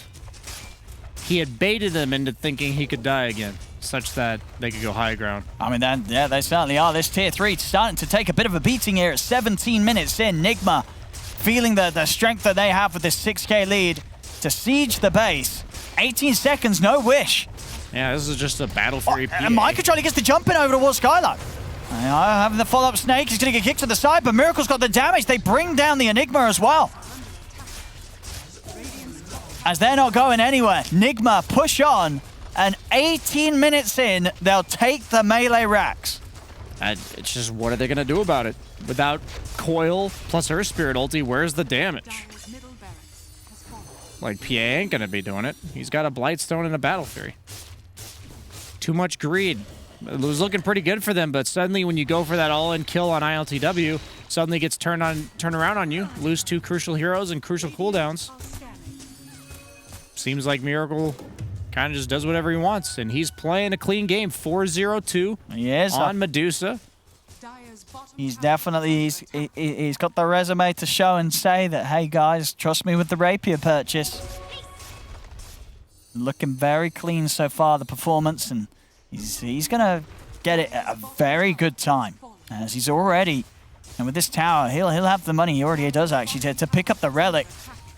If we remember the the Liquid series earlier, the only reason their strategy worked was because Hellbear Smashers did not have enough tower damage to make you have to fight them. You could just ignore this ball, but the Jug plus Medusa combo, you have to acknowledge that they are killing your base. Like, you can't just leave them alone here. And the Rapier just doubles down on that. It's like, okay, you don't want to fight us? You want your PA to be splitting? You want your Enigma to be splitting with a Midas? We're just going to hit your buildings with 350 bonus damage on Medusa, one of the safest Rapier carriers in the game. As they might find him here. Oh, they might. Oh, actually overshoots the mark there. Mind Control with the blink. They might still just get him focused, trying to put the blur. People are coming to try and help him out, but they're not getting here in time. Nigma catch and kill the PA. That was a respect blink by Mind Control, because he's like, we're all missing. There's no way this PA is going to farm the hard camp, so I'm going to assume that he ran. And then they're like, nah, dude, he's still right there. And he's like, okay. And then we get the kill anyway. It's DD Rune as well, sitting outside that Roche pit. Hit the Roche. That's going to be a temptation here for them. And yep. I mean, it really is hitting that timing. You know, it's a Miracle's planned perfectly for this. With the amount of God he's picked up over on the high ground. Now coming with the jump, but the counterplay is there as the Golem just gets dropped down by Kuroki. And anything that Brain was trying to get going there gets completely put to a stop. Yeah, it's too easy for LTW at this point. He's just got so much behind him. The Willow counter initiation, the Centaur Blink, the Warlock Golem. Oh, they're feeling it right now here, Nigma, tipping one another. They know that this game is going very nicely for them here. 17-6, 12k lead, 20 minutes in around a Dusa and Jug duo core lineup that's absolutely working out for Nigma. As the kills, they just continue to roll in. As they're in, on towards Spartan. Actually, I'll say that not enough damage, and maybe Skylark is able to set up something in return. He's going to hold off. Doesn't want to commit in whilst Brame haven't got everybody up. Enigma, they're pushing the top lane. Where's that purchase? Is it there yet? He's nearly got the money. He's going to do it. Yep, he's got his courier in position. It's going to be a very fast timing. Relic picked up. Got the last hit on the tower. Very good. It's this creep wave right here. Here we have it. I mean, this has got to be the fastest this patch. I know we've seen a few deuces, but I don't think we've seen the Rapier Rush this patch. This is the perfect timing. Those buildings are going to start getting chunked. You have the sustain from Warlock and the Healing Ward, so you shouldn't feel afraid to get poked down. They're smoked up, but you have to all in because of this sustain. Yeah. No wear and tear like we saw against the Sven in game 1. I know we have, yeah, no surprise there. 8 minutes faster than the fastest. Mike tries to get him with the jump there. I'm able to dodge it. Yeah, you can't fight this. He's going to walk out of the Midnight Pulse. And I think we're going to find a very lame conclusion to this game. Unless Brame's able to do something incredible. Yeah, Miracle, he's starting to hit the tier 4s. He's got the Dragonlance. Where's so Brame going? And the Grove Bow. Looks like they're abandoning the base. There's a Deucer with a Rapier in their tier 4 tower. They're out in the middle lane. Skylark's hitting up the Ancients. I mean, they've got to do something. Hey, he's hitting the Ancients while Miracle is about to hit the Ancient. I see. Feed Ancients for Ancient. All right. Well, they're going to try and put something together here. The Soulbind's out. Miracle, of course, with this Rapier damage, he's just taking them down very easily. Skylark dying in the fountain. It's going to be over. They're not going to be able to do anything about this. The Ancient falling. Miracle just picking up a triple kill. And the black hole! He tries. He's out. Give him the Rampage. Come on. Give him. Come on, dude. No. Yeah. Oh, disappointment. Miracle, but there we equally go. disappointed as we Yeah. Well, that was a game. 23 minutes in. They come out with the Jug and the Deucer, and Nigma, they certainly show us how it's done here. Flawless stuff. The Rapier Rush on Deucer, we've seen it in the past in previous patches. Nigma showing in this game that they know exactly how to do it. And Brame, they weren't ready for this at all. I'll just be blunt and say that Enigma pick was incredibly questionable. You're not a fan. You have so much aggression potential, and you have to just make spaces for your PA. That's like the recipe for success that we've seen on PA countless times. And then you just elect to pick another hero that's going to farm and buy a Midas. And then suddenly, nothing happens on the map. You get a few kills on LTW, that was great, but last game we saw them come back at that stage, and they just don't have the playmaking potential this time around. No, nothing close to it at all. I mean, we saw right up until the end, right, where Enigma, they take the top racks, the tier 4s, the Ancients, and it was almost Brame knew themselves there. There was just nothing to be done at that point. If this Deucer gets a Rapier and is ending the game 20 or so minutes in, what do you do? You watch your Ancient die. Yeah, you really do. There we go. Ladies and gentlemen, Enigma, they'll take this game 2. We will be getting a game 3. All very exciting here as it now stands 1-1 between Nigma and Brame. Seemed like Team Nigma has heard our pleas and has started to playing extra fast, meaning extra fast finish for them here in game 2. And we are getting a third game as we prepare for that one. I was going to start that and then I saw Team Move. We're going to be right back. After the break. Yeah.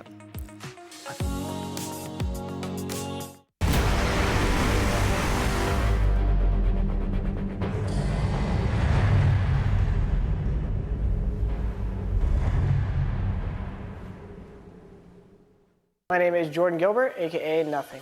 Hi, my name is Sue Lee. My handle is Smix. I think it's important for these initiatives to happen. Empathy really, really goes a long way, and it always means so much to us, and I think that's where initiatives like this really help. I encourage everyone in the community, anytime they see bullying, anytime they see someone getting called names, I encourage you to step up and say something. Good luck, have fun. Good luck, have fun.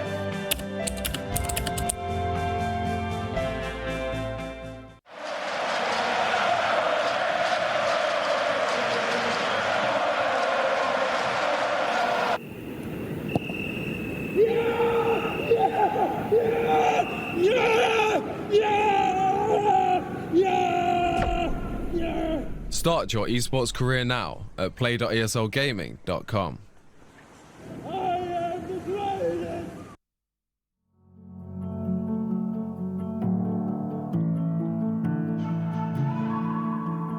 Where did you go when I called your name? Since you've been gone, it's like I'm insane. I can feel you near and yet so far away. I want you so much more than I can say.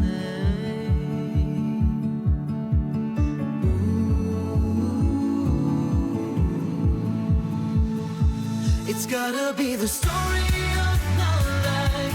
I'm standing at the doors to paradise. I'm waiting for somebody heavenly to let me in. It's gotta be the story of my life. I'm knocking at the door all day, all night. I'll give away my heart, I'll give it all just to let me in. I'm on a search for my chosen one. I'm on a search till the end of time. In my heart you're near, but you're so far away. I want you so much more than I can say.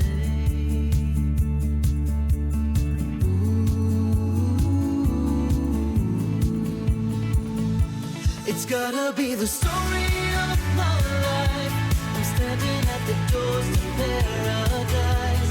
I'm waiting for somebody heavenly to let me in. It's gotta be the story of my life. I'm knocking at the door all day, all night. I'll give away my heart, I'll give it all just to let me in. Wherever I go, I'm calling you. Behind every door, I hope there's you. Wherever I go, I'm calling you, calling you. Behind every door, I hope there's you. It's gotta be the story of my life. I'm standing at the doors to paradise.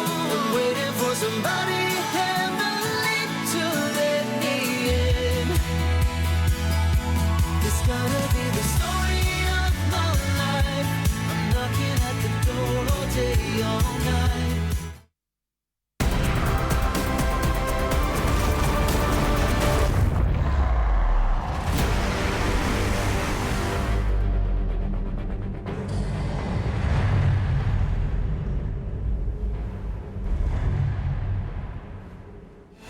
Game 2 goes the way of Nigma over Brame, and I mean, there were a couple of comments on the panel here saying that they might not be able to play fast with the draft that they had, but guess what?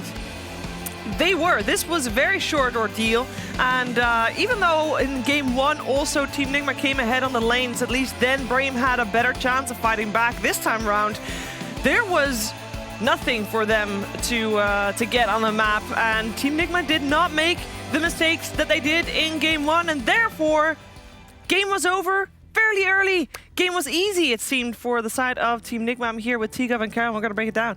Yeah, this game was a bit of a 4v5 situation because Enigma, it didn't do anything. In the lane, the Fatal Bonds, Eidolons didn't really come into play, never really had presence in the game. And then, of course, Miracle and Medusa, complete free farm.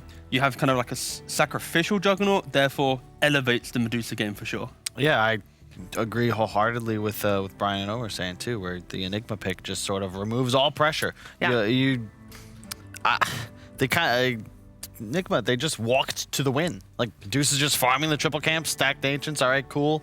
Jug's free farming. Enigma is in its own triple camp. Like, it just doesn't work. Yep. You know, we discuss aggression. Well, you remove the need for Crow and the boys to play with any aggression when you draft such a passive lineup.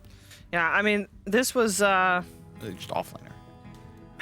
Was there a way back? No, because they would have had to have, like, the perfect black hole. And that was basically never possible. Already a bad pick into Warlock, let alone when there's a Medusa. So the perfect black hole having a Medusa and a Warlock in the same black hole is the only way they win. I mean, Kuroki would have had to like M-click, which is follow-click the Medusa, spamming heal to then get clicked in that black hole. But yeah, it was... Yeah, it's such an easy game to say the Enigma did nothing, but also then looked more towards Liquid. Yeah, they played very well. It was given to them, though. I very much enjoyed the golden Medusa set, and I get to look at it a little bit more as Purge is going to talk about Medusa as well. Thanks, Cheever. Miracle had an excellent Dusa game here. Puck did a great job harassing Medusa the first couple of minutes of the game, which made this Earth Spirit gank look really good. But the nice rotation from GH to guarantee the kill. Medusa got a nice kill to start the laning stage off. Normally, you don't get kills on Medusa. Your offensive potential is not very strong. It's more like you just hit creeps and get a lot of farm. But what Miracle did this game was he was just really efficient constantly. There were some stacks. GH starting the first double stack between the large camp and the ancient. But Miracle stacking a little bit for himself as well. And the nice thing about the hero is that, and this is frankly really important for a lot of mid heroes right now, is that you quickly clear the mid lane and then you go take a small camp as well. And by clearing this quickly, you get a lot of advantage because you're getting more net worth than your opponents. But Medusa can do this super fast because she has 2 AoEs built in, both the snake as well as split shots. So even though we're only 7 minutes in, it was really quick for her to clear that stacked large camp. And look what she missed. She missed 2 melee creeps by doing a huge stack at the large camp. That is a really big advantage that other heroes can't really compete with. So if you don't kill her in these moments, she's getting a ton out of her hero. Here she is, again, clearing stacks again. This is the moment where she ends up spotting Spartan briefly. Spartan wisely comes in to block camps. You need to do this to make sure that she can't accelerate as fast. But the funny part was, like, he had already cleared many stacks, and this block doesn't help them out much as a result. So it was a good attempt, but all it really did was give them another kill. GH instantly dewarded, and they got an observer ward dewarded as well while he clears other camps. And now what he does with this net worth advantage is he just pushes the mid lane. His raw HP is not very high, but he's actually very survivable against ganks from either Puck or Enigma. Enigma actually doesn't do that well against Medusa because your raw HP is super, super high. Well, technically your estimated HP because of your mana shield, but it means that Midnight Pulse doesn't actually be that effective against you. And then what he did, immediately after clearing the creep wave, normally it's going to take a little bit of time for the creep waves to get here, but instead he just walks up and hits the tower, knowing that with the Warlock heal and without even mana shield on, they can just easily take the tower. So this forces Brame to be basically 15 seconds late to potentially defend or contest this. And even though this fight didn't go very well, it didn't matter because, again, he's clearing stacks for another time. And the crucial thing to point out about this is watch what pops up on the right side of our screen after we watch Miracle kill like the 50th creep camp. Oh, that's a Battle Fury at 14 minutes. A great timing, but Medusa had already killed so many creeps at this point that the disadvantage was massive. And with that disadvantage and no way back into the game, it was a fast ordeal. But it does mean that for us Dota lovers, we're in a good spot because we get to watch the third game of this series. So, you know, sit back, relax. We'll be right back with the draft for Game 3. Go to the break now.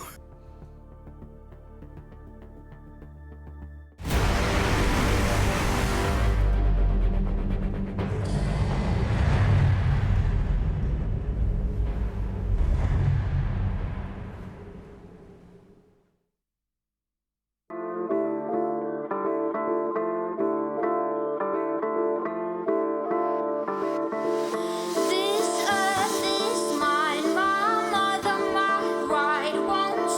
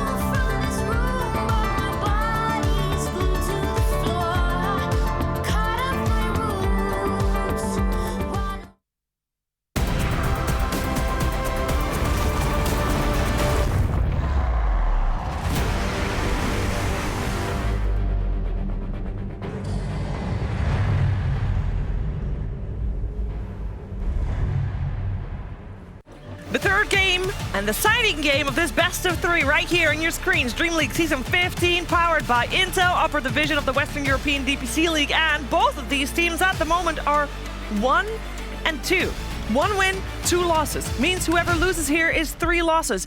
That is basically a recipe for the rest of the season is going to be fighting to avoid elimination rather than the rest of the season is going to be fighting to make it to the major. And that is, I mean, that's a tough spot. We'll see which one of these teams is going to be victorious here. We're in the draft. I'm here with T-Gov and Kyle. And first pick, Warlock. It worked out amazingly well in that second game. And it just allows you the freedom to pick whatever safe laner you want, basically. Yep, and I like that a lot for them for that reason. LTW is going to have a free laning phase. It's a pretty chill hero for Kuro to play. His button pressing on the Oracle wasn't the greatest. Warlock, a lot easier to have that high game impact, you know? Fatal Bonds, ult. Job well done. Maybe throw a heal on a carry here and there. I can't believe you completely ignored the most broken spell from Warlock. What, upheaval? There we go. That was my favorite thing to do back when I would play. Like, I'm upheavaling. And then every 3-4 seconds, I'm upheavaling. And the cast range I got him. The cast range is so far, you're like, you're not even near the fight. You're like, you have no fears of getting so chill. Oh. Unless there's a Phoenix that dives for you. I do really like the Abaddon, but Upheaval is not able to be you know, no, Upheaval's dispelled by it. So yeah, exactly. You I don't like this at all from Brave.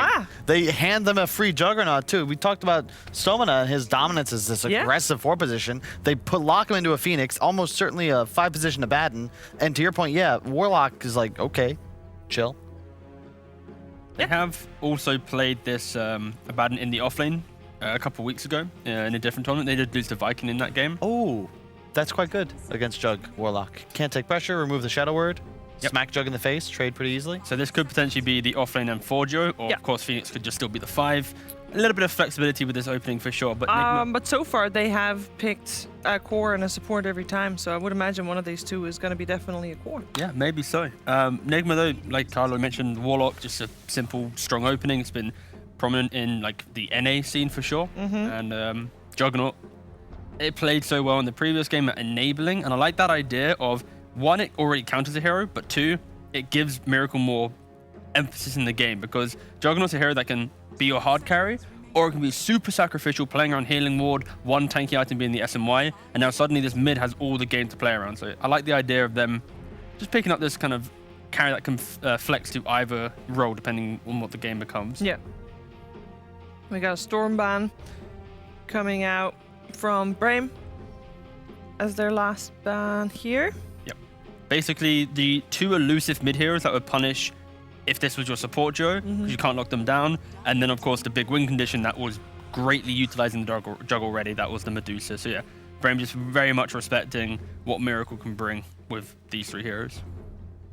On the flip side, from Nigma, the bans, you hate playing Juggernaut into a Wraith King or a Void. You can never really get through. Oh, Wow. What in the... Dude, yeah, Brame... What's up with the tie? What are you doing? What? Unfortunately for Brame, the concerns that Carl is putting right now is they've opened with the Tide, giving another free pick to Nigma, which is the Rubik. Giving GH a free Rubik game.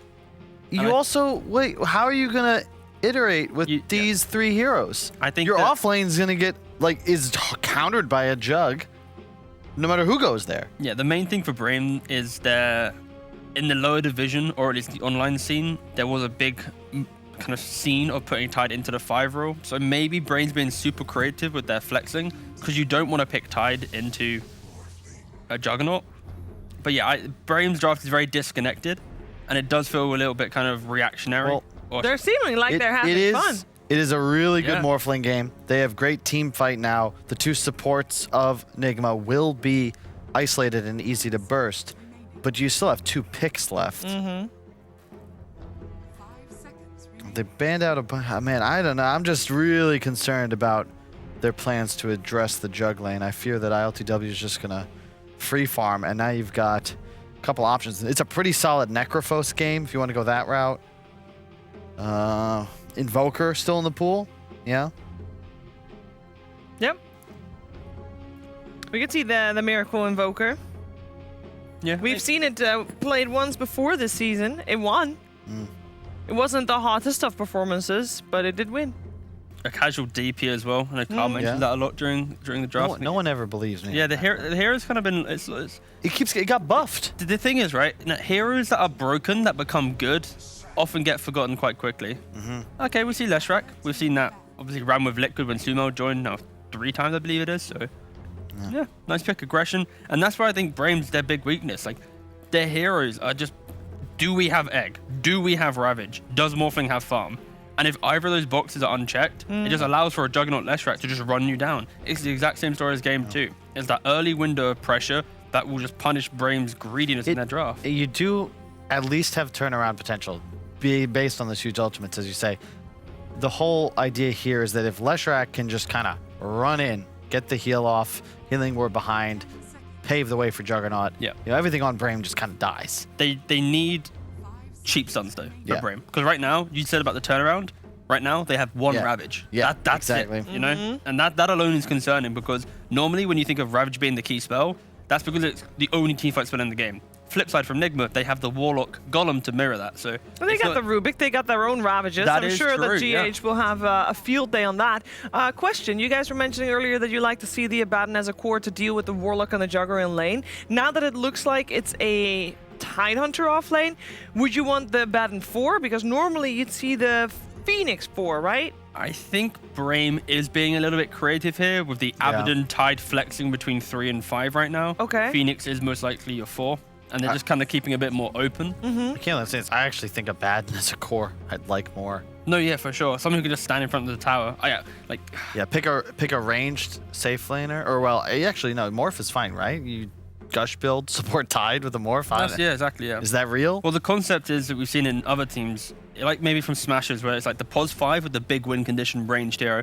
That's where Tide 5, especially in the close qualifiers, getting to the lower division for EU, this was like half the games was like this hero popping up. So I can maybe see how they're coming to this conclusion of this type of draft, but it's very hit or miss. Let's see, you can maybe go Legion Commander. It's not a terrible Darkseer game, maybe. You don't have stuns, right? Not into Morphling though. I think you want to pick a hero that can actually apply some pressure in the lane. Timbersaw still in the pool too. Oh god, Timbersaw's nasty. There's not that many disables coming out from Braim, and they But Morph does somewhat okay in the game against that. But yeah, I think just a hero that has some presence. I wouldn't mind like a casual Mars, for example. Just give him a bit more team fight. Apply some pressure. Fight. Yeah, just a little bit. Just something to put him over the edge. Oh, the DK though. Okay. Kuroki's chuckling. They're like, what are we playing see this again? Coming. They have like got him. They have 1 stun. Yeah. Technically, Morphling also has 1. So they have like 1.5 stuns. Ravage. Oh, that's already counted? That's the one. Counted that. Just double check. It all starts, you know what, it's when you go Phoenix Abaddon to open. That's just what you get yourself into. So what's the savior of all of this? What is your wish hero to keep the game going forever? And why is it Tinker? Oh dear. Not a bad Tinker game, but Jesus, no. Stop that. Stop that. We're not going home tonight, guys. But no, yeah. That was a slight. Oh no, these slight grins. Oh no. Yeah. Oh no. Something maniacal. Something's happening. Is Wish, does he have any of the cheeses? TA. No, it's just a TA, you know. We've seen TA actually being quite successful in the games, but it also does not have a stun. So this is what Who needs Braim stuns anyway? also ran against, I believe, Liquid in 2 games against the Leshrac, and the Leshrac went pretty well. It wasn't as if Leshrac shut down. Leshrac is favored through the early mid game. The Edict eats through Refraction. You also have a core Tide. They've just committed to it. Okay, sure. And both TA and Tide love clearing Ancients. And their other hero is Morphling. Yeah, I think what Braim are leaning on is TA gets her timing, Morphling gets like an E-Blade, and then they're grouping up and fighting together. I guess the main concern is they don't have cheap stuns. They are all about that single jump and kill. And in that jump, they have to blow up either the Leshrac or the Jug. And that alone is very scary as your primary game plan. That is scary for sure. I think Nigma has heavily outdrafted Braim. And if Braim are to win this, they have got some like next level approach to this game where they just have pace through the roof and they've just given Nigma no farm. It is worrisome, I think, this game. Don't like this draft from Brame. Pick stuns. Don't not pick stuns. They didn't pick stuns. You won a game. They picked They You played really well, and I don't Generally, know how people can you hit them. do anything on the map now, Sheaves. Like, you just what you got to make mistakes They're now. gonna go. Hey, if they fight, they can do it. And we have seen Maybe. also Team Nigma make mistakes, so we'll see if Brame can find some to capitalize on, and maybe they get some great team fights off the ground. But who knows what will happen in this third game? We're gonna find out together with BSJ and ODPixel. Thank you very much, Steve. Yes, the deciding game here between Nigma and Brame. As Brame, they end with this TA that we've seen them fall back on before, and you know they have had some good performances on it. You know, Wish, it's one of his best heroes, master tier TA. But what do you make overall of this, Brian? You know, we see a very sort of different draft from Brame, something that you wouldn't expect from other teams. The opening in particular. Are you a fan of this, or are you a little skeptical? I'll just be straight with you, Owen. I have no idea what their draft on Brame's side is intended to do. They have 3 heroes that need to farm early. They have no stuns.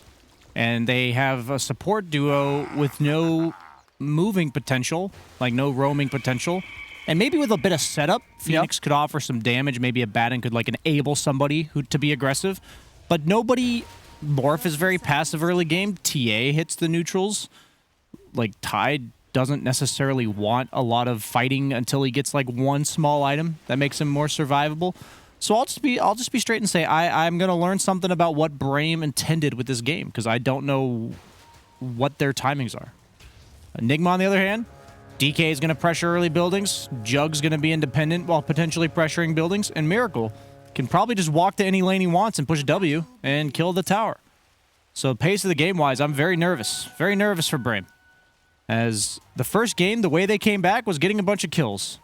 Both games so far, Brame's had a rough laning stage, and I expect Nigma kind of just outplay them again. So we're going to have to see, like, will they get the team fights on the side of Brame they need? Maybe get that early rush. Maybe that's their way back in the game. Oh, well, we'll see. It'll definitely be some different sort of Dota, though, from Brame if they're able to pull this off. This is going to be quite something, but... Yeah, as it looks straight up with the draft in hand, Enigma, some obvious strengths with their heroes. That's a really nice stun by Miracle there to get the range creep deny.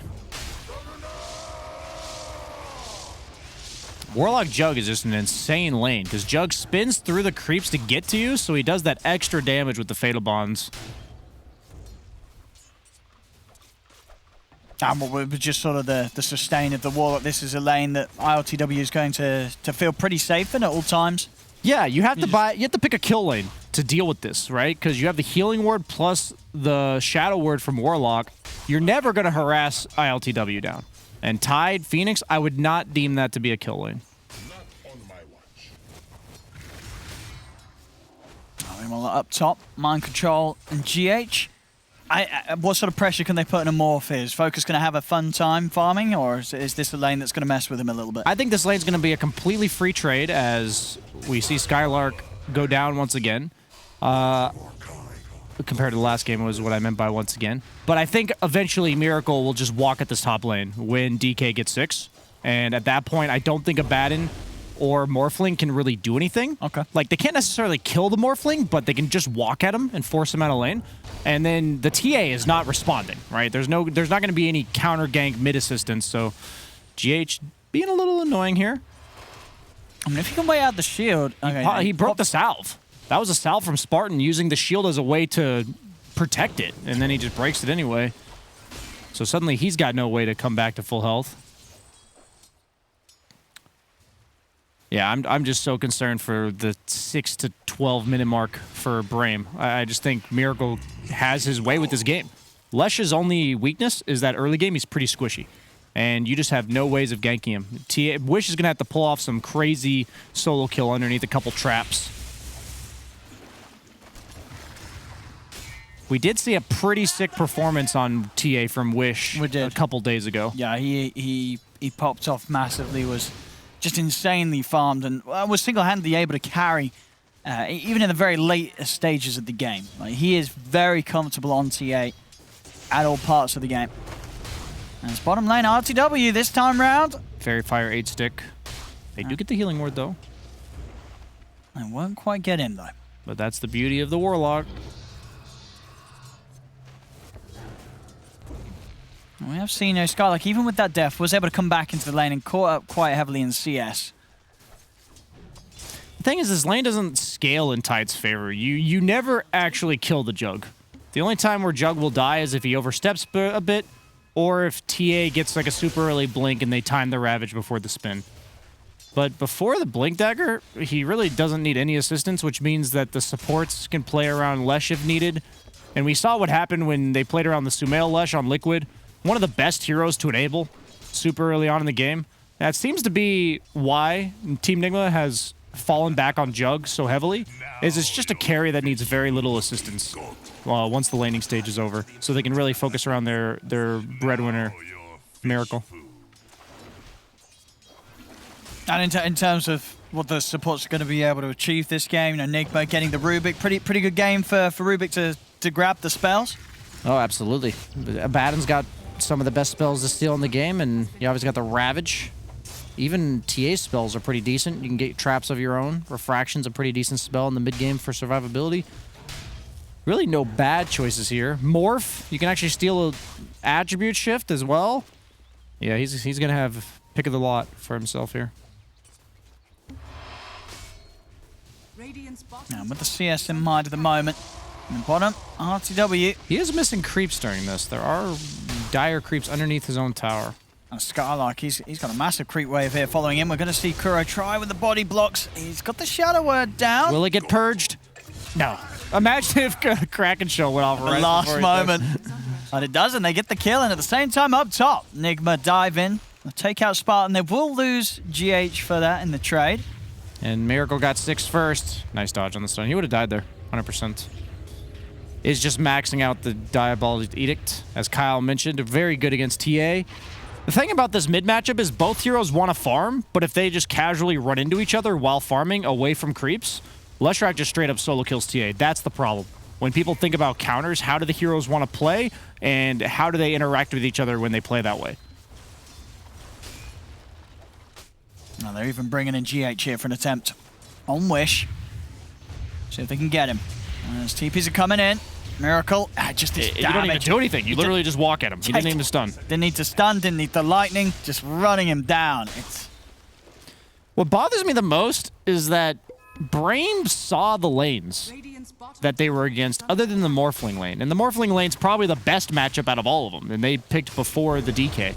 You see the Warlock Jug and you pick Tide, which to me makes no sense. And then you see Miracle, which you lost to Leshrac twice already as TA. You're picking it again. So, just a bit strange that they knew what they were reversing and they still found themselves in this situation. It makes me believe that Nigma is just kind of individually skilled across the board a bit higher. These little laning things just add up so much, like that salve break, that early deny on the range creep for Lesh, which gives them the level 6 first. Most mid lanes are decided in the first creep wave or two. And right now, since you can't really kill people early, since there's so much regen, it's pretty much a battle of the CS. Who gets more denies, who hits that 6 early, and then the supports start participating. As Skylark is not living the off-lane dream right now. He's not. He's struggling. He can level Omni if he wants to. He does. Miracle here to clean it up. And Kuro's even able to get his courier as well. So not only dying, but losing his courier. I mean, he's having a rough one down here, Skylark. I don't have the widest off-lane pool, but if I knew I was playing against Warlock Jug, I would never ask to play Tide. That just doesn't sound fun. Like, you're just going to get Fatal Bonds and spun on continuously. You can't really cut creeps because Jug buys early phase boots so he can chase you down. Leshrac's a great roaming hero. He didn't see the Lesh in the draft, but it's just such efficient rotations for Miracle. He probably missed like 2 creeps mid and came right back. We saw him farming a stack last game. This time he just gets a casual kill and then returns to his farm patterns. Now he's going to walk at the top lane. Here it comes. Mind Control's level 6. Should be a pretty free rotation for Miracle to just walk at him. Yep. Steal his stacks. Focus going to get booted out of lane. Miracle might not even stick around. Is he? I think he might take the free tower, but looks like he's going to elect to go back to farming. I mean, and what sort of moves can Braim's lineup make? And you tell me, Owen. I hate to be grim. I just don't know what they're doing with this Game 3 draft. I love the way they drafted the Game 1 and Game 2. They honestly had it up until the Enigma pick. I really liked what they were doing. I just don't understand. Like, they cannot kill Jug until TA gets, like, Blink Deso. And they can't kill Miracle. I really don't know when they can kill Miracle. I guess a similar time with Ravage. That's their only playmaking ability. As Mind Control elects to come to Miracle rather than the other way around. Here it is. Ravage. But the healing ward's out in the trees. RTW. We'll find him here. Diving in. Kuro. Would have given the heal, but the burn of the Sunray, is it enough damage with the spirits? It doesn't look like it. RTW is going to be able to walk away. And that's Ravage down and out for over 2 minutes, of course. That long cooldown. And as you said, in a game where you're really kind of relying on that stun. Yeah, phase boots are pretty much a BKB when you can just run away from everything. Fairy's Trinket as well for Miracle. That is the dream. Yeah. That's the Possessed Mask for mid laners. As does he have the Yules already coming out? Oh god, that's a 9.5 minute Yules. So now he can represent solo kill threat on pretty much everyone except for Morph. TA 800 gold away from Blink, so there will be a nice window for Miracle to be able to kill him. Miracle's looking. He is walking underneath a ward and TA traps. Skylark down bottom.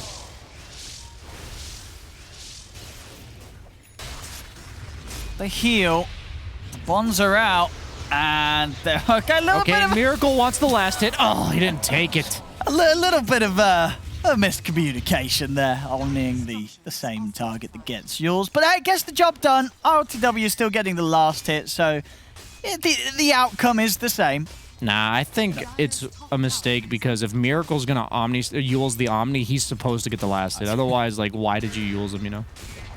And then Mind Control gets top tower. Miracle's gonna walk the bottom tower. I mean, this is... Well, Tier 1 going down does give them a new fort. A Skylark. He's come back into the lane. And they're running him down. He's not getting away. Another death. This tower? Okay, they forted. Oh, man. This is looking a little bit like a steamroll here. As, 0-5-0 on the offlane tide this game, Skylark. He's having a rough one. Mind Control might be in some trouble. Nope. He's fine. And they got to run. They are going to slow down Kuroki with this trap if he procs it. Can he get the stun? No, he does not proc it. Nice dodge. Play of the game for Brain right there. Give it a clap. Yeah, TA has that taunt to clap, doesn't she? She does, actually, yeah. Oh, hang on. Look what they found here. Do they do enough? He's got the strength building up. They do quite a lot of damage, though. And Focus, even with the HP built up, he's still dead. It's getting rough. We had a quick game 2. This one might be even quicker, Brian. Leshrac is incredibly strong if he's not afraid of getting bursted when he walks at you. Look at this. Here we go. It's probably the best hero in Dota. Oh! Wow, we need that was the LD. I mean, that was please. pretty nice. Look at the... He waits until the last millisecond as well. Frame perfect. Frame perfect. If only LD was casting this so we could hear the wow. I can hear it in the back of my head. Yeah, me too. The thing about Lesh is he does so much damage if he's within range of his ulti and Diabolic Edict that you have to be able to kill him faster than he kills you. And who's killing him? Yeah, I mean that's the question, right? Is like if you have like Lena's or even like a Rubik of your own where you steal the Lesh's stun, it's like that's a little bit of burst that threatens him. But right now, he will be able to Yules anything. Like if they try to ravage him, if they try to like egg on top of him, there's nothing stopping him from just Yules dodging all the damage. They're gonna kill the Jug. With Ravage. Skylark, act How natural. do they start? Act natural. Ravage him. Oh, Ravage. Oh. That was the play. It was right there was the Ravage. He had the Ravage right there. They missed it now. Skylark, act natural. He's being a little too aggressive. I mean, they all smoked down it to do something, but then they kind of realized they can't do something. Dude, I've been in this spot before. Trust me, I've had my fair I share know. of drafts where, like, you're painting this beautiful picture and it all comes together and it looks like a 3-year-old drew it. And what's happening there? I just don't... I don't know, man. You have this beautiful mural in mind and it's a bunch of stick figures at this point. GH? GH is walking into their triangle at 13 minutes without fear of death. Did they kill the egg? Warlock right clicks. Well, Owen? Well, at least we had a long kind of brawler of a game one this thing. We did. We had a nice game one. Game one. Kuro's not even dead. He's not even dead. Miracle's in with the Yules. They've got the stun off. Mike Joe jumping in as well. Good patience with the stun there to wait till the Baden shielded. As Wish is dead. Focus and Skylark are coming in. Kuroki might be going down here. No, Ravage he's not. is out. The healing ward's out. He's going to be fine. They've got him with the stun. But There the you Ravage will go. save him. Kuroki. The Ravage will save him. They're trying to kill Warlock. Yes. They do get Warlock, but Spartan's dead. Focus has got to run. So Ravage down, but kill has been achieved. Ravage. Oh, and he stole Ravage. Oh, no. He's already got attribute shift, so he's got 1,800 health. And Skylark, what's he doing? He's trying to make sure he gets his Ancients. Yep. Well, they'll get him. He weakened him up a little bit for Enigma to farm it. I mean, what happened, Brian, to the brain of game one? A Baden Phoenix might be the weirdest opening I've ever seen. I'll just be honest with you. The heroes have absolutely no synergy. It's both of your supports, which you reveal to have no stuns. So when you have two supports with no playmaking potential, they can just pick greedy cores that are survivable and don't die to slows. And then you have no playmaking potential. And the best you can do is to pick 3 cores, or at least 2, that clean up that weakness a little bit, right? They patch up the weakness. And then they just picked 2 farming cores and, like, only farming cores, don't make plays in the first 15 minutes, and a long cooldown offlaner that needs a follow-up. Like, Tide works with follow-ups. So you have a bunch of heroes that are the follow-up. You have 5 follow-up heroes. So, like you said, who goes first, you know? You see this Jug, you're staring him down with 4 heroes. You can't do anything. Oh, he spun TP a little bit too missed early a couple there. of creeps there. Gonna have to talk about that efficiency ILTW. Straight to Roche, here we have it. It has been scanned out. There's no Ravage available, though, for 40 seconds, and without that, they just don't really have a team fight to turn up with. So, even though they know this is going on, nothing to be done about it. Enigma's going to be able to get Roshan the Aegis for themselves without any interruption. That's a lot of deaths. 7 deaths on Tidehunter. Does have 69 CS, though. Nice. Oh, he finished the camp too fast. Anyone to appreciate it. That's about the nicest thing so far this game. As I said, it's been a tough one here for Brain. It just sucks because you can see how good they are in game 1. Yeah. If given the tools to execute, right?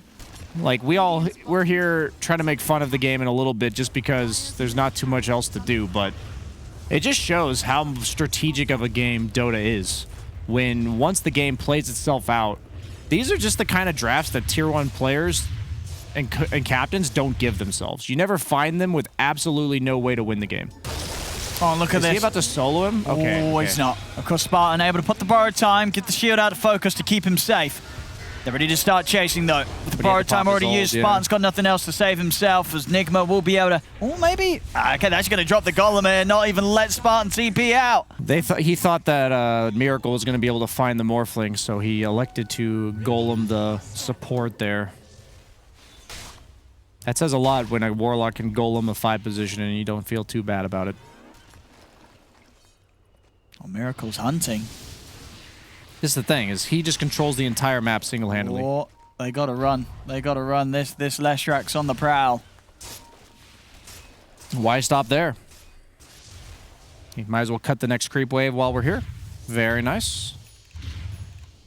And this is what we call pressure farming, you know? You're killing creeps, you're still getting just as much farm, but you're running at the opponents while doing so. 2 birds with 1 stone. Taking some very early towers as well. Tier 2 tower down in the mid here, 17 minutes in. Gonna have Elder Dragon form up in 20 seconds. They're gonna look to try and poke at the high ground. They don't have Golem. That's about the only thing Brame's got going for him here. Defusal done on ILTW, which is going to be quite potent against the Tide Abaddon combo, as they really rely on prolonging the fight. It's even good against Morphling, too. Great defusal game. This Tier 3's going down pretty quickly.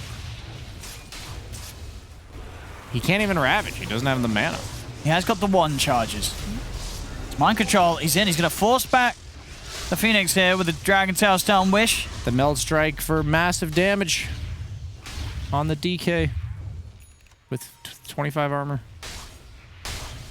Hey, they pushed him back. They have managed to push back Nigma for now. They're just going to reset the lanes real quick and resume. Looks like Brame is drawing a line down the top lane, knowing that Nigma's going to push bottom and mid, and that they got to get a little bit of pressure on the map as best they can. But they've got time. Aegis is still out for another couple minutes. They've got exactly 2 minutes on that Aegis. So they'll probably just wait the next Dragon form. 70-second cooldown. There'll be a nice little timing window. Kaya Sanj done on Miracle. Best mid item of the patch if you're able to build it. Yeah, and the Nether Shawl picked up as well. He might solo him. Yep, there it is. Is it enough? Oh, with the Fade Bolt. A little bit of a helping hand there, GH. No honor, man. He was going for the solo kill. And up to the high ground they go. Ready to go again. There's no morph here for 30 seconds. As borrowed time will be used. They've got the Yules ready to come in after it. The stun's out. The Spartan's going to die. The Skylight, they're trying to step in. They'll pop the Supernova. They'll back off from this. Mind Control. He has a hood going, so he can just blink away. Yeah, a hood into the blink out, blocking the damage long enough to make sure the blink was available.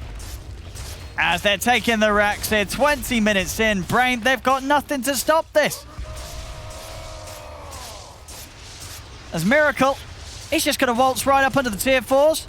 Have a bit of a setup here onto Wish. They'll take the melee racks. As more TP's in, right underneath the nose of Mind Control. Mind Control just turns with the Dragon Tail stun. Focus has got to run, but he's dead. He's dead. He's gone once again. 40 seconds down. As Nigma, they'll happily stick around. There's no Morphling.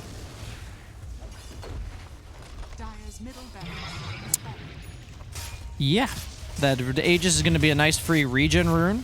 In case you were wondering if Miracle is going to have some armor issues since he has the Nether Shawl, he's already got the Plate Mail coming out towards that Shiva's guard. ILTW getting to do that similar no damage build that we thought he was going to do in game 2, since you have a real carry in the mid lane. You know, I'm fine if Nigma wants to adopt this playstyle. It's working really well for them. It's a great patch for it. 20-minute victories. It's a great patch for it because of what we've talked about with how safe the mid lane is right now. Yeah. And as long as your carry is like a durable, survivable type, Lifestealer, Jug, Troll, you can be like a somewhat 2 position as these heroes where, yes, you're going to build normal carry items, but you don't need to go the farming items, you know, the Battle Furies, the Maelstroms. You can just be a part of the game with your team and leave the carrying up to the mid laner. And Miracle, he is #1 net worth both the last 2 games. As it doesn't even look like anything fancy happened in that fight. They kind of just walked at him and pushed some spells, and here they go. Skylark smoked up. Let's see what they Wish. do. Oh, he's set ambush. Up. Oh, here it comes. Ravage into the ambush. Hell they get yeah. the kill on Miracle. Now turn towards GH. GH able to steal the waveform. He's on his way out, but Wish is in with the damage. Okay. Double kill for Wish. All right. Okay, a little sign of life. Oh, ILTW and Mind Control, they're also coming around. Do they want to fight this? They're down 2 members at the moment on Nigma. I wouldn't recommend it. We did see a bit of this in game 1. No reason to fight now. Just wait. Okay, do kill the Healing Ward, plus 75. ILTW stepping back in. No mana on Tide. Wish is waiting again. He is, Wish. Oh, are they going to come close? They're baiting. This is like Techies, but with a TA. Oh, but they see him. Oh, they have a ward and a sentry. But did they have the damage, though? He's actually able to get out with a refraction in the Aphotic Shield. He's able to jump away. Focus, still alive. That's a level 2 egg. They're able to kill the egg in time. RTW heads straight over towards Wish. Wish will still end up going down.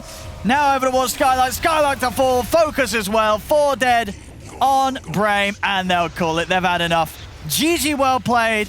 Another 23-minute victory here from Nigma as, I mean, this went just so downhill this series for Brame after game 1. Game 1, a solid performance against Nigma, but game 2 and game 3, Nigma just completely outclassing them.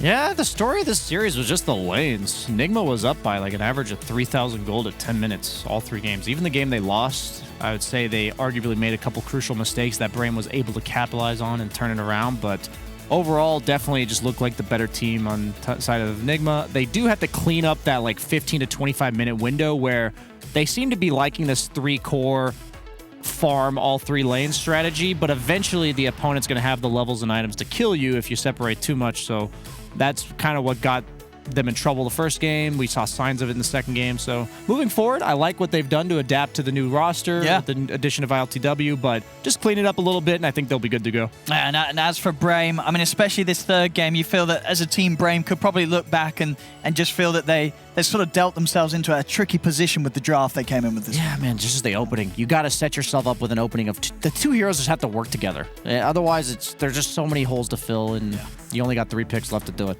Yeah, definite rough game 2 and game 3 for Brame, but for Nigma, looking like they clean up any sort of the issues that they were struggling with in game 1. It's game 2, game 3, and Nigma take some easy victories here to secure themselves the series. 2-1 Nigma against Brame. They take the series, and yeah, these last 2 games, a combined game length of like 45 minutes. That is insanely fast. We are going to talk about game 3 and break the series down and talk to one of the winners after the break.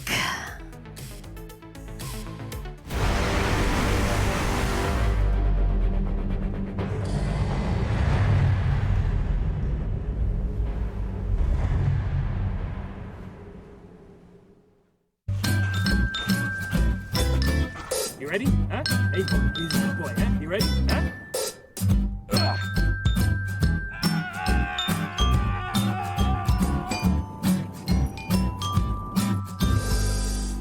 Start your esports career now at play.eslgaming.com.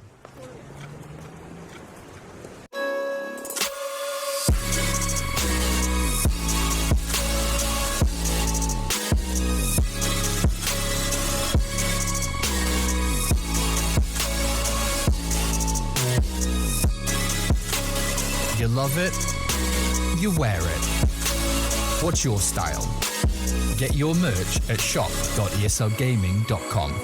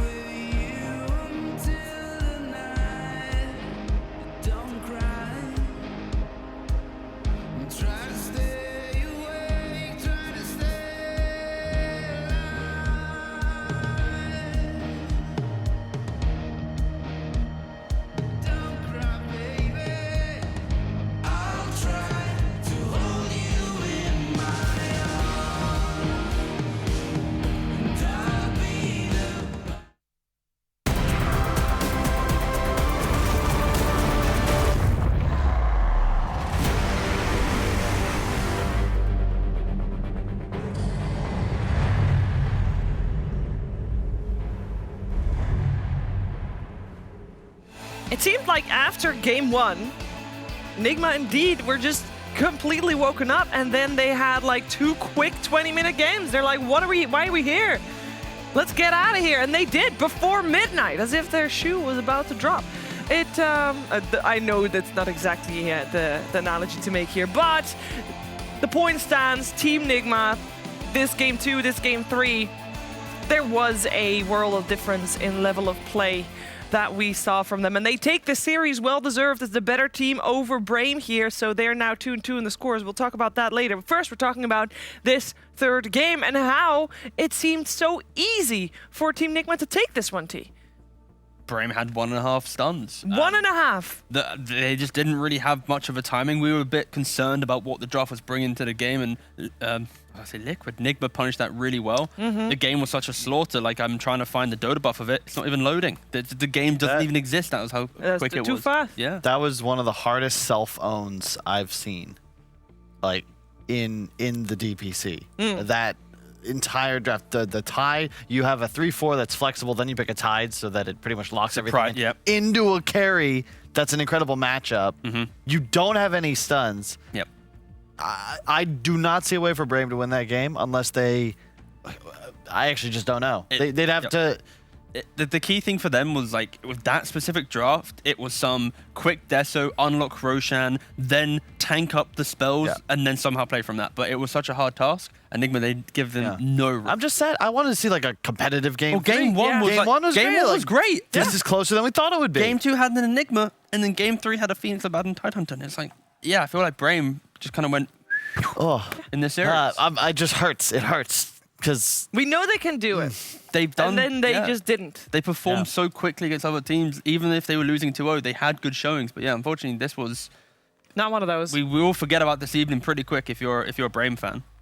On the bright side. On the bright side. On the bright side. I like the playstyle from Nigma. I think I echo BSJ's sentiment. LTW in a more active item build style. Miracle from the mid lane is the win condition. This is starting to click a bit. Maybe they just took some time to get going. True, you know? true. And it is the type of style that we heard Kuro was going for. You know, that's when we did the interview with him after their Secret Series. That's the type of style he wants to play. That's the type of style he wants to see from his team. And we saw that, and it's very strong, very powerful. Also, the Jug and Warlock versus the Titan Phoenix was actually pretty powerful as well. But Purge is going to talk to us more about that. Thanks, Cheever. Yeah, it's not fun to play Tidehunter versus Jug if he spins on you. Your Anchor Smash doesn't work and reduces damage, and then you end up just being vulnerable to getting killed. Fatal Bonds makes this even worse, so trading hits with Jug is going to feel really, really bad. And so what you basically need to do is keep your HP up, keep Anchor Smashing him when he doesn't have spin available, so it's harder to last hit, and then you need to eke out an advantage. But what ended up happening was Scarlet got a little too greedy. He was looking at this melee creep right here. Look at it really carefully. He's like, I need to get that melee creep. He goes in, he gets it, but then he's at about half HP, ends up getting spin, Fatal Bond, killed. He was a little close to surviving, but not that close. And then they use Healing Ward and the heal from Warlock to offset any of this damage, which is part of the thing that makes this even less of a good matchup, is because having Healing Ward and Shadow Ward, even if you don't die as Tidehunter, your ability to harass down the Jug becomes a little bit harder. And Skylark did something I think I disagree with. I don't like the fact that he got Kraken Shell at level 2. It does make your damage block better, but you already have built-in Stout Shield on all melee heroes. And by not skilling that, what he did was take away his kill potential. So when he hits 3, he says, okay, I need Gush now, otherwise we can't actually get any kills. But then what this does is it makes his Anchor Smash much worse. For with every point of Anchor Smash, you get 45 more physical damage and 10% more damage reduction. So but if he had more Anchor Smash, he would have been able to do more harassment potential, even if he had some opportunities to get ILTW low. But ultimately, what ended up happening was he got a really fast Mask of Death. That means he gets lifesteal from his Anchor Smash procs. But watch how much lifesteal he gets from his Anchor Smash here. Normally, on a lot of creeps, this gives you a lot. He got almost no heal. Now, he did make a big mistake here. We back up just a fraction. He Anchor Smashed too early. That means he didn't get the damage reduction on Jug. So when Jug attacks him like 5 times here, he would have taken far less damage. He wouldn't have died here, and this wouldn't have been the second time that he dies in lane. If you give a Jug an advantage like this, it's going to make your laning stage even harder. And then because he was dead, here's that big creep wave. Remember, he doesn't have as many skill points as he wants. He's dead for some of these creeps. He doesn't get as much experience in this lane. It makes the problem even worse. And now he's cutting the creep wave. Now he's got 2 points in Anchor Smash, so look how much more lifesteal he's going to get from this. A huge chunk is what he gets out of this. And rather than running away, he says, okay, there's another wave coming. I'm going to keep staying. He keeps getting more lifesteal. It looks okay, but in reality, he could have been Wand, Omni Slash. They just rotate Miracle over to get the really, really easy low resource kill. And at this point, Skarlock has died now 3 times in the lane, giving Joke a big advantage. Ultimately, you just have to play really, really safe in this matchup as tied, but Skarlock couldn't quite pull it out. Yeah, you just, I mean, you play that a little bit differently, or maybe you just go for a different hero in general, but enough about the losers. We want to talk about the winners! Hello, GH. Congratulations on the series. Thank you. How are you doing? I'm doing good, a bit tired. It's already almost to 1 a.m. here, but I'm doing good. We'll keep it short. I have a couple quick questions. First of all, are you in boot camp at the moment, or are you at home? No, we're at home at the moment. Okay. Everyone is at home. And do you have a time where you're going to boot camp, or? Not yet. I think we're gonna wait till this month gets to half of it. Yeah. Maybe around 15th of May, and then we can decide. Okay. I also want to hear your thoughts on your new and for this season so far, an expanded hero pool, because the first couple of series that you played, it was Tuscan Io all the way, and this series alone, you played 3 different heroes, Jit. How are you feeling about that?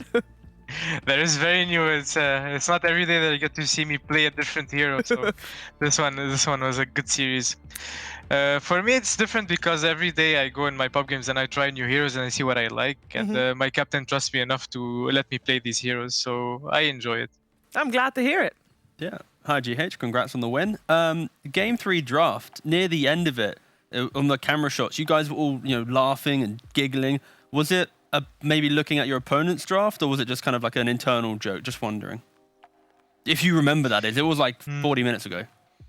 Yeah, I think I kind of remember it. We were predicting the TA pick, and Kuro was asking Miracle if he wants to play Leshrac, and Miracle said something along the lines of, I haven't played it in I don't know how many months, and he was like, I trust you, just play it, and you guys see what the result of that was. Yeah, it worked out well. It worked out very well, yeah, nice.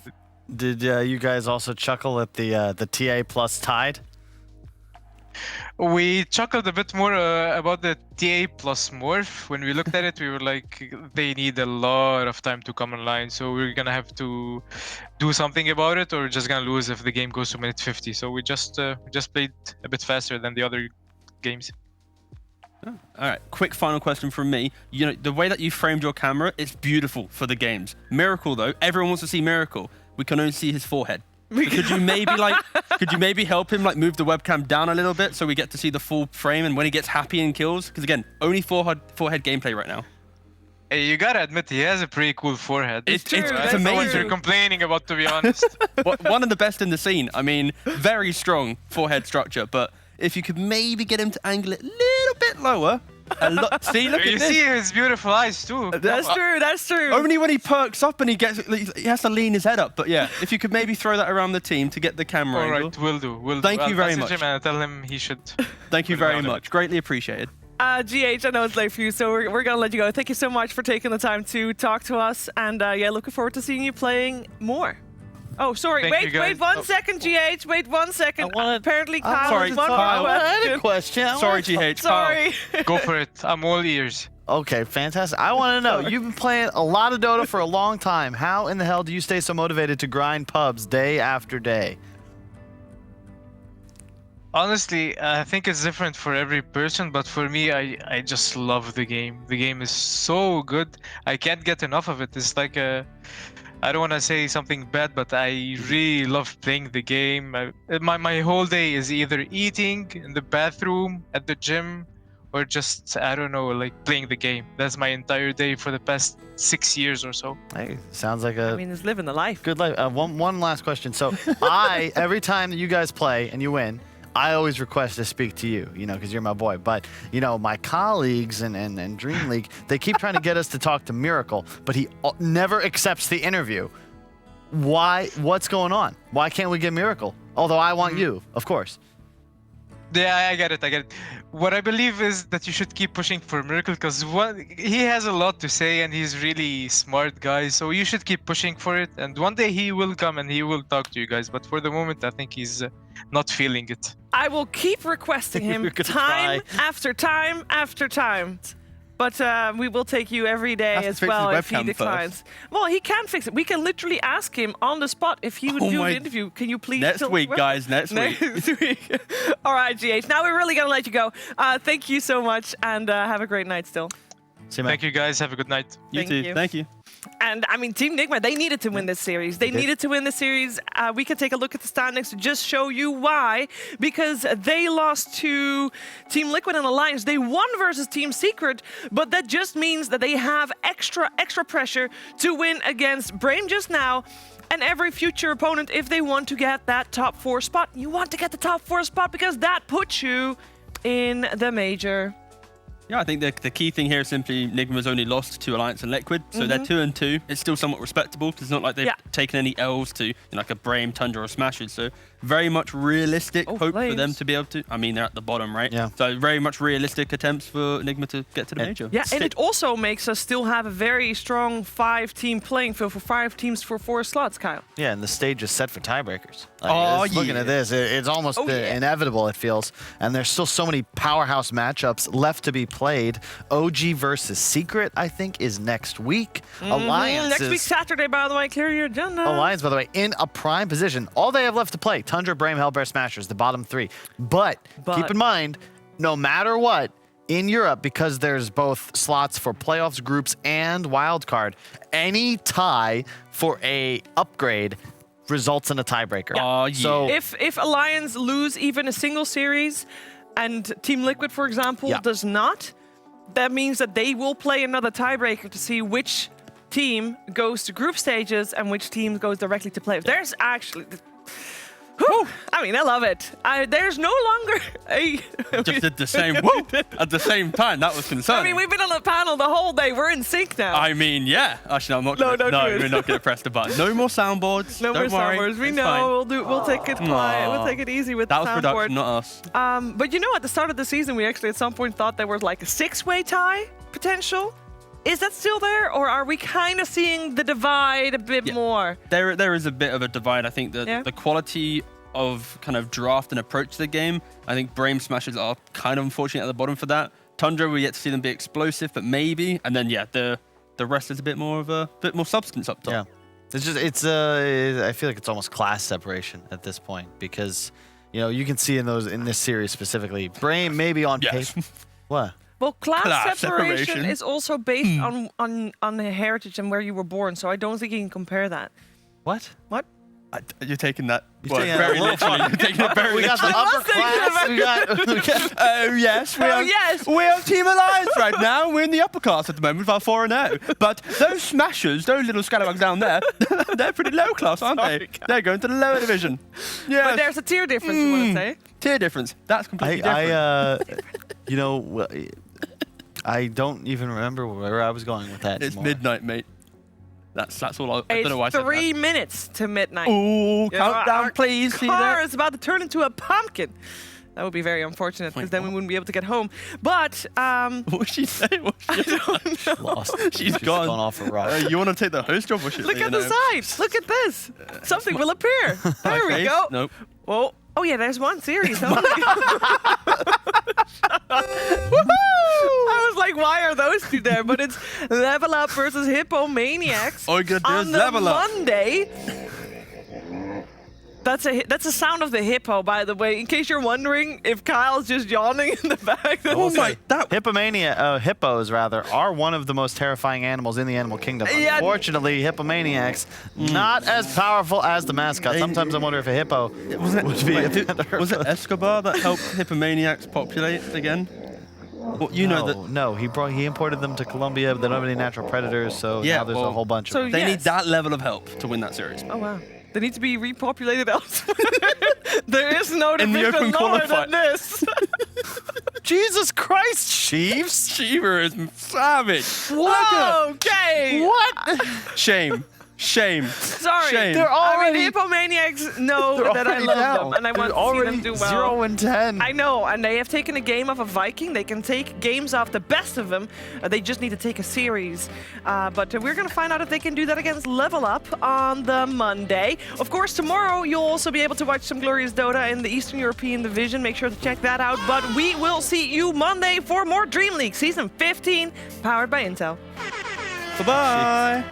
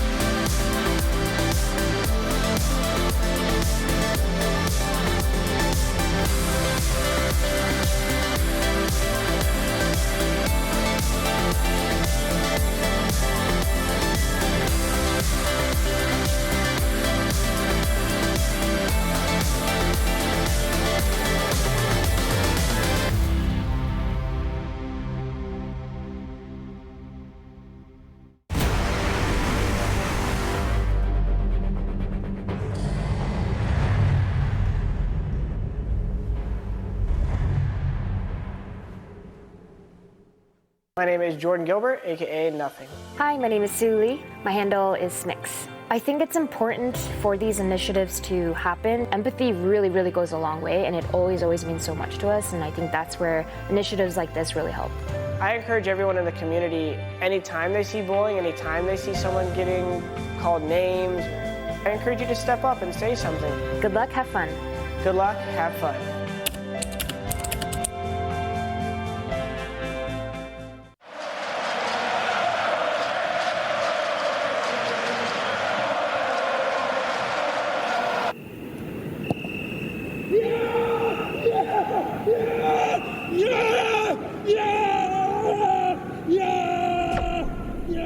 Start your esports career now at play.eslgaming.com.